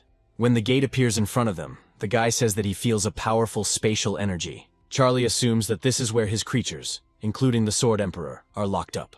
The guy is about to forcefully get rid of the cursed door, but it responds with a strange light. He wants to use brute force, but Cian stops him, offering his services. The first thing the girl does is calculate the required amount of force with surgical precision. After this, she slowly approaches the doors, simultaneously enveloping herself in her energy. Touching one of the halves almost weightlessly, the girl releases exactly as much force as is required. The guy goes inside first, wanting to make sure it's safe on the other side. But the door slams shut behind Cian, who enters after her, blocking any escape routes. A whistling sound is heard somewhere nearby, and the schoolchildren pay attention. Noticing these strange creatures in front of them, they warn each other of the danger almost simultaneously. The teamwork of these guys is impressive. They get rid of their opponents in no time. Noticing the anomaly first, Cian says that this situation looks too suspicious. The guy agrees with her, because it looks very much like these creatures are simply looking for death. Cian looks around and, realizing that the door has disappeared, tells Charlie about it. The guy comes to the conclusion that the creatures around them are deliberately draining their strength. In response to the fear of starvation, the girl suggests first scouting out the situation. Charlie doesn't argue with her and takes a seat next to Cian on the Golden Thunderer. They fly like this for quite a long time, and one of them decides to call out. He expresses concern that they might actually get stuck here. But suddenly the guy falls silent, catching faint echoes of a very familiar aura. Charlie shares with the girl that he was able to sense the Windsword Emperor very close. The Cyan bird begins to descend, allowing those sitting on it to get a better look around. And then they actually notice a suspicious silhouette, which forces the guy to take action. His own followers are also nearby, so the question is definitely pressing. Transforming, Charlie flies down like a bullet, starting to provide support to his creatures as he goes. His attack is very accurate and effective, hitting the intended target directly. The creatures express joy at the return of their revered god. But Charlie is currently interested in something else. He asks if they happen to know where his teacher has gone, and receives a very comprehensive answer. The man fought alongside Charlie's creatures, but these sand creatures appeared and took him away. The guy is confident that they will save their teacher and asks in which direction they took him. The creature immediately points out the necessary side, backing up its words with actions. They set off on their journey immediately, and after some time they see some buildings. The Thunderer slows down slightly, allowing its passengers to dismount unhindered. Charlie thinks that the teachers are kept here because this place is full of the sand giants they already know. The young people continue to talk among themselves, so they don't notice something. Everything changes when a large cactus with an ugly face grows right behind them. The monster doesn't hesitate, shooting a volley of its huge needles at the boys. Charlie reacts quickly, shielding his girlfriend not only with himself, but also with an energy shield. Meanwhile, the number of monster cacti is growing, as Cian says. Charlie just smirks, asking if they really think they can overwhelm them with numbers. And his locusts are moving into active action, even despite the fact that they have to suffer losses. Their strategy also proves effective, as few can resist such a swarm. Charlie will let a few individuals scout out the situation inside the city spread out before them. A little later, the guy learns that there are other creatures nearby that look like werewolves. Seeing the other monsters, Charlie notices that they act as if they are afraid of werewolves. Meanwhile, the locusts fly on, showing their deity the situation, and he notices something. Taking a closer look, the guy is convinced that this is the one he needs. Charlie doesn't like the way things are going for them, and he curses profusely out of frustration. Cian asks what happened, and the boy replies that it looks like their teachers are going to be sacrificed. Saying that there is no time for a more detailed explanation, Charlie asks the girl to stay here. She doesn't even have time to object, and even if she had, the guy doesn't even hear her, immersed in his thoughts. He thinks that he cannot put this girl at risk because this city is unfamiliar to them. And the guy decides to give the order to his army to raze this place to the ground. The followers immediately accept the order for execution, beginning to flock together into a single swarm. But suddenly, winged figures appear on the horizon, heading towards the Charlie children. The stern birds tenaciously grab the locusts and just as quickly and prudently get rid of them. Charlie curses. But soon the familiar crackle of thunder sparrow static is heard nearby. Cian, sitting on it, shouts at the guy that he won't be able to get rid of her so easily. The girl reminds the guy that, in fact, she also came here to save their teacher. Under pressure from his beloved, Charlie gives in, agreeing to do it together. And they begin to act in sync, again skillfully managing their followers and complementing each other. And in the midst of the battle, a huge figure rises from the sand and begins to destroy the nearest locusts. But if it were that easy, Charlie wouldn't even try, so the situation turns against Sandman. The very next moment he crumbles, managing to roar before his complete destruction. Charlie thinks that the fewer wolves left at the altar, the better their chances of saving Tom. With these thoughts, he takes a special pill, unlocking the gene lock. The body immediately reacts to the drug, spreading through the blood at lightning speed and triggering transformation. Now Charlie not only becomes the king of the Black Dragons, he also has the sphere of vampirism. Having reached his peak form, the transformed boy makes a promise to his teacher to save him. He is immediately attacked by wolves, surrounding him from all sides, but Charlie is no slouch. After initially playing around with them, the guy ends everything with the shadow slash technique. Moving towards Teacher Tom, Charlie collects all the resulting fragments of the titles. Having achieved his goal, the guy cuts the chains as if they were ordinary threads. Opening his eyes, the man asks in disbelief if he is really imagining it all. Charlie replies that he came to pull Tom out of this protracted nightmare. After this, the guy immediately hurries to Cian, suggesting that she retreat, since the teacher is saved. The girl doesn't object, and they leave this god-forsaken place in the company of locusts. Later, Cian asks Tom how he feels, and he tells her not to worry. The man congratulates her on achieving the rank of demigod, but the girl suggests putting it off until later. Tom says he knows how to leave this dimension, suggesting that this is the only way to do it. Cian expresses concern that at this rate they may lose all of their followers. Tom says that all of his summoned creatures were killed, but he can share the divine title shards. Saying that they have also collected some things, Charlie expresses confidence that they will definitely be able to get out of here. Cian says they won't be able to assemble a proper title because all of these shards are scattered. Charlie admits that he's thought about it too, but suggests trying to merge it with fusion. The girl watches this with wide eyes, and the result completely stuns her. This is because Charlie ultimately succeeds in recreating the 5th rank divine title. Seeing this, Tom is also amazed, admitting to the student that he didn't even think that such a thing was possible. Charlie says that it's not important right now, but he will try to create a few more suitable titles. 2 days later, a mess happens, and the first person the guy takes care of is Cian. But the next moment, the Sandman appears right in front of their noses, and the girl rushes into battle with enthusiasm, wanting to test the power of her newfound divine titles. A new divine weapon appears in her hands, which is called the Thunder Spear. And at the same time, the girl is supported from the sky by her thunderous followers. Noticing Sandman's changed movements, Charlie asks Cyan not to rush to throw the spear. After all, creatures like this have enormous regeneration, meaning there will be no effect. When asked what to do then, Charlie replies that he is going to strengthen the spear with his technique. Having successfully dealt with this, the guy now allows the girl to make the throw. The result is truly stunning, even for the Sandman himself. A second later, nothing remains of him except a final surge of energy. Other grains of sand begin to gather nearby, but they too will suffer the same fate as their brother. As a result, the guys end up with several divine title fragments in their hands. Werewolves appear in the area as if from underground, starting to growl ominously. They rush at the company without thinking twice, and Teacher Tom gives his voice. He asks his students to leave these monsters to him. They do not try to object. The werewolves are pierced in several places, but they still begin to growl ominously. Here Cian comes to the rescue, wanting to also contribute to their common cause. She calls upon Lightning to perform her Lightning Storm ability. Gathering in one place, they strike in a coordinated stream, attacking their target with incredible accuracy. This is where the hostile creatures come to an end and are sent into oblivion. As the company collects the shards from the deceased, Cyan turns to Charlie. She is glad that the guy's technique was effective against the giant, and now there is nothing to fear. Charlie doesn't even have time to respond to this when a familiar sound is heard nearby. However, the outline of the creature rising from the sand turns out to be different from the Sand People, and soon the Scorpion King appears before the people in all his glory. Cyan involuntarily switches to a squeak when he asks what it is. The already fully materialized being slowly begins its movement towards the Trinity. Along the way, it destroys thunder sparrows and Charlie's locusts, dealing with them like kittens. The boy instantly transforms into the Black Dragon King, ordering the others to follow him. He uses the pure energy body and the divine rebel technique, soul-collecting sickle. But the Scorpion King doesn't even bat an eyelid, continuing to behave according to his tactics. Charlie doesn't like this. He clenches his teeth in tension and performs a dragon strike. Two opposing forces collide, destroying everything in their path. Rocks break off from the nearest peak and fly down, straight towards the fighters. Cyan reflexively cries out the name of his lover, starting to worry about him in earnest. However, when the sand clears, it becomes clear that the boy is safe and sound. The Scorpion King finds this amusing, as no human has ever survived his attack. But he doesn't intend to stop there, as he is planning to launch his next attack.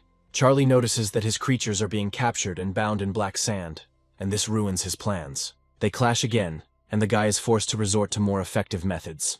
Of course, he is going to use the help of the source of mutation. This is what allows him to dodge the Scorpion King's attack without harm or consequences. He is amazed, involuntarily expressing his bewilderment out loud, and this already angers the creature.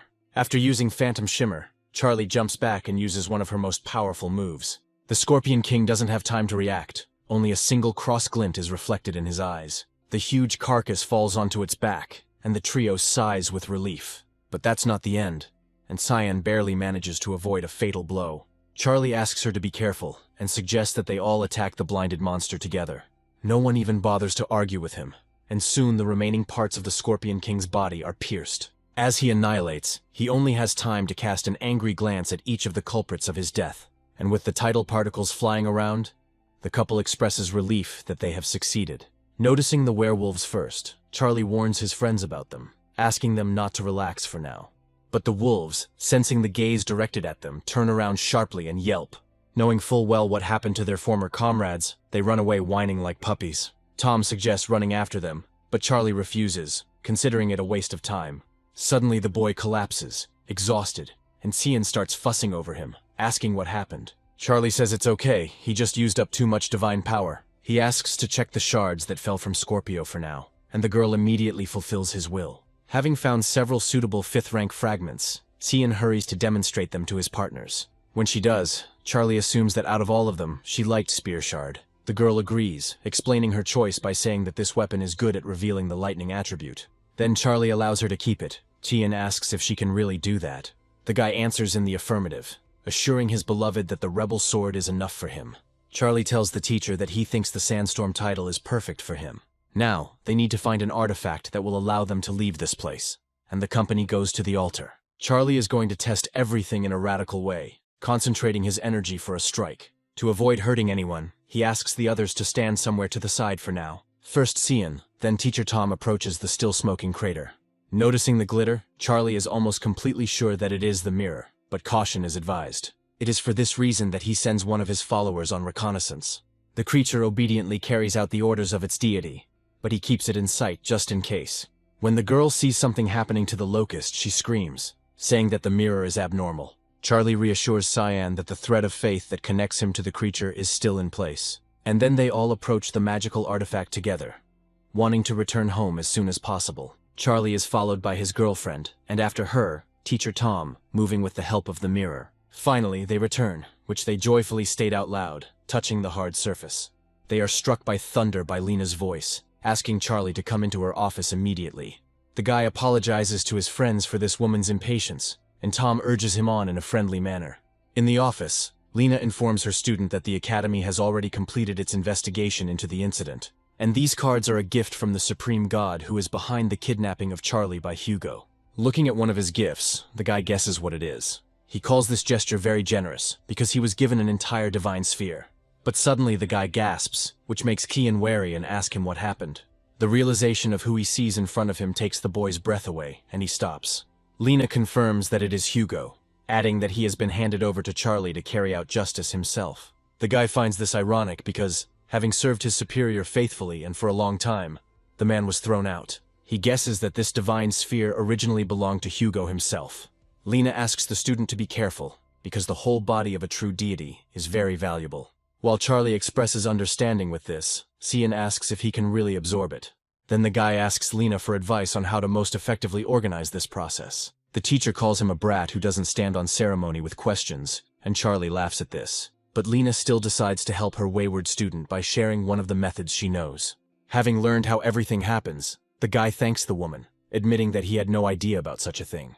Lena, however, notes that the story of Charlie's kidnapping ends with the apology from the Supreme God, but the management of their academy has not yet made a final verdict regarding the boy's return. Charlie is not too bothered by this. He assures the teacher that he will certainly prove everything to everyone. The woman says that she believes in him and urges him to put his knowledge into practice as soon as possible. When the couple reaches their destination, they are silent for a while, but Cian speaks up. She asks if Charlie is going to live here now, and he replies that there are no other options. Cian promises to wait for him, and the guy says that she won't have to do it for too long. Meanwhile, Charlie moves from words to actions, manipulating the required map. He does everything as Lena taught him, acting cautiously at first, and then with increasing confidence. When the technique is almost finished, an exact copy of himself appears in front of the guy. She settles to the ground a little too smoothly, and Charlie slowly approaches his clone. Telling the latter his name, the guy says that he will become what he himself lacks. After this, Charlie decides to look at the characteristics of his clone, who is a true god. This makes the guy absolutely delighted, because he ends up with as many as 42 divinity points.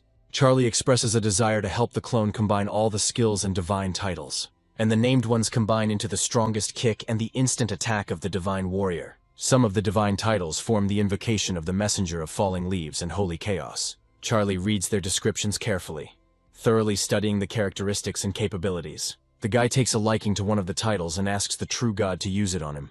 He obediently carries out the task given to him, and the system reports that Charlie has mastered the skills. They are called Crushing Claw Strike and Swift Claw Strike. And then Charlie orders his clone to try to attack him, deciding to test his skills. He obediently obeys, resorting to the help of the messenger of holy chaos.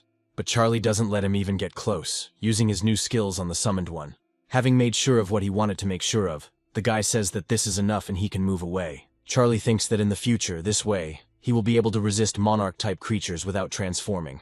Now the guy is going to figure out what to do with the new god sphere, because there are tigers left there. And Charlie orders his clone to take on Hugo's appearance, enter the sphere, and subjugate his creatures. The clone carries out this order flawlessly, immediately proceeding to its execution. He enters the new sphere literally a couple of moments later, and lands loudly on the ground. The transformed one has been sitting like this for some time, so Charlie feels the need to intervene. Contacting his clone, he asks him how he feels. He stands up abruptly and replies that he is now completely fine. Suddenly, a voice is heard nearby asking who he is. When the clone measures the Tiger King with his gaze, he becomes flustered for a few moments. However, he does not want to return the place of deity that he himself had already warmed to this man. And then the Tiger King, declaring that Hugo is an evil deity, orders the guards to capture him. They rush at the man without even thinking, but he continues to stand unmoved. Charlie asks how these tigers dare attack their god, forgetting who they should really worship. The Tiger King remains immune to this, continuing to pressurize his subordinates. They actually believe him, letting out a threatening growl. And then Charlie turns to his clone. He advises him not to fight the tigers personally, but to summon the messenger of holy chaos. The clone does just that, and the next moment a figure appears between him and the creatures. The messenger of falling leaves and holy chaos shows his power in all its glory. The Tiger King curses and runs away, shamefully tucking his tail between his legs. The messenger of the falling leaves of holy chaos bursts into laughter, intending to proceed to his subjects. However, there is no need to repeat it twice, and the tigers begin to pray for forgiveness from the majestic god. Charlie orders that the former king be found immediately, and this pathetic traitor brought straight to him. The clone and his loyal summoner head straight to the city of tigers. He knows for sure that the king is there, and he turns out to be right, and he orders the invaders to be stopped. However, they look so terrifying that the desire to do this completely disappears. The tigers shift from paw to paw in indecision, afraid to express their thoughts out loud. Understanding perfectly well what is going on, their king decides to act on his own, activating the ruler's aura. But the messenger of the falling leaves of holy chaos does not feel a drop of fear. On the contrary, his whole appearance expresses his readiness to confront his opponent. A fight breaks out between them, from which only black fog flies across the entire area. Having gotten rid of the messenger, the king wants to kill Hugo as well, becoming the true deity of this world. The tiger quickly approaches the man, wanting to tear him to pieces as quickly as possible. And then Charlie appears, telling his protege that he can now punch the king. The clone obeys, leaping forward to perform a divine warrior instant attack. The blow not only reaches its target, but also causes incredible pain to the Tiger King. After a black, diffuse flash, he is thrown against the wall where the creature remains. The rest, kneeling before the clone of Charlie, very respectfully ask him for forgiveness. The guy asks him to send tigers to his own divine sphere to increase the flow of faith points, to ensure that the creatures obey him unquestioningly. The clone guides them with his aura, like a guiding star. It really works, because all the tigers, as one, immediately react to it. They go into the opened portal without complaint, without uttering another word. A winged figure appears, but only upon closer inspection does it become clear that it is not a bird. Hovering in the air above the clone, Rijik wonders why the power of his god is emanating from him. Giving the creature a friendly smile, he turns to him, asking him to descend without fear. Saying that the tiger has a keen eye, the clone tells him that his god is already waiting inside. Trusting the stranger, Rijik goes through the portal and actually sees Charlie on the other side. The boy expresses genuine joy that the tiger survived. Lena informs Charlie that the college has shown leniency towards him and allowed him to enter the academy. The boy says he is ready and asks the teacher to simply tell him what he needs to do. The woman says that he will be sent to one of the unknown outer worlds to gather intelligence. Naturally, the guy is not thrilled with such a prerogative. He doesn't want to be a guinea pig. Lena says he can refuse it, but Charlie doesn't even consider that alternative. The woman doesn't understand why the guy would take such a risk, since he has already achieved something to be envied. Charlie agrees, but adds that he really doesn't want to keep anyone waiting. Lena understands perfectly well who we are talking about, so she allows the guy to act as he knows. She wishes her interlocutor good luck, informing him that he is leaving for the test tomorrow. This road turns out to be far from the easiest, but we manage to get through it safely. As he climbs out of his vehicle, the boy expresses relief that it's all over. Noticing the creatures, Charlie realizes that they are of the normal type and makes an assumption about their appearance. It is not difficult for him to deal with them right on the move, because these creatures are very weak. Noticing something in the air, the guy takes a closer look and realizes that it is the essence of life. It gathers in a clot in front of Charlie's face, forming something very familiar. The next moment, a system window appears in front of him, and the guy involuntarily moves away. From what I've read, it becomes clear that everything in this world is tied to titles. The system asks if the user wants to wear this title, and the user agrees. At that moment, the guy is enveloped by something, and soon he realizes that it is a special smell. Charlie suggests that the wolves can now smell him, and understand that he killed their relatives. The system informs you that titles can be improved by killing targets of certain ranks. 3 hours and 300 wolf kills later, he realizes that things are not as simple as he initially thought. Charlie reasons that a bronze-ranked wolf should just be a little stronger than normal ones. An idea about this occurs to him, and at that moment, suitable targets appear on the horizon. Of course, the guy performs gene fusion, trying to breed a bronze wolf from the most ordinary wolves. This process takes longer than Charlie expected, and its completion is surprising. For the most desperate of the modified creatures rushes straight at its creator. Charlie cannot tolerate such blatant rudeness, so he takes appropriate measures. Thus, the guy's level increases, and he acquires a new title with the accompanying abilities. Charlie is even surprised at how well he did, as he had some doubts about it. Finding the tallest tree in the area, the guy climbs it to look around. He sees in front of him not only some kind of structure, but also some kind of creatures. Watching them, the guy realizes that everyone is flocking to the teleportation gate. He begins to reason about why all this is necessary, why all these titles and level-ups. And to figure it all out, the guy decides to go and ask someone about it directly. When Charlie is near someone, he notices a suspicious look on him. The guy wonders in his mind what is wrong with this guy, but he feels something behind his back. Turning around and seeing 2 more strangers there, Charlie curses, sensing something is wrong. These strange people don't even give him time to properly prepare when they attack from 2 sides at once. The guy spins around trying to do a combat pirouette and bring it out in a lunge, but he is misunderstood when people ask whether he really thought of running away from them. However, Charlie didn't even have such a thought, and insulted, he decides to transform into a black dragon.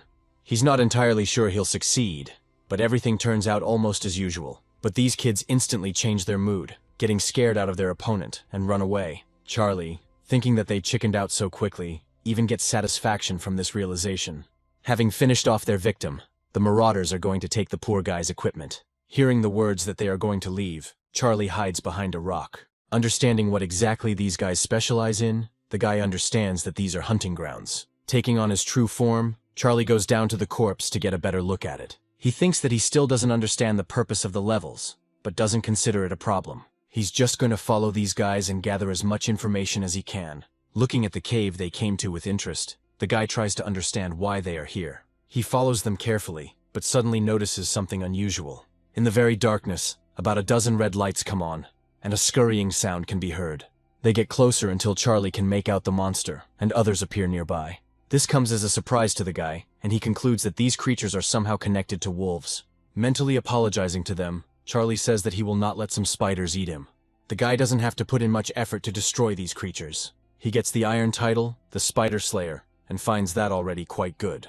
A heart-rending scream is heard somewhere behind him, causing the guy to turn around sharply. He sees marauders desperately flapping in their nets like flies, screaming with all their might. Charlie thinks that he can't let them die until he has some useful information.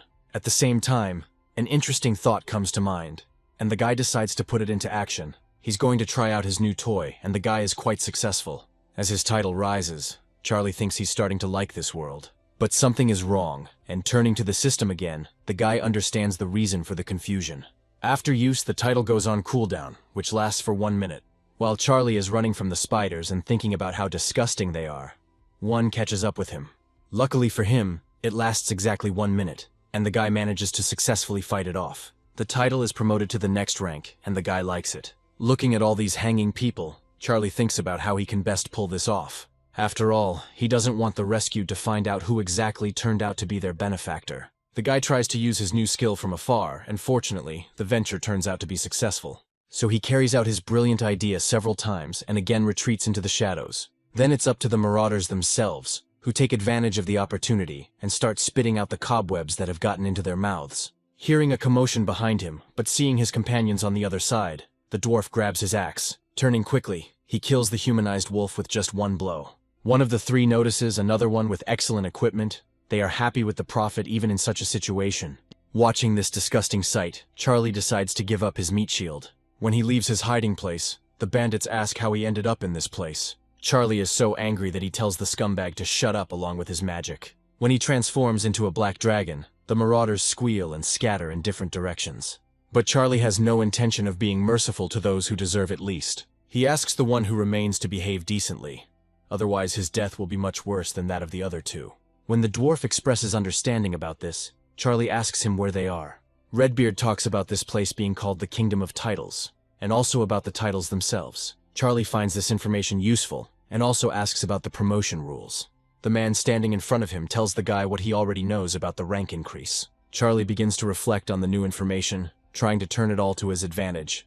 And then this dwarf says that truly powerful titles are in the hands of great families. Noticing an iron plate in the hands of his interlocutor, the guy asks what it is, and he hears that this is an identity card that allows access to previously inaccessible places. Noticing that his interlocutor was deep in thought, the dwarf decides to take advantage of this moment to escape. And it's all in vain, because punishment overtakes him instantly, along with his own cry. Charlie reminds the corpse of his own words about being quiet. Returning to his previous form, the guy approaches his first victim to take the badge. Sometime later, he finds himself at the gate again and is about to use it. But then something strange starts to happen around him, and the guy reflexively steps back. Giants appear before him, asking from whom he dared to take this badge. As Charlie runs away from them, he thinks that he shouldn't reveal himself right here. His pursuers prove foolish enough to fall for his trick.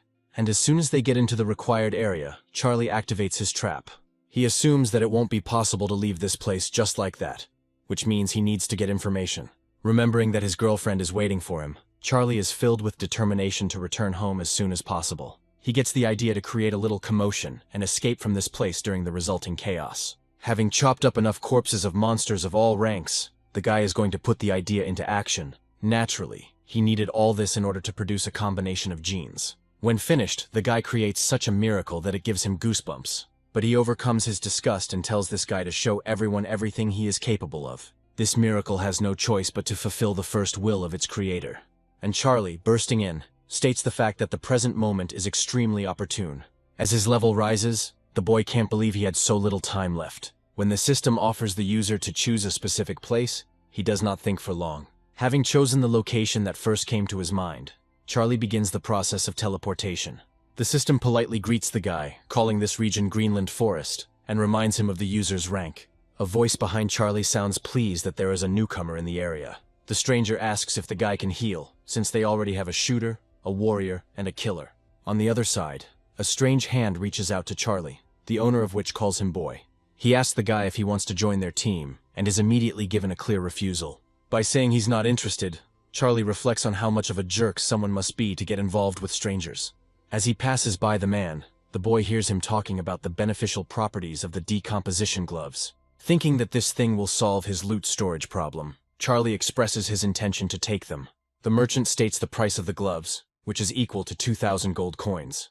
For Charlie, this turns out to be too expensive. He thinks about how he barely scraped together 1,000 from those would-be murderers. But he quickly finds a way out of the situation by offering the man to sell him just one glove. While the merchant hesitates and thinks about it, the guy gives him arguments about why it is profitable. In the end, the man agrees that what was said makes sense, and Charlie thanks him for the goods. Having put his new outfit in his inventory, the guy continues his journey through Greenland forest. For a long time, he is accompanied only by the everyday sounds of the forest. But suddenly a strange rustling reaches Charlie's ears. He intensifies everything, forcing the guy to turn around and find the source of the rustling. At the same moment, the goblins angrily raise their weapons and rush at their victim. The guy smirks at this, thinking that he hasn't fought against such insignificant creatures for a long time. When he manifests the aura of a monarch-type creature, the little green men freeze in confusion.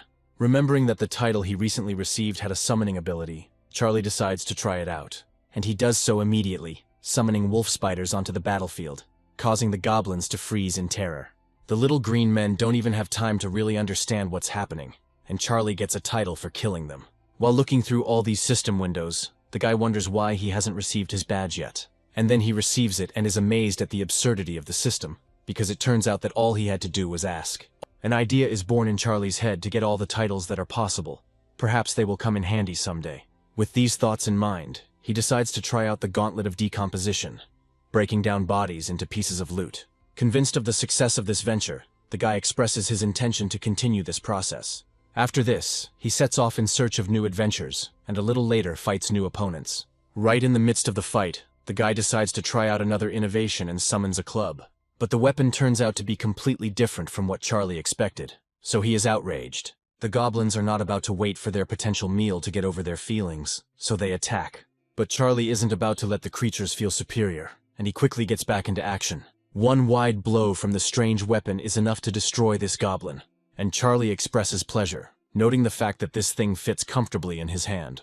Realizing that they have messed with the wrong enemy, the green creatures begin to back away in fear, but none of them manage to get away unpunished, and a little later Charlie is already taking them apart piece by piece. A remark is heard nearby that the newcomer has made a good profit, and soon the guy sees them.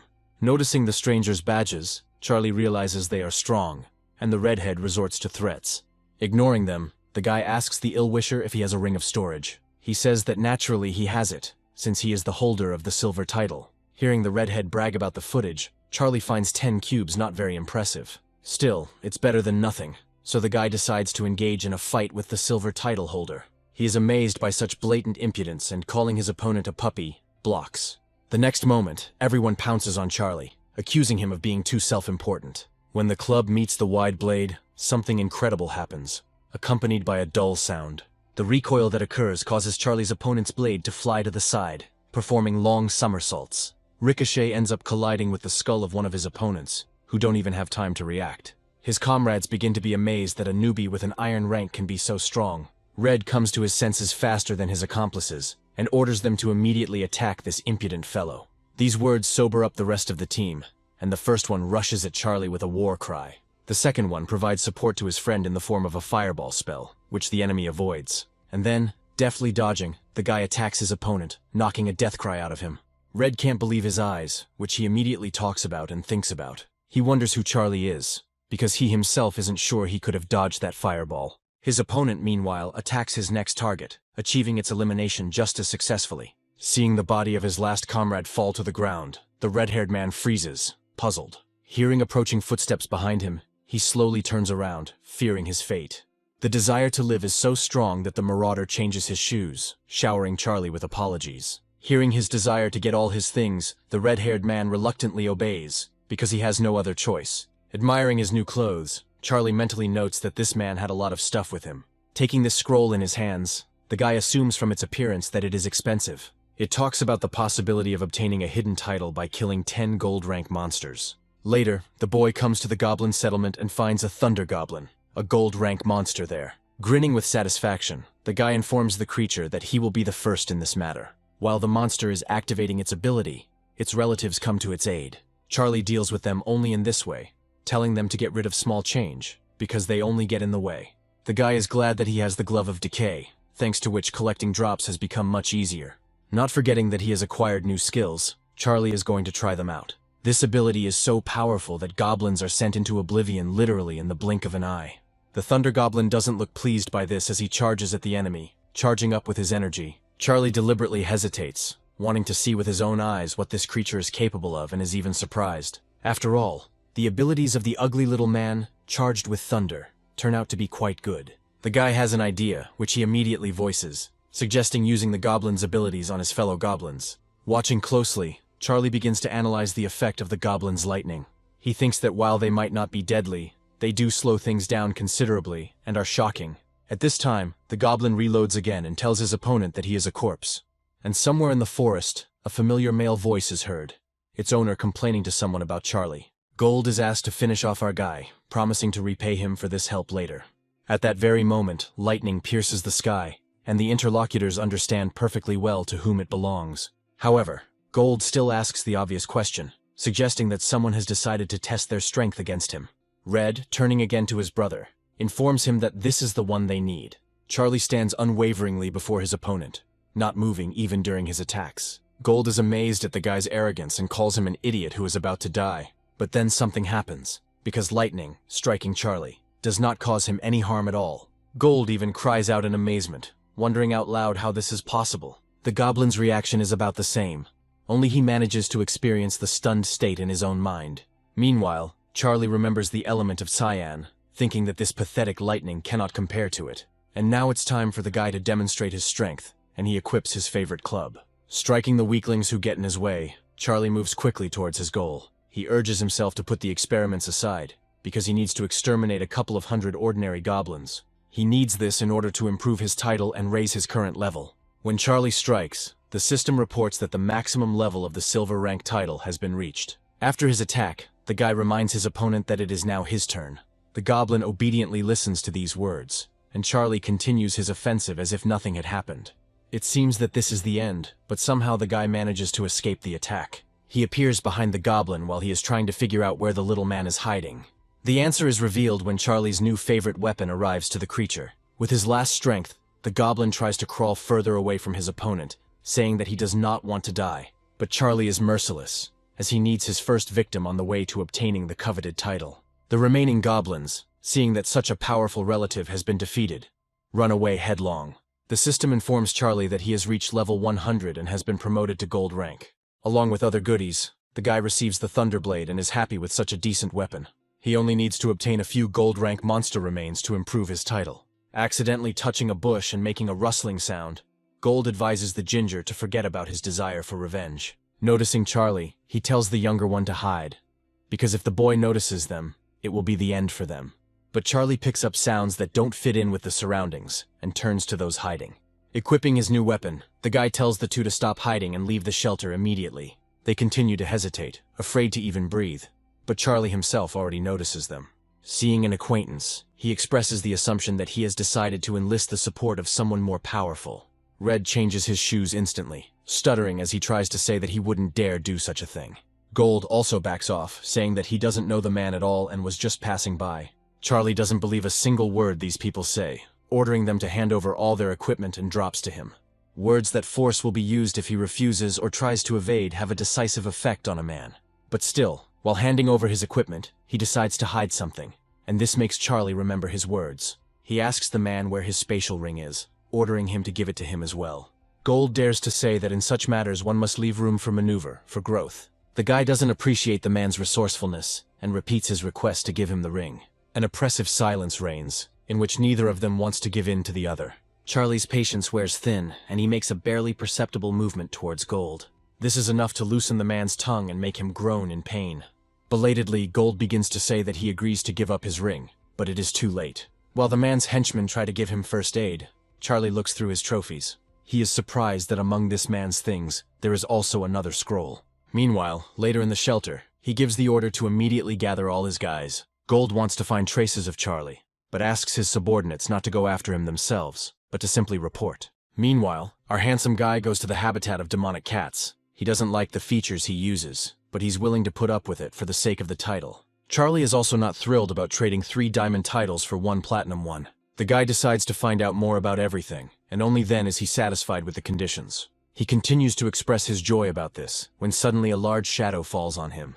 The guy turns around just as sharp claws, as sharp as air, cut through the air nearby. He doesn't get lost, jumping back sharply and taking out a thunder sword from his inventory. In his mind, the guy assumes that this individual is the main one among the demonic cats. At that very moment, lightning bursts from the weapon and cuts through the air above them, widely illuminating the area. Charlie doesn't hesitate for a moment, confidently aiming and leading his enchanted blade straight at the cat. The demon also has no intention of retreating, which turns out to be his stupidest mistake in his entire life. The giant body begins to disintegrate into pieces, turning into a hissing smoke. Charlie doesn't regret what he did at all, telling the already dead creature that it was just what was coming. Feeling the death of their leader and weakness before this man, the cats rush to flee. Charlie says that his current strength is not yet enough to openly hunt the diamonds, but there is a way out, and the guy is thinking with anticipation about the possibility of taking advantage of a combination of genes. This is how he manages to create a platinum-ranked demonic cat, which is what the system reports. The creature turns out to be very aggressive and attacks its creator immediately, but Charlie doesn't hesitate, destroying the enemy with just one blow of his thunder sword. The notification about the title promotion of Demon Cat Enemy to Platinum makes the guy smile. This is not enough for Charlie, and he repeats the final manipulations several times. So the guy manages to raise the title to Diamond, which in fact was his ultimate goal. Recalling his ability, Charlie expresses joy at the fact that he succeeded. The system lists all the abilities he received, but the guy says he expected more. But he doesn't remain upset for long, intending to obtain the title of fighter pilot as soon as possible. So, with the help of the gene combination, he tracks down and kills the goblins and minotaurs he created himself. As a result, he not only obtains 3 diamond titles, but also accumulates the necessary gold remains. The result is receiving the Gold Monster Hunter title with 3 effects. Reading their detailed descriptions, the guy says that this is not so bad. As the used scroll in Charlie's hand begins to undergo a metamorphosis, he ponders, and the system notifies its user that he has received the title of Fighter. Summoning the weapon and using the charm on it, Charlie can't help but admire it. The next moment he tests his abilities, forcing the blade to take on a different shape. The guy thinks with delight that now his weapon can change according to his will. Meanwhile, the sound of strange footsteps is heard behind him, causing Charlie to turn around to look at the uninvited guests. One of them is Gold, expressing joy at finally reaching his enemy. He asks Charlie why he is silent and tells him to give him everything of value. The guy grins provocatively, in turn asking about Gold's now healed hand. He growls, calling his interlocutor too self-confident and promising to knock him down a peg. To do this, each member of the male squad performs a technique called summoning monsters. Charlie is delighted at the opportunity, as he was just about to try out the weapon in combat. Taking up the weapon, the boy summons the Sword of Carnage and rushes with it at his enemies. Death comes to enemy creatures instantly. They don't even have time to understand what happened. Charlie asks himself a rhetorical question, expecting more from his opponents. Gold asks his subordinates not to approach the guy, saying that they need to attack him from a distance. But they don't want to fight Charlie at all, running away from the battlefield with screams full of horror. The guy decides to try out one of his new techniques again, summoning gold rank monsters. The creatures appear right in front of their targets, causing them to recoil in terror. Charlie asks if they've lost their desire to take anything from him. The opponents ask him to spare them, starting to say that they will never dare to do such a thing again. However, their pleading words are interrupted by this powerful surge of energy, visible from afar. Walking between the bodies of his fallen enemies, the guy says that he finds them somehow weak. He heads to a golden leveling area called the Sky City. The stranger, considering Charlie to be new, asks him about his rank and where he has already managed to be in charge. The guy says that his story is not that interesting, but asks to tell about the reward for completing the city. Red advises him not to get too cocky, since no one has yet managed to cross the Heavenly City. And yet the man talks about the reward for completing the game, and it interests Charlie. A manager appears on the horizon, asking what the Iron Ranker has forgotten here. He sends Charlie away, saying that there is no place for people like him here, and the redhead begins to make fun of the Iron-ranked one. The guy asks if there is a rule that prohibits people of low rank from entering the city. Sometime later, Charlie walks through the streets, lazily playing with his new silver rank badge. Exhaling heavily, he says out loud that he spent a lot of gold on this trinket. A voice is heard from behind, saying that its owner is selling a platinum rank title scroll. The girl is interested in this offer, and asks the merchant to name his price. The man asks her to be silent and says that this platinum scroll will be bought by the Great Vades squad. The boy starts talking about why he is selling this thing, and his interlocutor asks him to name the price. But he says he doesn't need gold, he wants to exchange the scroll for the crystal ball of prediction. Potential buyers seriously question the seller's sanity, as this item is rare. The boy confirms their thoughts, saying that this orb only drops when the Lord of Light is killed. No one wants to take such a risk for a pig in a poke, so they ask about the title inside. The boy unrolls the scroll, revealing its platinum title, Dimensional Wanderer. Reading its description, a man from the Great Vades squad says that he finds the title worthy. Charlie also enjoys the ability to teleport, but he keeps his thoughts to himself. Someone starts shouting that he is gathering a squad against the Lord of Light, offering to join it. Charlie thinks that he should at least try to get this title. It won't hurt him. If not, then the loss is small. In extreme cases, it will be possible to simply take it by force.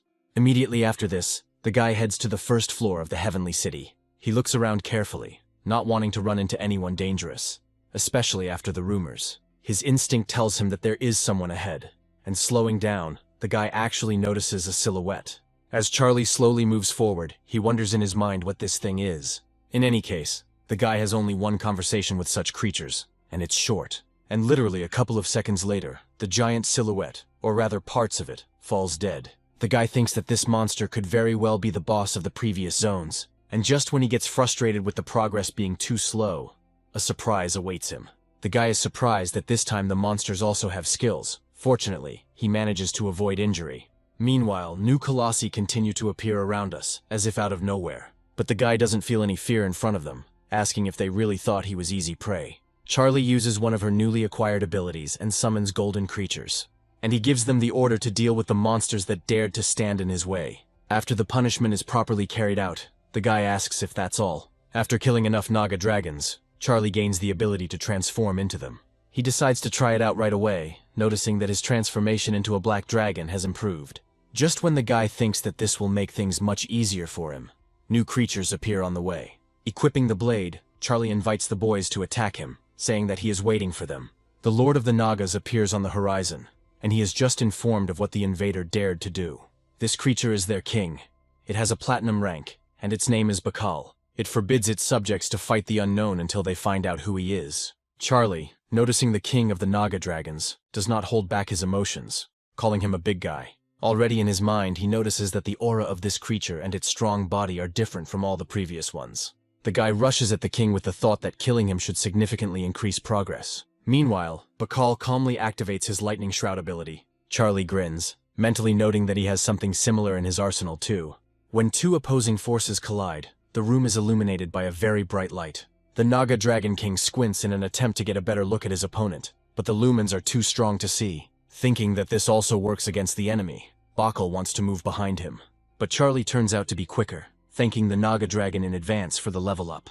It turns out that he is not so simple, quickly turning around and launching a counterattack. Mentally agreeing that the enemy was a tough nut to crack, Charlie attacks again. Analyzing him, Bakal thinks that this guy is definitely a human, but with dragon blood in his veins, and he suggests to Charlie that they end this useless battle and discuss everything calmly.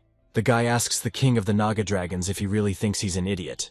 His opponent asks his interlocutor not to doubt the sincerity of his words.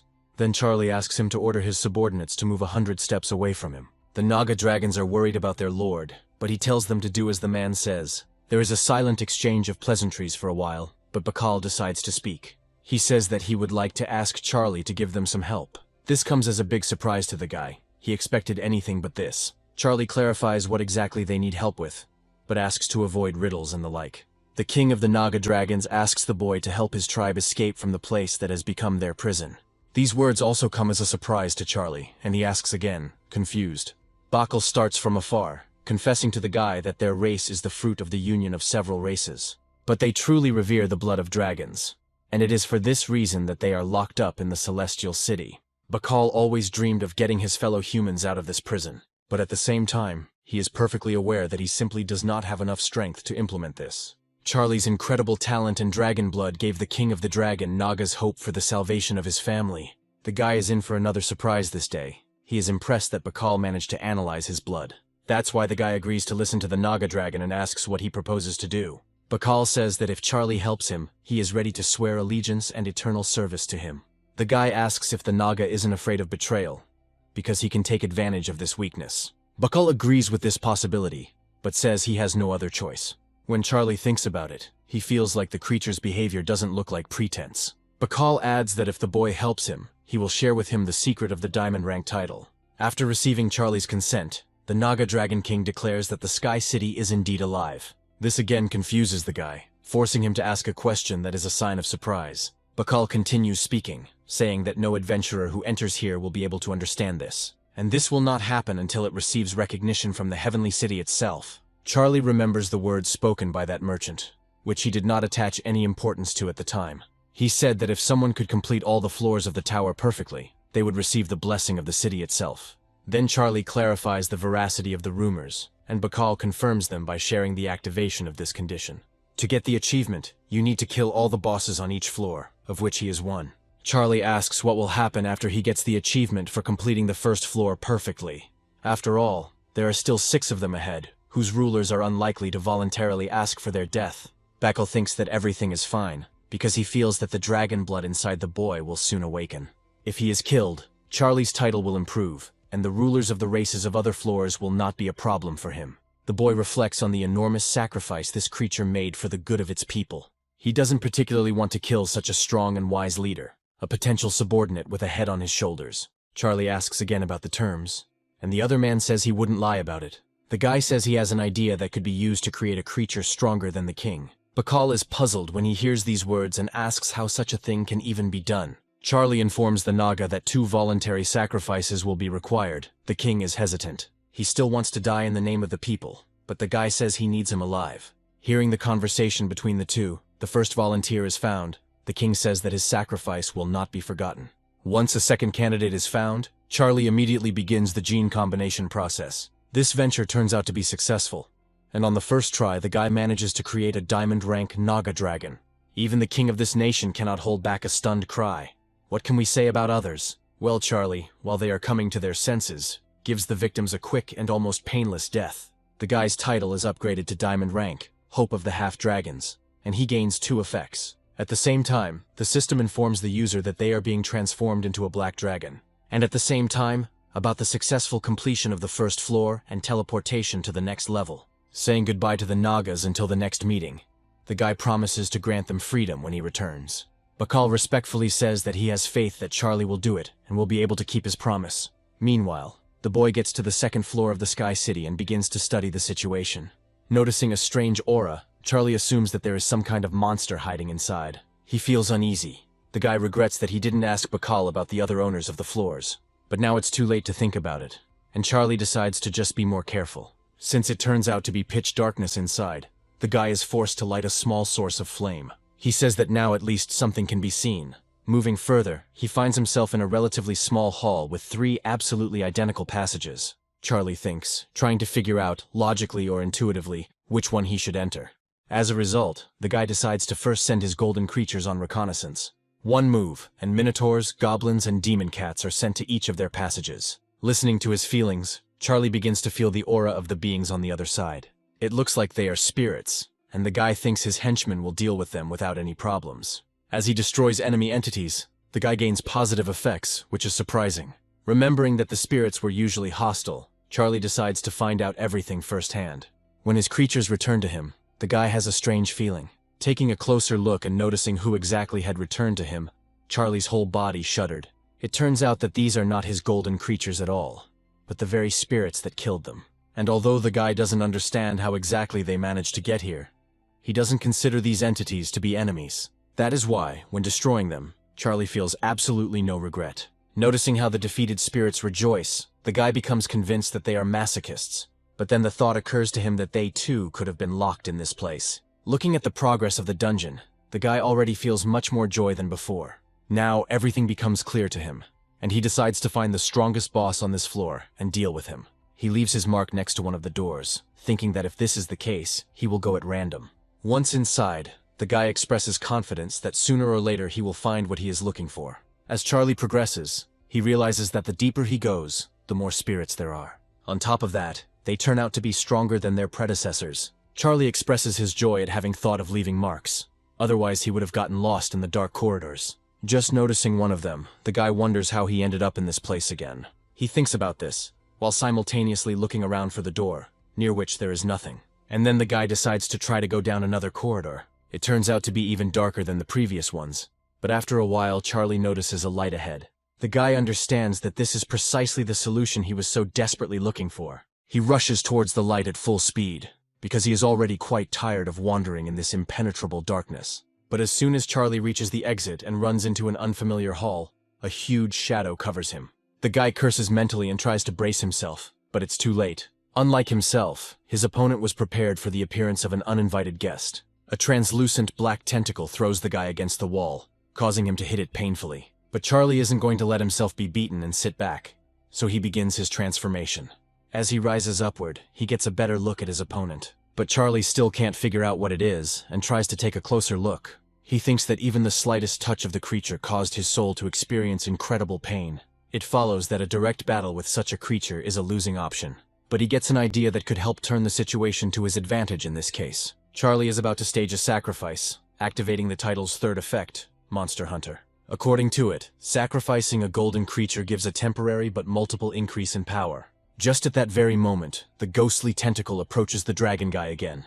Charlie doesn't hesitate, grabbing it deftly and feeling almost no pain. His idea is to use his tentacle to bring the creature itself closer to him. And it works successfully since it, not expecting such a reception, by the will of inertia, moves forward.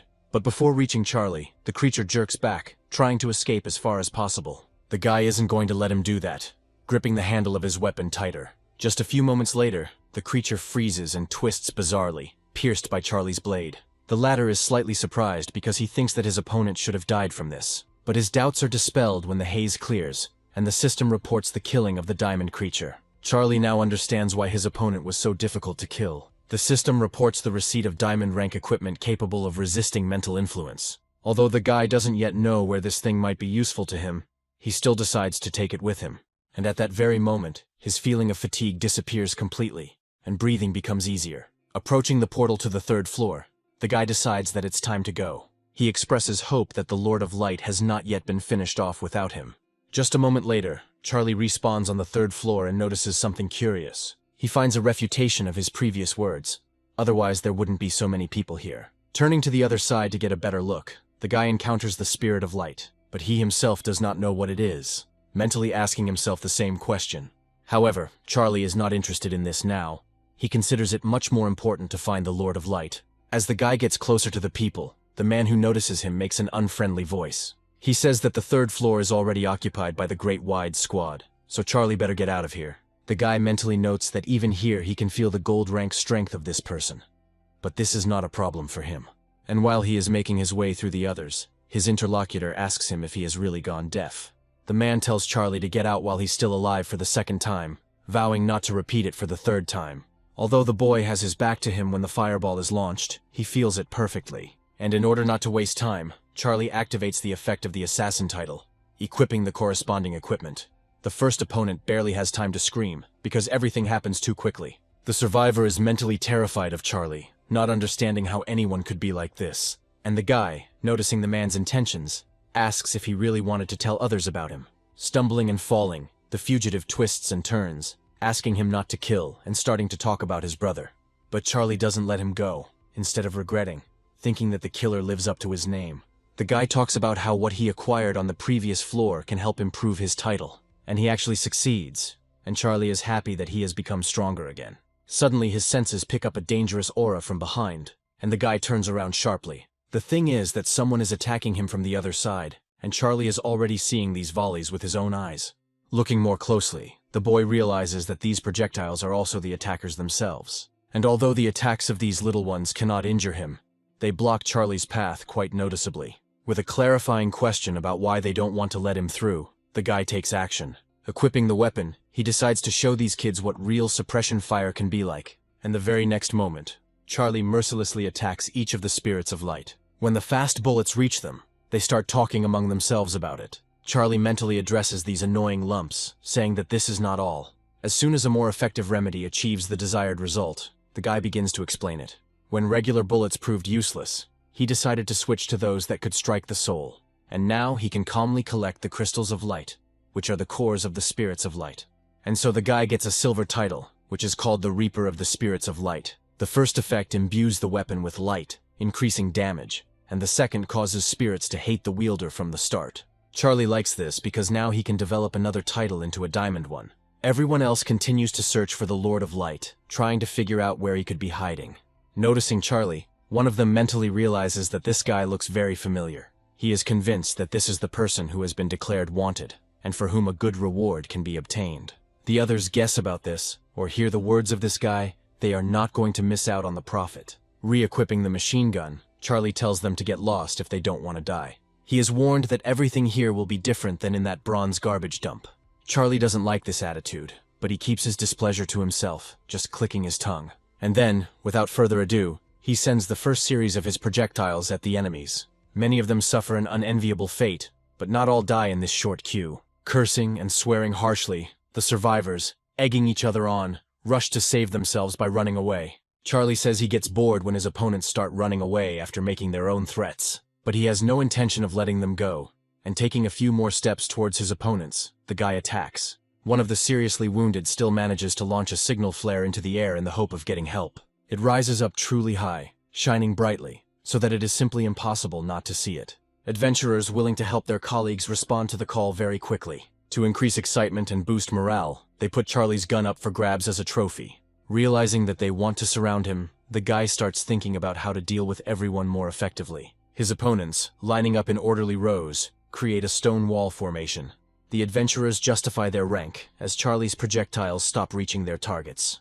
One of them takes command, offering to attack the enemy right now.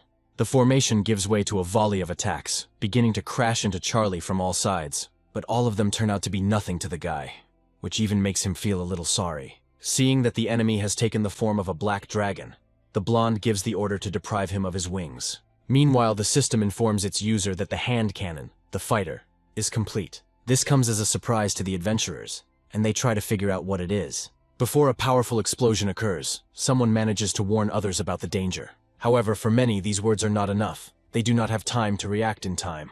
And Charlie continues his series of continuous attacks, taking away the last human sounds along with lives. Suddenly he freezes, feeling empty, and settles down, beginning to understand what is going on. This weapon differs from the previous machine gun in that it uses its own energy. Left in pitch silence, the guy suddenly begins to feel something behind him.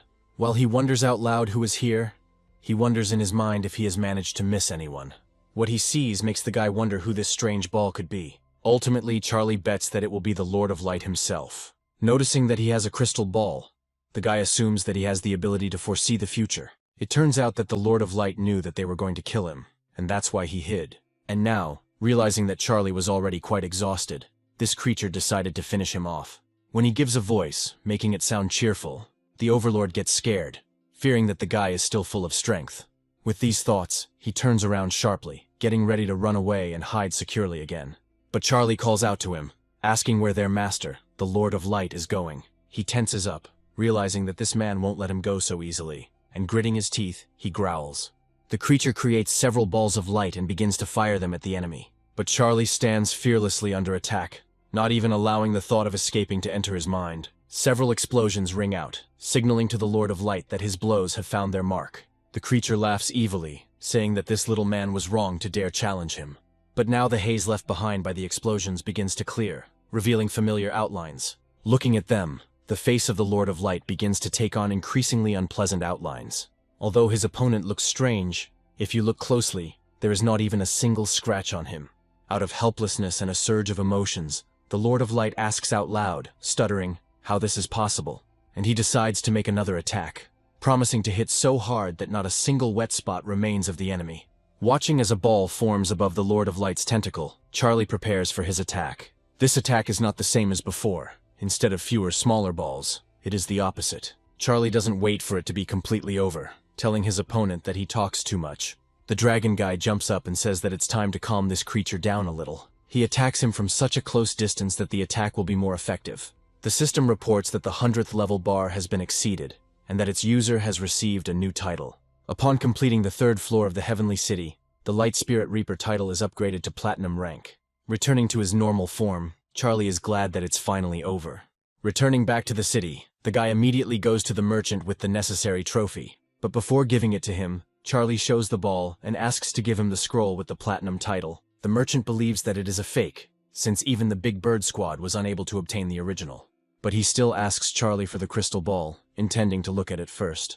The guy allows this to be done, and the merchant immediately begins to feel the power that permeates this object. Soon doubts are completely dispelled, and he is convinced that the prophetic ball is genuine. The merchant asks Charlie how he managed to do this, since the Lord of Light is rumored to be incredibly cunning. The guy notes that it is unlikely that anyone will share the secret of their success, and offers an alternative. The merchant agrees to accept that Charlie was simply lucky, apologizing for his curiosity. Still, he says that this secret to success intrigues him, asking the guy to find him when he comes to his senses. Seeing Charlie leave with his trophy, the unsuccessful contestants begin to revile him.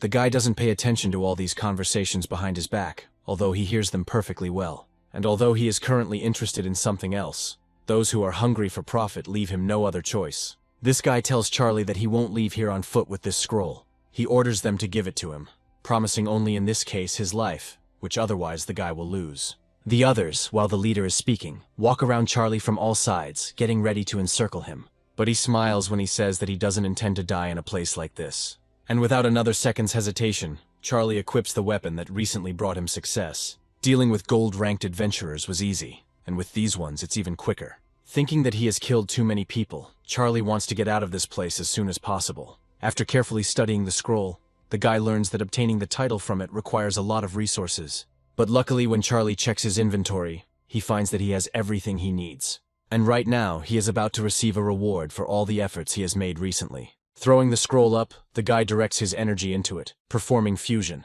The system will soon inform its user about receiving the new title of Spatial Wanderer. Studying the descriptions of the effects, the guy gets some satisfaction from the appearance of the third effect. Thinking that he needs a test subject to understand his potential, Charlie has someone in mind. Returning to the third floor of the Heavenly City, the guy quickly finds those he needs. As Charlie tells the spirits this, he claps his hands, already in anticipation.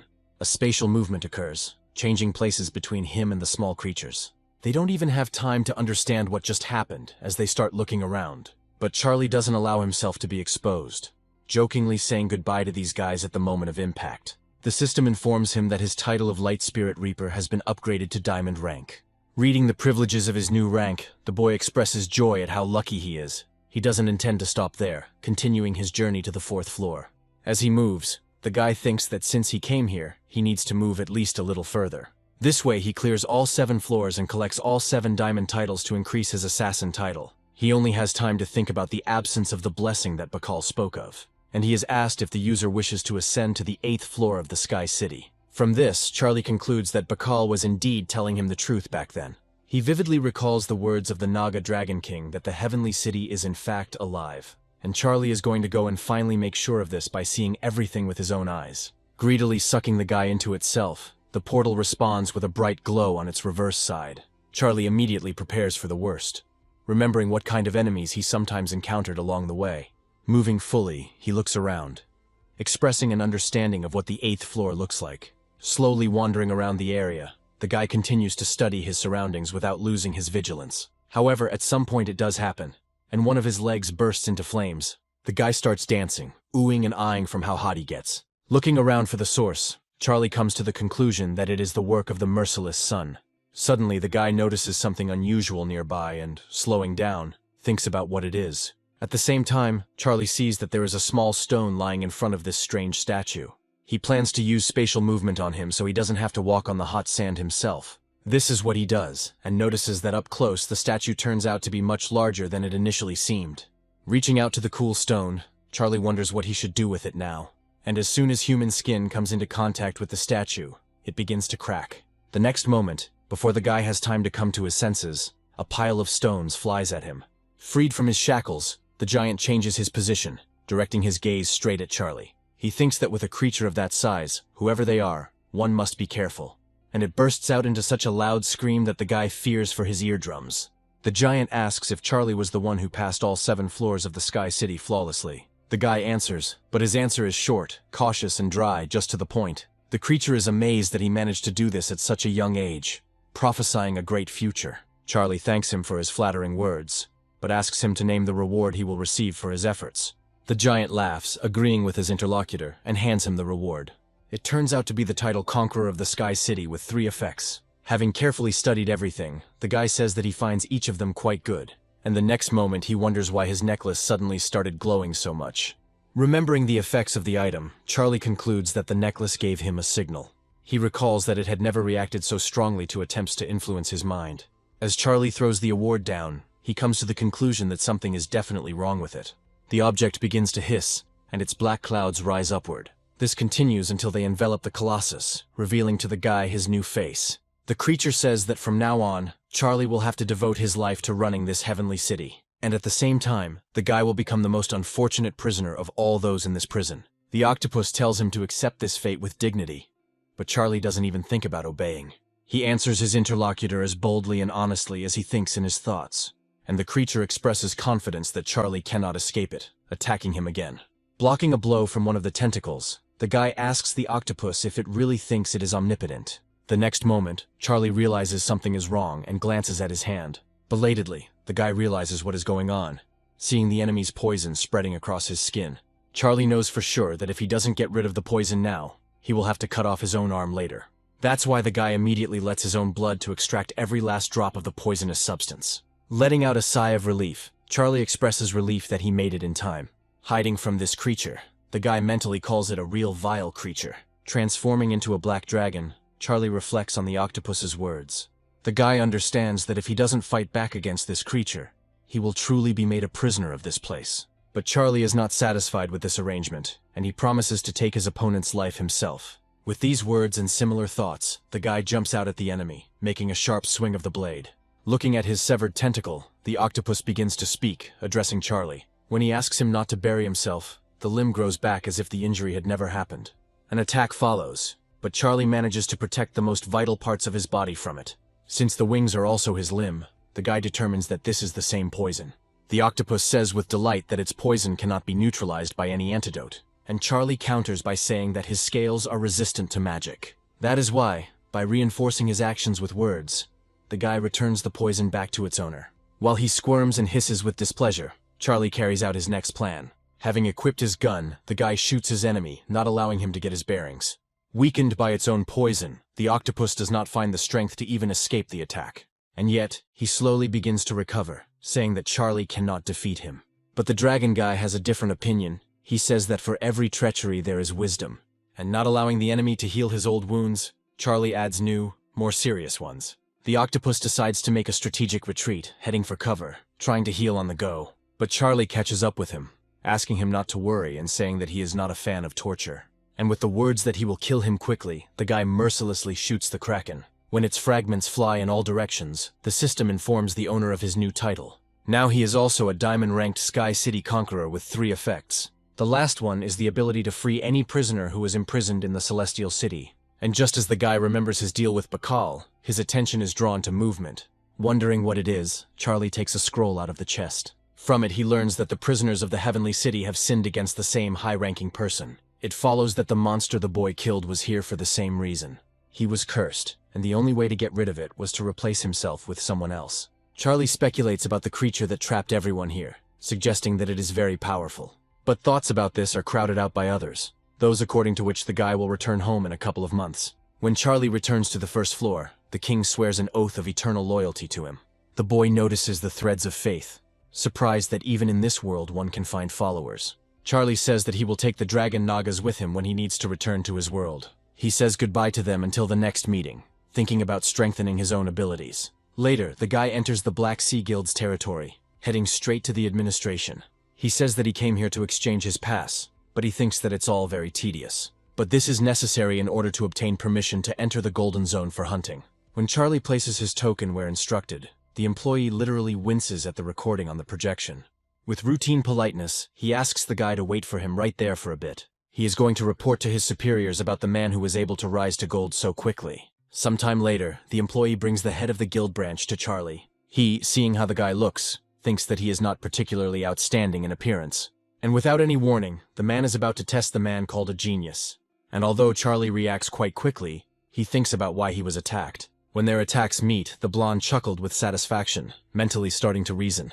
He makes sure that Charlie has a gold rank, because no one of a lower rank can parry such a blow. The man apologizes out loud, admitting that he simply couldn't help but check it out personally. When Charlie asks why he would trust someone who tried to kill him, he is handed a scroll. Blondie suggests that this platinum rank title might be able to convince the other person. Thinking that this man is a good persuader, Charlie asks about the other side of the deal. The blonde man introduces himself as the head of the Black Sea Guild branch. He begins to talk about what has recently begun in his department's area of responsibility. The man says he decided to assign the task to him to deal with it, since Charlie had recently been promoted.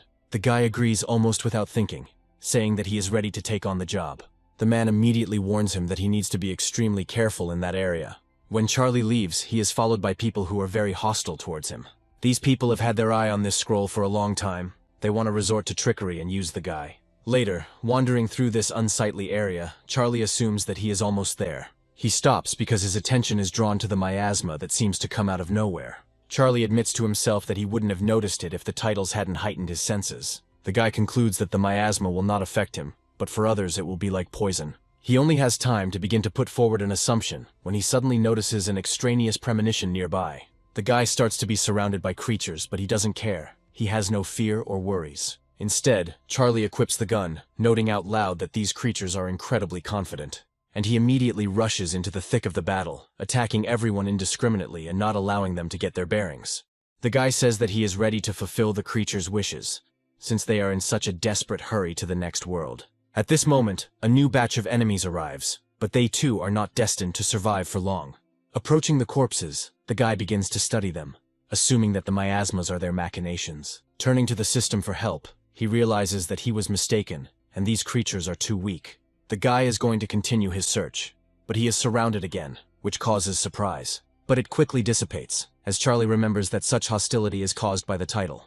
He is already deciding to pass by, but he is thinking that he shouldn't waste materials so wastefully. So the guy resorts to his favorite method, activating the ability. Using gene combination, he creates a gold rank man-eating spider. And of course, he destroys it, raising his level on the way to a new title. It is upgraded to gold rank, and the summon spider effect is upgraded to summon spider swarm. Charlie immediately decides to try it out. But not just like that, but to put it to good use. The boy orders his pets to find the source of this poisonous miasma. The creatures immediately, without further ado, scatter in different directions, compiling the work. Their owner at this point expresses his intention to take a little rest until then. He decides to do this on a tree he likes, instantly moving into a wide nest. His pursuers, losing track of Charlie, assume that he noticed them and decided to hide. But among them there is one who is firmly convinced that not everyone could do this. And while they are deciding to find their target, she notices this holy trinity. Charlie wonders in his mind if these weirdos have come here for him, determined to avenge their comrades. He continues to think, remembering those he had destroyed earlier, but notices the looks directed at him. One of the men chuckles nastily, asking Charlie if he really decided to show himself after all. Another calls the guy naive, saying that they didn't leave, but lured him out on purpose. Charlie is much more attracted to what is currently behind his interlocutor. He offers him to turn around, but he refuses, saying that he will not fall for such an obvious deception. And it's a shame, but Charlie isn't going to say that, watching the unfolding events with interest. At this very moment, the one behind the failed tracker takes action. The blonde man starts to twitch, trying to free himself from the grip and telling the monster to get away from him. But the creature does not let go.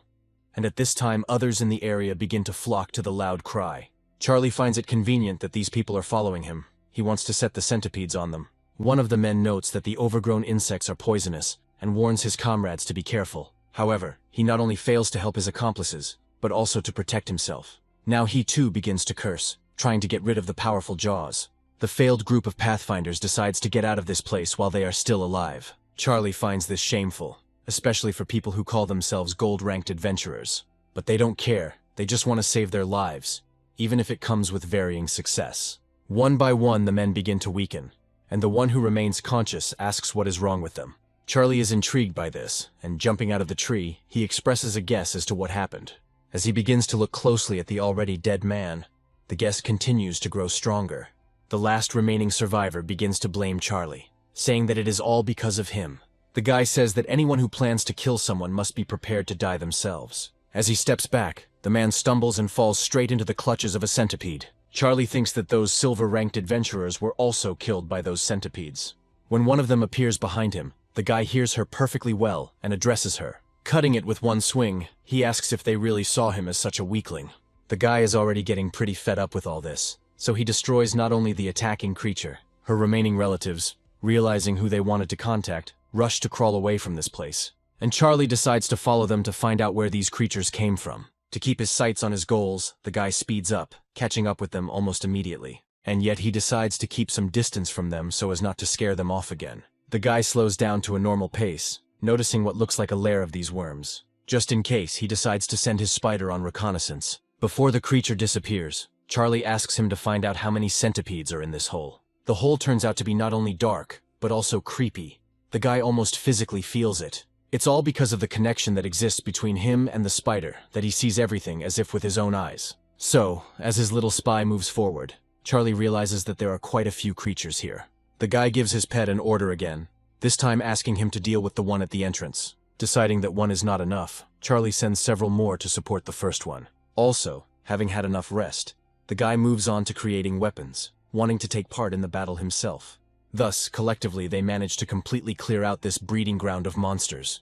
And the next moment, the system reports the receipt of a new title, Centipede Executioner. Along with this, the guy gains immunity to poisons, but this ability does not impress him at all. Deciding to go deeper, Charlie notices a door and it intrigues him.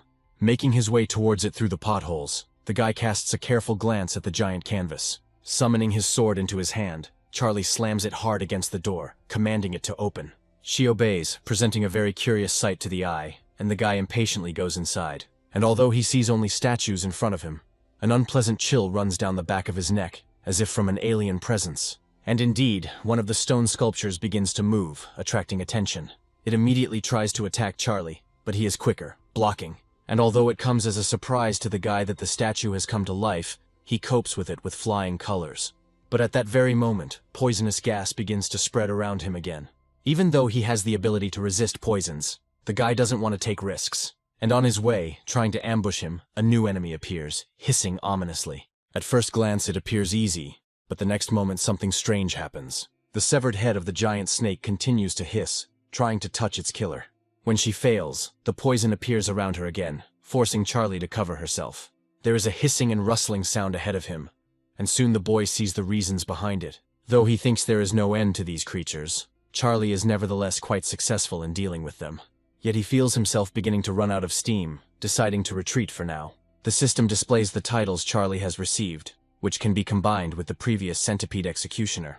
The guy doesn't refuse this, and soon reads the description of the new title, Executioner of the 5 Poisonous Creatures of the Threshold. He likes the effects, and Charlie decides to test them out right away. Satisfied, the guy thinks about the new knowledge of combining platinum titles. While he is wondering whether it is possible to unite those of higher rank, a familiar commotion is heard ahead. But Charlie is not upset. On the contrary, he considers this coincidence of circumstances to be very timely. Throwing his hand forward pathetically, he is going to have a lot of fun.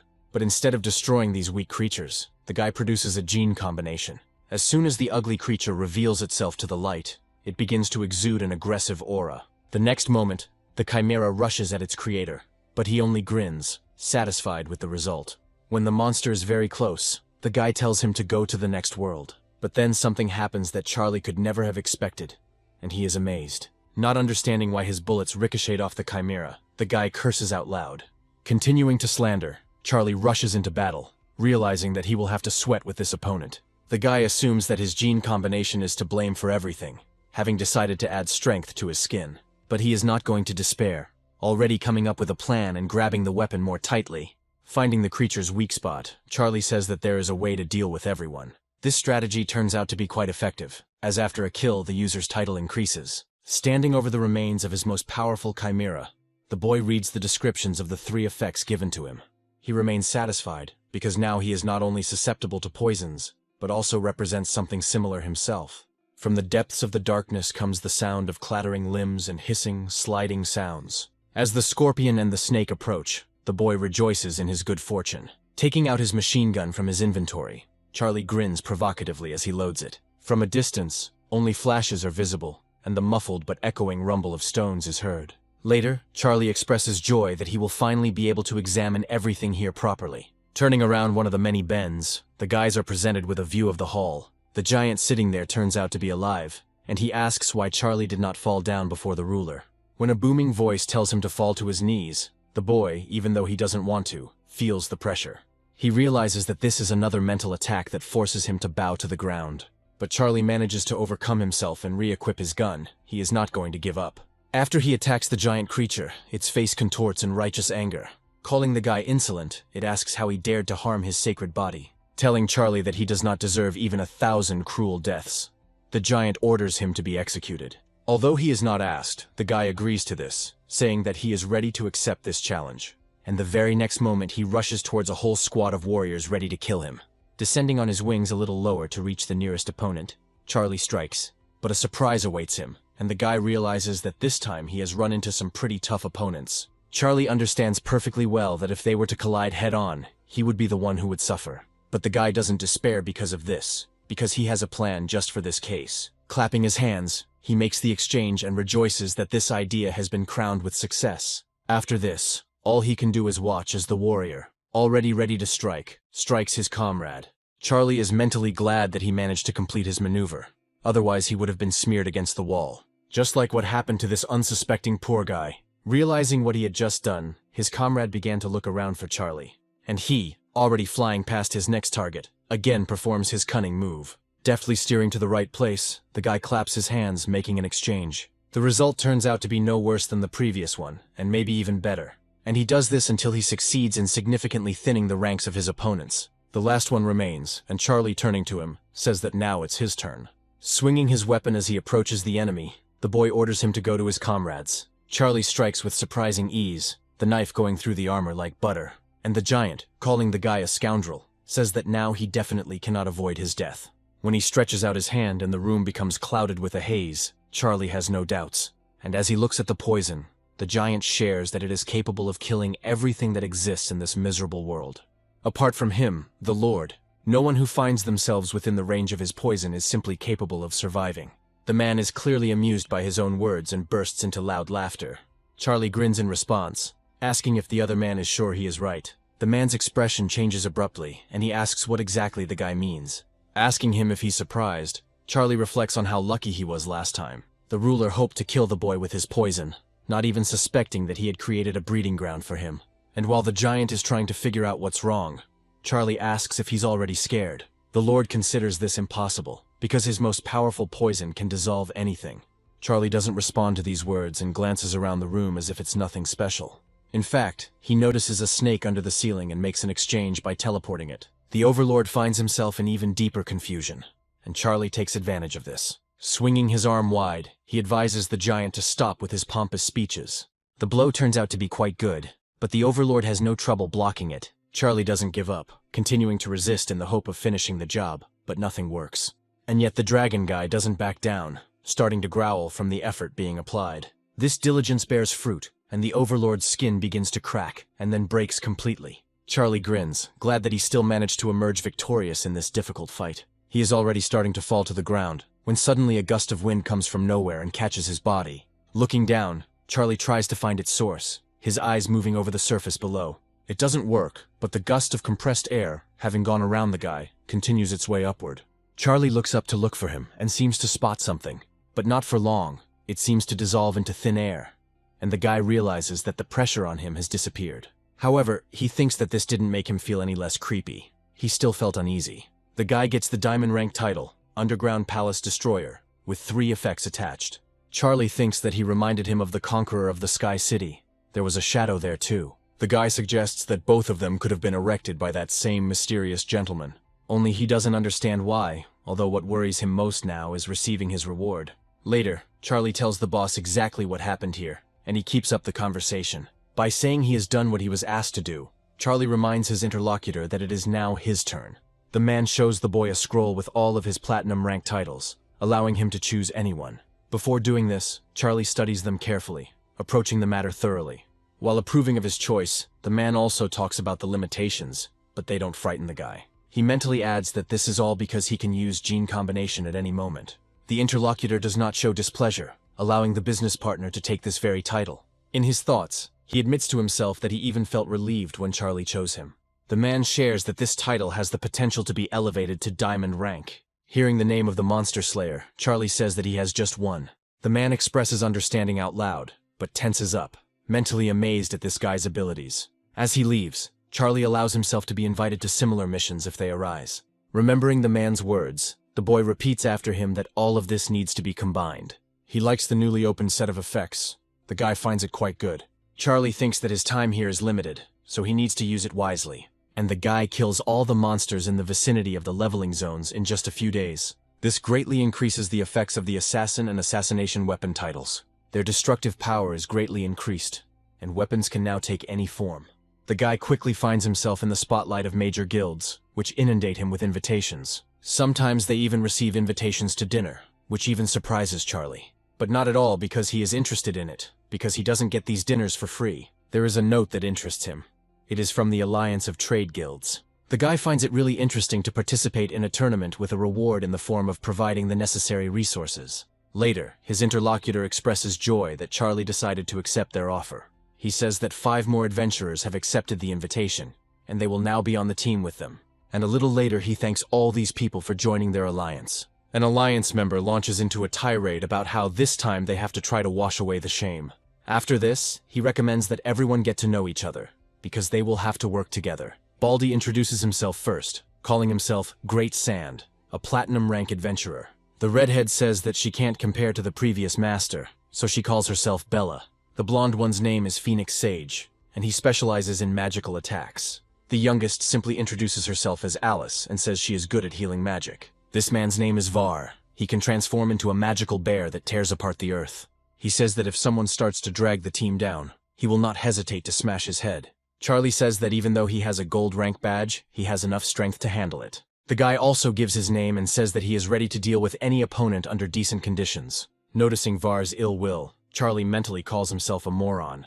The man says that the guy's blatant insolence made his fists itch. The Alliance member watches all this with anticipation, wanting to see what Charlie is capable of. As soon as he manages to finish his thought, Var leans forward, hoping to easily reach his opponent. But Charlie is not going to give in to him, and an interesting thought is already emerging in his head. He immediately makes a spatial movement, not allowing the enemy to adapt, and instead of hitting his opponent, he punches what Charlie himself wants. He does this several times, and the man does not understand what is happening, losing focus. The Alliance member mentally assumes that he has just witnessed a spatial jump. He couldn't even imagine that the gold-ranked youth he invited would have such a title. Realizing that he has been deceived several times, Var begins to growl angrily. And the very next moment, those present have the opportunity to see the transformation he mentioned. Before attacking, the huge bear sprays its foul breath on anyone standing nearby. After this, he moves on to insults, at the same time wanting to deliver a precise blow. Having seen enough, the Alliance member reminds his opponents that they are now allies. He says the Alliance provides everyone with a title of their choice as a welcome gift. Having returned to human form, Var promises Charlie to deal with him after the tournament. When it comes to a guy's turn to choose a title, he thinks about approaching it wisely. Having found something that suits him one way or another, the guy announces his decision. Hearing this and seeing that Charlie chose the title of Soul Explorer, Bella gasps. And then she starts to suck up to the guy, saying that she also liked this title and asking him to give in. The woman offers to spend the night with Charlie as a consolation, and he asks again. And then he refuses, saying that he likes this title much more than Bella herself. The woman is indignant, calling her failed business partner a petty jerk. An Alliance member asks the participants to hurry with their choices, as it is time for them to move to the tournament venue. Bella turns to Charlie, telling him that this is not the end. She invites him to see what happens next time. Sometime later, when the movement occurs, attention is paid to the new arrivals. The first of all the newcomers to notice is this man, who notes their presence with displeasure. Noticing only high-ranking adventurers around, Charlie is already exhausted with anticipation and interest. As their team passes between the others, the man in green smirks arrogantly. He's amused by the fact that there isn't a single diamond rank adventurer in this team. But there is a gold rank one. Hearing these words, Charlie confidently turns to him and stoically maintains eye contact. Welcoming the adventurers, the tournament organizer introduces himself and begins to announce the rules. Listening to all this, Charlie can't help but comment, as he finds this tournament somewhat simple. Var snorts dismissively, saying that this only means that he is a brat who has never seen the world. And these icons themselves emit a scent that attracts monsters, so not a single one will remain. Baldy asks to leave the feud for later, as the tournament is a more important priority. Charlie understands this man's move, so he decided to use his authority to take the leadership position. And Great continues to command, saying that first of all they should split into pairs. He continues to say something else, but Bella latches onto the part about pairing up. And the woman immediately takes action, announcing to everyone that she will go with little Charlie. The guy leaves, not wanting to listen to this stupid talk, but Bella catches up with him, asking if he doesn't mind. Later, Charlie extracts from the body of a defeated enemy the artifact necessary to complete the mission. Suddenly the color of the sky changes, and the boy wonders what caused it. Bella says she is impressed with Charlie's abilities, despite his low rank. Drawing him to her, she again returns to the conversation about what she is willing to give for the title of Soul Researcher. Bella starts talking about how she will give Charlie an unforgettable experience, but he cuts her off. He says that he has already absorbed this title, but the woman does not believe him, because the guy only has a gold rank. Voices can be heard approaching them, discussing the strange barrier that has recently appeared. After listening a little longer, Charlie confirms the fact that someone is heading in their direction. Bella sighs in disappointment, thinking that this is inappropriate, considering that she almost managed to persuade the guy. The barrier disappears as suddenly as it appeared, which surprises the owners of those very voices. Bella says she's a little tired and wanted to rest, then asks if it was necessary to make noise. Men, one and all, fall victim to her charms, surrounding the woman and starting to fawn.